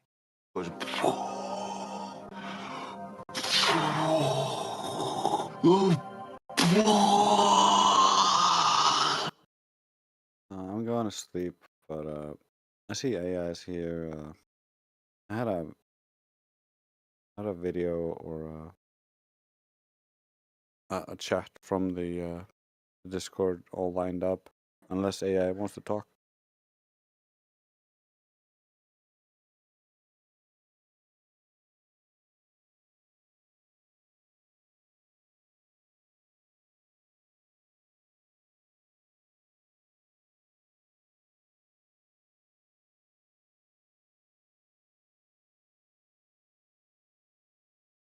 I guess I'll just make him talk with my video. When it comes to where you are, where you're standing, what you're standing on, do you have any ideas around that? Like, what do you think? What do you perceive? What do you experience? I think it's quite spherical. What you're standing on is quite spherical. What leads you to believe that in your kind of everyday life, your experiences? Probably from what people who know more than this have told me. Well, no more than me have told me. Okay, so it's not anything that you as a thinking human being experience per se. It's just a story you've been told and you believe the story. Your everyday experience doesn't necessarily match that. Maybe it does, maybe it doesn't. I don't know. You could give me maybe an example of how your everyday experience would lead you to trust that story. Well, it's just I'm taking somebody who knows more than me and has spent more time on this subject than me, his advice, like I do with everything in life. Yeah, well, one of the things I do that earns me money is I'm an accountant, right? Mm-hmm. So you might trust me to be your accountant, but being an accountant, if I was not being a professional and not living up to the standards of the profession, I could probably figure out a way to swindle some money off you without you knowing, right? Yeah, probably, but I'd say it's quite different than making up scientific proof. Oh, so you're under the impression there's some scientific proof of what exactly? Because a shape claim isn't really science, that's more measurement, right? Well, I guess more everything kind of fits and works together, which is what a theory is, isn't it? System of belief. So when you say everything fits and works together, are you under the impression that there's some sort of scientific model or some working model of what may be portrayed to you as the Earth and the universe? Talking model, isn't that called the heliocentric model? Yeah, but we got to stop right there real quick before we continue. A scientific theory is not a systemized belief. A systemized belief is a religion. So if you're claiming that the globe is a system of beliefs, then you're basically saying it's a religion or a philosophy at best. Well, Continue. kind of, but the definition of theory is a system of ideas intended to explain something. Could religions be theories, right? Could we take any religion you want to pick, and could we say that religion is a theory as to God, a creator, a prophet, certain theological beliefs? Yeah, I guess that makes sense if it's a system of ideas. Yeah.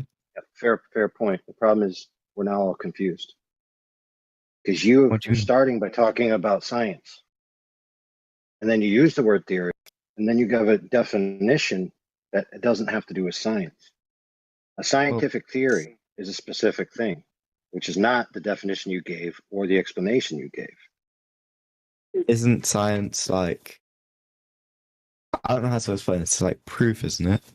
Do you get me? It's facts based on observation. No. What is science? Okay. Science in the way in which we're using science in this arena, right? When people say there's scientific evidence of the globe, okay? Scientifically validated evidence is about cause and effect relationships that are validated by experimentation. Okay, so a theory in a scientific theory comes after an observation of the natural world, a phenomena that occurs within it, a hypothesis about if this occurs, then maybe it causes that phenomena, the effect.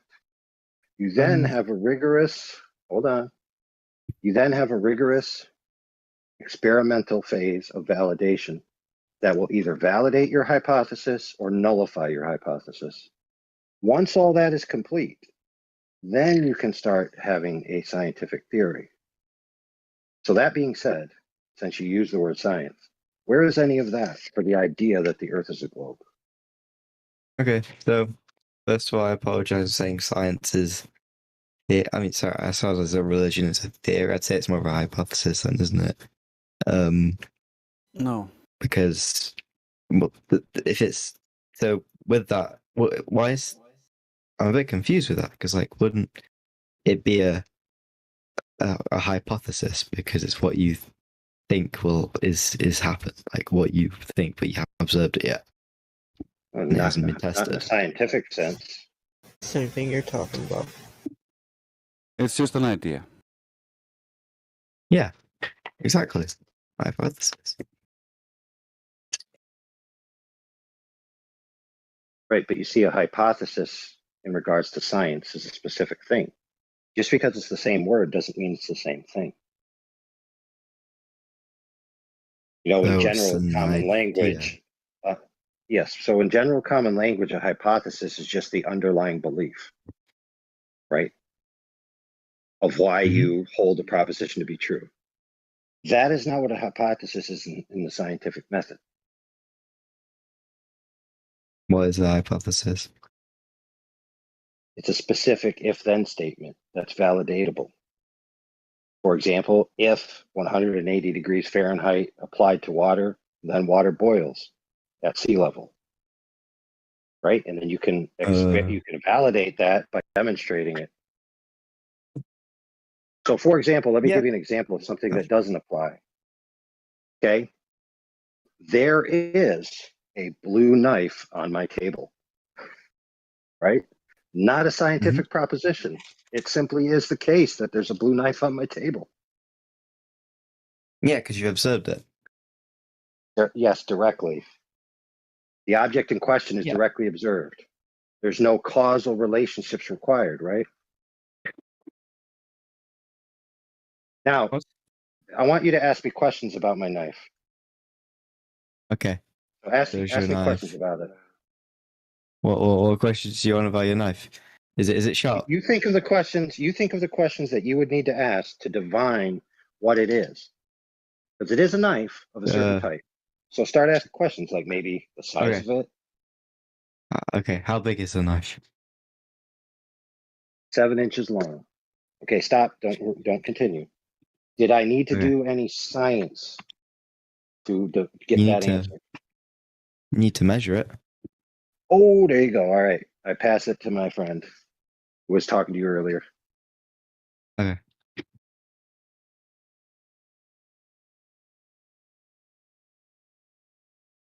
Is that my cue? I think so. You can take it, Napalm. Sure. So, yeah, the measurement isn't science, right? Is that what we were just talking about? Yeah. I thought it was a part of science. It's not. Measurement is just measuring something. Yeah, it can be a tool used in science, but it wouldn't be science itself, right? So it's to measure. I'm a bit confused. So it's part of science, but it's not scientific. Yeah, so like AI was saying, in this realm, right, in this arena, we talk about science, natural science, which is the study of the natural world through experimentation, right? So we observed something in nature. We observe an effect, right? So let's go back to when he was talking about water and heat. So you and I are walking along and we come upon a boiling pool of water. And we've never seen this before. We look at it and we're like, oh, wow, this water's boiling. And then we come up upon it and we realize there's steam, and we kind of touch it briefly and we realize, oh man, this is hot. This feels exactly like the fire back where we came from. I'm wondering what's going on here, right? I feel heat within the water and I see it boil. So maybe we could form some sort of hypothesis as to why the water is boiling. Maybe it's because of the heat. So we go back to our campsite and we try this.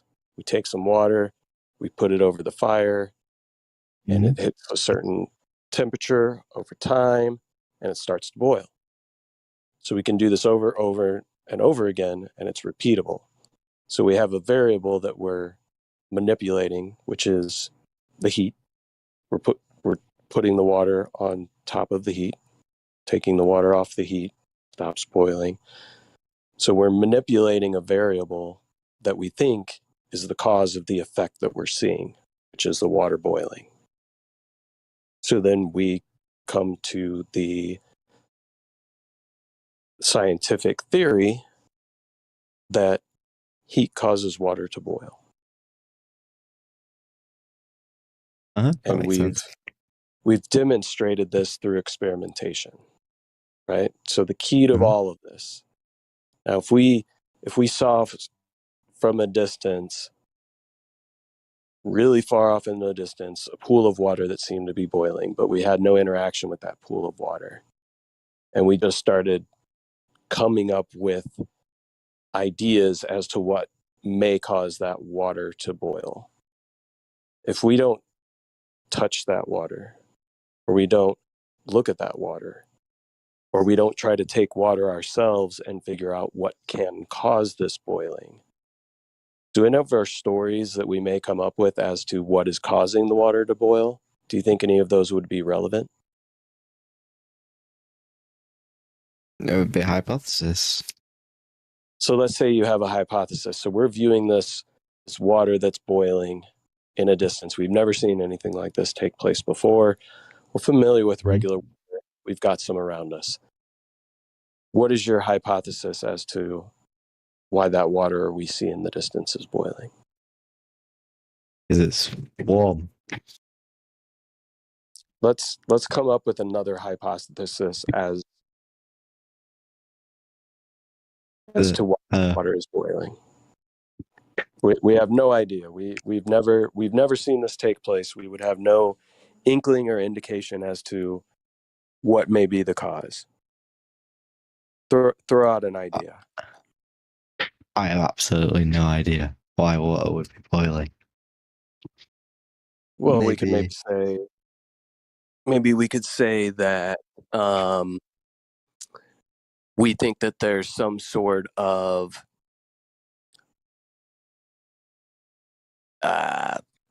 entity or being that lives within this water that is somehow below the surface, which is causing this thing to take place, right?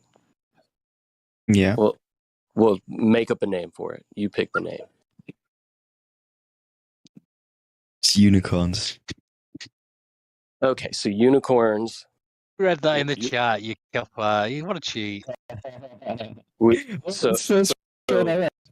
So our hypothesis is that we've got these unicorns, whatever these may be, that are underneath the water that are causing this agitation that we see that looks like little bubbles. Now, what would be the first thing we would do to test this hypothesis? I would try and see if we can find these by ourselves. I'd try and observe one of these little unicorns. Right. So we never experience these unicorns. We don't see them.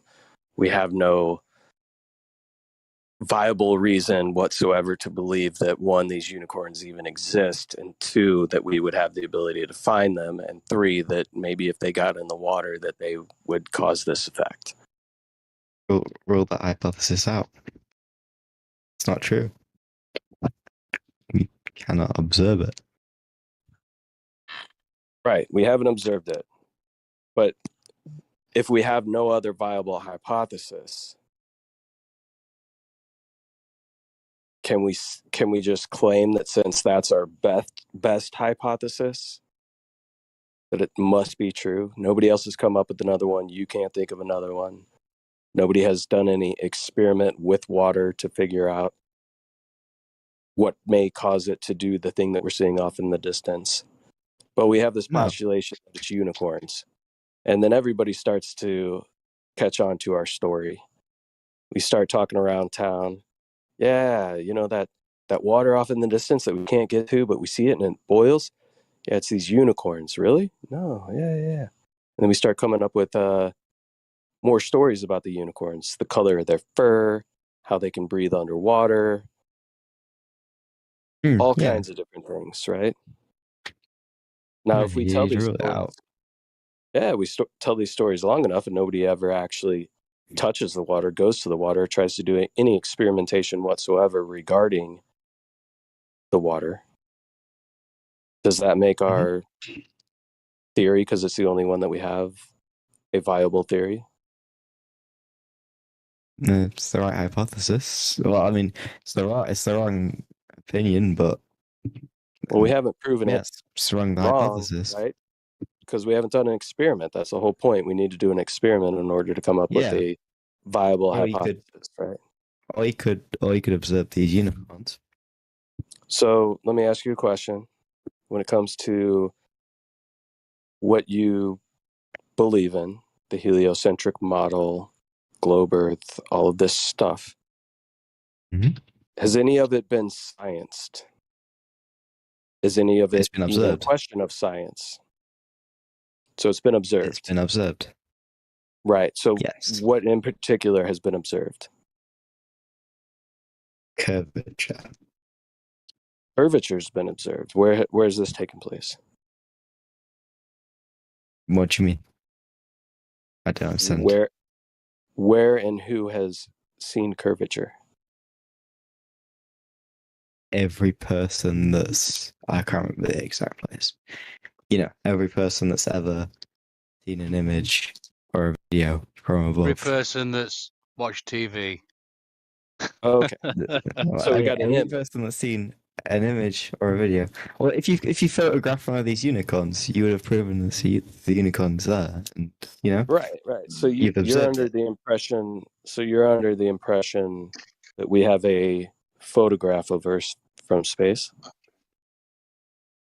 Seems quite likely to me. Seems quite likely, but the funny thing is, it's 2022, and we still don't have one. Why is that? I'm back. Did you hear me? It's 2022, and we still don't have a photograph of the Earth from space. Why is that? I don't believe you. Where Okay.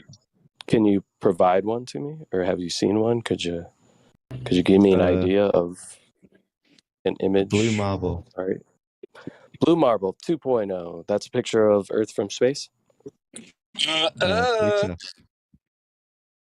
I'm sorry. What was that? I believe so. You believe so? Do you know so, or do you believe so? Doesn't seem very. It seems quite credible. Seems quite credible. Okay. Well, what if I told you if you go to the NASA website, you can find a data visualizer named Robert Simmons, who has also been interviewed on a radio show talking about how he created the blue marble image. So what he did is he took strips of high altitude pictures and took that flat map, wrapped it around a ball in Photoshop, and then started coloring it in. He put in the clouds. He talks about how he made the colorations within the oceans, how he made it a little bit more green in areas that they had sensors that sensed more phytoplankton in the sea. He decided to use that data to color those parts a little more green, right? So the interviewer even asks him, so there's artistry to making the Earth. And one quote that Robert Simmons has is that he says, it's Photoshop because it has to be. I'm reading this. Did you find Robert Simmons on the NASA website? You can read it all. Yeah. I'm not reading. Yeah, while you're reading that, so you might say, oh, okay, that's not a photo, but the Himawari 8, that's a photo. And that came after the Blue Marble. And it's a satellite. Right? So in the modern day, they put up a satellite called Himawari 8, so they say, with the intention of taking photographs, right? Because they realize nobody's buying their other fake nonsense that's not a real photograph. So lo and behold, people believe that the Himawari 8 is taking a photograph of the Earth every 10 minutes. Come to find out, the Himawari 8 is just overlaying the blue marble data set that Simmons created with NOAA data, which is weather data. So it's a simulation. It's not a photograph. So again, like my friend said, Where's this alleged photograph that everyone has seen? It says here that in 1972, during Apollo 17, that was the last time someone took a photograph from above low Earth orbit. 1972. That's the only alleged photograph. From what this is saying, since from whenever this was interview was out, 2004. So it's 2022, and the only photograph that's ever been taken of the Earth from space is from 1972. Do you believe that?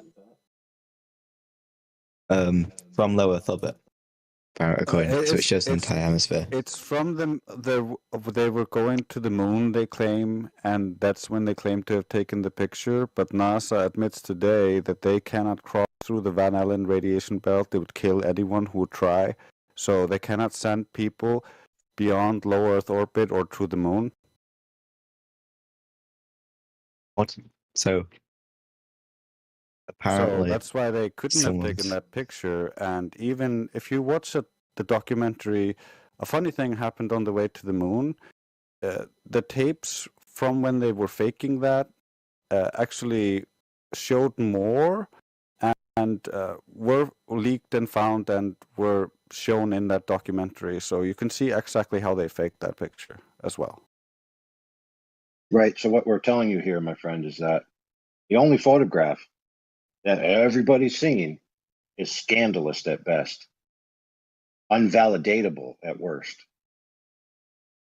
So again, where's this supposed photograph that everyone has seen? According to what you said, there isn't one. Oh, there you go. That's the answer. Well, I find it hard to believe, which I'm sure is quite normal. Wait. So you think it's rational to believe that the only legitimate photograph happened at the beginning of space exploration, and since then, not one has been duplicated by an advanced system? You think that's easier to believe than just to believe that they can't take a picture because they can't get far enough away to take a picture? Just like our other friend just told you, they admit that they're planning missions to go past low Earth orbit, past the Van Allen belts. It makes it sound like, wait a minute, didn't you already go past the Van Allen belts? I mean, if you're a wise person, my friend, and you think self-reflectively, all that sounds pretty scandalous, don't you think? Well, I don't think we've really have people really been past low Earth orbit since the end of Apollo. No, not really. No, they never went past it. They never went past it, my friend. That's the point. Yes. Allegedly, What he's trying to say is in the Orion project, that's NASA. They admit themselves, just like he said, that until they fix this problem of going past the Van Allen belts, they cannot go past low Earth orbit. We're using the globe experts, NASA.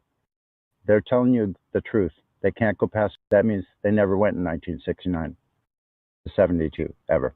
They never went. What? So they said they went, but then they said, for some reason, I don't think they'd do that. Yeah, they said they went a long time ago, and then they realized, oh, the radiation would actually be completely lethal and can kill anyone who actually tries. So that's why anyone now cannot go. And for the last few decades, no one has been allowed to go because it's deadly. You can't go. It'll kill you. We don't have any shielding that'll protect us, so we can't go. That's their excuse right now.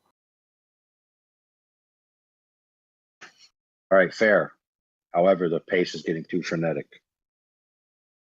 Okay? Right. People are interrupting each other, and that's causing people to create a fog of war in their mind that they have to talk faster, and it's just going to escalate. So I'll take a moment and breathe, and then continue.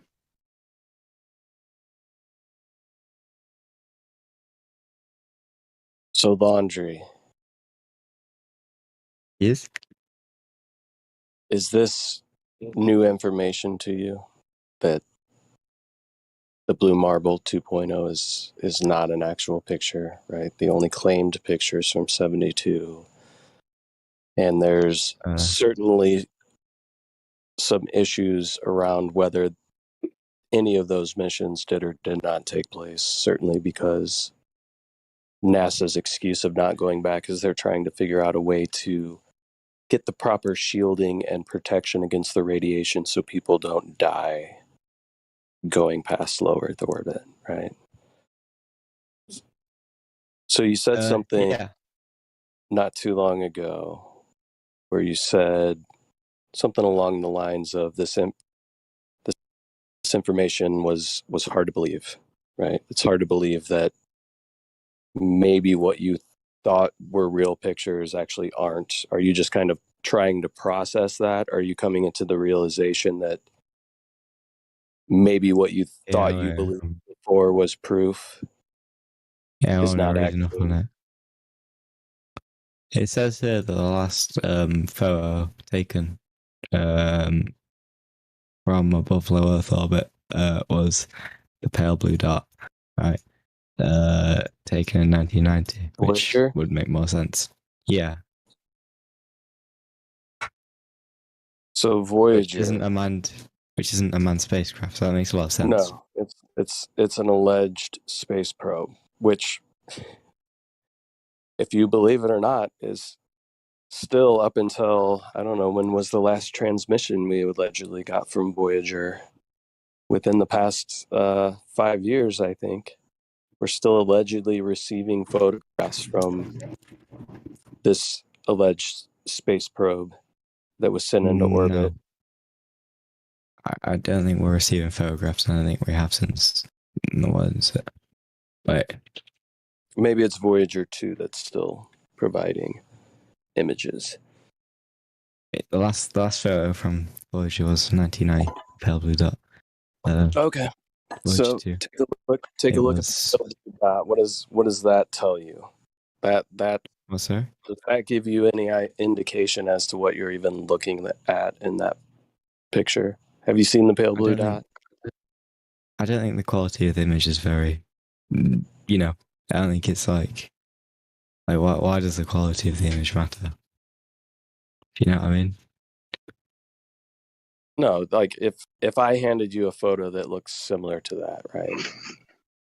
If not the exact same photo, and I drew a little arrow on it to one of the more lit places within that image, and I said, this is Alpha Centauri.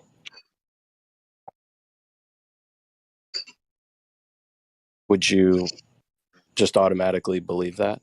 If I drew the same arrow to the same pale blue dot and I said, this is Alpha Centauri, how would you know or verify, or what would give you any indication, even looking at that photograph, that that's Earth? Well, I wouldn't see a reason for you to say that it's Alpha Centauri. And surely if you did, you would try and make it a bit more believable by maybe putting some sparkles or something around it. Yeah? I don't know if sparkles would make it more believable. It actually would make it look more fake. But either way, man, looking at this pale blue dot image,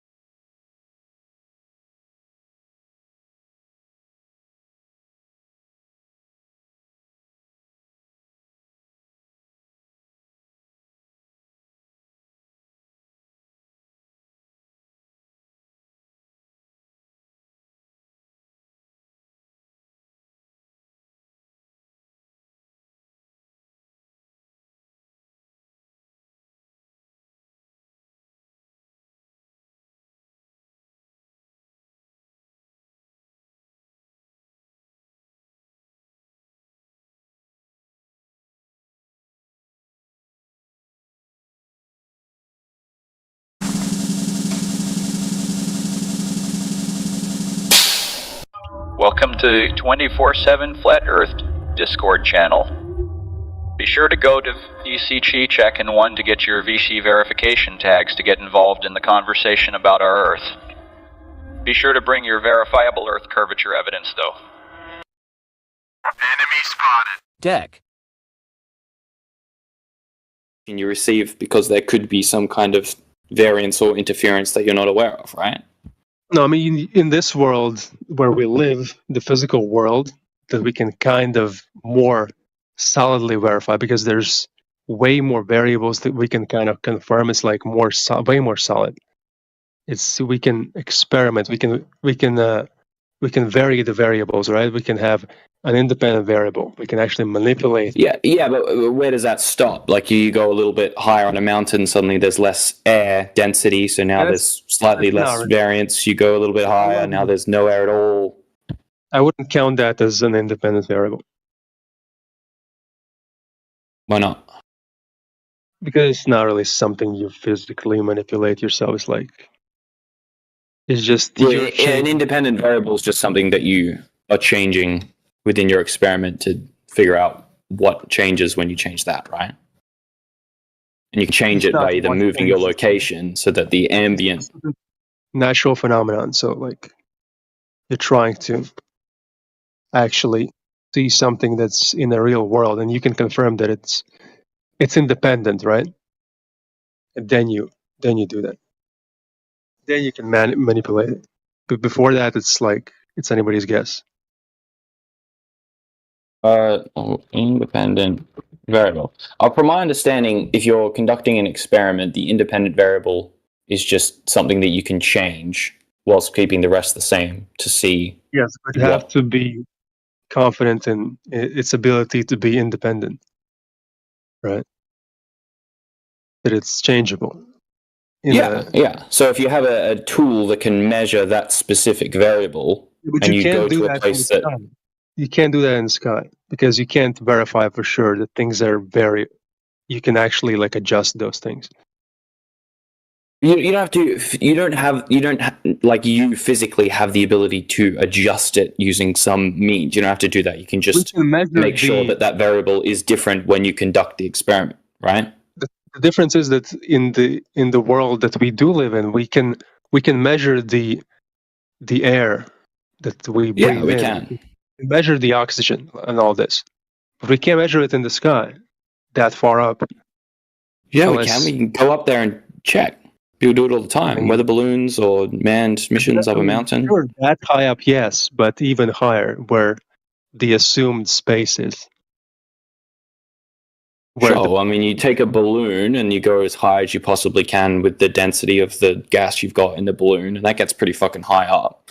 And then if you want to go higher than that, you won't go to Jupiter with your balloon. You won't go to Jupiter. That's true. That's where we're trying to. You need some other technology, such as some kind of solid-fueled, liquid-fueled rocket to blast your way out. Fair enough. And you're assuming that it's a place you can go to in the first place. You're assuming it's a place you can actually land on. You are making that assumption, and some would argue that people have made that assumption and then checked, and that assumption turned out to be true because their data came back. Yes. But you choose not to trust that. That's fair. Yeah, that's what I say. I try not to base my things on trust, but yeah, and that's up to you how much you decide is worth trusting, etc. I just it feels like there's a lot of how do you say trust the fact that this Discord app is working without the back end of knowledge and technical development and this, that, and half the technology comes from, NASA's space agencies and that's forwarded civilian tech, blah, blah, blah. All that is documented, recorded, historical and scientific knowledge that you can trace back and see, this developed from that, and then that developed from this, and this developed from that, et cetera, et cetera, et cetera. If you can trace that back, I don't see where. Nobody's arguing that you can't develop things on the Earth. You can still have technology on the Earth, so it doesn't mean it stops working once it leaves the Earth. I don't get it. Okay, but first you have to say that something left the Earth. I mean, but that's actually a claim, so you have to prove it. Sure, but like, if we have a rocket and that rocket goes up well within the bounds of the Earth and the sky, do we assume that it stops going up once it crosses that boundary? I mean, and if we can maintain radio communication with that rocket and see it and bounce radar off it the whole way up, and then we can continue doing that past where we can see, we can assume, okay, we can't see it anymore, but the radar's still working. There's no reason it would suddenly stop working, or it's now imaginary or something. We can continue to do that until it goes past our vision. I would prefer not to assume those things. I would prefer just to know that. So that doesn't mean that technology can still exist on the Earth that we have. So just because there's... Yeah, but where is the bound between know and assume? Like, if you use any kind of technology, you're assuming it works, right? I'm not assuming it works. I know it works. I have a phone. I'm using it right now. I know this shit works. Exactly. So if I have a radar that I know works, and then it keeps working for higher and higher up, it's the same thing. Then nothing's changed. This is like such a jump in conclusion, going from phones work, therefore you can go to space. This is not the argument I'm making. You're deliberately misrepresenting it. What I'm saying is, if you have a radar device that works on Earth, you can point it at something and it says 30 meters, 50 meters, or it makes a scan of that thing, which we definitely can do with sonar or radar or whatever you want to do. Okay, and but then you point have it no up, idea what you're measuring. You have no idea which thing you measured to build upon it, right? No, you do. Yeah. You can have an idea for sure. You can point it at something and then you stand in front of it, suddenly the number changes to the distance that you are away from it, and you go, oh, this is measuring the distance. You don't know the distance, though. You don't know the distance, how far it is. So you don't know if you measured the thing in between or the thing that's actually there. You don't know. You're just making up. You do know. I feel like you're deliberately limiting your amount of RAM or memory to be able to keep multiple things in your mind. But the point is that... What are you measuring? What are you measuring? What are you measuring? He's measuring things in the sky. He doesn't know how far they are. You're measuring the time it takes for a sound wave or a electromagnetic wave to extend out and then bounce from a physical object that it can bounce off of and come back. And if you time that and you know the speed of that thing, then you can measure the time it takes. How are you doing this? You don't know the medium. You don't know the medium which through it travels through. So you don't know how it alters those things. We breathe the medium. And we know that the rate at which that medium changes by you don't know what medium is in the space part. You don't know what medium is there. So you don't know if it's going to travel. And who's doing this? It's the... Can you explain how you're doing it and who's doing it? This is a hypothetical situation. I haven't done this. So why are you using a hypothetical? He's using because hypotheticals are very useful ways to construct scenarios in which you can explore ideas. What do hypotheticals prove? They can prove anything depending on what the hypothetical is, for sure. Because you're using a hypothetical. They work with ideas, for sure. It's not a real life situation, is it? Well, what do you think a hypothesis is? I mean, obviously that doesn't prove anything, but it outlines it. Yes, of course it is. It's in the name, hypothesis. Ooh. It means something that isn't tested or verified yet, but is you're just making it up. Hypothesis is something you've observed and you're trying to work out. But there's a reason they both start with hypo. Hypothetical means involving or being based on a suggested idea or theory. A definition of hypo. I've googled hypothetical, and the definition that's come up from Merriam-Webster Dictionary says involving or being based on a suggested idea or theory, being or involving a hypothesis. That is its definition. That's what it is. What's the hypothesis for rockets flying into space? So the hypothesis is that the Earth has a force that acts downwards on all things. In order to overcome that, so you don't come back down, you need to eject and generate enough force to have enough velocity to escape that without being pulled down. And it takes a lot of fucking juice to do that. Don't you? You know that's not a lot of juice to do that. Have you tried jumping in the air? I have tried jumping in the air. I haven't tried jumping out of orbit, though. Oh, okay. So You're Hey, talking about dude. hypotheticals, right, bro? We were Hypotheticals. talking exactly. briefly about hypotheticals and their relationship to hypothesis and how they're basically the same fucking word, but yeah. Okay. So Okay, do you know what a hypothesis is then? Yes, I do. What's a scientific hypothesis? A hypothesis is a supposition or proposed explanation made on the basis of limited evidence as a starting point for further investigation. So how is limited that basically? How is that basically the same word as a hypothetical? Because a hypothetical, by definition, is a something that is being or involved in a hypothesis. That is what that word means. You can look this up for Nope. yourself.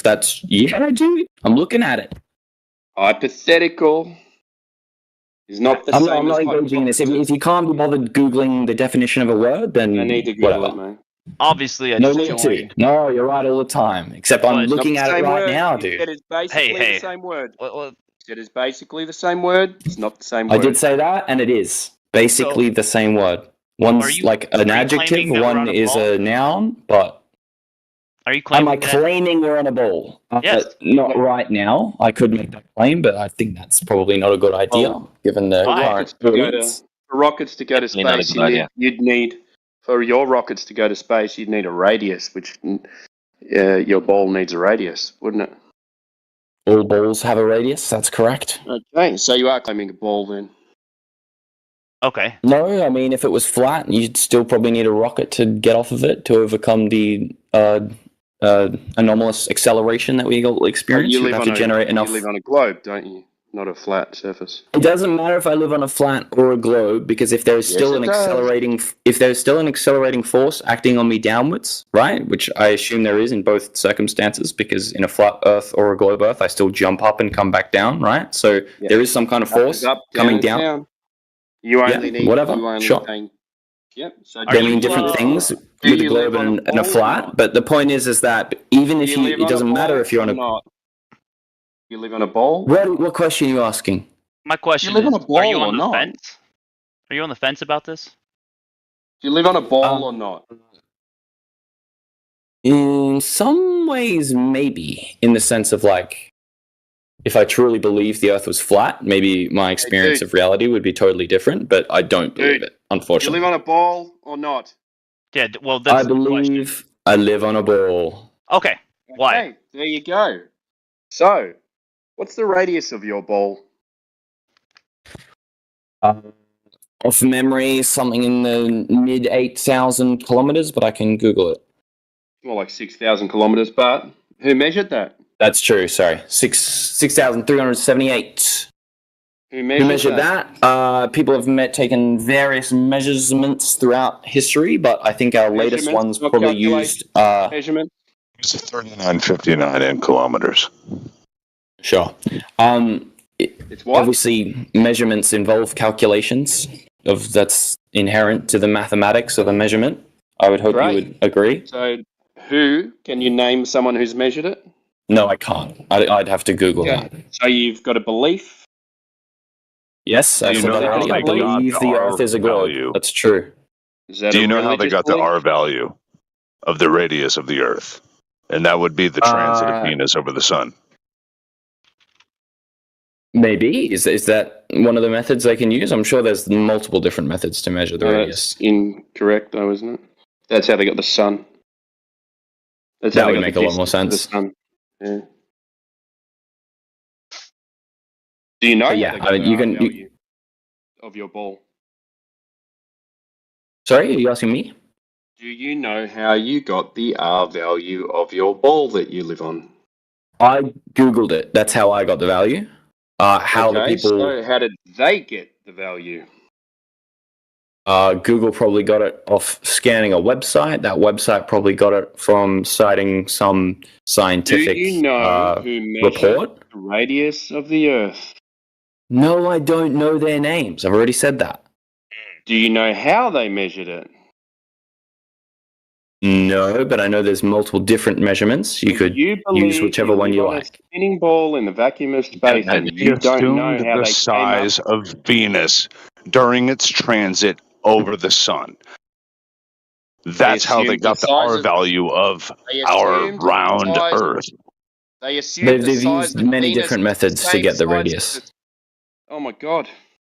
They assumed that Venus was the same size as the Earth. That's how they got the distance to the sun. You're wrong, mate. You talking to me or this other guy? No, I'm talking to Spring Corpse. Go for it. Prove me wrong. You're just Googling things and then saying, like... Okay, back to it. So, do you know how they got it? You asked me the same question a million times, dude. Okay, so you live in a belief that you live on a spinning ball in the vacuum of outer Yes, space. Tell me that's why true. it's not a belief. I've told you already I believe that, and there's no claim otherwise. Okay. I believe we live on a globe. How There's have you no... confirmed? So it's How like a have you religious confirmed that you live on a spinning ball in the vacuum of space? I haven't done the necessary science myself, but for better or worse, I trust my scientific institutions with certain facts Oh, that I great. live The off of. priests. So you're in a religion. Yeah. If you want to call it that, sure, yeah. It is. That's what Yeah, it that's- is. Do you know what the definition of religion is? Hit me. Well, it's having a blind faith belief in something that has no proof. That doesn't sound dictionary based, but the belief in and worship of a It needs to be superhuman power or powers, especially a god or gods. I don't know if that's probably not quite right, but maybe a particular system of faith and worship that might fit it a bit better. Yeah, there you go. Faith and worship. Right. You worship the ball. Your I gods wouldn't say I are. worship your- it. I mean, depends what you mean by your worship. I gods don't are- go your around, gods are higher, bowing or And anything. you have a faith-based belief in a ball. Isn't that amazing? You're defending the thing that you believe in, so you're worshiping it because you're defending it. You don't even know what it is. You're just defending it. Why? If defense is worship, fair enough. And blind belief at the same time. Well, yeah, defense is worship when you're believing something without having evidence of why you believe that. Like there's no. I have evidence. I understand that you guys, your like burden of proof for that evidence is a different level of mine or has different things. That's fair enough, but I still personally consider it evidence. That's here's the thing. We fine know for me. it's No, flat. it's not evidence. It's belief, bro. Yeah, we It's not know it's evidence, flat. It's belief. Yeah, go So, ahead. so how do you separate knowledge and belief in your mind? Listen. Go outside. Like, go outside. Look, we are not moving. Can we you are answer my question? motionless, How do okay? you separate Like, knowledge and belief in your mind? You believe that we are on a spinning ball, tilting, wobbling in the fucking vacuum of space. But when you go outside, we are not moving, bro. Motionless. And water, bro. Water. Listen. Okay. If you put water in a cup, I say this so many times. If you put water in a cup, right, the cup become the container, and water is flat, is level when it at rest. You move the same water into a swimming pool. Guess what? The shore around it is the container, and water is flat and level. Now we put the You're same dead water right so far. No, listen. When we put the same water in a lake, right? The shore around it, it's the container, and water is flat, is level when it's at rest, right? Now you put the same Yep. fucking water in the ocean. What's gonna happen? It turn into a ball? No. If you take a similar size measurement, if you take a cup size like circumference of the ocean, it will definitely appear as flat as the cup does. No disagreements there. So But when you start zooming where out did to you get the like ball from? thousands and thousands of kilometers, a curvature starts to appear because it's a matter of scale. But So there's Yeah. bumps in the ocean, water bumps. there what is you're actually, yeah, they're called tides. But yeah, Okay. Could you? yeah, show that's what a us tide water is. bumps? It's just a bump. Yeah, dude, like watch the water rise up and down. It's a bump. That's how that works. I don't It's know very about you, but fascinating. when I actually. look at the beach, I see waves that are crashing on the shore of the container, right? Yeah. Because But you'll also notice over like an 8-hour period that flat level will rise and fall. And if you zoom out enough, you can see the actual gradient of that rising and fall. And you'll notice that coincides with the moon. And then you realize, oh, they're tides and the gravity is being shifted and they're actually little balls. It's very interesting how water moves. well, keep it simple, right? Does water always find level? As best it can with the forces it's being subjected to, yeah. It's always going to try and find level, right? No matter what container it's in, water always tries to find the equilibrium, right? Yeah, a balance of forces and equilibrium for sure. Okay. So one fact that we have to both agree on is that the Earth is 72% covered in water, right? Yes, by surface, by just that doesn't account for volume, but yeah, sure. Let's just I'll say go with 72. Yeah, 72%, right? So if water Surface always area finds to be level, specific, yeah, not if volume. water, Yeah, if water always finds level, and 72% of the Earth is covered in water, right? Mm-hmm. Then how are we on any type of spheroid or sphere? Doesn't make sense. It does make sense. I mean, So water can stick to a ball? Yeah, in the same way a raindrop is a sphere. It's like it's a raindrop? distribution of How about forces. Yeah. the convexity of water? Is that what you're talking about? I'm talking about the tendency for water to form an equilibrium with the forces it's being subjected to. In a raindrop, there's like van der Waals forces on the outside and hydrogen bonds and all this shit that contain the water in a sphere. And in the same manner, and that's the most balanced force. Obviously, when it's falling, it starts to elongate as there's different accelerations and blah, blah, blah. In the same way, on the Earth's surface, the water will take the shape of a container. If it was flat, it would be flat, sure. If it was a sphere, it would be spherical. But what do they depends on the shape call- of the container. Again, this is begging the question. Well, what do they call it? They call it sea level, don't they? They do. There is a name for it, sea level, and that is not the deep Earth. relative. Because it's flat. Yeah, you can use like the terminology to prove your point, but it doesn't really No, but it's true mean though, anything. because it's sea level. That is true. It is called 70 sea level. Why? It is the level, the height. Why? Because it's a very useful measurement when talking about ships and distance to the bottom of the Because sea the and the ocean distance. is flat over a stretch of like a span. Like when you have water in a container, right? Like what would contain the oceans? Why are the oceans The sides of it. right? The shores or Sure, the long sloping continental shelves or whatever you want to say. Yeah. it's being contained, right? That's why waves are crashing because it's like water in a bathtub sloshing around. If you think about it like that. Somewhat. Waves are kind of cold. There's wind and shit, but yeah, fair enough. Right. So 72% of the Earth is covered in water. Mm-hmm. Flat, sea level, water. Yeah, I mean, you're throwing in flat, as in implying that that's the container, but if you want to say that, sure. Yeah, It because looks flat, yeah. if it's 72% of the Earth's surface is covered in water, that means 72% at least is flat, right? So how can you shape that into a ball?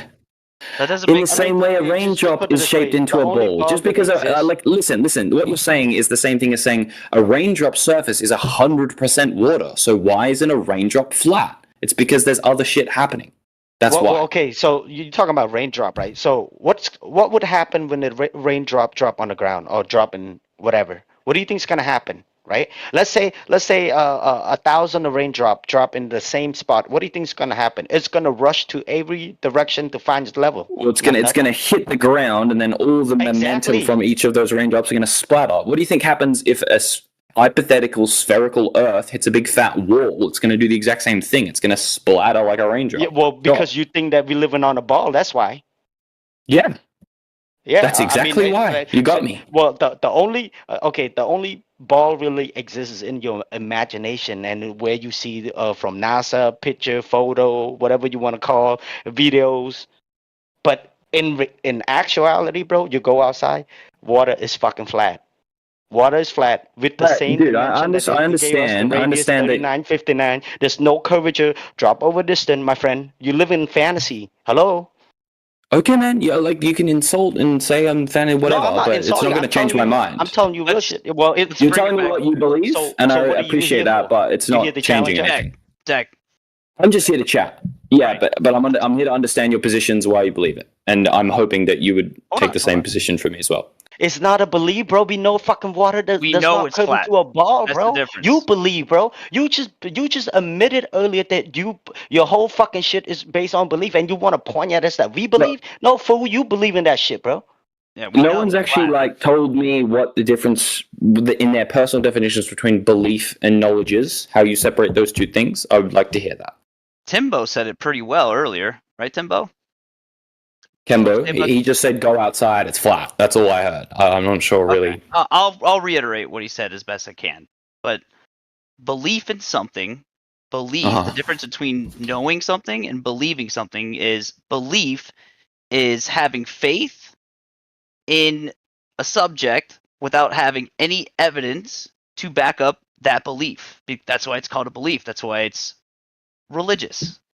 Because you're not using evidence to back up your belief. You're using a feeling. You're using subjective evidence. Well, listen, on the dictionary, what belief is saying is an acceptance that something exists or is true, and then it says especially one without proof. So it means that yes, a belief without no, but listen, a belief, right, can be without proof, but it can also be with proof. The core crux of it is that it's something that you accept as true or existing, right? That's the core of it. Whether there's evidence or not, the point is that you believe it, or that you accept it to be true and that it exists. That's the definition of belief, or the one that I use at least. Well, let me ask him a question. Hold on, let me clear that up, Kel. One sec. You can't believe something and know it. Yeah, you either know something or you believe it, but you can't believe you can. something. Why and not? subsequently No, know it. they're not antonyms. No, the verb in the dictionary says be aware of through observation, inquiry, or information. Okay, and then a belief is an acceptance that something exists or is true. So I don't see any reason why you can't both believe and know something to be true. They're very similar words in definition. No, forget. It's a contradiction. If you know something to be true, no, let me finish. If you know something to be true, yeah, I don't believe I'm speaking to you now. I know I'm speaking to you now 100%, okay? There's no belief here. What are you defining as belief? So belief is, well, as explained to you several times, is a faith, okay? It's a faith. That's what your definition of belief is, okay? We can use that one. But the one in the dictionary is different.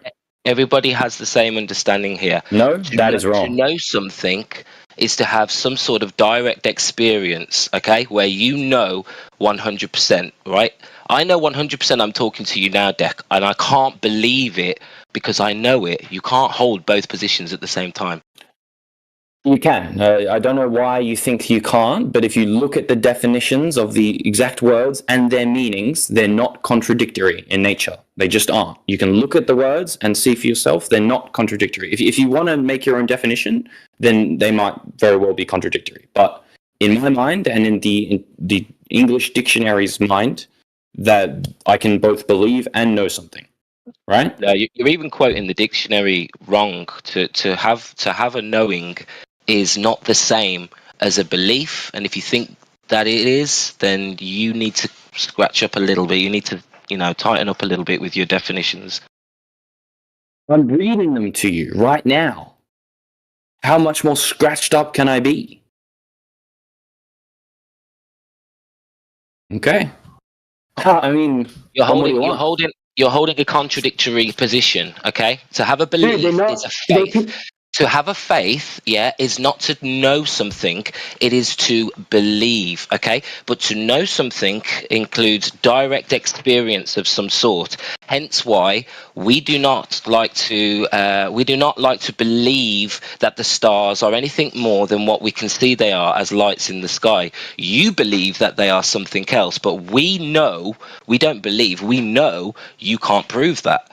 So there is a difference, and science is a good marker for this, because when you've got a method, like the scientific method, that can take you from belief, i.e. a hypothesis, to knowing.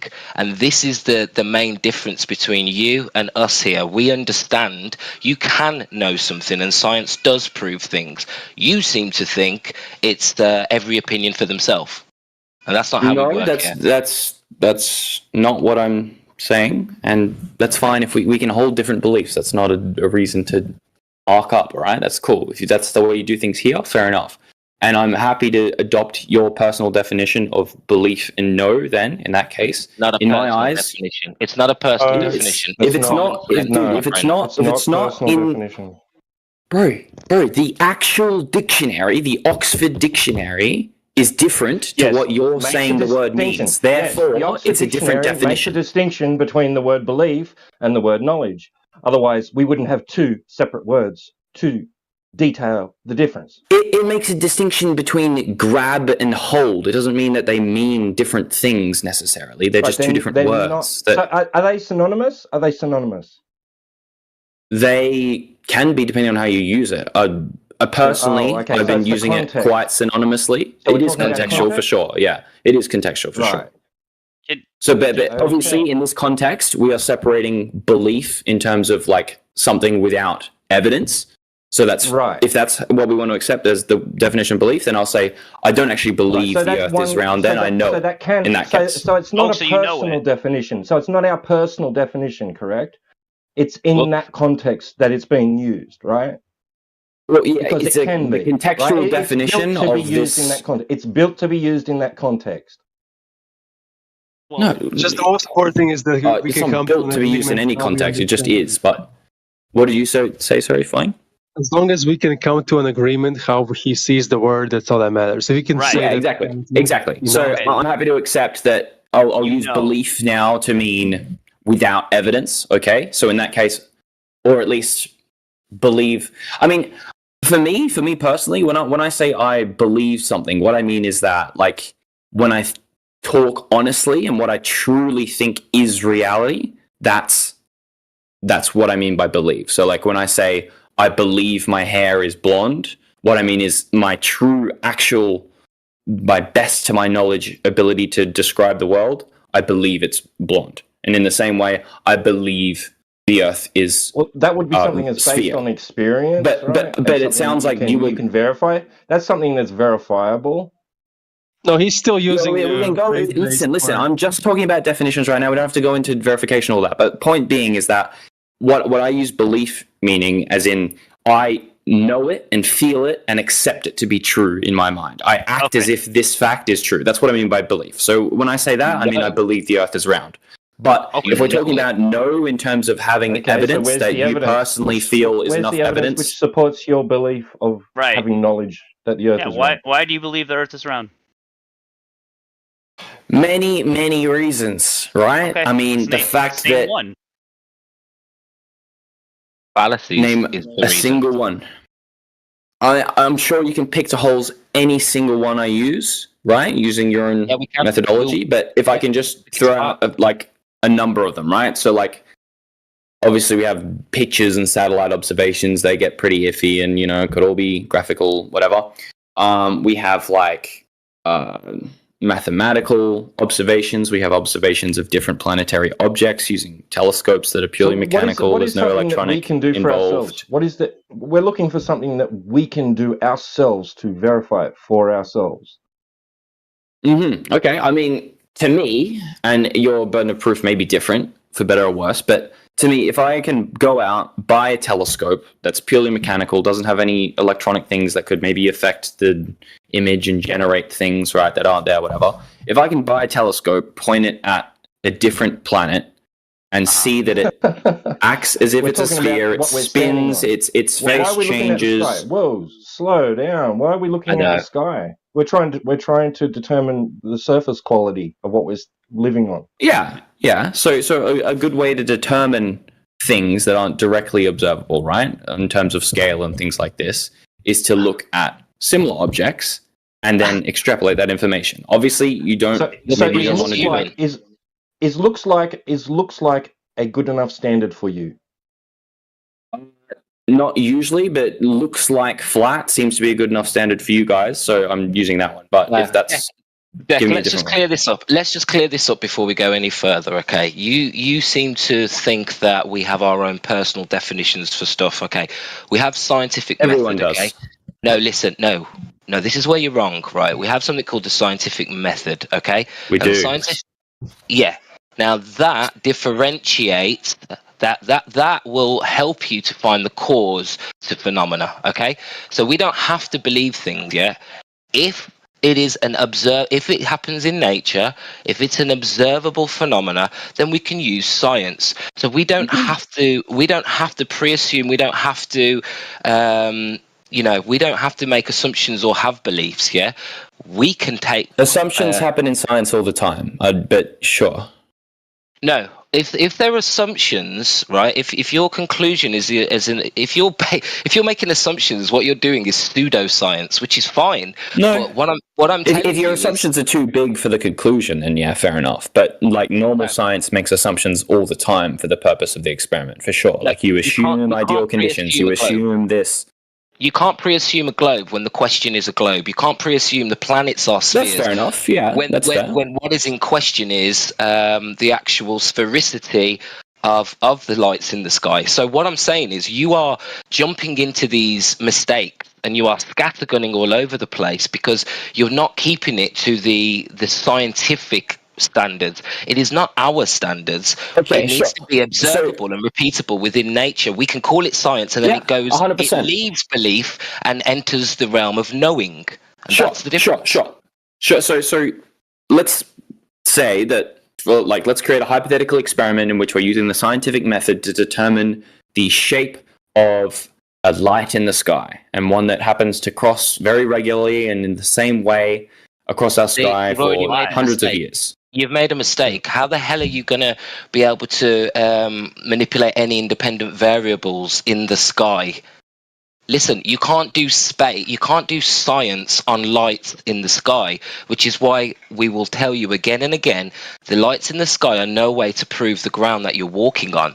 Right. Because there is no science involved here. This is all pseudoscience based on your assumptions, on your assumptions of what the lights in the sky are. The lights in the sky are not. You cannot do any science here. So just recognize that. I will not recognize that because I completely disagree. To the surface quality of what you're living on.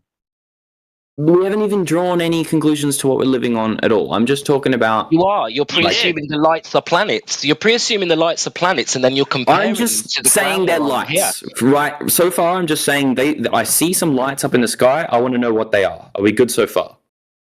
That's great and dandy, but that wasn't the question, man. The question was. I'm getting there. I'll get there. Right? Why do you believe that you were on a globe? That's the simple question. Why do you believe? What would you do? Your top three reasons why you believe you're on a globe. Keep it simple. Because of listen, everything I say, you're going to say it's not scientific, even though I believe it's scientific. And then you're going to ask, well, why do you believe it's scientific? Well, hold on. Say, I believe it's scientific as well.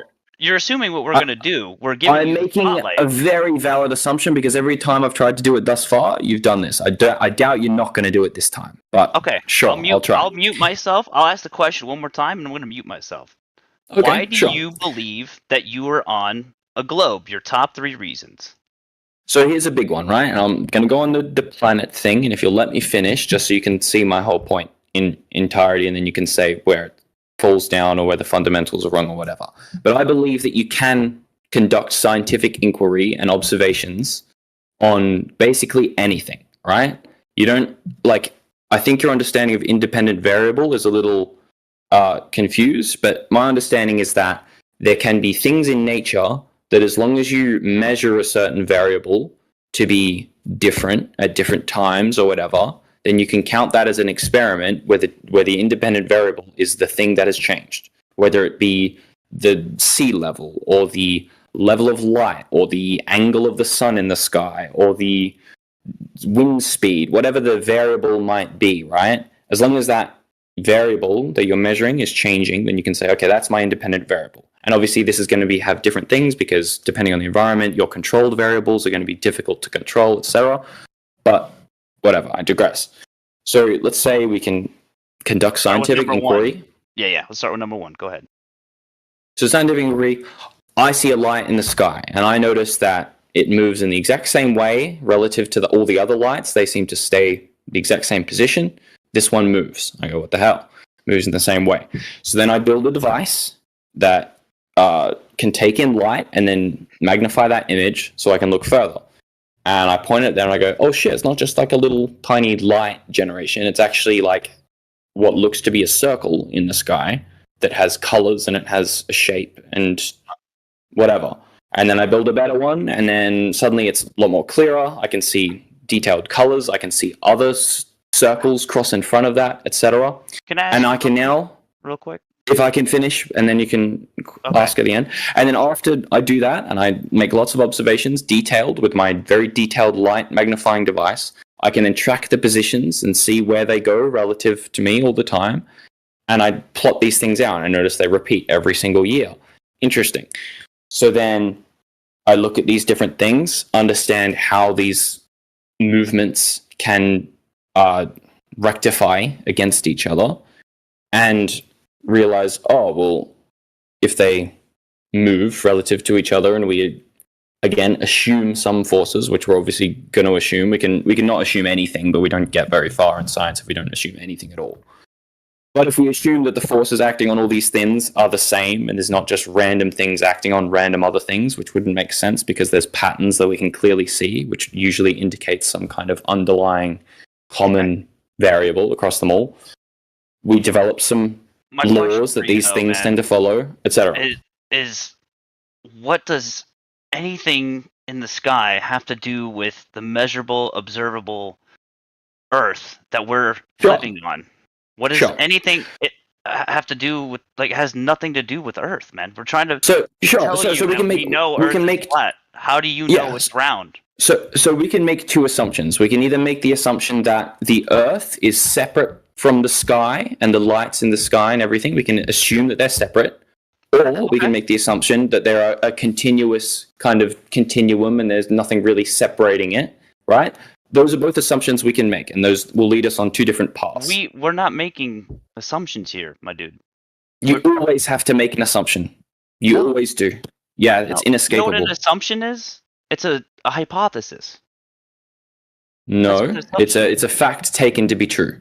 That's not a fact. When you assume something to be true, you're assuming without evidence. You know what that's called? That's called a hypothesis until you prove it with evidence. That's not called a hypothesis. Is different from a belief. A hypothesis is an outline of what you think is going to happen that you haven't verified yet, right? So that's you haven't verified that.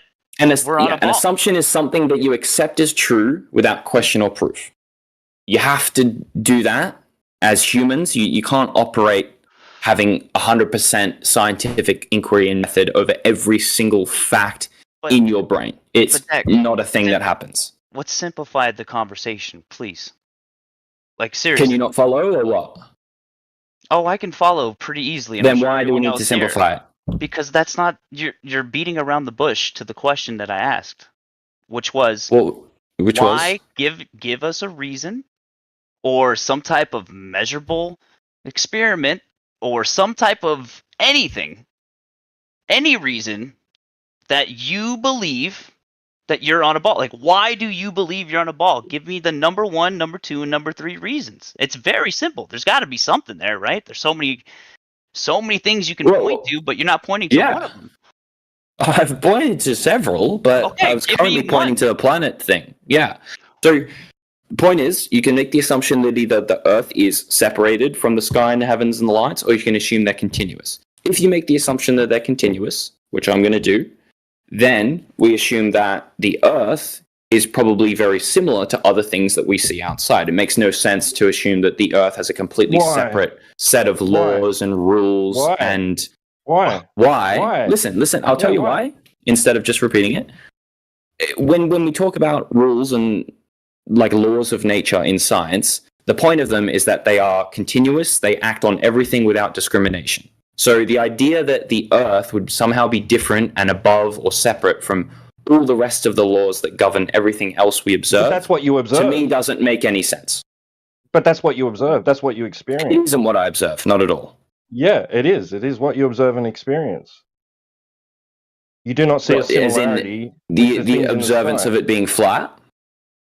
Yeah, you don't see any observable similarities. Sure, I do. It's it's illogical. Show me a tree on Mars. Okay, there's no trees on Mars. Good one. You got Okay, me. well, what's They have rocks. They have forces that You don't see that. You do not. No, you don't. You don't observe that. You don't observe that. Yeah, I can look with my telescope, see moons And not rotating see around rocks. the, Hey, you around, do around not Mars. see rocks. You do not see rocks. You do not see rotation. Hey, dude, when You can see look the in movement your, of hang objects on there. When you look, Okay. when you look in your telescope at Mars, what do you see? I've got red one. planet. Don't lie to me.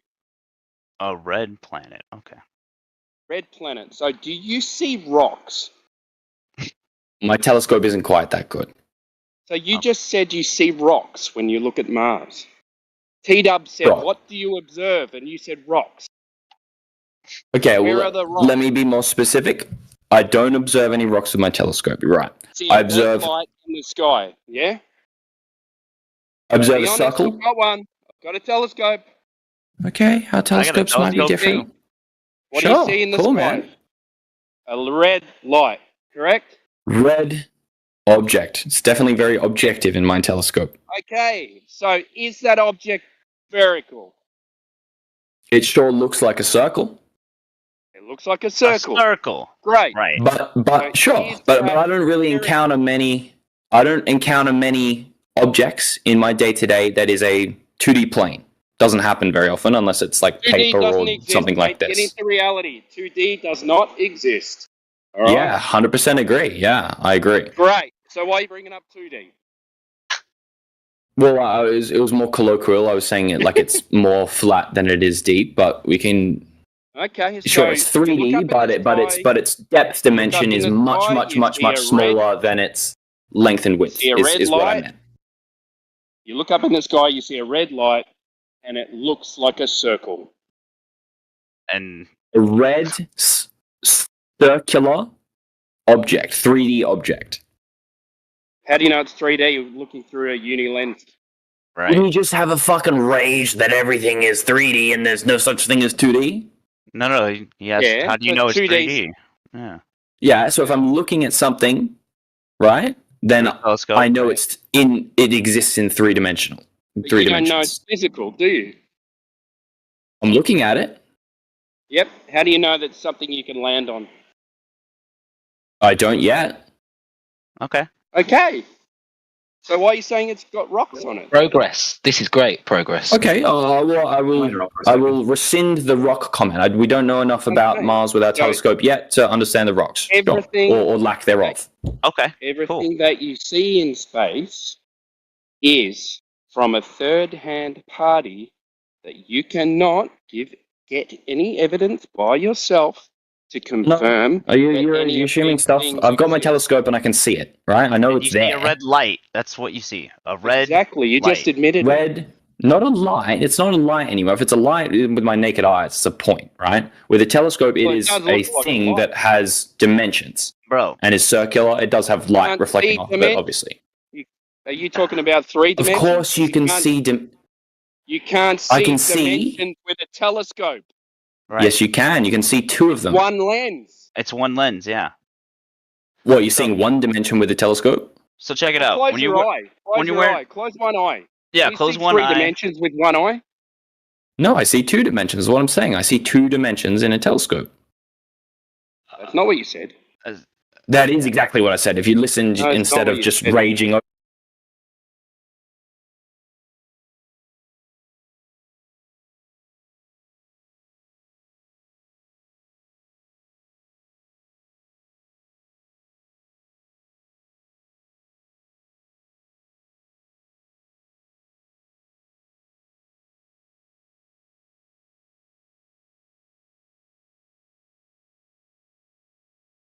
Me, you would have heard that I said I can see I'm not dimensions stupid, in a man. telescope. Otherwise, I can wouldn't see be two of them. arguing that I'm not you calling said you it's stupid. 3 I'm saying you misheard me I because said you were talking I'm not over me. Stupid.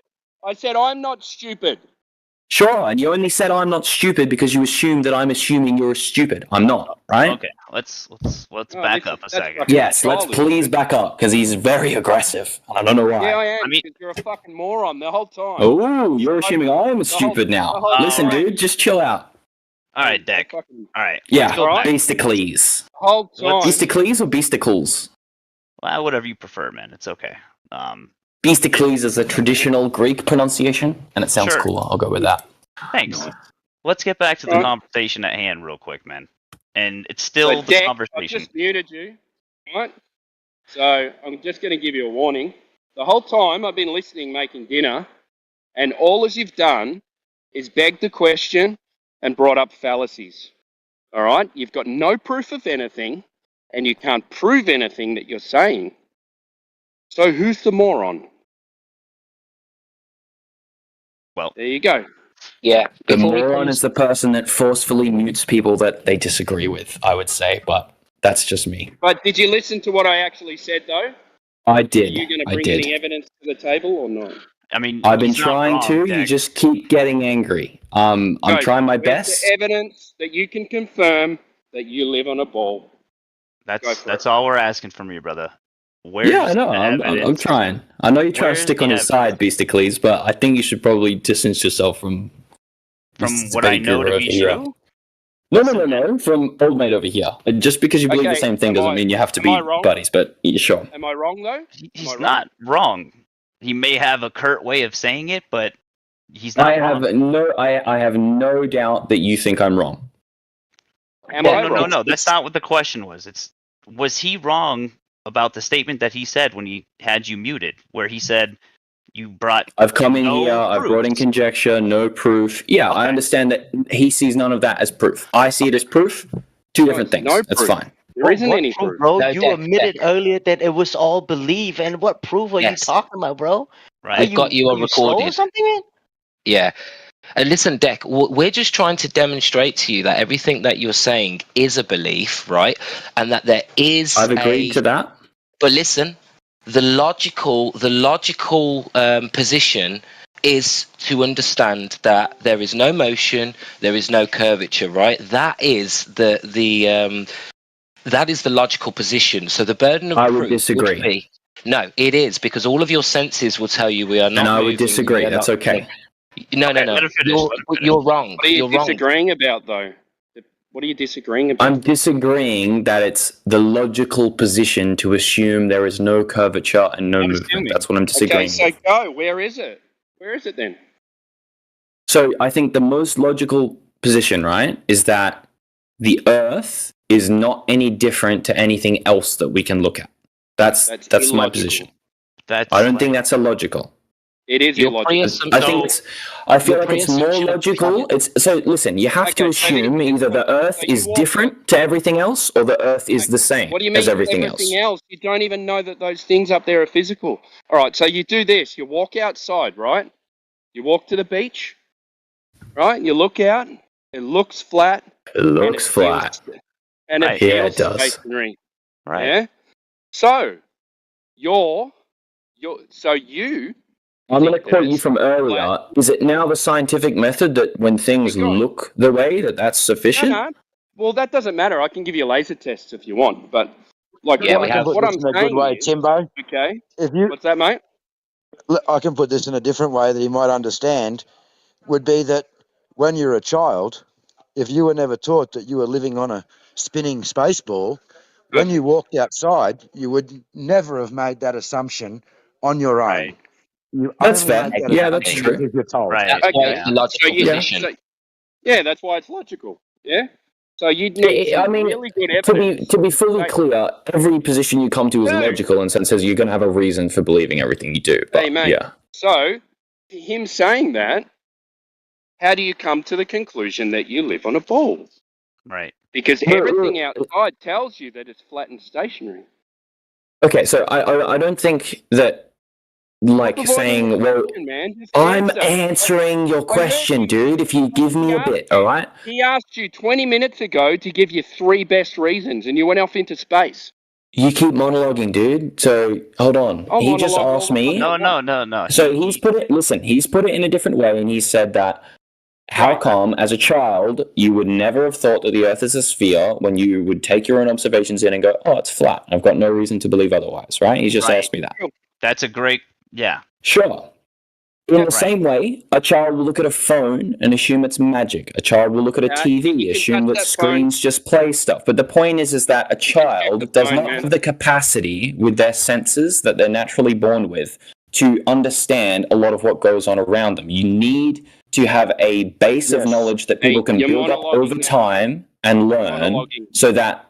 I'm answering the question. Wait, hang on, but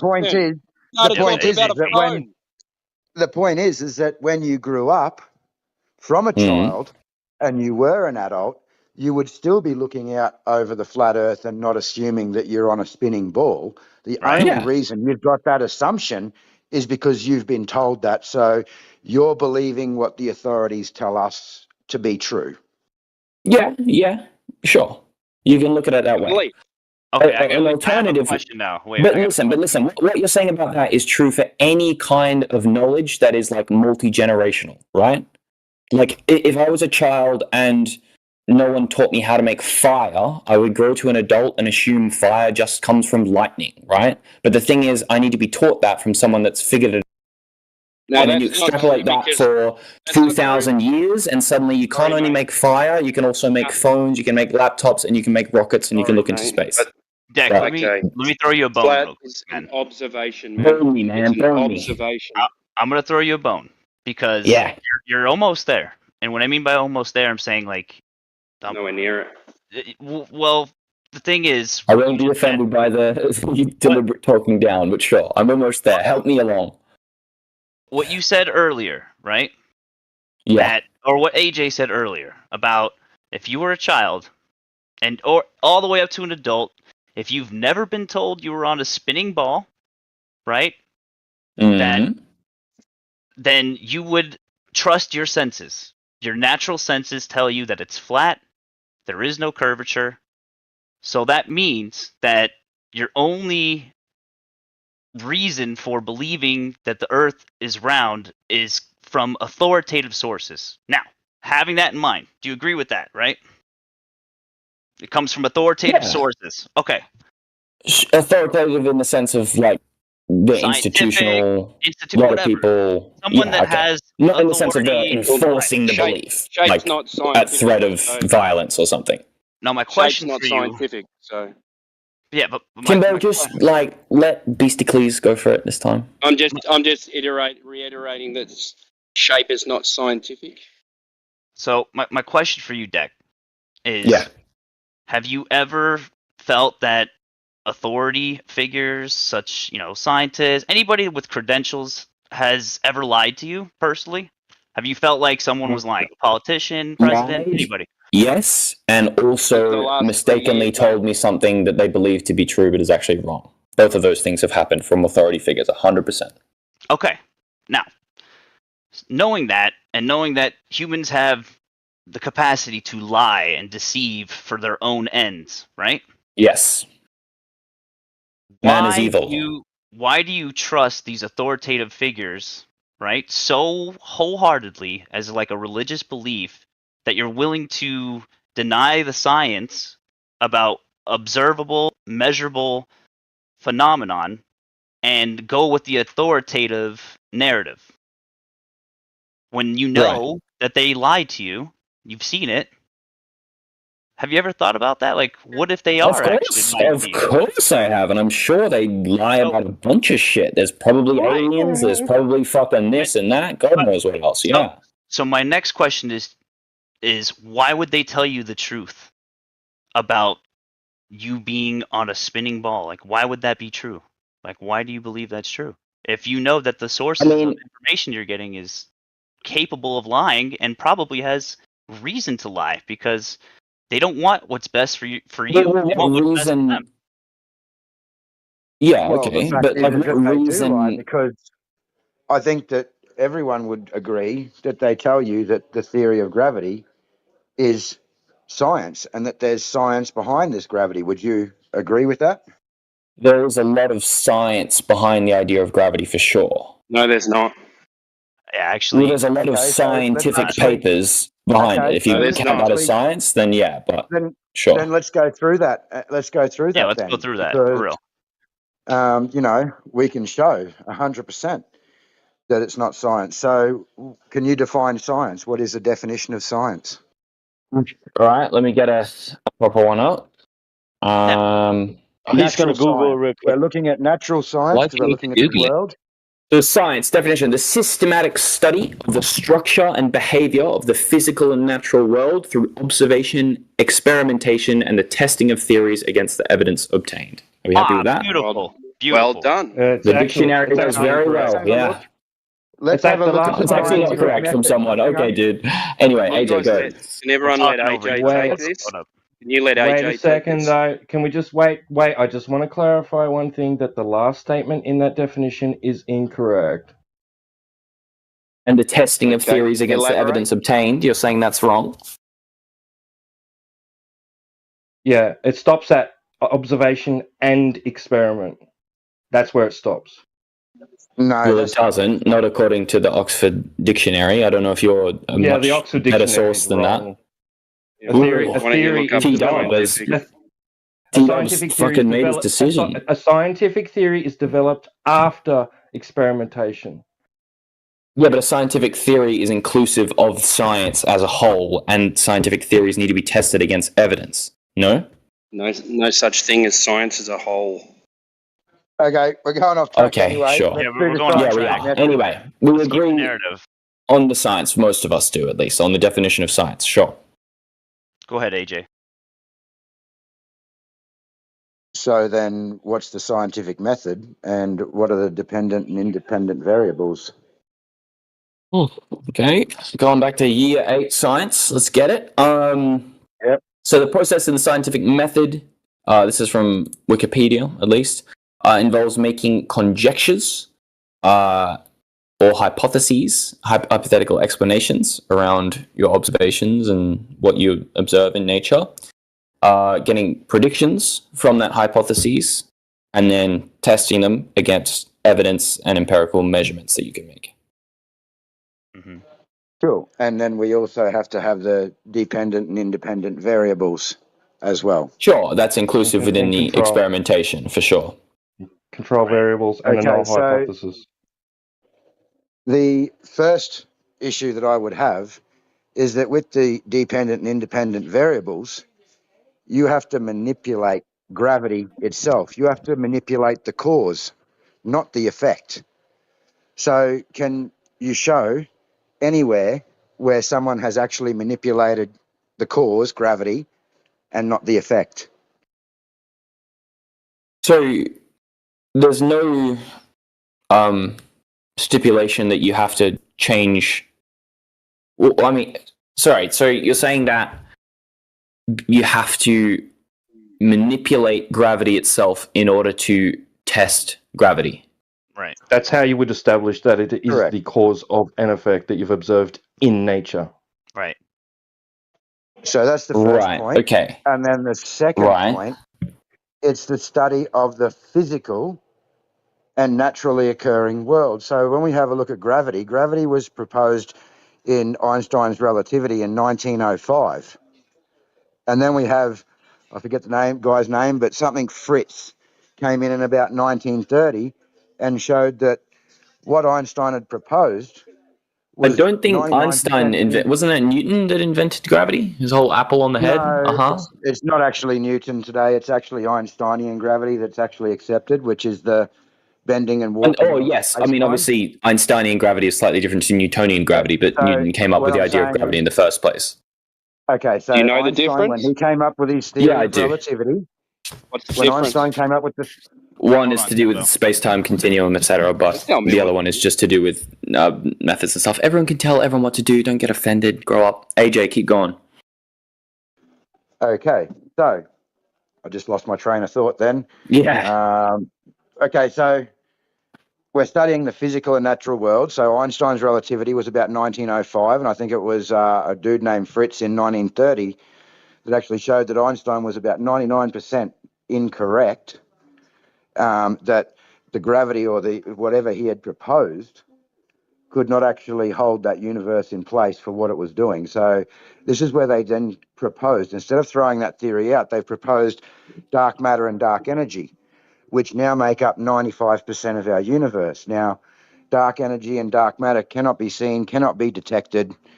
They admit they know very little about it. So how, again, is gravity scientific when, one, there is no independent and dependent variables, but two, there's nothing physical to actually study. You're studying a belief to make gravity work, right? And then thirdly to that, there's another part to that as well, but is that it's the bending and warping of space-time. And again, science is the physical. The space and time is a concept. Time is not physical. So you can't bend a concept. Time is physical. It's the fourth physical dimension. No, it's not. It's physical. a concept. It's not physical tangible, means not- physics means not to do with malleable. physics. Time is definitely within the realm of Well, physics. regardless of whether you believe that or not, we have no dependent and independent variables, and we have dark matter making up 95% of the universe that cannot be seen, cannot be detected, doesn't interact with anything, and we know that science, the definition of science, is observing the physical manifested and natural. So therefore, there is no possible way that there is science behind gravity. You have an agreed upon average of the rate that things fall, and then it's begged the question of what causes it. And affirm the I see. I mean, well, if I can respond to that, I understand that you've recognized the fact that throughout scientific history, if you want to call it that there have been multiple revisions and changes and additions to the understanding of how natural laws work. And so when Newton first came up with gravity, of course he got some shit wrong because he was the first guy to even think about the fact that maybe objects that have mass attract other things with mass, right? It's pretty, novel idea, sure. So then he got... Shit up. Pardon me? Now you're just making shit up. Can you answer what he actually addressed? Listen, just because you can't understand what I'm saying doesn't mean I'm not making sense. Answer what he addressed. Dude, he spoke for like 10 minutes. Is it science according to science? AJ, you don't have to get angry with dickhead over here. I'm not getting angry. I'm just asking the question. good. Is it science or is it pseudoscience? Because according to the definition of science and the scientific method, it has nothing to do with science.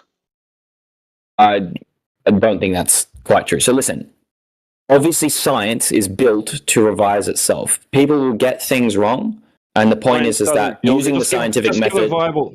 Just give a valid hypothesis for gravity. Oh, just give it like I'm a fucking physicist that's like But you're experimental arguing and theoretical. For it, so should know it. Your belief. Dude, I can trust someone that has more expertise than myself that they have something right.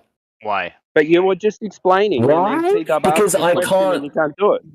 Unless I want to live and forage and build everything myself, build my own phone, build my everything, I have to be able to trust other people with different jobs and roles that I don't have the time. What are you trusting? What are you trusting?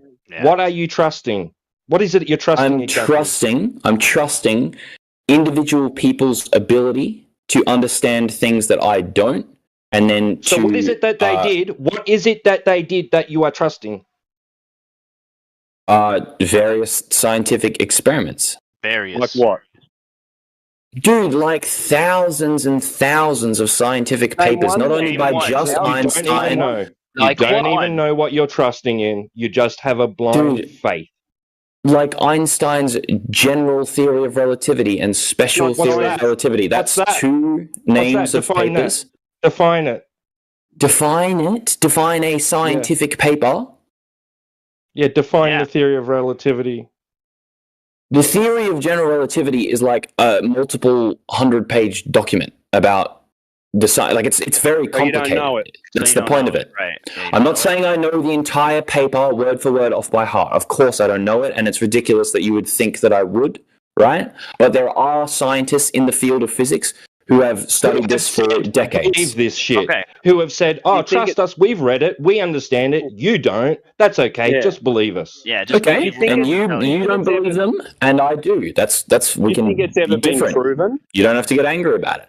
It's You not think it's ever been What I'd proven? like to do is just rewind a little bit because you've Sure. said that you don't agree that Yeah, go it's AJ. not Sorry, mate. science, but we have just Yeah, I gone keep over getting the distracted science. from these guys jumping in. Sorry, it wasn't meant to be between you and I. No, but we have just gone over the definition of science and the scientific method, and then we can Yeah, clearly yeah. see that it's not manifest. So in that case, and we can't use Well, the no. independent. So let me variables. So how let do me you respond what I believe- was Hang on. trying to respond. How do you Okay. believe that is science? Sure. So let me try and respond what I was saying before. So yeah, you outlined Newton and then this other guy, Fritz. I think Einstein's middle name is Fritz, but I don't know if there's a different guy. Newton, Einstein, fucking Kepler, Hubble, whatever, dark energy, etc. But this is a building over multiple decades of understanding. But what you miss is that from Newton, when he first thought about this idea of gravity and mass and stuff, and came up with his not calculations, formulas for calculating different accelerations and movement of different stuff. That worked to a large degree. And people would go, oh my God, these calculations actually predict things and they can, they work. So then they use them for a while and they build a bunch of machinery and technology and stuff that work until they go, hold on, this one's not working anymore. This should work, but it's not. And so then someone has to go, well, listen, it's worked up until this point. Why isn't it fully explaining it?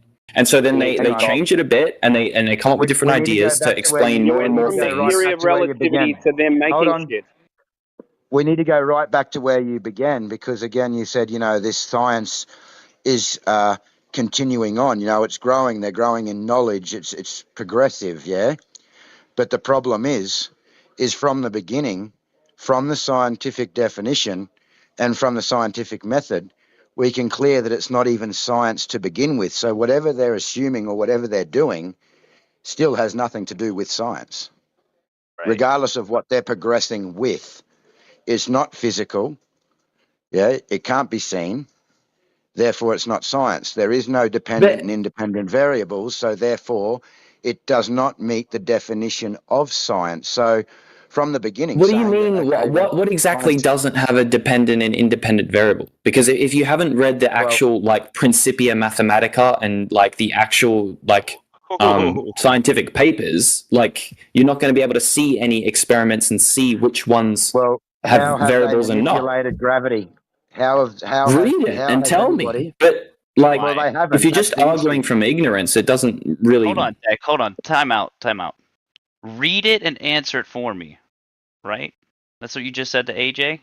We know this shit, dude. We know... You don't, clearly, or you wouldn't ask me. What's true. No, man. Listen, you're the one that's coming in here with your belief about the globe, about you living on a ball. That's your belief, not ours. Sure, we're talking about gravity right now, right?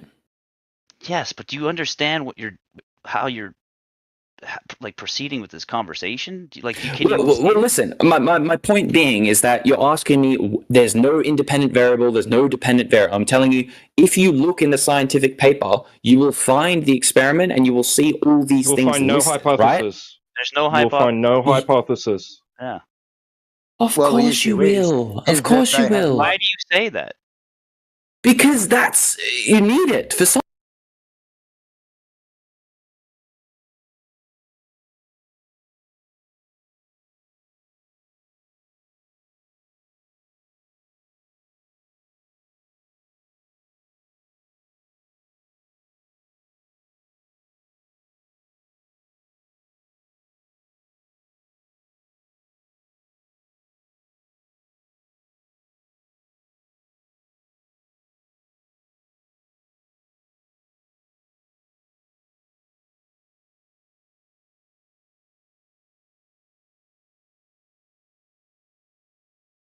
Science. People wouldn't accept it as a valid paper if there is no hypothesis, if there is no independent variable, there's no dependent variable. You can laugh. That's how. Okay. Have you ever been in a So situation? who has manipulated? None of these papers show us that. None of these papers show us that they have manipulated the cause. No one has. None of them are claiming that they manipulated the cause. You're dead right.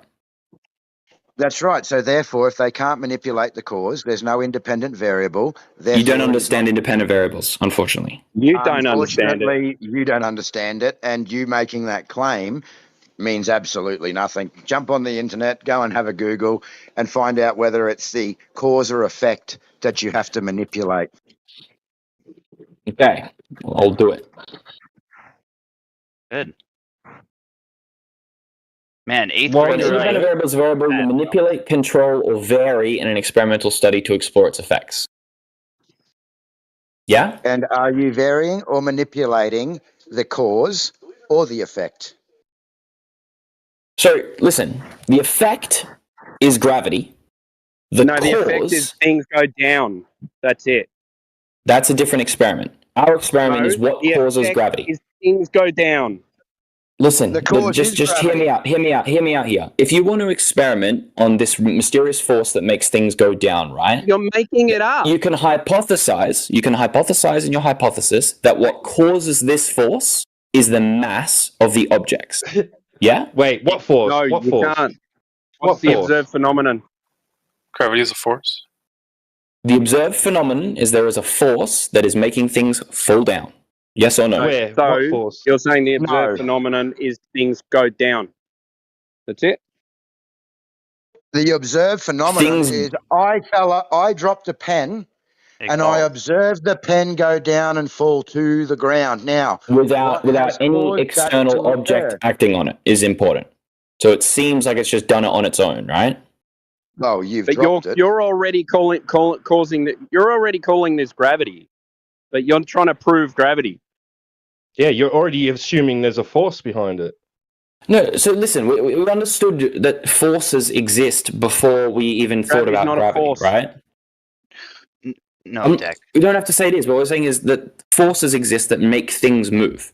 And we understand that But now you're if something is... conflating two separate issues. Hang on. Now you're conflating two separate issues because gravity today is not a force. It's the bending and warping of space-time. So if we're discussing gravity, then we're not discussing a force. So there's no point in bringing up We're discussing what Newton thought gravity was, are we not? Newtonian, but we're in Einstein. We're talking about Einsteinian. Yeah.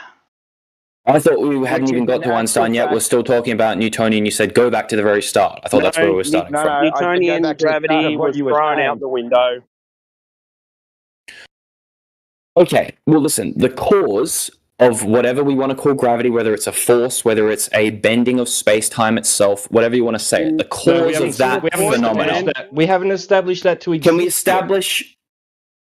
Okay, well, listen, so let me get it straight. What you're saying so is let's make the it real initial... simple. Let's make it real Can simple. I try and make If I it drop more my simple pen- so that you can say yes or no if I'm right? Whoa, Deck, let him talk. Okay, go for it. No, Pen. we'll make it real simple. I'm holding my pen. I drop it. It goes to the floor. Then go down. You've now observed something. So from that point now, what do? We investigate how other things move when they're dropped. I would say is a good starting point. They all go down. Great. Hold on. I see what AJ is trying to say. Yep, AJ is they all saying go down. we observe and see the effect, and what we're trying to figure out is the cause. That's what gravity is. It's a hypothesis, a theory about the cause that's never been proven. Okay, sure. So we're trying to find the cause of why things go down. Correct. Yep. Not all Okay, things cool. go down though. So here's what happens. You drop it and you go, oh, it goes down. So then you go, I'm going to drop it from slightly higher up. And then you notice, oh, as it falls, the longer it falls for, it goes faster, right? Okay, No, it doesn't. Interesting. Velocity. I dropped a helium balloon. Yeah, it goes up. Okay, sure. So it goes faster up until a point. It goes faster up until a point. And it rises quite linearly, and then it kind of plateaus. And you're like, okay, interesting. That's a weird phenomenon. So then you test other things. You test different shapes of objects, and you go, okay, things with a wider surface area air fall resistance. slower, and they. Yeah, we're fucking getting there. Just chill out. So then you go, okay, obviously air is like getting in the way of this thing. So now we'll do it in a vacuum chamber. We'll suck all the air out, and now we'll drop stuff there. We'll get air out of the equation. And now we notice And what without happened air, there? things just speed up Drop some gas indefinitely. in a vacuum chamber. We've just missed a shit ton of steps here. We're starting here at the beginning. So we've witnessed the occurrence So, what is the next step after we witness the occurrence according to the scientific method? Oh, we can write it down. I mean, we are skipping a few things, but you tell me what you would do then. Sure. Check the live stream chat real quick. Just check it. Look at what Donato just put. What's the first part? The picture, the scientific evidence of gravity thing. Mm-hmm. What's A? A sunset, apparently. The naturally observed phenomenon. What we observe. What's B? Yeah, he's observing a sunset. Aren't we? No, don't What's worry this got about. to do with the pen? No, don't worry about what's in yellow. Just look at the scientific method right there. A. What do? We observe. Oh, okay, sure. So, observe phenomenon, hypothesis, independent variable, physical test, results. Okay. Oh, slow down. We're going step by step here. We observe I was just reading it all out. Okay. We observe something, right? What's the next step? We hypothesize about why it happened. Right. Then what's the next step? Independent variable. We change something about what happened and see what that changes. Right. And then the dependent variable is what we're measuring to see. The control. No. The control is different. Dependent variable is the thing you observed. The The controlled is separate, is the things you're maintaining the same so that you can just change the independent variable so that you can observe the dependent variable. Okay. Yeah. So, when has gravity been tested? Okay, well, let's use the pen example, right? So, natural observed phenomenon, pen drops. Yeah, that's a man-made object. Let's try an apple from a tree. Okay, apple, rock, sure. Right. You understand naturally just means things in nature. We're a part of nature. Everything we make is kind of natural. Yeah, it means not man-made. It means not man-made. No, it doesn't. That's not what it means. Yes, it does. It means not in science. Man-made. Yeah, No. look up the definition. It means not man-made. It can. You're thinking about like synthetic versus natural. That's fair, but Hang on. Natural science is the naturally occurring world. However, there are other divisions of science, but we're not looking at those. We're looking at the naturally occurring world. yeah. So when you drop a man-made object and then something happens to that within the natural world, then the natural laws are underlying. Whatever, semantics. So, naturally observed phenomenon. A rock falls when it's dropped. The hypothesis. The heavier it feels in my hand, the faster it drops. Do we like that? Yep. Oh, I love it. Oof. Cool. All right. The thing that we want to change, the heaviness of the Wait, object your I'm dropping. hypothesis. I've got to stop you there. Your hypothesis must include your supposition of what's causing the thing to fall. No, it doesn't. Absolutely not. It doesn't. Yes, it does. No. Well, you don't have to, but I'd like to see how you then equate that to gravity at the end of this. How could you possibly just come up with a cause for something you've only just observed? That comes way later. You have to do a bunch of experiments to figure out what you're actually observing first. No, your hypothesis is the supposition of what's causing the effect. No, you're wrong. No, I'm right. That's why you have a dependent and independent variable.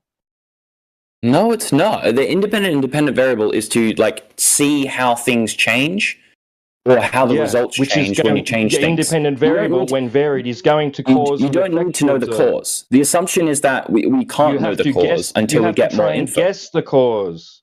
You're trying to guess what the cause is. That's what a hypothesis is. That's what a hypothesis is. No, a hypothesis is just... Listen, we can get the definition of hypothesis again, but a hypothesis is just a prediction.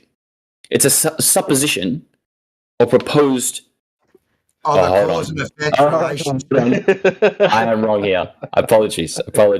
Explanation made. I'm thinking prediction. I've gone into year 8 science mode. That's my bad. I'm sorry. A supposition or proposed explanation made on the basis of limited evidence as a starting point for further investigation. Okay, fair enough. So without hypothesis of this, we could say... So our prediction, usually there's a prediction in here somewhere as well, but the pen is falling. I'm going to assume my hypothesis is that the pen is going to fall out of my hand because the pen is heavier than air. That's going to be my hypothesis. Okay, cool. So a density argument. Right. Density and buoyancy. You don't need gravity to explain that.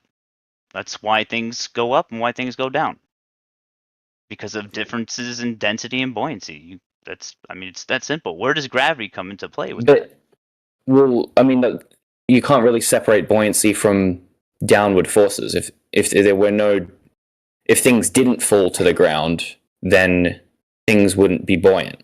If I drop or differently buoyant. Made of iron, if I drop an anvil made of iron in a vat of mercury, is it going to float or is it going to sink? A good question. Is mercury denser than iron or no? It will float. That's right. Okay, it will float. Okay, cool. Right. But that is presupposing the idea that it will fall. And in this experiment, we don't want to do that, right? Because of whatever object that you're testing, right? And whatever medium you're using to test that, basically, this is the hypothesis. But this is circular. Do you understand? Because if we're talking about buoyancy in terms of, well, buoyancy happens because things fall, and the heavier the thing will fall more than the lighter thing. Sure, but that's presupposing the falling. If we're talking about why things fall, you can't bring buoyancy into it because buoyancy presupposes the fall. Why do air bubbles float up? Why is it going against so-called gravity? Why do balloons... It's a great question. I would say buoyancy difference in density. But again, that doesn't address the underlying problem with this, is that we can't use buoyancy to explain something falling because buoyancy itself inherently has things falling built into it. So then let's continue on with this scientific method and show us where gravity then comes into play. That's okay. Proof right there. Sure. So, scientific hypothesis. There is a force that acts on the pen and its direction is down. Do we accept that or no? That could be a hypothesis, right? Well, if that's your hypothesis, yeah, I suppose. Cool. Okay. So let's make that my hypothesis. There is a force acting on the pen, makes it go down. And let's build into that hypothesis as well that the heavier the thing is, the more the force affects it, and the more it falls, right? We're cool with that? Yeah. So weight is the cause? Is your proposed cause? No, I'm just saying, so the hypothesis is that there is a force acting on the object, and that weight plays into the effect of that force, obviously. Like F equals ma type thing, force equals... to have identified, so your independent variable is a force? No, we haven't identified any variables yet. We're just doing the hypothesis. You're supposed to be proposing the presumed cause, the supposed cause in your hypothesis. Yeah, so the explanation is there is a force acting on the pen downwards. Independent variable. So independent variable is force? No, because we're not changing. But you have to, because you're proposing that's what's the cause of the effect that you've just witnessed. So now you need to manipulate that cause to see whether it is that. Again, independent variable doesn't mean that you don't need to change the cause. You just need it's just a variable. Correct. You're 100% incorrect, and everybody here listening knows you're 100% incorrect. You have to manipulate the cause, not the effect.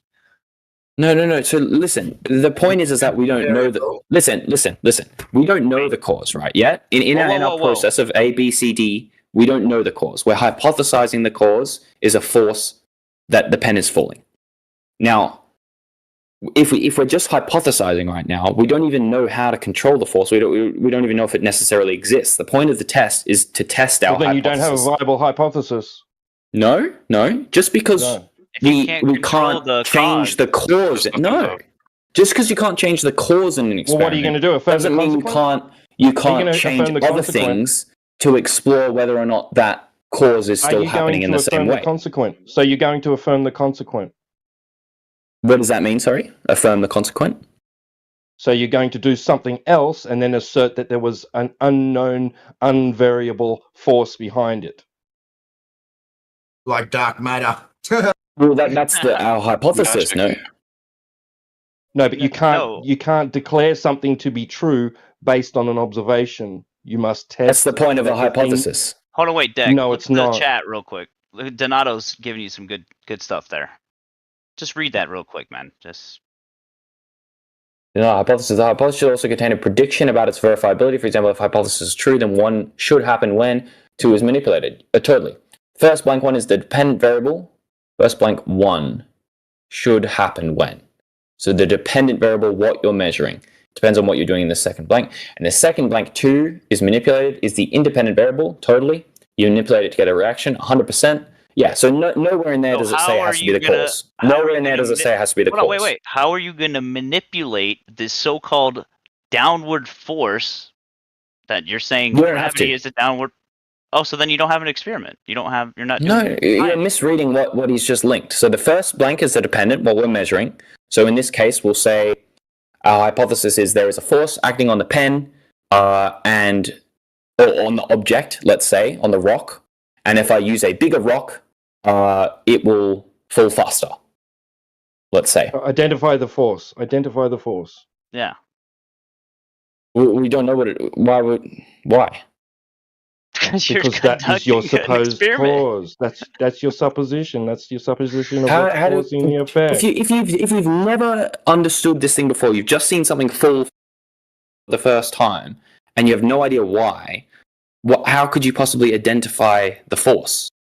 You need to be able to Why are you so gung ho on gravity? Exactly. Like, why are you so hardcore believing in gravity when we haven't even made up the term gravity yet? You understand? I'm like putting myself in the mindset of someone who doesn't know anything about or any like theory, wasn't taught anything in school, whatever. We're just assuming that. Dumb? You're saying we're uneducated? No, we're assuming we're uneducated. That's different to dumb. But yeah, we're uneducated, unknowledgeable. We are Newton level. No one's talked about gravity before. We just see things fall. I think you're projecting a little bit, though. Like, I think I get his effect. I don't think you know what projection means. Different sizes of rocks is his independent variable. He's going to vary the size of rocks. Yes, exactly. Yeah, it's an independent variable, 100%. So size. It's something you're changing to see how that affects the dependent variable, and the dependent variable in this case is the speed at which they fall, let's say, or the velocity. The independent variable is the speed? No, the dependent variable. Oh, so size. So the independent variable is the size, or let's say the weight of the rock. You could say weight. You could say weight. Yeah. Okay, weight's a better expression. So we'll say weight of rock is independent, and then dependent variable is velocity increase or acceleration increase, I guess. Weight causes velocity or acceleration increase. Wow. Well, probably acceleration increase is better rather than velocity. Okay, so weight causes acceleration increase. Well, an increase in weight will increase the rate at which the object accelerates. Right, so you're going to vary the weight. You're going to vary the weight of something. Yeah. So we'll get a light rock and a heavy rock. And to make sure they're controlled, we'll get let's not make them rocks, let's make it a ball of steel and a ball of titanium, let's say. So that they're the same size, the same volume. So that's a controlled variable. We're making sure that that's not coming into the equation. But we're just changing the weight of it. Make sense so far? No. So weight causes acceleration. Right. What does it make sense? So we've got a dependent variable, we've got an independent variable, right? And now we just need to do our test, correct? To see if our prediction is true. Our hypothesis. Okay, what is the test? What is the test? Okay, so we drop both an iron ball and a titanium ball from the same height, and we them at the same time. Our prediction is that because the titanium is heavier, I think titanium's heavier, maybe it's lighter. Because the iron is heavier, the iron will fall faster than the titanium. And cool, so we're changing the mass, we're measuring the speed at which they hit the ground. Which one hits first? You've changed the weight. Are you defining of the object we're dropping? Yeah. Yeah, we're equating them in this instance because we don't even know gravity exists yet, right? So we're just saying, I hold this in my hand, I put it on a scale, this one is more than this one, right? It pushes weight. down on everything. Yeah, we'll say weight. So weight. Sure. So we drop those two things from the same height and we measure the results of the test. Now, our prediction was that because one was heavier, it would fall faster. Interestingly, it didn't. So they both hit the ground at the same time. That's our result. And we go, interesting. Our hypothesis was wrong. That is a good observation. You proved your null hypothesis. It wasn't a null hypothesis. It was an actual hypothesis. In a scientific experiment, there must be a null hypothesis. Oh, apologies. What's the null hypothesis? That it doesn't affect it. It's the antithesis of your prediction. Sure. So the null hypothesis was proved to be true. That weight doesn't affect the rate at which things drop. So weight doesn't call acceleration of a falling object. An increase in weight doesn't increase the acceleration. Yes. So that's our conclusion from that experiment. Sound good? Yeah? No? Yes? No? You're doing the experiment, man. We finished the experiment. We're done. Ta-da! Conclusion. So are we happy that was a valid scientific method and experiment that we just did? How old are you, Jack? I'll say yes. Let's just move on to using. Someone say yes or no. Is that a good experiment to do, or like a valid one that we can trust the results of? No. So why not? Why doesn't that experiment work? What experiment? The one we just meticulously described step by step. About dropping an iron and a titanium ball. I don't know why you're playing dumb. Dude, just like, you know what experiment I'm talking about. Okay, so now let's then move on to that same. Why are we moving on? Like, tell me yes or no. Is that gravity? You've proved density and buoyancy. You've proved that something. We're not proving anything. My question is that a valid scientific experiment? Yes or no? Okay, so you've proven that weight doesn't call acceleration of yes metal or no. That's just two options. I want to know, does that experiment sit right with you? Concede? Is that what you're yelling about? You want us to concede? There's no concession. I'm asking this experiment that we constructed together and just did, yes, that we could replicate. Yes. Okay, cool. So that experiment is fine, valid. We accept the results of it. So just then, what we've established, right, is that if there is a force that is acting on this object, any object, the weight of that object doesn't affect the rate at which it accelerates to the ground. That's a good piece of data when we're trying to investigate this natural phenomenon of things falling, right?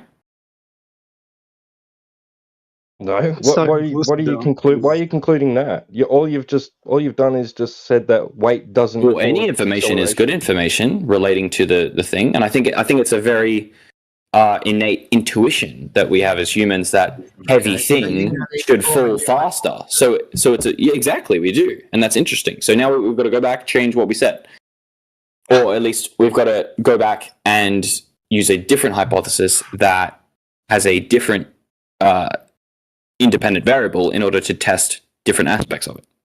No, the independent variable is testing the cause again, so it's going to be testing your hypothesis. Well, no, it's not the cause. We understood that the independent variable that you're varying is your hypothesis of what you believe is causing the effect. That is the most simple thing to see, read, and understand that you just don't seem to understand. Yeah, I understand, but the cause we're talking about here is the weight of things. Changing it and saying that you don't say you understand, because every time you say that, then you change what you're saying. And you try to tell us that it has nothing to do with the cause, but you're going to manipulate the effect, so you don't understand. No one understand what you're saying. Well, the experiment we just did then was not manipulating any effect. We were measuring the effect, and the effect was how fast they hit the ground. Rocks, because your hypothesis was that the weight of the rock was going to make it fall faster or quicker. Yeah. And then you manipulated the weight of that rock. You manipulated the rock, the cause, and you found that didn't occur. You proved the null. So now when you propose your next hypothesis, we need to vary the hypothesis to see if it causes the effect. Are you going to verify the null or not? So are we trying to figure out why things fall in general or why they accelerate?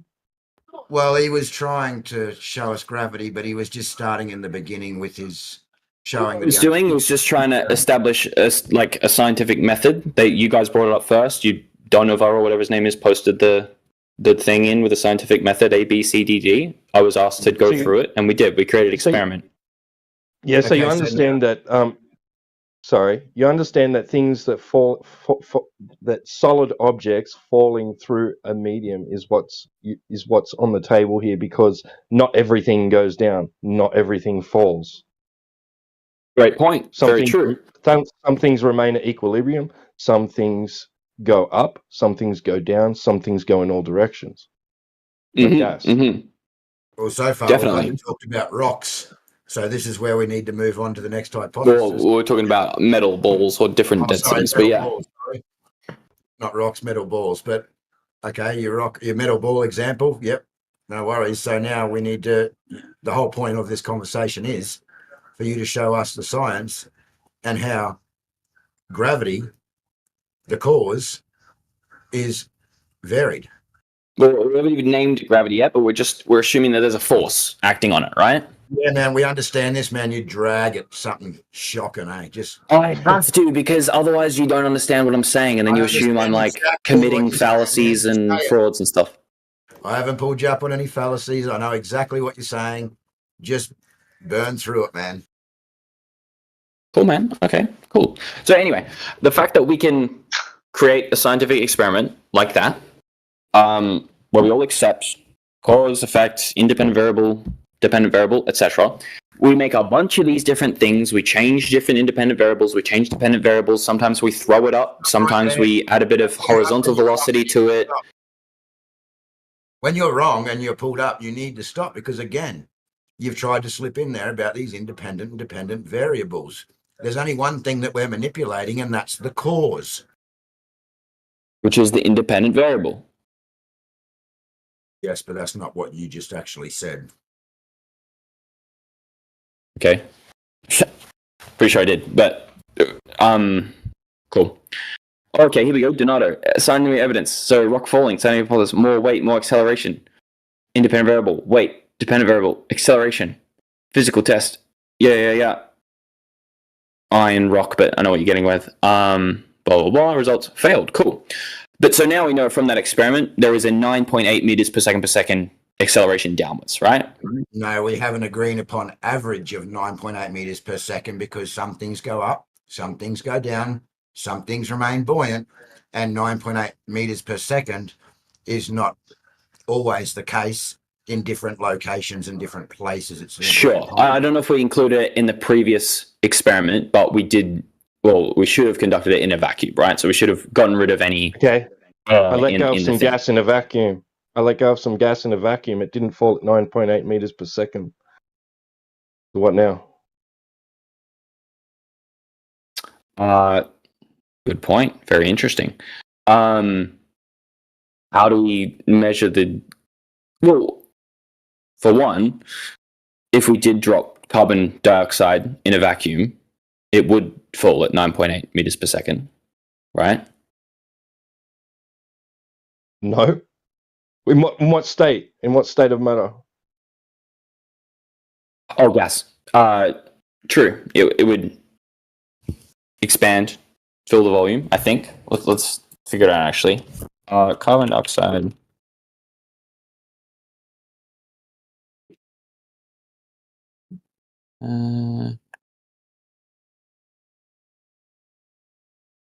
But all these results are about greenhouse gases and things.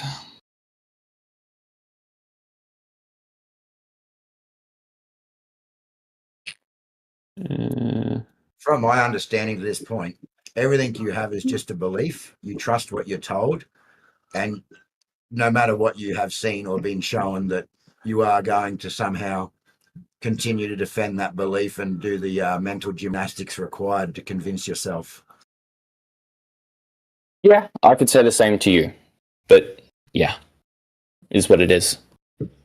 All right. Amen. Cigarette. Hey, Deck. Yo, good how old- Sigma. How old are you? I am 21 years old, 22 in November. Okay. You going to college? How old are you, Beasticles? I'm 28. Nice, man. Well, I'm 43 and my son's nearly your age, so. Represent. What is your son up to? Is he at uni? No, he works with me. He's an apprentice. Ooh, doing what? We do signage. Ooh. Like painting it and stuff? Or like do you peel that shit off and stuff like that? Or like actually installing it? Mainly vinyl and wrapping cars and Ooh. all that sort of stuff. Is that satisfying as fuck? Deck, are you Nah, okay? it's Like getting that layer off? Oh, true. Yeah. But if it gets good, yeah. Sorry, Beasticles, what were you saying? No, let's do what AJ said. Let's get back to the debate, to the conversation. I thought that's what you were saying. Well, I was just curious about your age, but okay. So now that you know and you've accepted that what you hold in your mind is a belief, right? It's a belief. We've already a belief by your standards is in without evidence. I still don't think it's without evidence, but sure, we have different standards of evidence. Again, where's your evidence of gravity, of you living on a ball? We're not going to go over this again. I've given it all. I count that as evidence. I understand that you don't. We have different levels of proof. You need to do it firsthand, be able to measure it with your own devices, etc. You cannot trust other people or institutions to combine and create scientific that's not in your mind valid enough. That's fair enough. In my mind, it is. That's where we diverge. That is what it is. Listen, if institutions, so-called institutions, or anybody that is actually using the scientific method to take an observable phenomenon, a natural and observable phenomenon that we experience, right? Form a hypothesis about that, of why that phenomenon was caused, have an independent variable, basically control the cause, and the dependent variable to measure the effect and see if you can repeat that test. That's like fundamentals. You kind of have to have that in a discussion like this. And I'm just like I love all of your guys' patience, including yours too, Deck. Like, but I think Thanks, man. You're very patient as well. Well, I'm honestly new here. So, but new in terms of being able to have these kinds of conversations and kind of seeing how they unfold. It's pretty bewildering, or like I don't know what to say. Like I give up. But I hope you have a great rest of your night, Deck. I hope you come back to this. Yeah, man. I've popped in a few times actually. It's good when it's not just the same people. I've come with like that one guy, Mayhem 100, whatever his name is, Miggy. He doesn't like me very much, but yeah, I do enjoy having these conversations. You got to understand that it's not that Miggy doesn't like you. It's just that we deal in reality here, and we deal in science, and we deal in the scientific method. And when someone comes in here trying to debate on beliefs, then Miggy is someone who's definitely going to hold you to account and not let you move. Yeah, he absolutely does that. I'm well aware of that. And he does it without a degree of understanding or letting his boot off the throat of your neck to even get something out. And when I join, he plays air horns and plays like repeats of like things I've made mistakes with in the past. I count that as like a personal kind of thing, but you know, up to you. I wouldn't say he's forgiving, at least. But anyway, I'm glad that you guys take a bit of a different temperament to other people. But I'm also glad that there's a nice wide variety of different personas. in this server. But yeah, thanks for having a chat with me. Anyway, Valve, Flying, you guys want to say something? I guess I just have one question. I don't know. I've just been mostly listening, but I'm curious, Deck, what would it take for... Maybe this is just such a nonsense question to even ask. What would it take for you to actually see the flat Earth in like a reasonable way? Like to see... Interesting question. What would it take for you? I mean, I can't really say what it took to get me to believe or know that the Earth is round, right? Like, I wouldn't be able to give you a step-by-step of, like, when I was 4 and I was shown this and that and blah, blah, blah. You don't. So how I would actually be able to deconstruct all that and then build that up again from a flat Earth perspective would be interesting. I mean, for me to, like, invalidate the idea that the Earth is a sphere would have to invalidate, like, all the laws of physics that I know to work and underlie the things that I see every day, right? Like, it would completely disrupt my reality, right? So, like, even the simple idea of, like, things in space without any force acting on them will be attracted to each other, and that naturally forms spheres, which is why we get planets, stars, fucking black holes, etc., which are all spherical because of the way forces equally distribute equally out in all directions, right? Sure, you know, yeah. I know it's semantics, but what I'm saying is from my perspective. I just kind of want to hear other opinions. Yeah. No, I'm with you. Can you kind of see why it's frustrating when you're asked of like proof of a globe? The first things you go to are lights in the sky, and other people have done science, and those lights in the sky are planets for sure. And what we are on right now is a planet as well. You can see how that's kind of frustrating, right? I can understand why that becomes an issue for people. All I'm trying to do is answer as truthfully as possible as to what comes first to mind, as to why in my mind I think it's a sphere, and it's because when I think of all these other things, they're all spheres, and I have reasons for understanding why they came to be spheres, and blah blah blah. I understand that's all based off of the religious science institution and belief. Yeah, we get it, dude. Yeah, sure. But Hold on, Deck. yes, I understand the frustration. Real quick, what Valve? I just wanted to hear your question. opinions. Yeah, what Valve's question was is just like why he said, "What would it take?" Right, and what you said was, what would it take for you to go back to when you were 4 and essentially unlearn?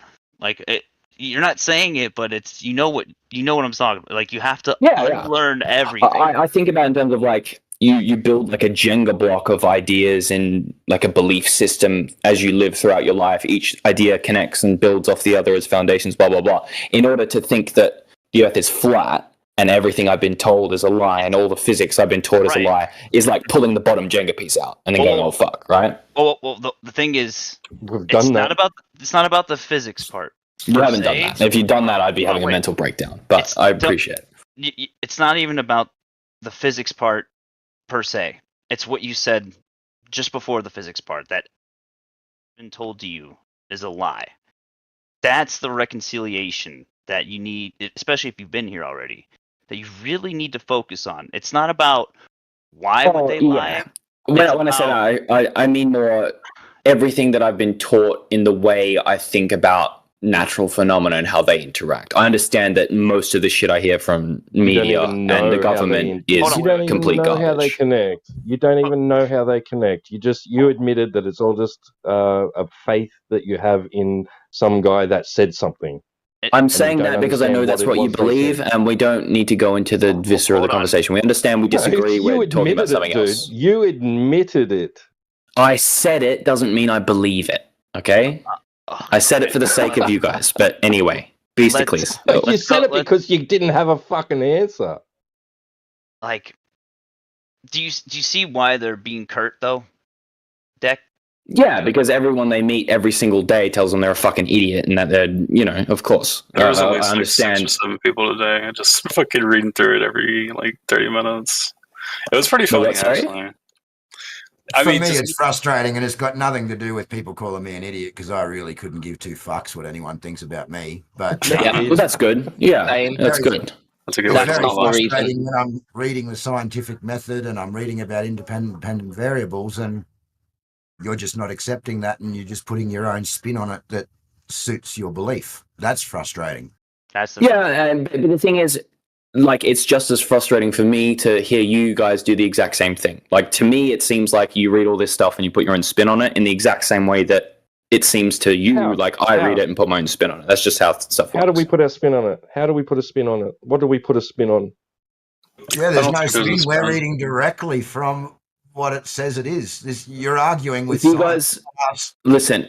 You're currently arguing with the idea that every single human being doesn't put their own spin on every single thing they do, which they absolutely do, including yourself. What we were just speaking about, because we were talking about reading out the scientific method step by step, and you not accepting that scientific method. I accepted it, and we created a scientific experiment that we both accepted, so we can understand that we both accept the same scientific method of inquiry. And then we tried to move on, and you changed again the meaning of that independent and dependent variable, and we still didn't actually get to the whole point or crux of the conversation, which was you were going to show us how we could use this scientific method to prove gravity, well, to confirm gravity, yeah? And we never got there either. So that's what's very frustrating when you continually change what. Well, that's fair enough. And I'll concede on this that the idea of creating a physical experiment where we can manipulate all the variables involved with it and have complete control over controlled, independent, dependent, etc., isn't going to work. Well, this is my issue. What are all the variables? Because the variable is, again, your hypothesis. So yeah, exactly. The variable is dependent on the hypothesis. Exactly. You're right. No, you're testing the hypothesis. And therefore the variables are dependent on what you choose to be the hypothesis, because then you have to change the variables that you're measuring. You said you've been here multiple times, right? With 3 or 4 maybe. Okay. Yeah. Has there been any conversation that you've had in your 3 to 4 times, anything that made you kind of have a second look at what information you hold dear in your mind, like regardless belief, whatever the definition of belief, however you want to I'm just saying, has there been anything that you're like, maybe these guys are onto something? Anything like that? Like, yeah, I mean, I'm sure, like, there's a few things that I see going past in the chat that are a random fucking meme with some text over it or whatever, that I'm sure have grains of truth to it. And there's obviously a lot of things that are covered up by the powers that be in order to keep the population under control, and that they keep getting the money and the power and everything, of course. So, Deck, so you understand that you're essentially in a cult, right?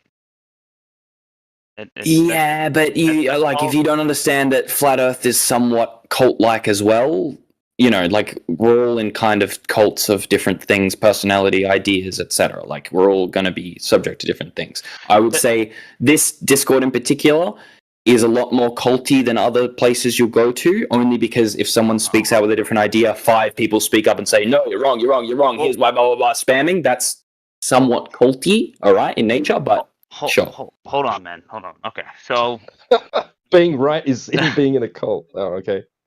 Yeah, I mean, people in a cult would say the same thing, is my point. Like, you can't really tell the difference when you're in it. And again, you're just assuming all this stuff. You know, I had nothing to do. Well, I'm saying I'm victim to that as well. If I'm in the cult of science, then I'm blind to why it's a cult. And if you're in the cult of Flat Earth, you're blind to why that's a cult as well. I'm just saying. Hang on. So why is Flat Earth a cult? Yeah, why is the truth a cult? And again, I don't believe I'm in any cult because, like I said, I'm 43 years old. I've believed or known this for a very long time.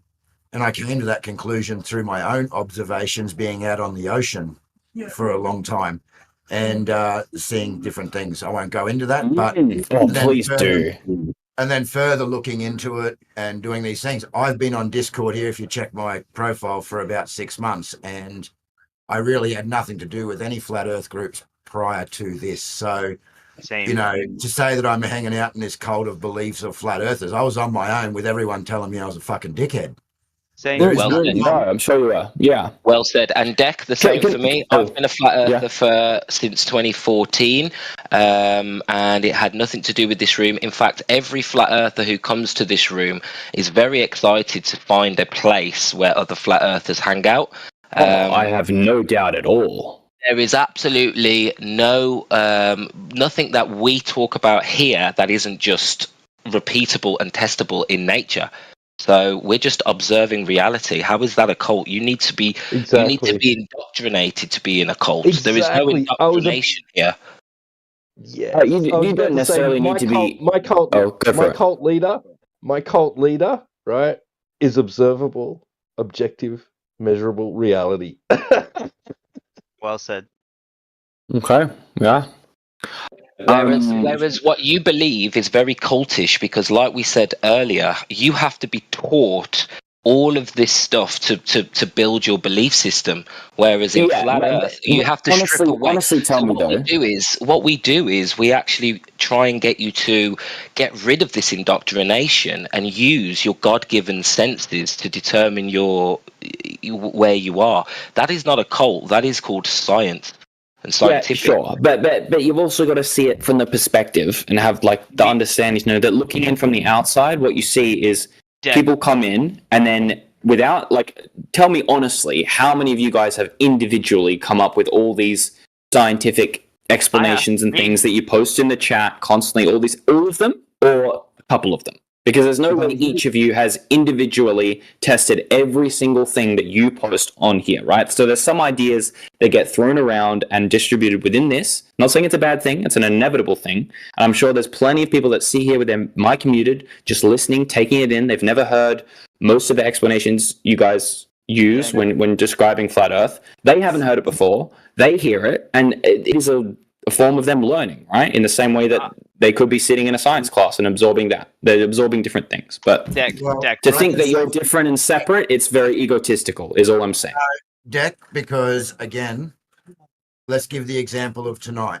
Someone says to me, hey, AJ, this is what the meaning of science is. Or let's just say I do listen to I read one of these things in the chat, or I listen to a YouTube channel that says something, right? It might be about gravity. It might be about relativity. You know, I even listen to Globe channels that speak about these things, yeah? And then I go on and I'd go and research it for myself. If there's something that I can test and look at and do, I'll go and do it. If it's something about science, like tonight, I can go on and I can read the scientific method. I can read further and I can actually see what the dependent and independent variables are and what's manipulated. Yeah. So then I've learned something and I've accepted it. The difference is that when you seem to read that, you don't accept it. Yeah, sure.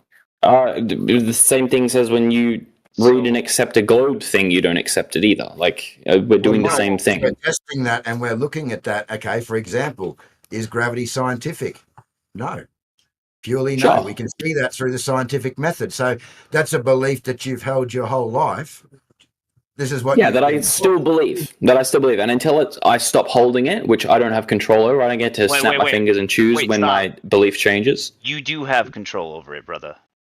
That's my biggest thing. It's like, I don't know. I feel like I disagree. We want you to come to these conclusions on your own.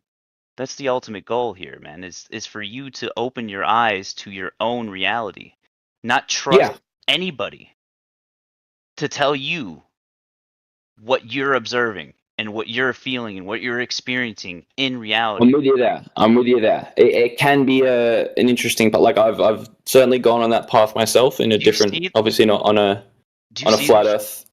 It's you said how you're nearly there. Do you see how like your own like? Do you understand? Like, yeah, I get it, man. I get it. This is a self journey, man. But Deck, for example, you're saying that we, sound a bit cultish, right? But it's only because we have refined the arguments. We've been doing this for years, and when I say we, flat earthers have been arguing and discussing with globers for years, and now the arguments are well understood by flat earthers. they're not as well understood by Globers questioned, but these are the questions that we've been answering since well before 2015. So all you're seeing is refined argument. For example, gas pressure. The second law of thermodynamics, which I hope you're aware of as well, states that you can't have gas pressure next to you can't have high pressure next to low pressure without some sort of containment. This is not a cultish idea. This is something that flat earthers have discussed and begun to question, because the heliocentric model goes against the laws of science. It doesn't. So what We can go into that if we want, the but basic we laws don't of have to. science. But listen. I get what you're saying, and I understand that you've gone through all this very particularly, and you've been refining it since before 2015. It could be 1980, could be 1950. Yeah, sure, but it's definitely not longer than regular science, which has been doing it for thousands of years, right? Like, you can understand that. Hold on. It's not the point. It's not the point. But can you recognize the fact that yes, you've been doing it for a while, but so has the other science, right? Deck, you got to calm down, brother. I'm not particularly hyped up. You're getting a little hyped up, but it's okay. This is what we call cognitive dissonance. We all had to go. We all had to go through it at one point or another when we first came across contradicting information about what we were being told our entire lives and shown. The gas stuff, it's not contradictory to me at all. I understand it, and it makes sense to me. Just hear me There's out. no cognitive dissonance happening there. But yeah, sure, go for it. Hear me out, though. What you're experiencing is the fact that if we are telling you the truth, right? Just assume for a second we are telling you the truth, right?